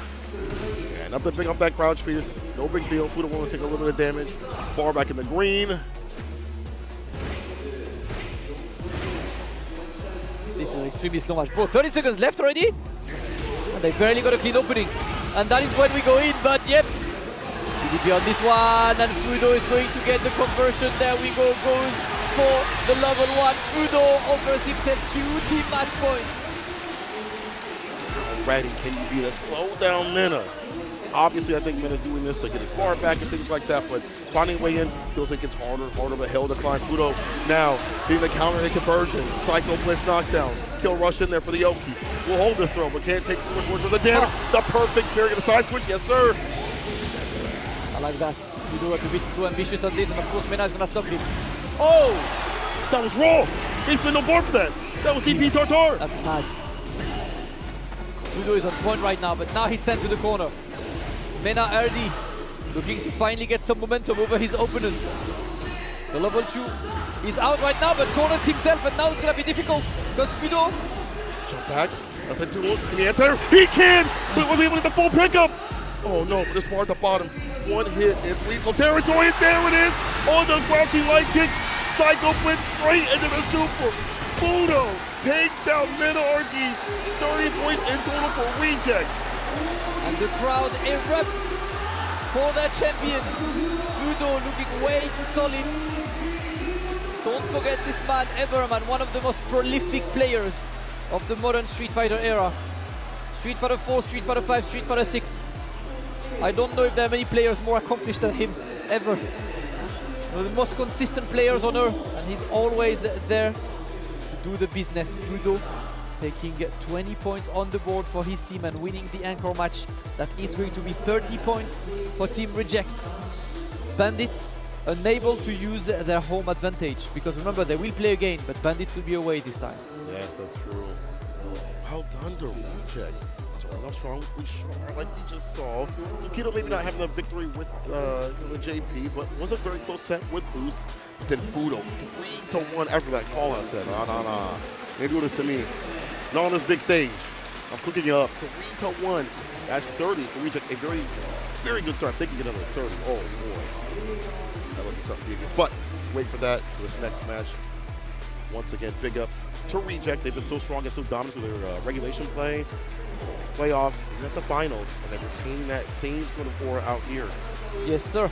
Listen, this team is looking ridiculous, and I think, to me at least, they're the favorites of this SFL World Championship. I think they're the team to take down. They're extremely solid. The talent spread is amazing. The double heads and the most solid heads on earth, absolutely insane. The wealth of experience as well. It is the team to take down right now. And remember, they're at home. They got the life home advantage outside of SFL with everyone cheering for them. Absolutely incredible play. And we're gonna have the winner interview on the stage. はい。ちょっと皆さんに一言お聞きしたいところです。梅原選手、今回参加してなかったのですが、後ろからアドバイス上げてるところを見たので、一体こう後ろから見てアドバイス上げて、その試合の内容を見て一体どんな気持ちでしたでしょうか。いやでもみんないい動きしてたんで、本当にちょっと細かいところをアドバイスするぐらいでしたね。そうですね。で、ホーム側でしたが、期待してた順番が合われましたか？少し違いましたけど、そうですか。でもまあ大体大まかなところは予想通りでしたね。So I asked Umehara-san what he felt looking at it from the back. You know, he wasn't in the match this time, but he was giving very, very valid and important advice to the team. And he said that, yeah, it felt really good and everyone was playing really well. Their movement was on point, and he's really obviously very happy with the result. And I also asked him if it was the order that they expected. He said it was a bit different, to be honest. They didn't quite read the order that would come, but the most important details all worked out as they planned. So yeah, that was really, really good. そして続いてはフード選手。1試合目のメナ戦の1試合目はすごい早い展開で負けて、その後もう逆転全然違うなんかもう別人みたいに見えまして、一体何が変わりましたか、精神的に。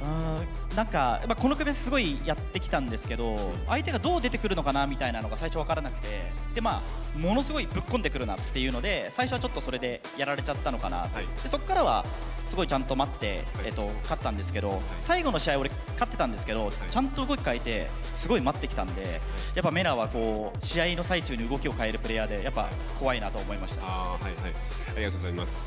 So I asked Phenom, in the set with Mena, he absolutely got destroyed in the first game, but after that it looked like two completely different players because he flipped the tide and got the 3 games in a row. And I wanted to know what exactly changed in that switch up. And he said that initially he had to look at exactly how exactly how Mena was going to approach him, and he just got caught by the rush down. You know, Mena's a very solid, aggressive player, and he just wasn't prepared for how fast Mena was going to come at him. After that one game, he kind of relaxed into the match. He knew what speed he needed to play at. He made the right adaptations, and you saw the result. But even though he won, during the set, he's very aware of how strong Mena is and how quickly Mena is able to adapt, especially in high-tension matches like this under pressure. And so even during the win, he was very scared of Mena all the way through the end of the set. Thank you very much, Fudo. そしてレシャール選手。はい。クリスタテリアン選手と対戦して、どうでしたか？自分の動きに満足でしたでしょうか？やっぱ緊張して最初はやっぱクリス選手の動きをやっぱちょっと怖かったですけど、なんかやっぱ負けた時にちゃんとフドさんが後ろでそのアドバイスやってくれて、それでできたと思いますね。はい、よかったです。So I asked him about the match with ChristiT. Of course, went down a game. Got some very valuable advice from Fudo. He's really happy about that. He was very nervous. He admits that he was actually very, very nervous in the set because ChristiT was moving phenomenally well and playing really well. So he had to get the advice and also have that little moment to just calm down. You know, after the match, having time to talk to his teammates gave him back that confidence he needed, and he was able to get the win. 続いて、時戸選手、次の試合、意気込みちょっとお願いいただけますか。意気込みについて、はい、お願いします。次は EU に対して、こちらホームということでホームで迎え撃つ形になるんですが、こちらも準備万端でございます。はい。So I asked Tokido about his motivation moving forward, taking on the Europe representatives in Ninjas in Pyjamas, and he said, this time we are going to be home and we are ready for the match. Let's get it going. Tokido 選手、ありがとうございます。Thank you very much. Well, that's going to be it for the interview. This is Team Reject with a dominant run over Team Bandits. And with that said, it's time to head back to the caster's desk. 終了となりまして、時給の方へ戻りしましょう。よろしくお願いします。Wise fighting words from our winning team. They got the 30 points on the board and they are ready to play against Ninjas in Pyjamas, as Tokido said, at home this time. So Ninjas in Pyjamas will be the one to reveal the lineup first, and Reject can go and snipe everyone. And remember, Big Bird's playing Fudo tomorrow, right? So there it might be a bit of match footsies, you know, like data collection. You know, do you send the Shar against Big Bird and you get some data against Ed? You know, or do you send Fudo against Big Bird? Like, yeah, let's test each other out right now, because tomorrow the big first to 5 as well. So there is a lot on the board at the SFL World Championship. For now, Bandits, they won their first team match, and the second team match was Reject taking it over. Bandits up next is going to be Ninjas in Pyjamas taking over Reject. But before that, it's time to talk about our sponsors and partners. We are pleased to announce campaign information from our prize supporting partner, Taiyo Holdings. Taiyo Holdings is the world-leading company of Solder Resist, a green insulating ink that covers the surface of printed circuit boards assembled with various electronic components, protecting the circuit patterns. During the Capcom Cup event, a special booth dedicated to Taiyo Holdings will be set up in the entrance area. We look forward to seeing you there. Entertainment 11 is proud to announce that we have become the official sponsor of Capcom Cup 12. Late 2026, continuing on to 2027, Entertainment 11 will host a Street Fighter Series event in Dubai, including dedicated esports competition for Street Fighter 6. We're also preparing an exciting lineup of exclusive merch that fans will be able to enjoy. Look forward to bringing the global Street Fighter community new opportunities to compete, celebrate, and enjoy the game even further. Please stay tuned for more updates and get ready for an unforgettable experience. And the Street Fighter 6 Fig Light Series action figures by 52 Toys, the ultimate collectible figures for true fighters. Bring the iconic world of Street Fighter into your hands with highly articulated figures of Ryu and Chun-Li, each featuring over 25 movable joints for ultimate posability, allows you to recreate their most legendary moves from the game, such as Ryu's iconic Shoryuken, with dynamic and authentic detail. Wave 1, Ryu and Chun-Li set to launch worldwide soon, and Wave 2, Akuma, aka Guki in Japan of course, and Kami is already in development with even more fighters to join the game. Don't miss your chance to get these masterpieces, this is just the beginning. Brother, these matches have been absolutely insane, and they're only going to get crazier. People think that maybe seeding matches might be a little bit boring because people might be holding things back and things like that, but I feel like at this level, you can't do that. You need to get that top spot. You need to be sitting comfortably when the finals day comes. You can't, because like the seeding phase is a bit too short, right? It's not many matches, so you can't really afford to get a match that is just gauging what the opponent is, unless you're already comfortably qualified and you know you're gonna make it to finals. Yeah. Maybe that's when you do it, but at the beginning, for the first few matches, you need to go full steam ahead, and so far we've seen incredible matches. We still have one more before closing the day. Of course, tomorrow is Capcom Cup Top 16, and Sunday will be the second part of seeding phase and the finals for Street Fighter League World Championship. 3 teams coming from all around the world. They all won their respective Street Fighter League. Of course, Reject winning Japan, and Bandits winning SFL NA, and NIP winning SFL EU themselves. The results from now, it's been a 30-10 kind of day, Sankola. It really has been. We'll see if that continues in this next match. Ninjas in Pyjamas going up against Reject to finalize the day and finalize all the points and see where people are going to stand and land. And also, I feel like it's going to be great if you are the bottom team. It's like, hey guys, it's not a turn up like volume. We're kind of getting pieced up out there, all right? So it's a good notifier beyond just your positioning where you're going to be on the finals day. Yep, remember that the game differential, the points, everything counts in that seeding stage. The group stage is mighty important between the 3 SFL champions fighting for a big stack of $200,000. Reject looking to keep that title in Japan after Good Day Squad took it last year. Looking forward to see what happens this year. Of course, we get one more game a bit later. It's time to talk about getting a quick break before we go for this. I see Sherry Genix and Jammers are getting ready to close the day right after this. So far, good matches, but I must say something, Senkola. Tell me. Fudo? You did not come to play. You came for battle. The fact that you got called out and still took it over that person, I mean, naturally, I'll get showing. Usually, you know, Mena's supposed to win by showing logic, but God willing, Fudo is a villain out here. And he might continue to be if he's playing like that, not only in the singles, but also in his 2 tournament position. Man, I have been very impressed by Fudo all weekend long. I mean, you know, I'm consistently impressed, but I feel like this weekend he's playing at maybe his best I've seen on Street Fighter 6. The group stage was absolutely incredible. He looked like he simply couldn't lose. Today he looks like the same. Tomorrow he's got a big top 16 to play for $1 million. He's still going to be back, of course, on Sunday with even more. So definitely a player to keep an eye on for absolutely everyone, because this guy keeps delivering the strong results. Might end up as the MVP of the week, you know. I mean, also, we have Daigo. We haven't seen him yet. Yeah. What happens if he pops up? Yep. Yep. Needs to play at some point, of course. The results are the following, guys. Right on the first match, Leshar took it over Chris Tatarian 2-1. Then Booth took it over Tokido 2-1. And then we're talking about it. Fudo 3-1 versus MenaRD in one of my favorite matches throughout the day, I think. Oh yeah, 100%. That is definitely my top spot right now. We'll see how things go in this last and final match. But again, you mentioned the dominance of Fudo. What if Leshar goes in that anchor position now? Now that Fudo's positioned himself well in the anchor position, say, hey, I can get these points for my team. Now you can swap out Leshar and Fudo back to back. Can you do that for other teams as much? Yeah. I don't know if you can do that with Ninjas in Pyjamas or Bandits in the same way, especially Bandits where I feel like MenaRD is like the star in terms of that team, in terms of the powerhouse of the anchor position in a longer set. It's like he is the Batman that needs to be there. Yeah, I think it's one of the things with all the teams, right? Like, you have teams like Bandit that are really built around the captain, like MenaRD usually goes anchor. Same on NIP, right? It was Angry Bird for the entirety of SFL EU, except one match that Big Bird took. Yeah. Like, all of it, it's one guy who carries the first to 3 side. Reject has that flexibility, right? Between Leshar and Fudo, who can both take it, and they successfully took it throughout the regular season of SFL Japan, right? So obviously Leshar was the one to take the final match in the finals, which is an amazing storyline considering he was the one to fail to take the final match last year. And now he's the one qualifying and he's eager to bring the win for his team. Teammates trust him, and that's what we want to see in a team. But you make a good point on this, like having more than one player who you would confidently send in that first to three anchor position is a huge advantage.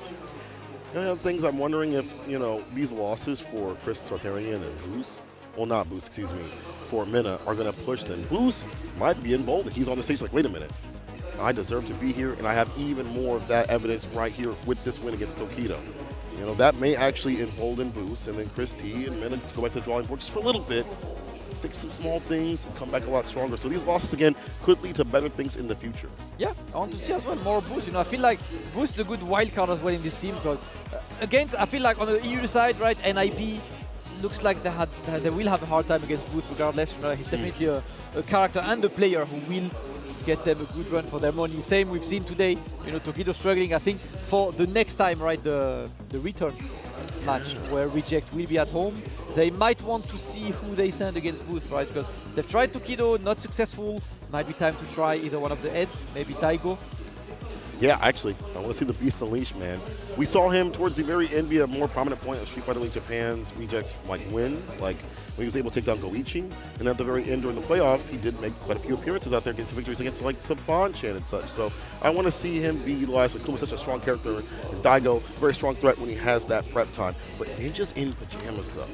You got Angry Bird on the Akuma, on the Ryu. I doubt we'll see the Ken, but maybe I could be wrong. But Big Bird, hey, my man's cooking out here this week. On the Rashid, like, when I saw him coming in, I was like, yeah, he's going to be good, but I didn't know about this good. But here's the schedule right now. Once again, Reject, Ninjas in Pajamas, up next to finalize the night, and again, finalize some points. Yep, Reject Ninjas in Pajamas to close the day. Another exciting day of Street Fighter 6 here. And remember that we still have 2 days at the Ryuki Kokuikan. And these 2 days are going to be full house, right? Oh, yeah. Sold out arena. Everyone's going to be there to make some noise. You don't want to miss the hype for the entire weekend. Reject versus NIP. Going to be an important one because NIP could only take 10 points off Bandits. They definitely want more on this, but they will have to take it for a great fight against Reject, and there will be a way, so they're the ones who have to unveil their lineup, knowing that Big Bird is one of the guys who is playing tomorrow against Fudo. So I don't know if the two teams will want to make these two avoid each other or instead, you know, plot them against each other to see what kind of data they can gather. Regardless, final game looking exciting, and of course all these teams will play against each other again on Sunday with the home and away side swaps. That's the real deal, right? That's going to be the star, I guess I want to say, day, especially when it comes to being packed out here. Tomorrow's going to be packed, but it's going to be loud as hell on Sunday. League is such a big thing out here in Japan. They really ride for it. It's like a sporting event for them. We've seen it over last year. We see it at Street Fighter League Japan. If you all watch that, especially for the finals, you're going to see it again here this year. I was incredibly surprised last year as Enkola when I came to Street Fighter League finals, and I was like, hold up, this is potentially hyper than Capcom Cup. Like, it is so incredibly popular. SFL Japan is an absolute powerhouse here in Japan. People absolutely love this format and they want to see, of course, Japan shine. But with this, that closes the second team match of the day. We are getting ready for the third and last match of this SFL World Championship Group Stage Phase 1. Back in a couple minutes with the final game of the day. Reject versus Ninjas in Pyjamas. See you in a few minutes.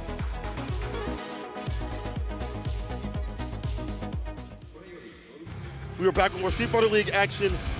Brother, we're getting deep. It's the new gold standard. Go for that position like this if he wasn't. There is the last match that is worth favoring Team Reject and Leshar. This win would mean everything. Yeah! Yeah! Got to love it, man. Oh! Yeah, I thought I was going to get punish too. Uh-oh. Oh! Big head right now with the backdash. And now the neutral jump's going to be anti-aired as well. Leshar is slowly but surely asserting dominance. ChristiT lower on life. Leshar needs that one opening to close that immaculate run, and there it is. The season. Perfect parry and the punish right after. Really good right now for Leshar. He needs that one more hit to convert to the perfect, and ChristiT wants her to the perfect, and ChristiT wanted to go for the Hail Mary DP. It is not going to be successful. More hits to convert to the perfect, and ChristiT wanted to go for the Hail Mary. Of course, who else than Tokido to draw a massive fan base of this team, Bandits. Yeah. Take this first game. But Tokido fighting for his life right now. Amazing perfect parry. We are at 24 seconds remaining. We backdash the throw. Tokido looking for another one. Want to inch on forward. The customer kick able to hit. Not able to get the fall right afterwards. No, Goes with an excellent round. And there we go. No fake fireball on my watch. Are you okay? Of course you're not. Look at that health. Damn near in hospice. The overhead will claim his life. Boom. Couple power waves, and Tokido is slow and steady. He just wants to walk forward right now. One driver's attempt, but he gets opened up, and another one gets opened up. Boost conquers this one. Boost will even another one gets opened up. Boost conquers this one. Boost will into his team, guaranteeing that the anchor match is the one gets opened up. Boost conquers this one. Boost will even the team match up. He has a huge fan base in here. It is time, Cola. MenaRD. Go. And this is good luck against MenaRD's level 2. Still got a bit. Yep, one more use of that install before the end. MenaRD is trying to get in, but the level 3. Oh! Go blitz. Perfect parry. Hop to the side switch. Still recovery. No DI. Gets that out of here. Level 1 meets him up. Yeah, but now he's at 0 bar. Oh! He got his prize back H-back right at the... One hit, it's lethal territory, and there it is! Oh, the crouching light kick, Psycho went straight into the soup. It's lethal territory, and there it is! Oh, the crouching light kick, Psycho went straight. 30 points in total for Reject. One hit, it's lethal territory, and there it is! Oh, the... This man, Everman, one of the most prolific players of the modern Street Fighter era.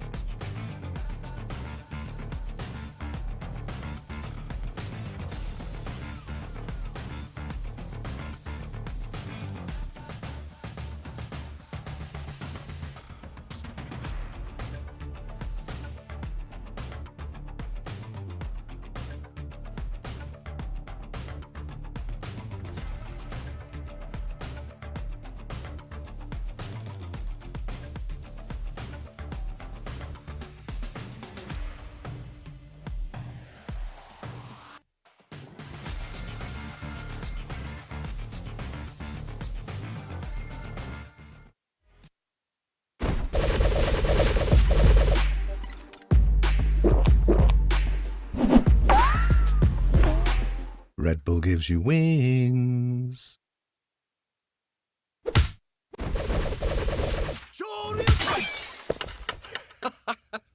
Red Bull gives you wings. 'Cause I got what it takes to be on top. I'm #1 'cause I don't stop.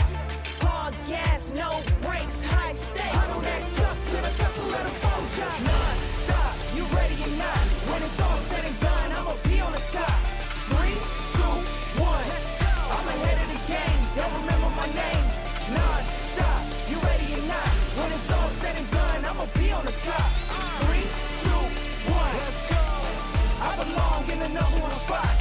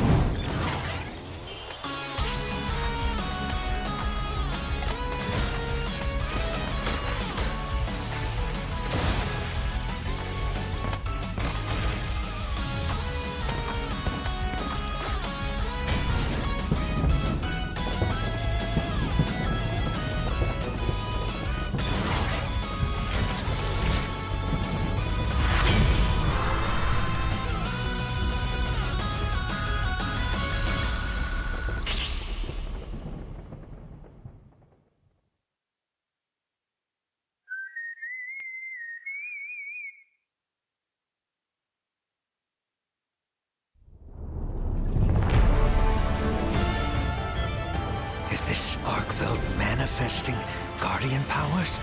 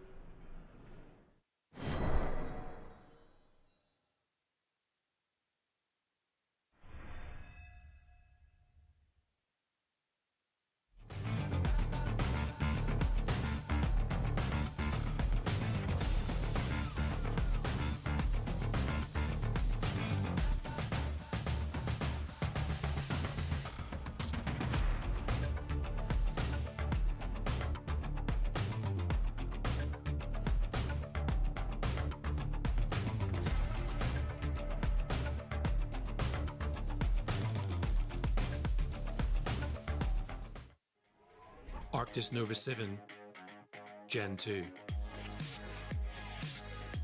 The app called the biggest cheat code in the industry is here for PC and console. So use it and abuse it, you crazy person. It's the new gold standard.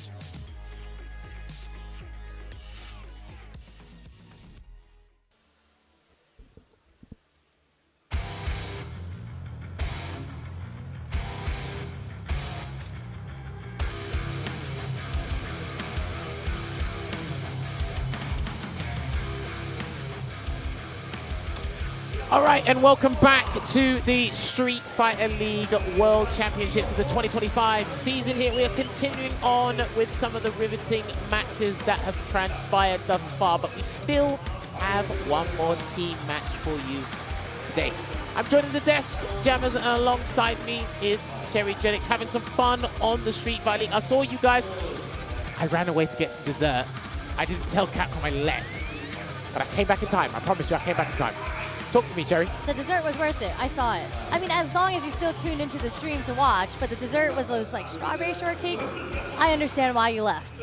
You still tuned into the Street Fighter action though, and what action has it been so far? Like, I got to commentate NIP versus Bandits, then we saw Bandits go after Rejects, and now we get to see Rejects versus NIP again. Well, there you go on your screen right now. That was beautiful. Sherry literally wished it into existence, and this is what the tally is looking like right now. Just to let you guys know for the breakdown real quick, because Sherry had to tell me off the desk, we are doing a part one of the group stage, because when we actually do see the finals on the Sunday, they're going to be switching positions to determine who are going to be the final two teams to play for the SFL World Championships of the 2025 competitive season here. So it was Bandits that did take the victory over Ninjas in Pyjamas. Then it was Rejects that took the victory over Bandits with MenaRD. He did call out Fudo, and Fudo came running and said, all right, I'm gonna make this line work real quick. So now let's see if Reject on home soil can take the dub against NIP, or if NIP got something to say about it, because NIP increased the firepower by adding Juicy Joe to the squad, and as you guys mentioned yourself and Yipes, he has been actually crucial in the SFL EU, and he actually did score them 10 points earlier today as well. So I call him like a very special vanguard for Team NIP, and hopefully he'll be able to continue that here going up against Reject. Yeah, I would consider Juicy Joe the 10-point collector. That's what I've been calling him. I like him it, and just pick him up, put him in the bag. Exactly. Him and Boost have been 100% on getting these 10 points. So Boost has already played his 2 games. We're going to see that Juicy Joe is going up first because they are the away team, obviously with the JP. Then Big Bird, second player with the Rashid, and then Phenom with Cammy. So Angry Bird is actually the tiebreaker here. During SFL EU, and you tell me, Jammers, I don't think Phenom was ever the anchor during the entire season, right? It was usually one of the birds, either Big Bird or Angry Bird. As I try to recollect my memory, I don't think he did play anchor. I actually did leave my notepad in the back, so I can only have to run off and check, but I'd actually lose my job if I run off the desk right now. So the guys are delivering here in Team Reject. We saw how much it meant to them when they couldn't make it to the World Finals last year, losing to the先方のジューシージョーに対しては梅原豪輝クラシックでお願いします。Okay. Now And this the is crowd smart. goes wild when they announce Daigo's name. Because he hasn't played yet, and nor has Big Bird, but we'll get to Big Bird's match momentarily. But yes, the Beast, the guy that inspired thousands to play fighting games, not just for a hobby, but maybe even a long-time career, especially in Japan here. Now, Daigo in the regular season didn't really have a good individual record, but hey, when it comes to the finals, that's a different day. So if he shows up today, and potentially on Sunday, Sherry. Yeah, I mean, there was only one time they really put Daigo as the anchor, and he did show up and show out and secure those 20 points for the team. So this is, yeah, we're going to see Daigo come out against Juicy Joe, the Kuma versus JP. How do you think this is going to go, Jammers?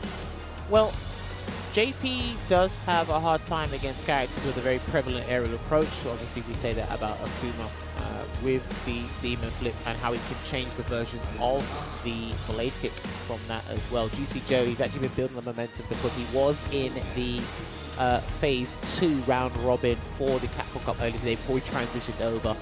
Couldn't make it to the top 16, so now he gets to pour all his efforts and all his mental stamina and energy into SFL here. Now, when we were in the regular season, Juicy Joe only lost to, this is in SFL EU by the way, he only lost to Valmaster and Lex, I believe it was.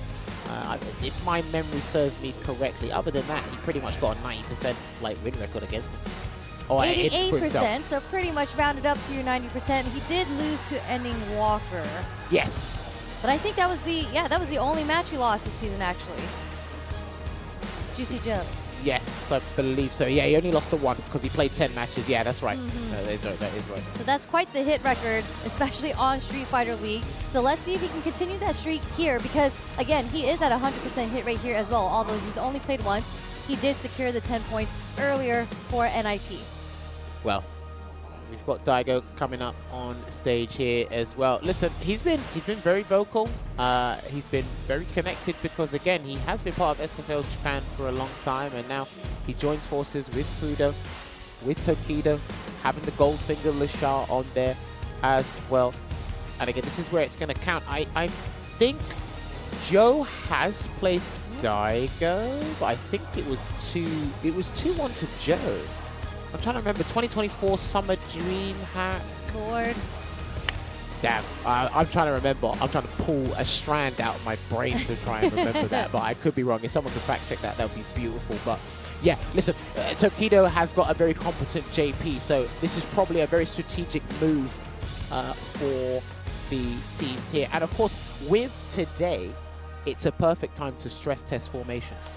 What worked, what didn't work. So the guys that did lose, it's like, okay, this formation didn't work. Let's just shuffle the positions around a little bit and let's put the guys back in a different position. But yes, these guys are kicking it off with the Vanguard match here, as we like to say it in SFL EU. It will be White Knight, Magician, Juicy Joe going up against the Beast. He looks lost. He always looks lost. It's not Daigo if he doesn't look lost. Daigo, you're in the sumo stadium playing Street Fighter. You need some help? It's so funny because the crowd was going crazy, and then when Daigo looked back, the crowd got so quiet because they were so confused. Well, I tell you what.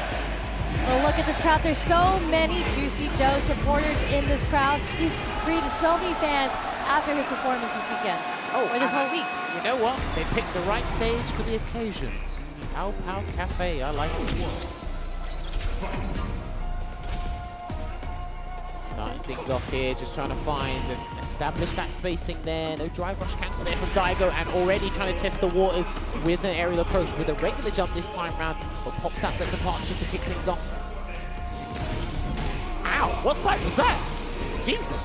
A hit, that's all that matters, but there's the low medium kick drive rush coming from Daigo into the Tatsu, taking Juicy Joe to the corner, placing in some offense here, but Juicy Joe able to drive rush out. There it is, mix it up. The regular jump got anti-ed, so that's when he's going to start introducing all the other aerial threats there. Gets a forward throw, does Daigo. The CB chases him down. You see how he's hesitant? Juicy Joe's now hesitant to anti-air because of all the different aerial approaches Daigo can do. There it is. Goes and doesn't go Shoryuken there, trying to burn Joe out, and a good block. He baited it, and he will activate the Lavushka, and he should be able to take this round, because my guy has 9k vitality here. All right, it ain't done. And the combo was not even done. I like that he just pressed heavy kick. That is JP's plus on rock button, but Daigo anticipated the target combo, which hence why the drive reversal came out. So good situational awareness there from Joe. I mean, how did he know? He just not do the target combo in that situation. Preemptive data, I suppose. But what? An aerial juggle doesn't get the full conversion, but beautiful nonetheless. There's a fireball just to buy him some time there, but the crouching fierce does avoid the jump attack, but Daigo does get some Oki from that medium Topsy there, Sherry. Dashboard. Okay, Adamant Flame, nothing right after. Still testing each other out a bit. Good back dash there, off of the back medium punch. Trying to get a little bit of dry gauge back so he can block just for a second longer there. Again, Juicy Joe. Still not really anti-airing as he was before, but really good decision on him. There's the back throw. Set up the portal. Big ghost. Checking his feet. Daigo blocking. Again, we'll take the trade this time. It works in his favor. Interesting. So Daigo's going to get a little bit of advice from Fudo here, as I think Tokido's on the other side as well. Yeah, I can see it. So I think the interesting part is, so we saw a couple of regular jumps that Joe has blocked, and one of the things you have to do as a JP player is you have to study meticulously what the aerial threats are from your opponent if the options do present themselves. But when the air fireballs come out, notice how Joe's put in a position where it's either not going to give him as much frame advantage, or the crouching heavy punch will connect in some way, shape, or form, as we saw in that last interaction. So maybe they're opting Daigo to be a little bit more stubborn with a demon flip in the air, but he's going to go a little bit more aggro here, Sherry. Yep. There it is. There he switched it up into the dive kick, just as you called. Switching up the aerial approach. Again, the movement from Akuma is so strong, especially with the forward heavy punch. Back throw. Gonna have to do with the setup here. Oh, wow, okay. That missed. I've never seen that miss. Yeah, no. Not there anyway. Back here again. Oh, okay. Chases him down. Safe jump. Oh, empty jump instead. And then the overhead does connect, counter hit as well. Might have just been a delayed tech that came from Daigo. Always gets blown up by the overhead. I'm starting to think this guy has a romantic relationship with 10 points. I don't know what it is with Joe, but that nice trade with the crouching heavy punch again, and he's going to activate Lavushka to buy him some time and get in. And he finds his way in. What was that? It was still very active. Didn't even move. There. It's worked. Okay. It seems that the down medium kick dive kick is working. Everything else hasn't worked for Daigo, so hopefully he doesn't opt to that well too often. Doesn't get the whiff punish there, but okay. Taking our plus frames. Joe doesn't bite, but he is on the brink of burnout here, so Daigo might start going a little riskier with his approach just to make sure he keeps him in the orange. Nice. Burns himself out in his own volition there for the positional advantage, but Daigo still has level 3 on deck. Good jump back. And that was a delayed jump back there from Daigo. Wow, on, there you go. He's going to have to go into the level 2. You should have done level 2, good sir. It's not over yet. Difficult position to be in, but at least Akuma can navigate around the spikes. Yeah, as soon as he blocked that, there was no way out. Level 1 wasn't going to help him. You're not going to walk forward and try and hope the fireball wish, because it probably would have hit the back of his hair. Nice guillotine. Oh, okay. Nice little pick up there from Joe. Teleporting in. Back throw, putting Daigo into the corner again, setting up the portal, throwing out some ghosts here to keep the pressure on.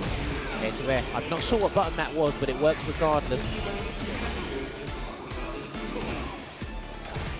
Getting his feet again. Just spending a lot of meter here to try to keep the pressure on Daigo.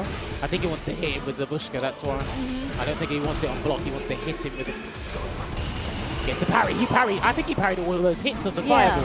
Yeah, it again. He's going to burn him out, Daigo, if you're not careful. That crouch fierce from Pivotal, here it comes. Daigo did not drive reversal. Oh my god, I'm sick! He didn't hear you, Jammers, he didn't hear you!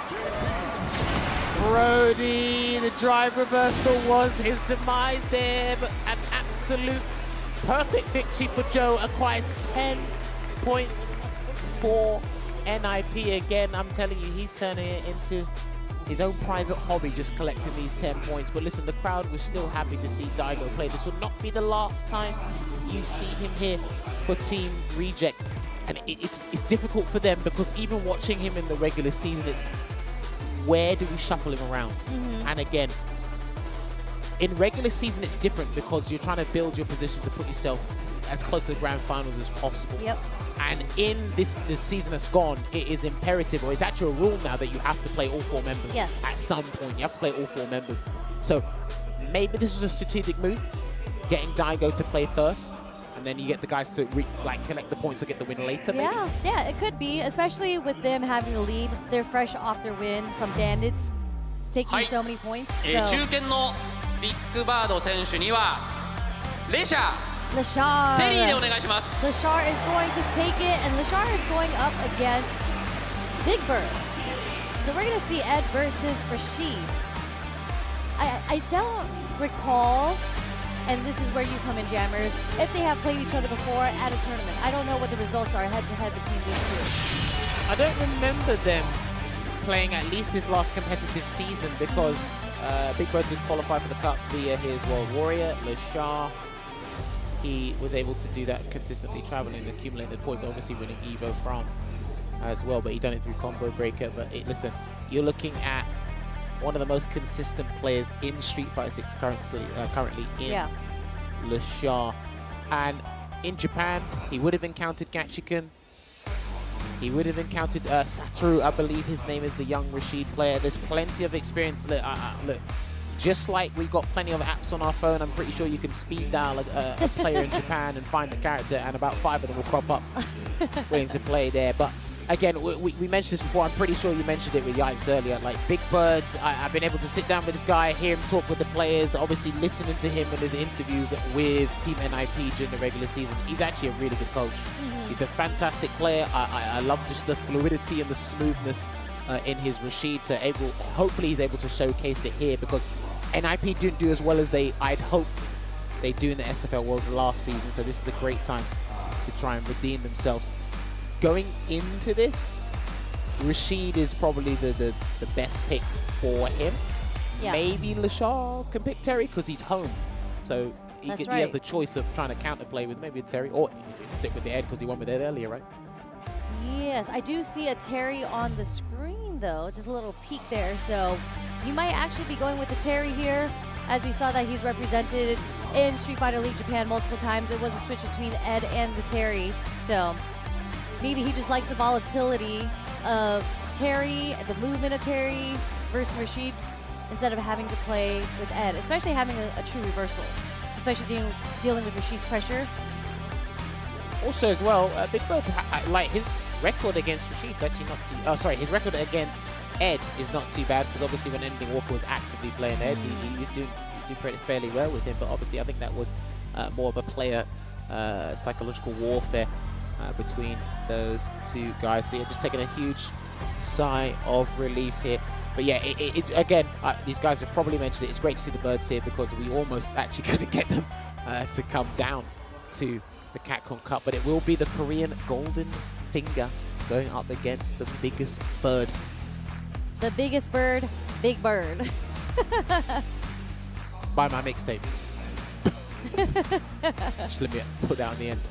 That's Man, probably what it would be. something we mentioned earlier too is just like the amount of people here are actually to watch Street Fighter League and not necessarily, I mean, obviously they're here for Capcom 12 as well, but today was packed with people and you can see all the hand-drawn like posters that people brought out. There's so many that say Reject, NIP, Bandits all around me, and it's just so cool to see how much support Street Fighter League has out here in Japan. Oh, it's beautiful. I was jealous because I saw some of the players. There was like a line of people waiting to take pictures, and I'm like, I'm over here. No one wants to take We're just pictures with me. commentators. We're just commentators. I know. We let the talent do the playing. I was born to be a backup dancer.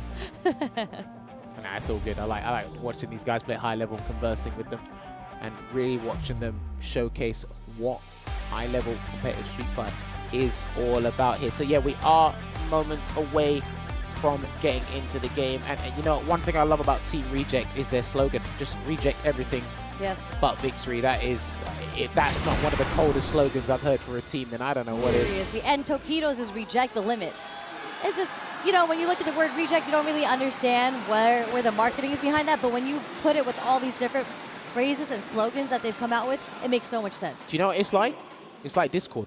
The word means to separate, Yeah. but then you got the app that brings everyone together and creates some weird channels in the Discord. But anyway. That's some free marketing for Discord, you know? True. We appreciate it. All right. The guys do the handshake, and they put on the headset on the exact same frame. What is going on here? You guys been practicing this stuff? What the hell's going on? They're in sync. They're in sync.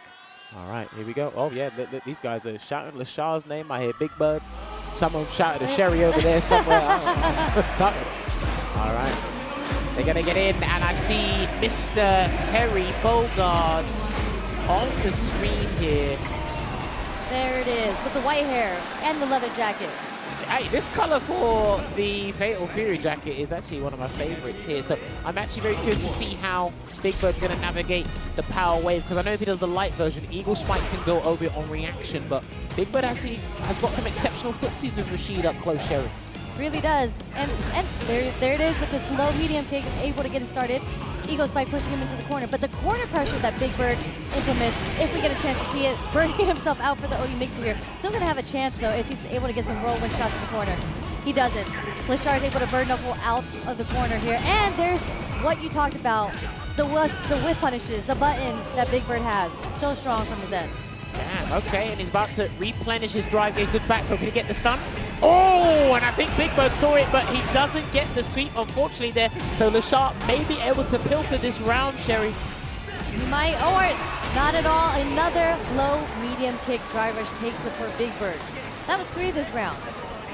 That was very scary, especially after Lashard got the back throw, went for the raw drive impact, and Big Bird just managed to slither his way out of that one, but he's going to get the conversion, the quick burn Oki here, gets that regular grab, and he's going to build momentum off of this one.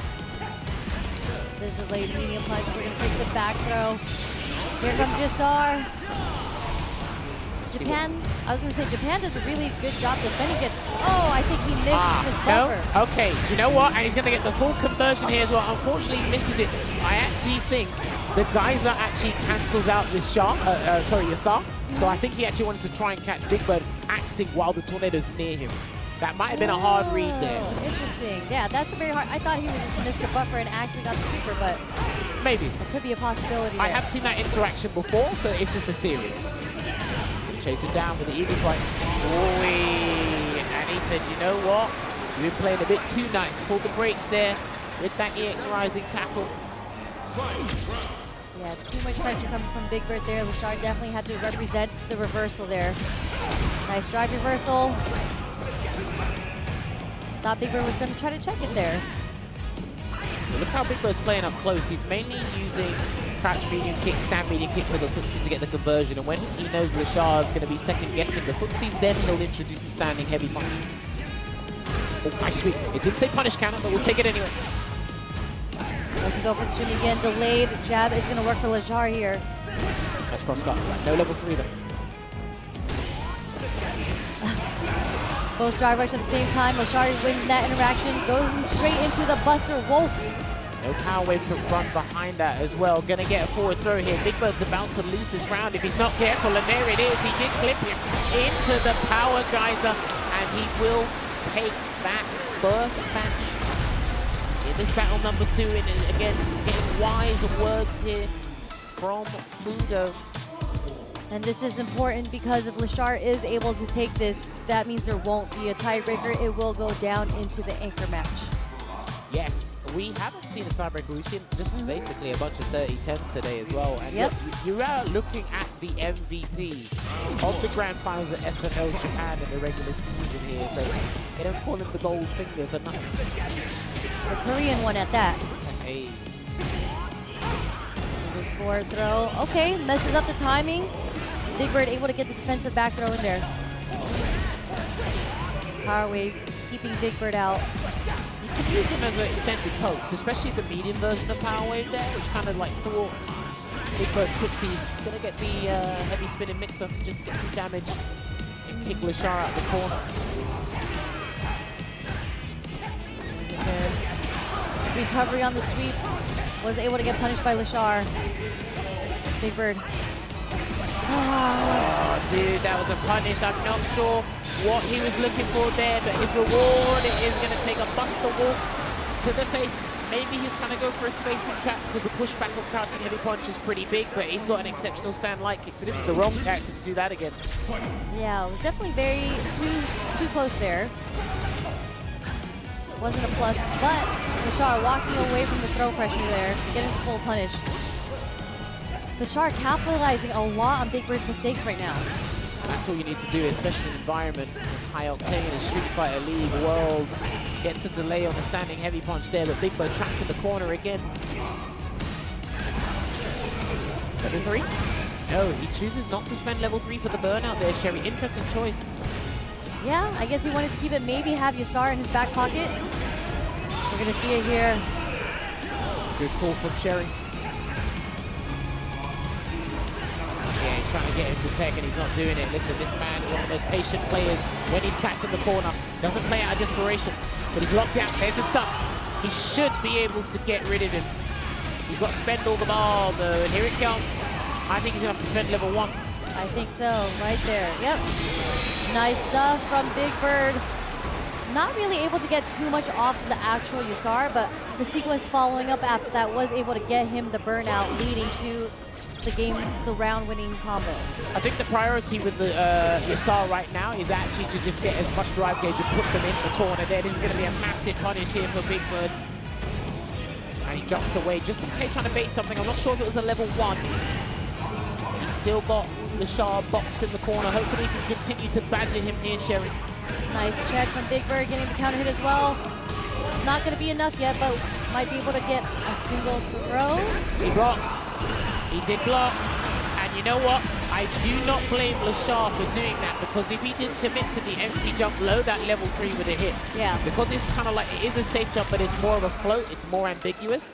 It's actually not a bad idea to wake up with a DP or a super art, because, like I said, if he wakes up with a low, it's going to hit.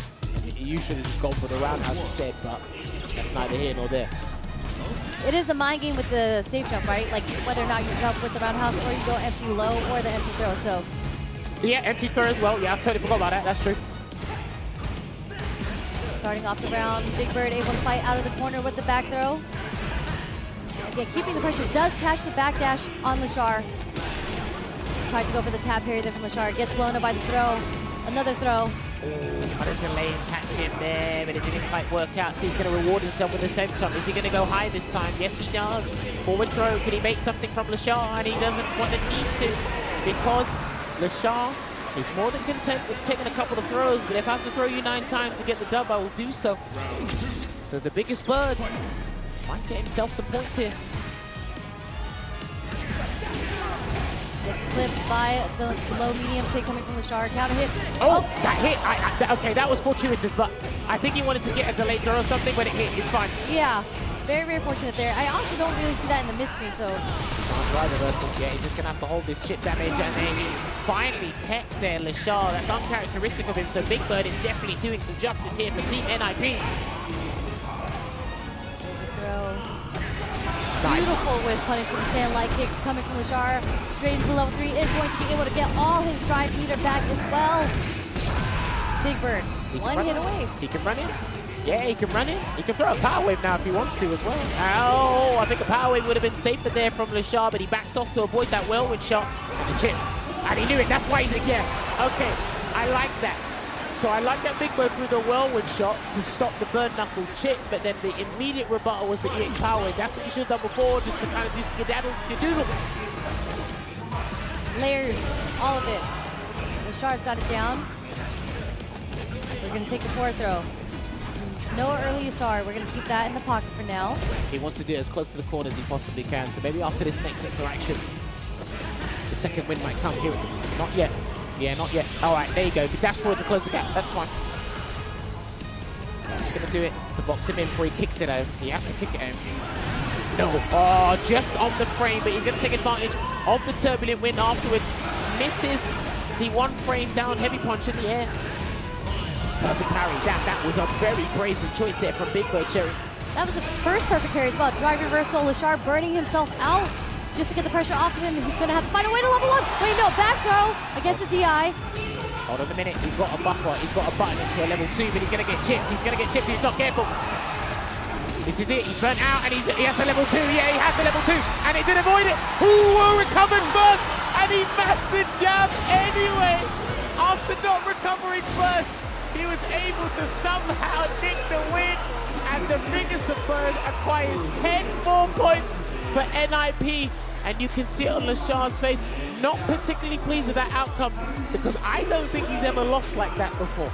I'd have to check a lot of tapes, but in that ordeal in that fashion, because we see a lot of unexpected situations, and when we don't know those unexplained situations, well, you just see you can press the button the fastest. Yeah.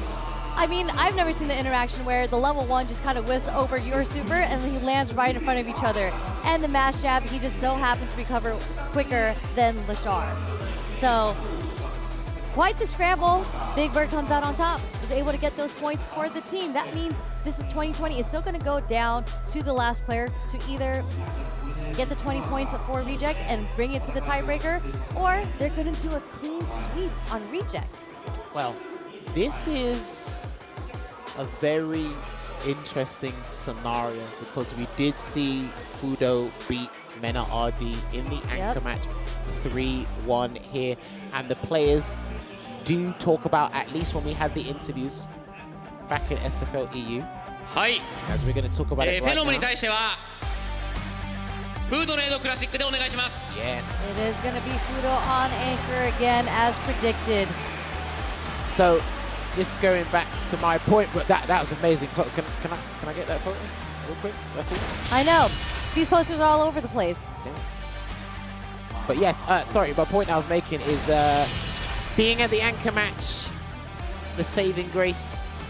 This is a very big responsibility, and a lot of the players have mentioned how big of a responsibility being an anchor is, especially more so the newer players that I've seen in each and every respective league. But Phenom, as you mentioned before, is 3-time SFL EU champion. Fudo, one of the world's best fighting game players. I hold him in high regard. He's one of my top 5 players for SF6, just with the way his whole career trajectory in this game changed from that Topanga Championship win. And he seems to be enjoying himself by being a family man. There's a new purpose when he comes to playing this game. It's no longer just for him, it's for the family as well. So he relishes in every bit of the moment, but I'm sure Phenom's going to have a hot take on Ed after this set, regardless of the outcome. Agree with you there. And we're going to see Cammy versus Ed. We've seen this match before. I think this is a little bit difficult. Actually, it could be 5-5, mainly because Cammy might struggle on the ground game against Ed, as most characters do. However, her aerial approach gives her a bit of an advantage here, because Ed notably does not have the best anti-airs, right? But we did see how Fudo played against Bravery earlier. That was pretty much a decimation. Yeah, and people talk about how slow Ed's anti-air is with the DP. That didn't seem to be a problem for Fudo. He anti-aired every single dive kick possible, and the one dive kick that Bravery tried to space out got anti-aired by the OD DP into the punish counter level 3. So Phenom does play very differently from Bravery. I think he does have less of an aerial approach, which might make this a bit more difficult for him, to be honest. We'll see, because with the way, like you said, Fudo's playing against Bravery, Phenom likes his ground game. He's got one of the most efficient ground games, like in any Street Fighter game that he plays. But if you're going up against a character with some of the strongest normals in the game, do you resort to that aerial threat that you mentioned moments ago? But he used the light uppercut. When Bravery tried to change the angle of the dive kick, he did use the X-Cycle uppercut. And then when he wanted to finish the match in style, he did use Psycho Chamber. So Fudo knows all the options, when, where, how, and why. So it's going to be interesting to see. But it's very hard to see who is the central figure for Team Reject, because I do feel it alternates between Fudo and Lashar. I guess it depends on the team and the occasion, but this is a very monumental occasion here. But when it comes to Team NIP, Phenom has been playing his part before. I kind of called him the janitor, because whenever his team didn't quite acquire the points, he had to clean up and get the rest of the points to keep them in the dogfight. But now, if you look at the firepower in that team, the points, the formation is as flexible, and they can acquire as much as can be. And sometimes it's not even the captain that is the best player, but he will show you why he's a captain, right? Yeah, I call it the captain's confidence. And this is important as to how he does it here. And he is going to go for our British espionage here, going up against our nimble boxer. Let's see how this pans out. He did beat the strongest ball, the attack on heavy tank 3-1 earlier. And he's going after Norwegian's national animal. The moose, not the moose. Oh, it's going to be the moose, and it's not going to be chocolate, I can tell you that much. There you go, first dive kick. Able to sneak that one in there. No forward, no drive rush cancel there, because Phenom is looking for the confirm, but then we get a light kick into the medium psycho uppercut there. Beautiful confirm from Fudo there. Oh, no. As I say that, missed his confirm there. What on earth was that? I'm not sure. Definitely a misinput. I hope so. Perfect parry. Taking advantage of that change they made to the psycho flicker. It is a physical hit now, so it's easy to just deal with in general. We're gonna see the two throws here. The block, fantastic block there. I'm not sure if Phenom just did the drive rush and just blocked or he whiffed the jab to get it in time, but that is one of the slowest reversals in the game, so either way, it worked out for Phenom there. Brilliant stuff. Low forward again. Is he gonna be able to sneak in a dive kick to get his pressure going? Not sure, but Phenom in the orange here. Look at that. Both agile characters chases down that ninja jump with the cannon smite there as well. Both past the safety zone there. Nice counter hit conversion into the spiral arrow as well. Yeah, off the stand jab as well. So good. Nice counter hit coming from Fudo here. Able to fight out of the corner. Spending a lot of bar though. Another counter hit with the medium kick. Ooh, almost kicked that stand jab, Sherry, but then Phenom coming back, gets that forward throw. And Hasha's keeping grounded. I like it from Phenom. He's just trying to, he's trying to assess the spacing, and he will cancel into the Delta Red Assault to get that first game here in this anchor match against Team Reject, and he will pull out the 50 caliber and get the shot against his opponent there, and immediately Tokido and Daga say, what's up? So here's what I didn't do, so here's what you are gonna do. And he's like, stop doing DPs by accident. Like, great advice. But I mean, it's kind of incredible play here from Phenom, because I think Ed is definitely one of the hardest characters to whip punish, and Phenom has represented it 2 times already on the kick normals coming from Ed. They're so disjointed, but Phenom was able to whip punish with the stand jab and the crouch medium punch. They did make the hurt boxes and some of his normals a little bit more bearable to deal with, but I think it's just the amount of respect the top players have for Ed, and there you go, getting the conversion into the uppercut and pop Phenom into the corner. How are we going to close out this round? I don't know. We're going to see. We're going to land the OD dive kick to get it started at least, but still a hill to climb from Phenom. Flicker away. Look at the wrist. Oh, almost got him. He wanted people to check that. And that's going to be the round there. I'm not sure if that was an execution error or Phenom was trying to snipe something out with that spiral arrow, but either way, he got the round. You can kind of see Pluto just started throwing out a lot more normals just to try to bait Phenom out from doing something, and Phenom finally did one spin knuckle. We were able to see Pluto punish it just like he does it all the time. Gonna get the shimmy here, counter hit conversion into the spiral arrow, does a little delay jab there, and he catches Fudo in the midst. I think it was a backdash there, not quite sure, but gets out. Oh, this is his kill rush, the proper follow-up anyway. Another crouching light kick. Fudo's actually really good at using that button with Ed there, that crouching light kick. Does press it quite a bit. Ah, okay. I see what he's doing. And there you go. Gonna get that round there. That was a big risk because I think it was in the midst of startup, that projectile startup. I think Phenom caught with the jump roundhouse. Didn't have to go for a dive kick. I thought that's what he was aiming for there, Phenom, but... Definitely clipped Phenom for walking forward on him. There's a delayed wake up, crouch jab. Doesn't hit. Checking it out there. Interruption with that stand light kick. Fudo's trying to back away just to gain some ground, because if he's not going to go for a counter hit conversion into the EX flicker, he might be looking for a dream combo conversion. Let's see, there it is, there's the counter hit conversion. And he is going to cancel into the Psycho Chamber here, but the play, that's the question, show you what is Fudo going to do from this? He can either keep on the aggro or he can kind of play it safe at this point. And he did play it safe. Uh-oh, hold on. No level 3 there from Phenom. Gonna do a meaty spiral arrow instead. He needs Fudo to overcommit or whiff something. Might be coming very soon. Okay, trying to bait something out with the empty hooligan there.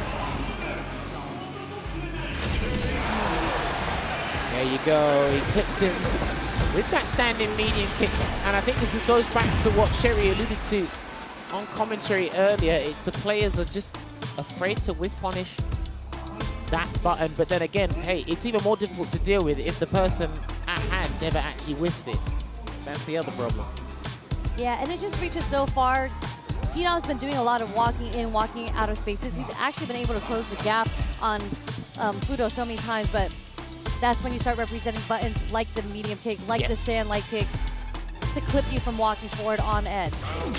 But you want to mitigate the amount of times it says punish counter for Fudo. I think that's what Phenom's highly cognizant of. So I think he's going to try and switch up the approach just a little bit.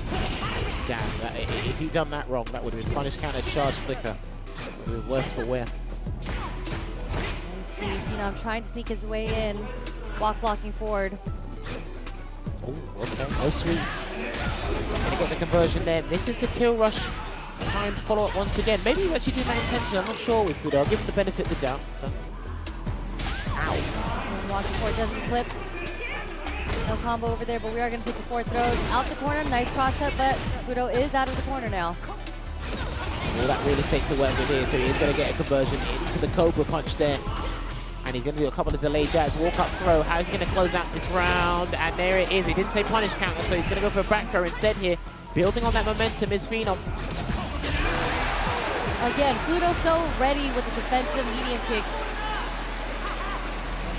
It's worked out in his favor many times. And hopefully it continues to work out in his favor as well. And hopefully Phenom doesn't clock onto what's actually happening here. And then he is going to get the punish counter throw from the Psycho Flicker bait. Oh, okay, counter hit conversion again, or punish counter version, I should say.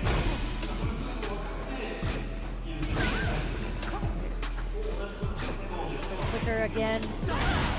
Trying to get Phenom to jump. Phenom does take the bait, gets the anti-air, but low forward does connect.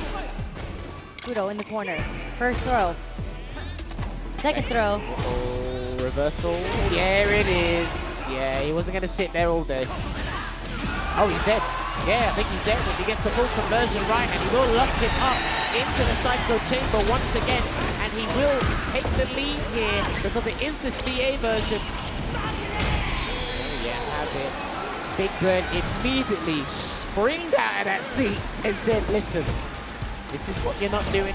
Here's what you need to do. And I said as well, I just, maybe at some point in the future, they can get the mics strapped up to them or something, because I really wish you guys could hear how these guys converse with each other. Because as we were talking about off camera before, I feel with Street Fighter League teams, it's 4 players versus the pilot. Yep. And both teams are trying to do that against each other here. So I'm very curious to see if the advice Big Bird gave Phenom's in alignment with his own train of thought.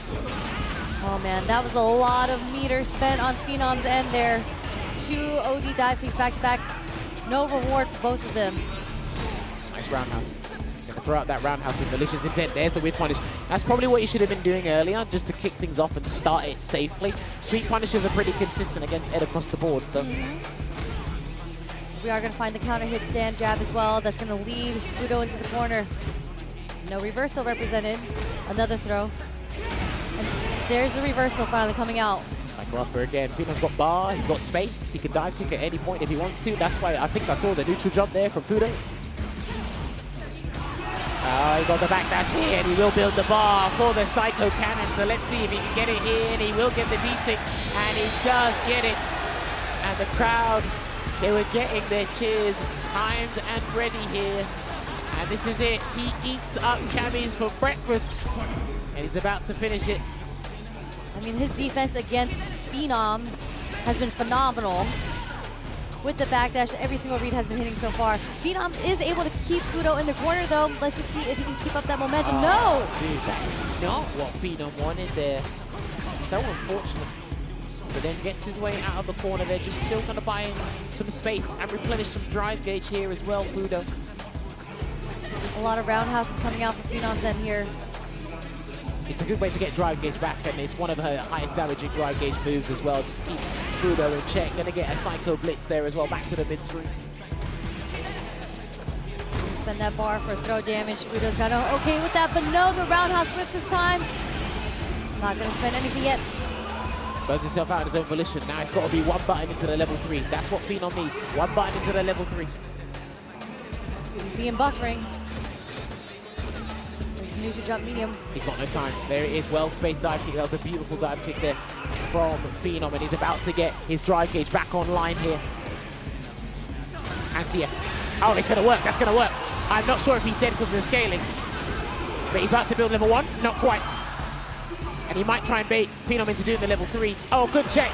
That was a beautiful check there. And because that was from Stan needing kick into drive rush cancel, I think it's very difficult to set up a frame trap from that range Fudo done it from. So good situational awareness there from Phenom. Because those reversal jabs were on point. That was like frame 1 reversal there. So really good stuff from Phenom. You could have stepped on his toe and that jab could have come out faster than he flinched. He needs that. He needs to stay in this dogfight, Sherry. All right, he missed the whip punish there with the sweep. Okay, we're finding some moments of luck here. Phenom, nice counter hit. Confirmed there from the drive rush. Nice. Spiral arrow is going to beat the drive rush.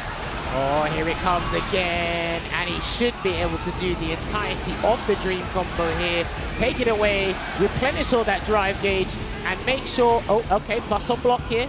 How's Phenom going to escape now? That's the question. Sitting on critical art. Oh, he tried to get him teching. Oh, he's not dead yet. He's not dead yet. If he takes the throw, he's dead. It doesn't even matter because he is gonna take another anchor match. Took it over MenaRD and now takes it over Phenom in a 3-1, which means we are gonna get a stalemate here. 20 points apiece. The attack on Heavy Tank. He's super excited. And that means, Sherry, we get to introduce our new rule. We get to see Angry Bird at the tiebreaker set. So we're gonna see Angry Bird versus Tokido. Maybe the JP, maybe the Ken.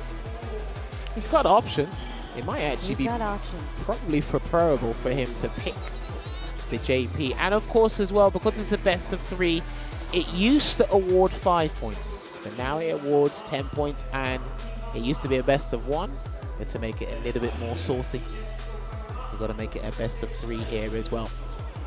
No surprises as to who's stepping up to the plate, because all players have been exhausted. So, Tokido JP Classic でいきます。 okay. He's like, it's gonna be me. And he did say it is gonna be JP as well. So, Angry Bird sits on the pilot seat right here as well. So he did lose to Mena 3-0 earlier today. So this will be a great redemption going into Sunday, wouldn't it, Sherry? It would, and we did see Tokido play earlier as well, correct? True. I believe it was against Boost, which he did lose there. Yeah, because Boost is the other 10-point collector for the respective teams. But let's see if Tokido can now be the 10-point collector for his team to seal the deal for the win, because again, this is the tiebreaker. Whoever wins this match is going to take the team win.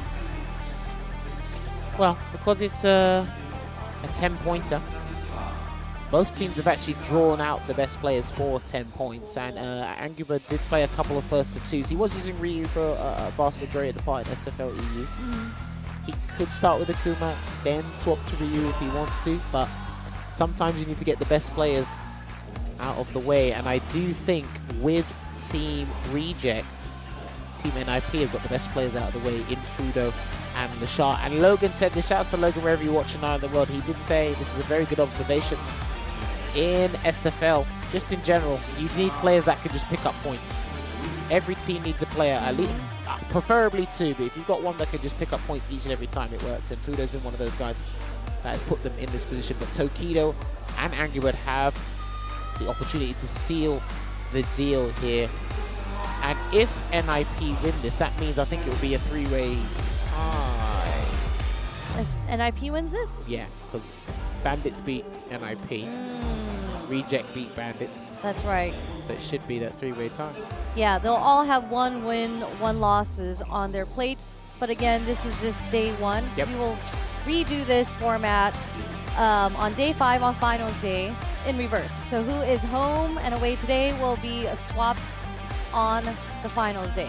That's actually important information going in there as well, because the away sides, whoever's away today, they've had to expose themselves, and now they get to counterpick. And because in this matchup here, it has been NIP that had to expose themselves, which means when these guys encounter themselves, could be easier. Sometimes with the away side, it's just easy. You put the formation out, it's like, you deal with it. Yep. Like, I don't even have to think about it. You just deal with this formation. I kind of feel like that's what Bandits does all the time. You're just like, this is who you guys know where you're going to get. It's always really going to be Mena on the anchor side, and you guys have to deal with what we're going to choose. I like it. Not indecisive, straightforward, get to the point, play to the tension there. Sportsmanship through and through. So we will get these guys seated here as well. I am curious because we did see this matchup earlier with Daigo and Juicy Joe, and Juicy Joe put on quite the show. But now we're going to see it from a different perspective. Now, I am particularly impressed with what Tokido has accomplished with JP. Same. In the past 8 months in terms of developing this character. I was going to say, I saw it when it first started, and I was a little hesitant in believing put it. it away. I said put it away. But that's why he is one of the 5 Japanese gods. There we go, he's going to kick things off here. I wonder how Angry Bird's going to open this one up. Probably a lot of dive kicks. Okay. We're going to drive rush it first. Anti-air and a pickup as well. Okay, I like that.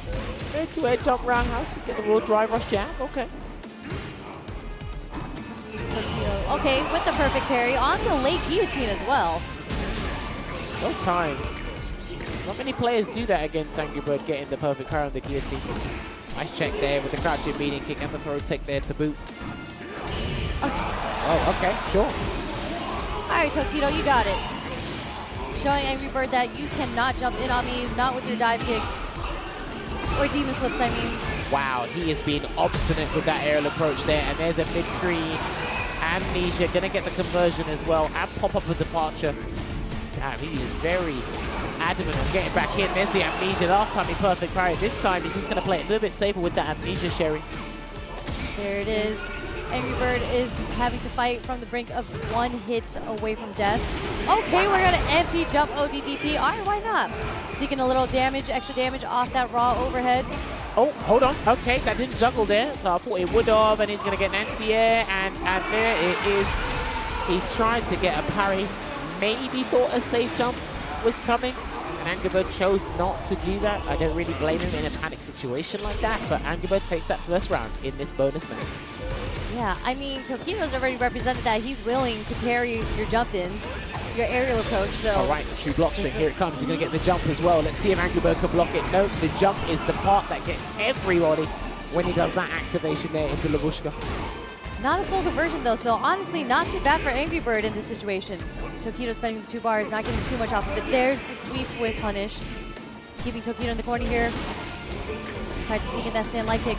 Okay. Ooh, I like that. Getting the neutral jump light kick, a universal thing, or for most characters anyway. And there's an air to air. These guys are really slugging it out in the air, and he should be able to close out this round with the sip of calamity here. Gonna face palm JP into the ground. We'll be able to award him with that first point. Damn, these people are springboarding out of these seats. Daigo just appeared out of nowhere. As we know, Daigo has been playing Akuma. He's probably talking about, you gotta go in, Tokido, you gotta go in. Don't let him just demon flip at you all day. Well, I think he was doing all right with the he was parries and the amnesias. He was, but I think he might be a little bit hesitant now, mainly because Angry Bird did adapt in that very, very last interaction and then ended up throwing the parry. Good point, good point. Let's see if he's not dissuaded by Angry Bird's approach, because he has redefined aggression for me over the years in fighting him, so he might continue to do so here. There's a back throw. And we're not seeing the anti-airs come out yet from Tokido. Oh, okay. Almost got there, but the teleport saved Tokido from that detrimental position. Snapped his fingers. And an EX Demon Flip, for some reason, that hit my man's shoe. Those cost a lot of money, you know. Okay, meaty. Okay, roundhouse counter hit in that interaction. Strange button to hit, but it does work out for Tokido here. I mean, if you're expecting the amnesia, the heavy kick on delay is going to be a really potent option there, and he can chase him out. Let's see, he's got the level 2. Here comes the Labushka. He should be able to close out this round. A couple of swipes. Only needed the 1, and because the scaling was maximum, but each ghost will be capped at 40% scaling. That combo was able to close it out there for Tokido. Nice up. Angry Bird was unfortunately committed to the drive rush adamant flame there, got punished, but there's the reversal. Delayed drive rush overhead does connect for Angry Bird here. Oh, there you go, throwing out the target combo again. On defense is Tokido. And he almost was able to get some sort of counter on that raw drive rush there from Angry Bird. And Misatsu Goha though did connect. Forward throw into the perfect. Sherry, we have got a match point on the bonus match. For Angry Bird here, Tokido's going to have to find his way to fight back, I think very aggressively. Aggressively is the word here. Fight fire with fire, that's what you want to do. Gonna get the conversion here, and he's gonna get the setup into a departure. No, he goes for a safe jump instead. This is gonna be huge damage here. Is he gonna set up a level 2? No. Give the setup. Oh, we got him. Wait a second. Yeah. Oh, wow, okay. Maybe not. I actually thought he got him because I did think maybe it's because of the startup or maybe how safe jumps work in general, because remember, that's not a 1-frame raging demon anymore. So you do have a little bit of time. So unless he was naturally holding up, I'm not sure you can do it on reaction. I'll have to double check. But either way, he avoided a raging demon. I don't know, but Tokido was so confident in that when he hit the punish, it looked like, and I have to see the player cam again, it looked like he smacked his stick. And I was like, okay, Tokido. Again, answering after getting perfected, answers with his own perfect, is able to bring it back away from the match point from Angry Bird, making it 1-1 now. That's a very good point. I think Daigo was saying, hey, I'll take you to that souffle pancake place that Jammers went to before if you win. With the strawberry jam. It is strawberry season, Tokido. All right, here we go. Gonna get a conversion straight to the corner here. Pop a departure above his head, and I think the crowd is gonna be roaring for every hit that Tokido gets. So hopefully that does not deter Angry Bird from playing his game. DI. Wall splat as well. Good lord. What? It was a strange trade because he did get counter hit. It hit in the later frames of DI, so there was no armor to represent there. There we go. Damage racking up, coming in. He hasn't converted into the adamant flame yet, but he does get a serendipitous back throw here. It's going to be massive damage here for Tokido. We're gonna see the build up in level 2 as well too. We're not gonna spend it here. So only, oh no, we are. We're gonna force the mix up. Force the win. Wait a second. But damn, he bust out. He can still win this, Sherry. He tried to go for the overhead. Tokido was ready with the crouch light punch. Matched on it. Good spot as well. Remember what he drive rush cancelled from. That's not a legit thing he can do. So he did get the jab away. And that takes a lot of focus to identify that. Chases him down with the drive rush crouch heavy punch. That was an ambiguous jump, so I actually respect that he hesitated there, Angry Bird. There's ODM Mijo. Seeing a lot more activity come out from Tokido here. Here's the throw. The crowd is getting louder. ODM Mijo again. Another punish counter. Here he comes. He's going to block. He has to block this. He has to block this, but he's going to parry instead. Good jump away. Damn, that was sick. He somehow slipped out of it. Uh-oh. Punish counter on the recovery frames. There's a jump light kick again.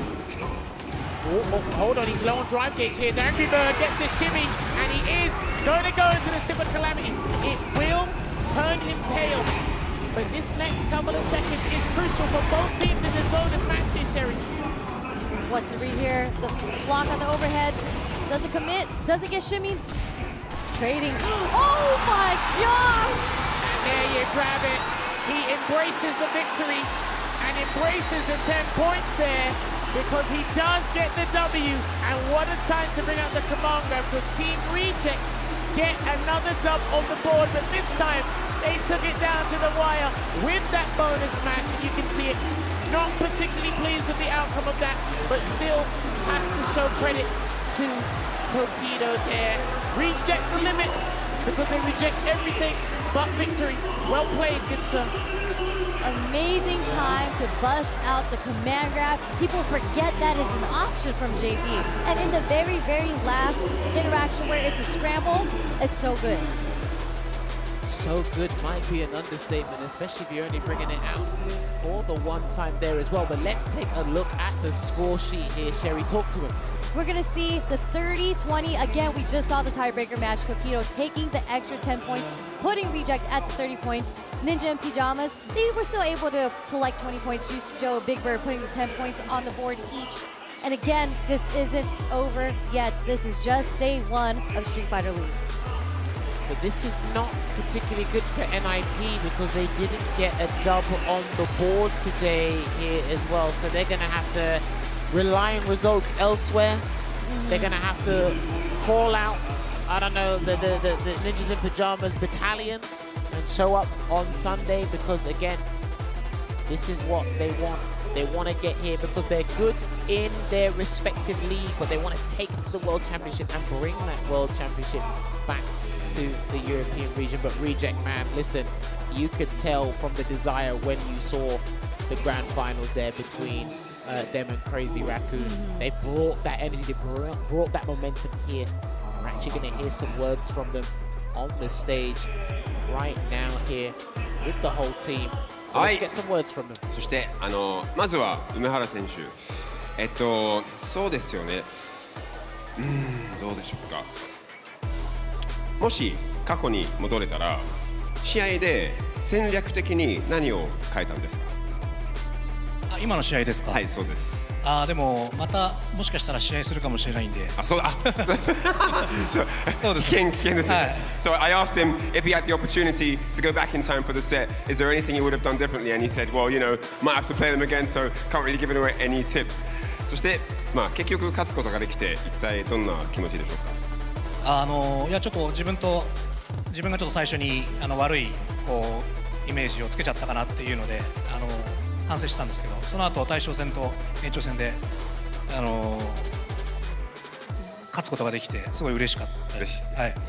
So of course, in the beginning it didn't work out for him, and you know he felt that he'd put a bad tide on the team moving forward. But eventually, being able to get the win, he's really relieved they were able to pull it back with the brilliant performance of the whole team.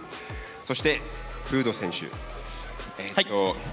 また同じパターンで1試合目負けてから起きましたみたいな形になって、でやっぱり今度3先セットでやっぱりそういうなんていうの作戦的になんか5セットになるとき5試合目、3先になるときはやっぱりわざとそういう作戦を使ってるんですか。いやいや3-0で勝ち勝ったんですけど、そうですね、最初、立ち上がりね悪いの結構あるんですよ自分。なんでちょっと課題にしたいなと思ってます。So I asked him, you know, obviously we saw in the MENA set also where he lost the first game and then brought it back beautifully to win the set. And then again, we've seen here in another best of 5 format where he lost the first game and then brought it back. And I asked him, is that something he's deliberately doing because it's a longer set? He has more time to analyze the opponent and have a look and decide how he wants to approach the opponent. And he said, no, it's not like that. I did want to win 3-0, but just to be brutally honest, I'm not very good at the first game. It takes me a while to get into it. And after that, I got into my groove and won the set. So yeah. フード選手ありがとうございます。そしてリシャード選手、すごい試合でしたね最後。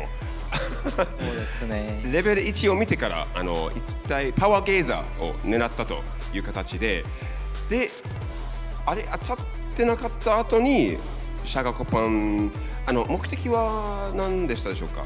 いややっぱそのビッグパード選手ならやっぱこっちで SA1 を絶対使おうと思って。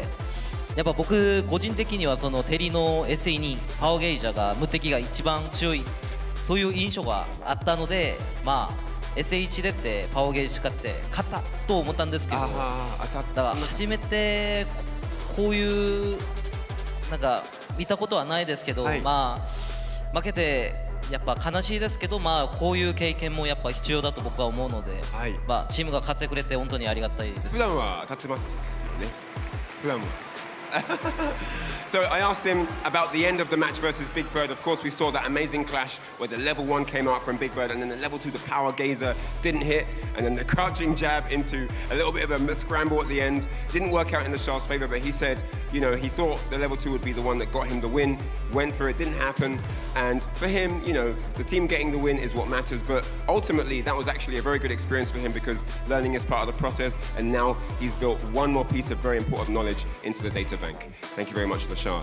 続いて大将の時戸選手いい試合でしたねとてもいい試合でしたかっこよかったですはいまた勝ってこれからの意気込みについてお願いしますはい2日後にまたね今度はホームアウェー入れ替えての US-EU 戦があるのですが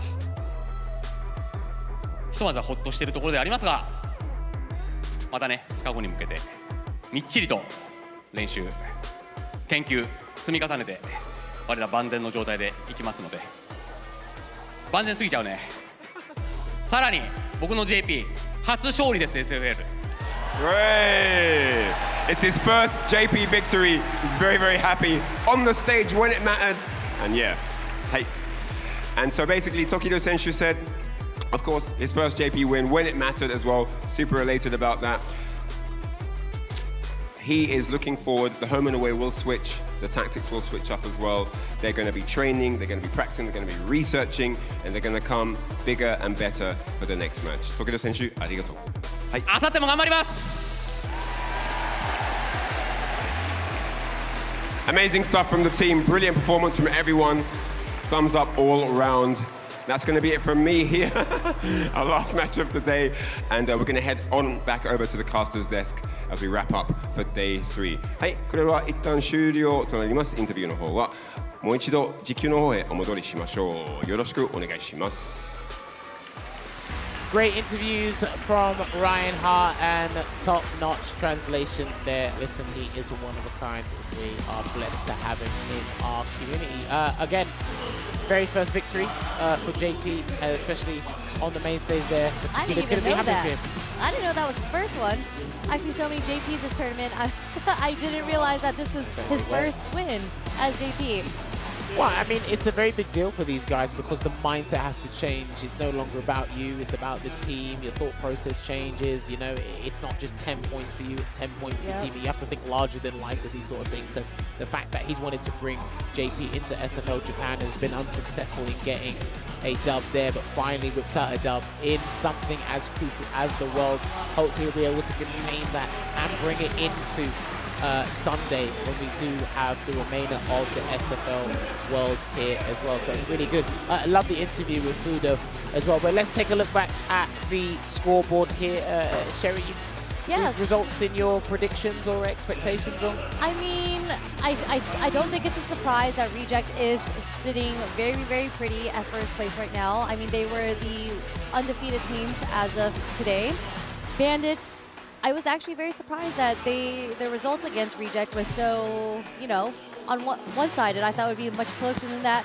NIP, you know, with the whole team, the very last results, Bandits versus Reject, I also thought it was going to be a little bit closer than that as well. I mean, I guess it did. It went down to the tiebreaker, but now that we see it is Reject that is on top, and then we have Bandits sitting in second place and NIP sitting in third place. They still have a chance to turn it around, but it is a big hill to climb for NIP on finals day.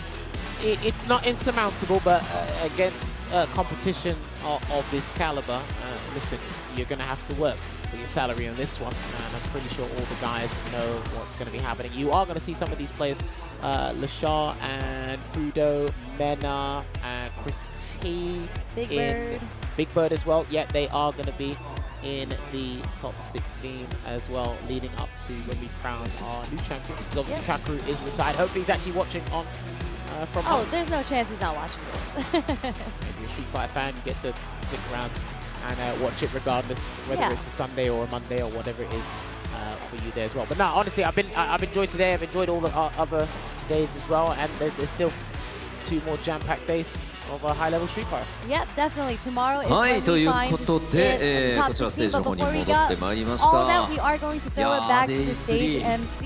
すごかったね。すごかったです。最後の試合がね、すごすぎましたね。最後の最後まで行って、時津選手の初めての JP の勝ちになりました。ね。はい。さあそれではですね、予選2巡目となる Day5 のスケジュールをここで確認していきたいと思います。Alright, now let's go over the schedule for the next part of the championship. あさって Day5 ではチームマッチ1ホームヨーロッパ代表忍者ズ・イン・パジャマズ対アウェイ日本代表リジェクト。 The day after tomorrow, Day 5, Team Match 1 home, Europe representatives Ninjas in Pyjamas versus away Japan representatives Reject.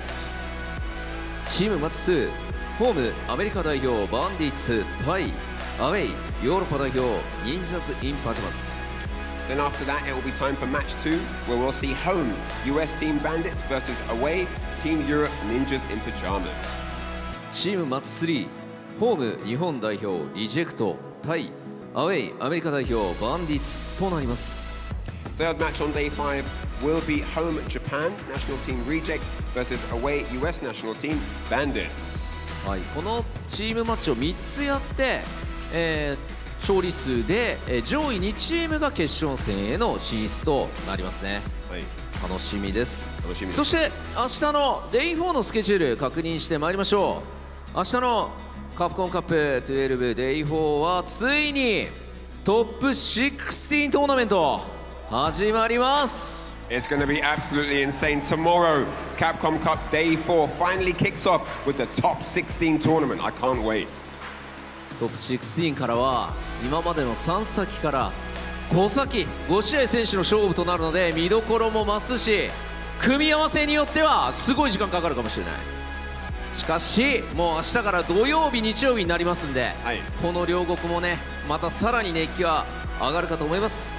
そして最後に世界最強を決めるカプコン公式大会カプコンカップ12ストリートファイターリーグワールドチャンピオンシップ2025会場観戦チケットおよびライブ視聴チケットは販売中です。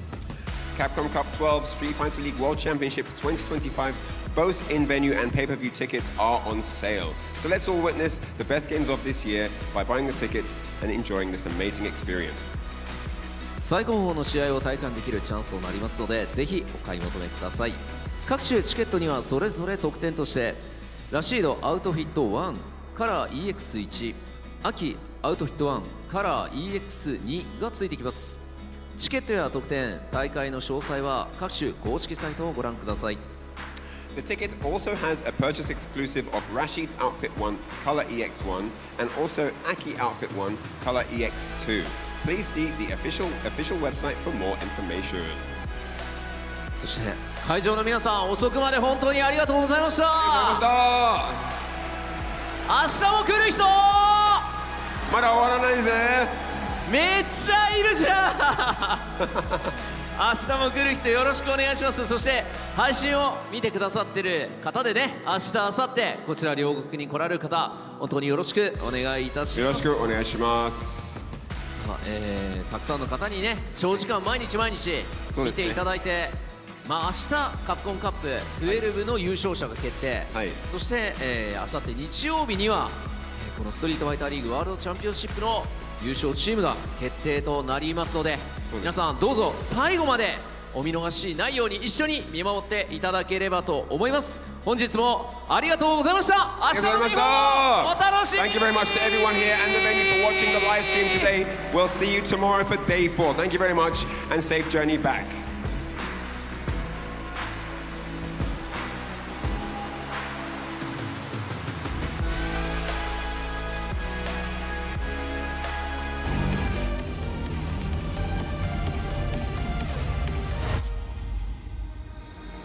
Capcom Cup Day 3 Street Fighter League start!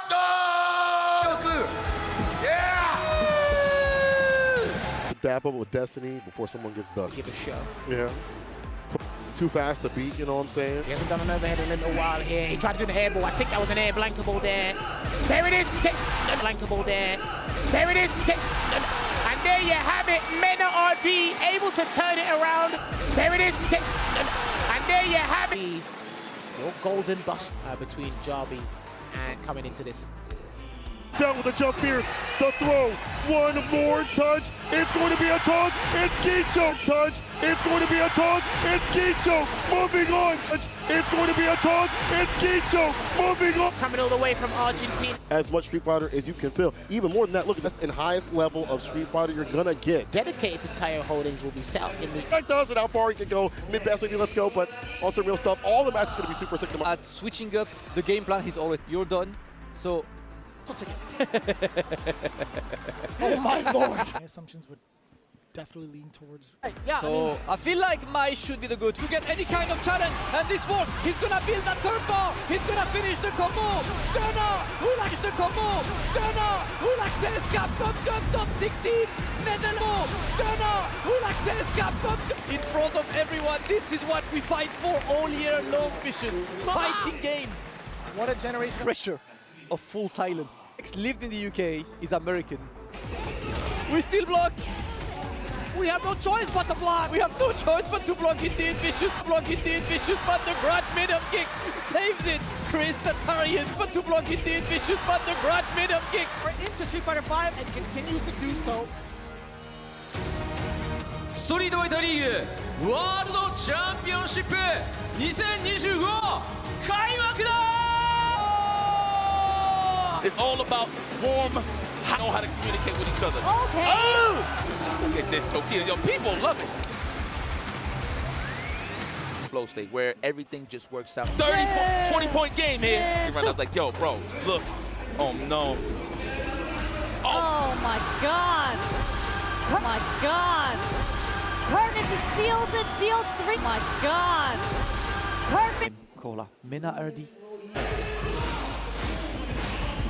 One hit, it's lethal territory, and there it is, on the crouching light kick, Psycho went straight into the soup, there it is, on the crouching light kick, Psycho went 30 points in total for reject. So territory, there it is, on the... Everman, one of the most prolific players of the modern Street Fighter, with the final game of the day, reject.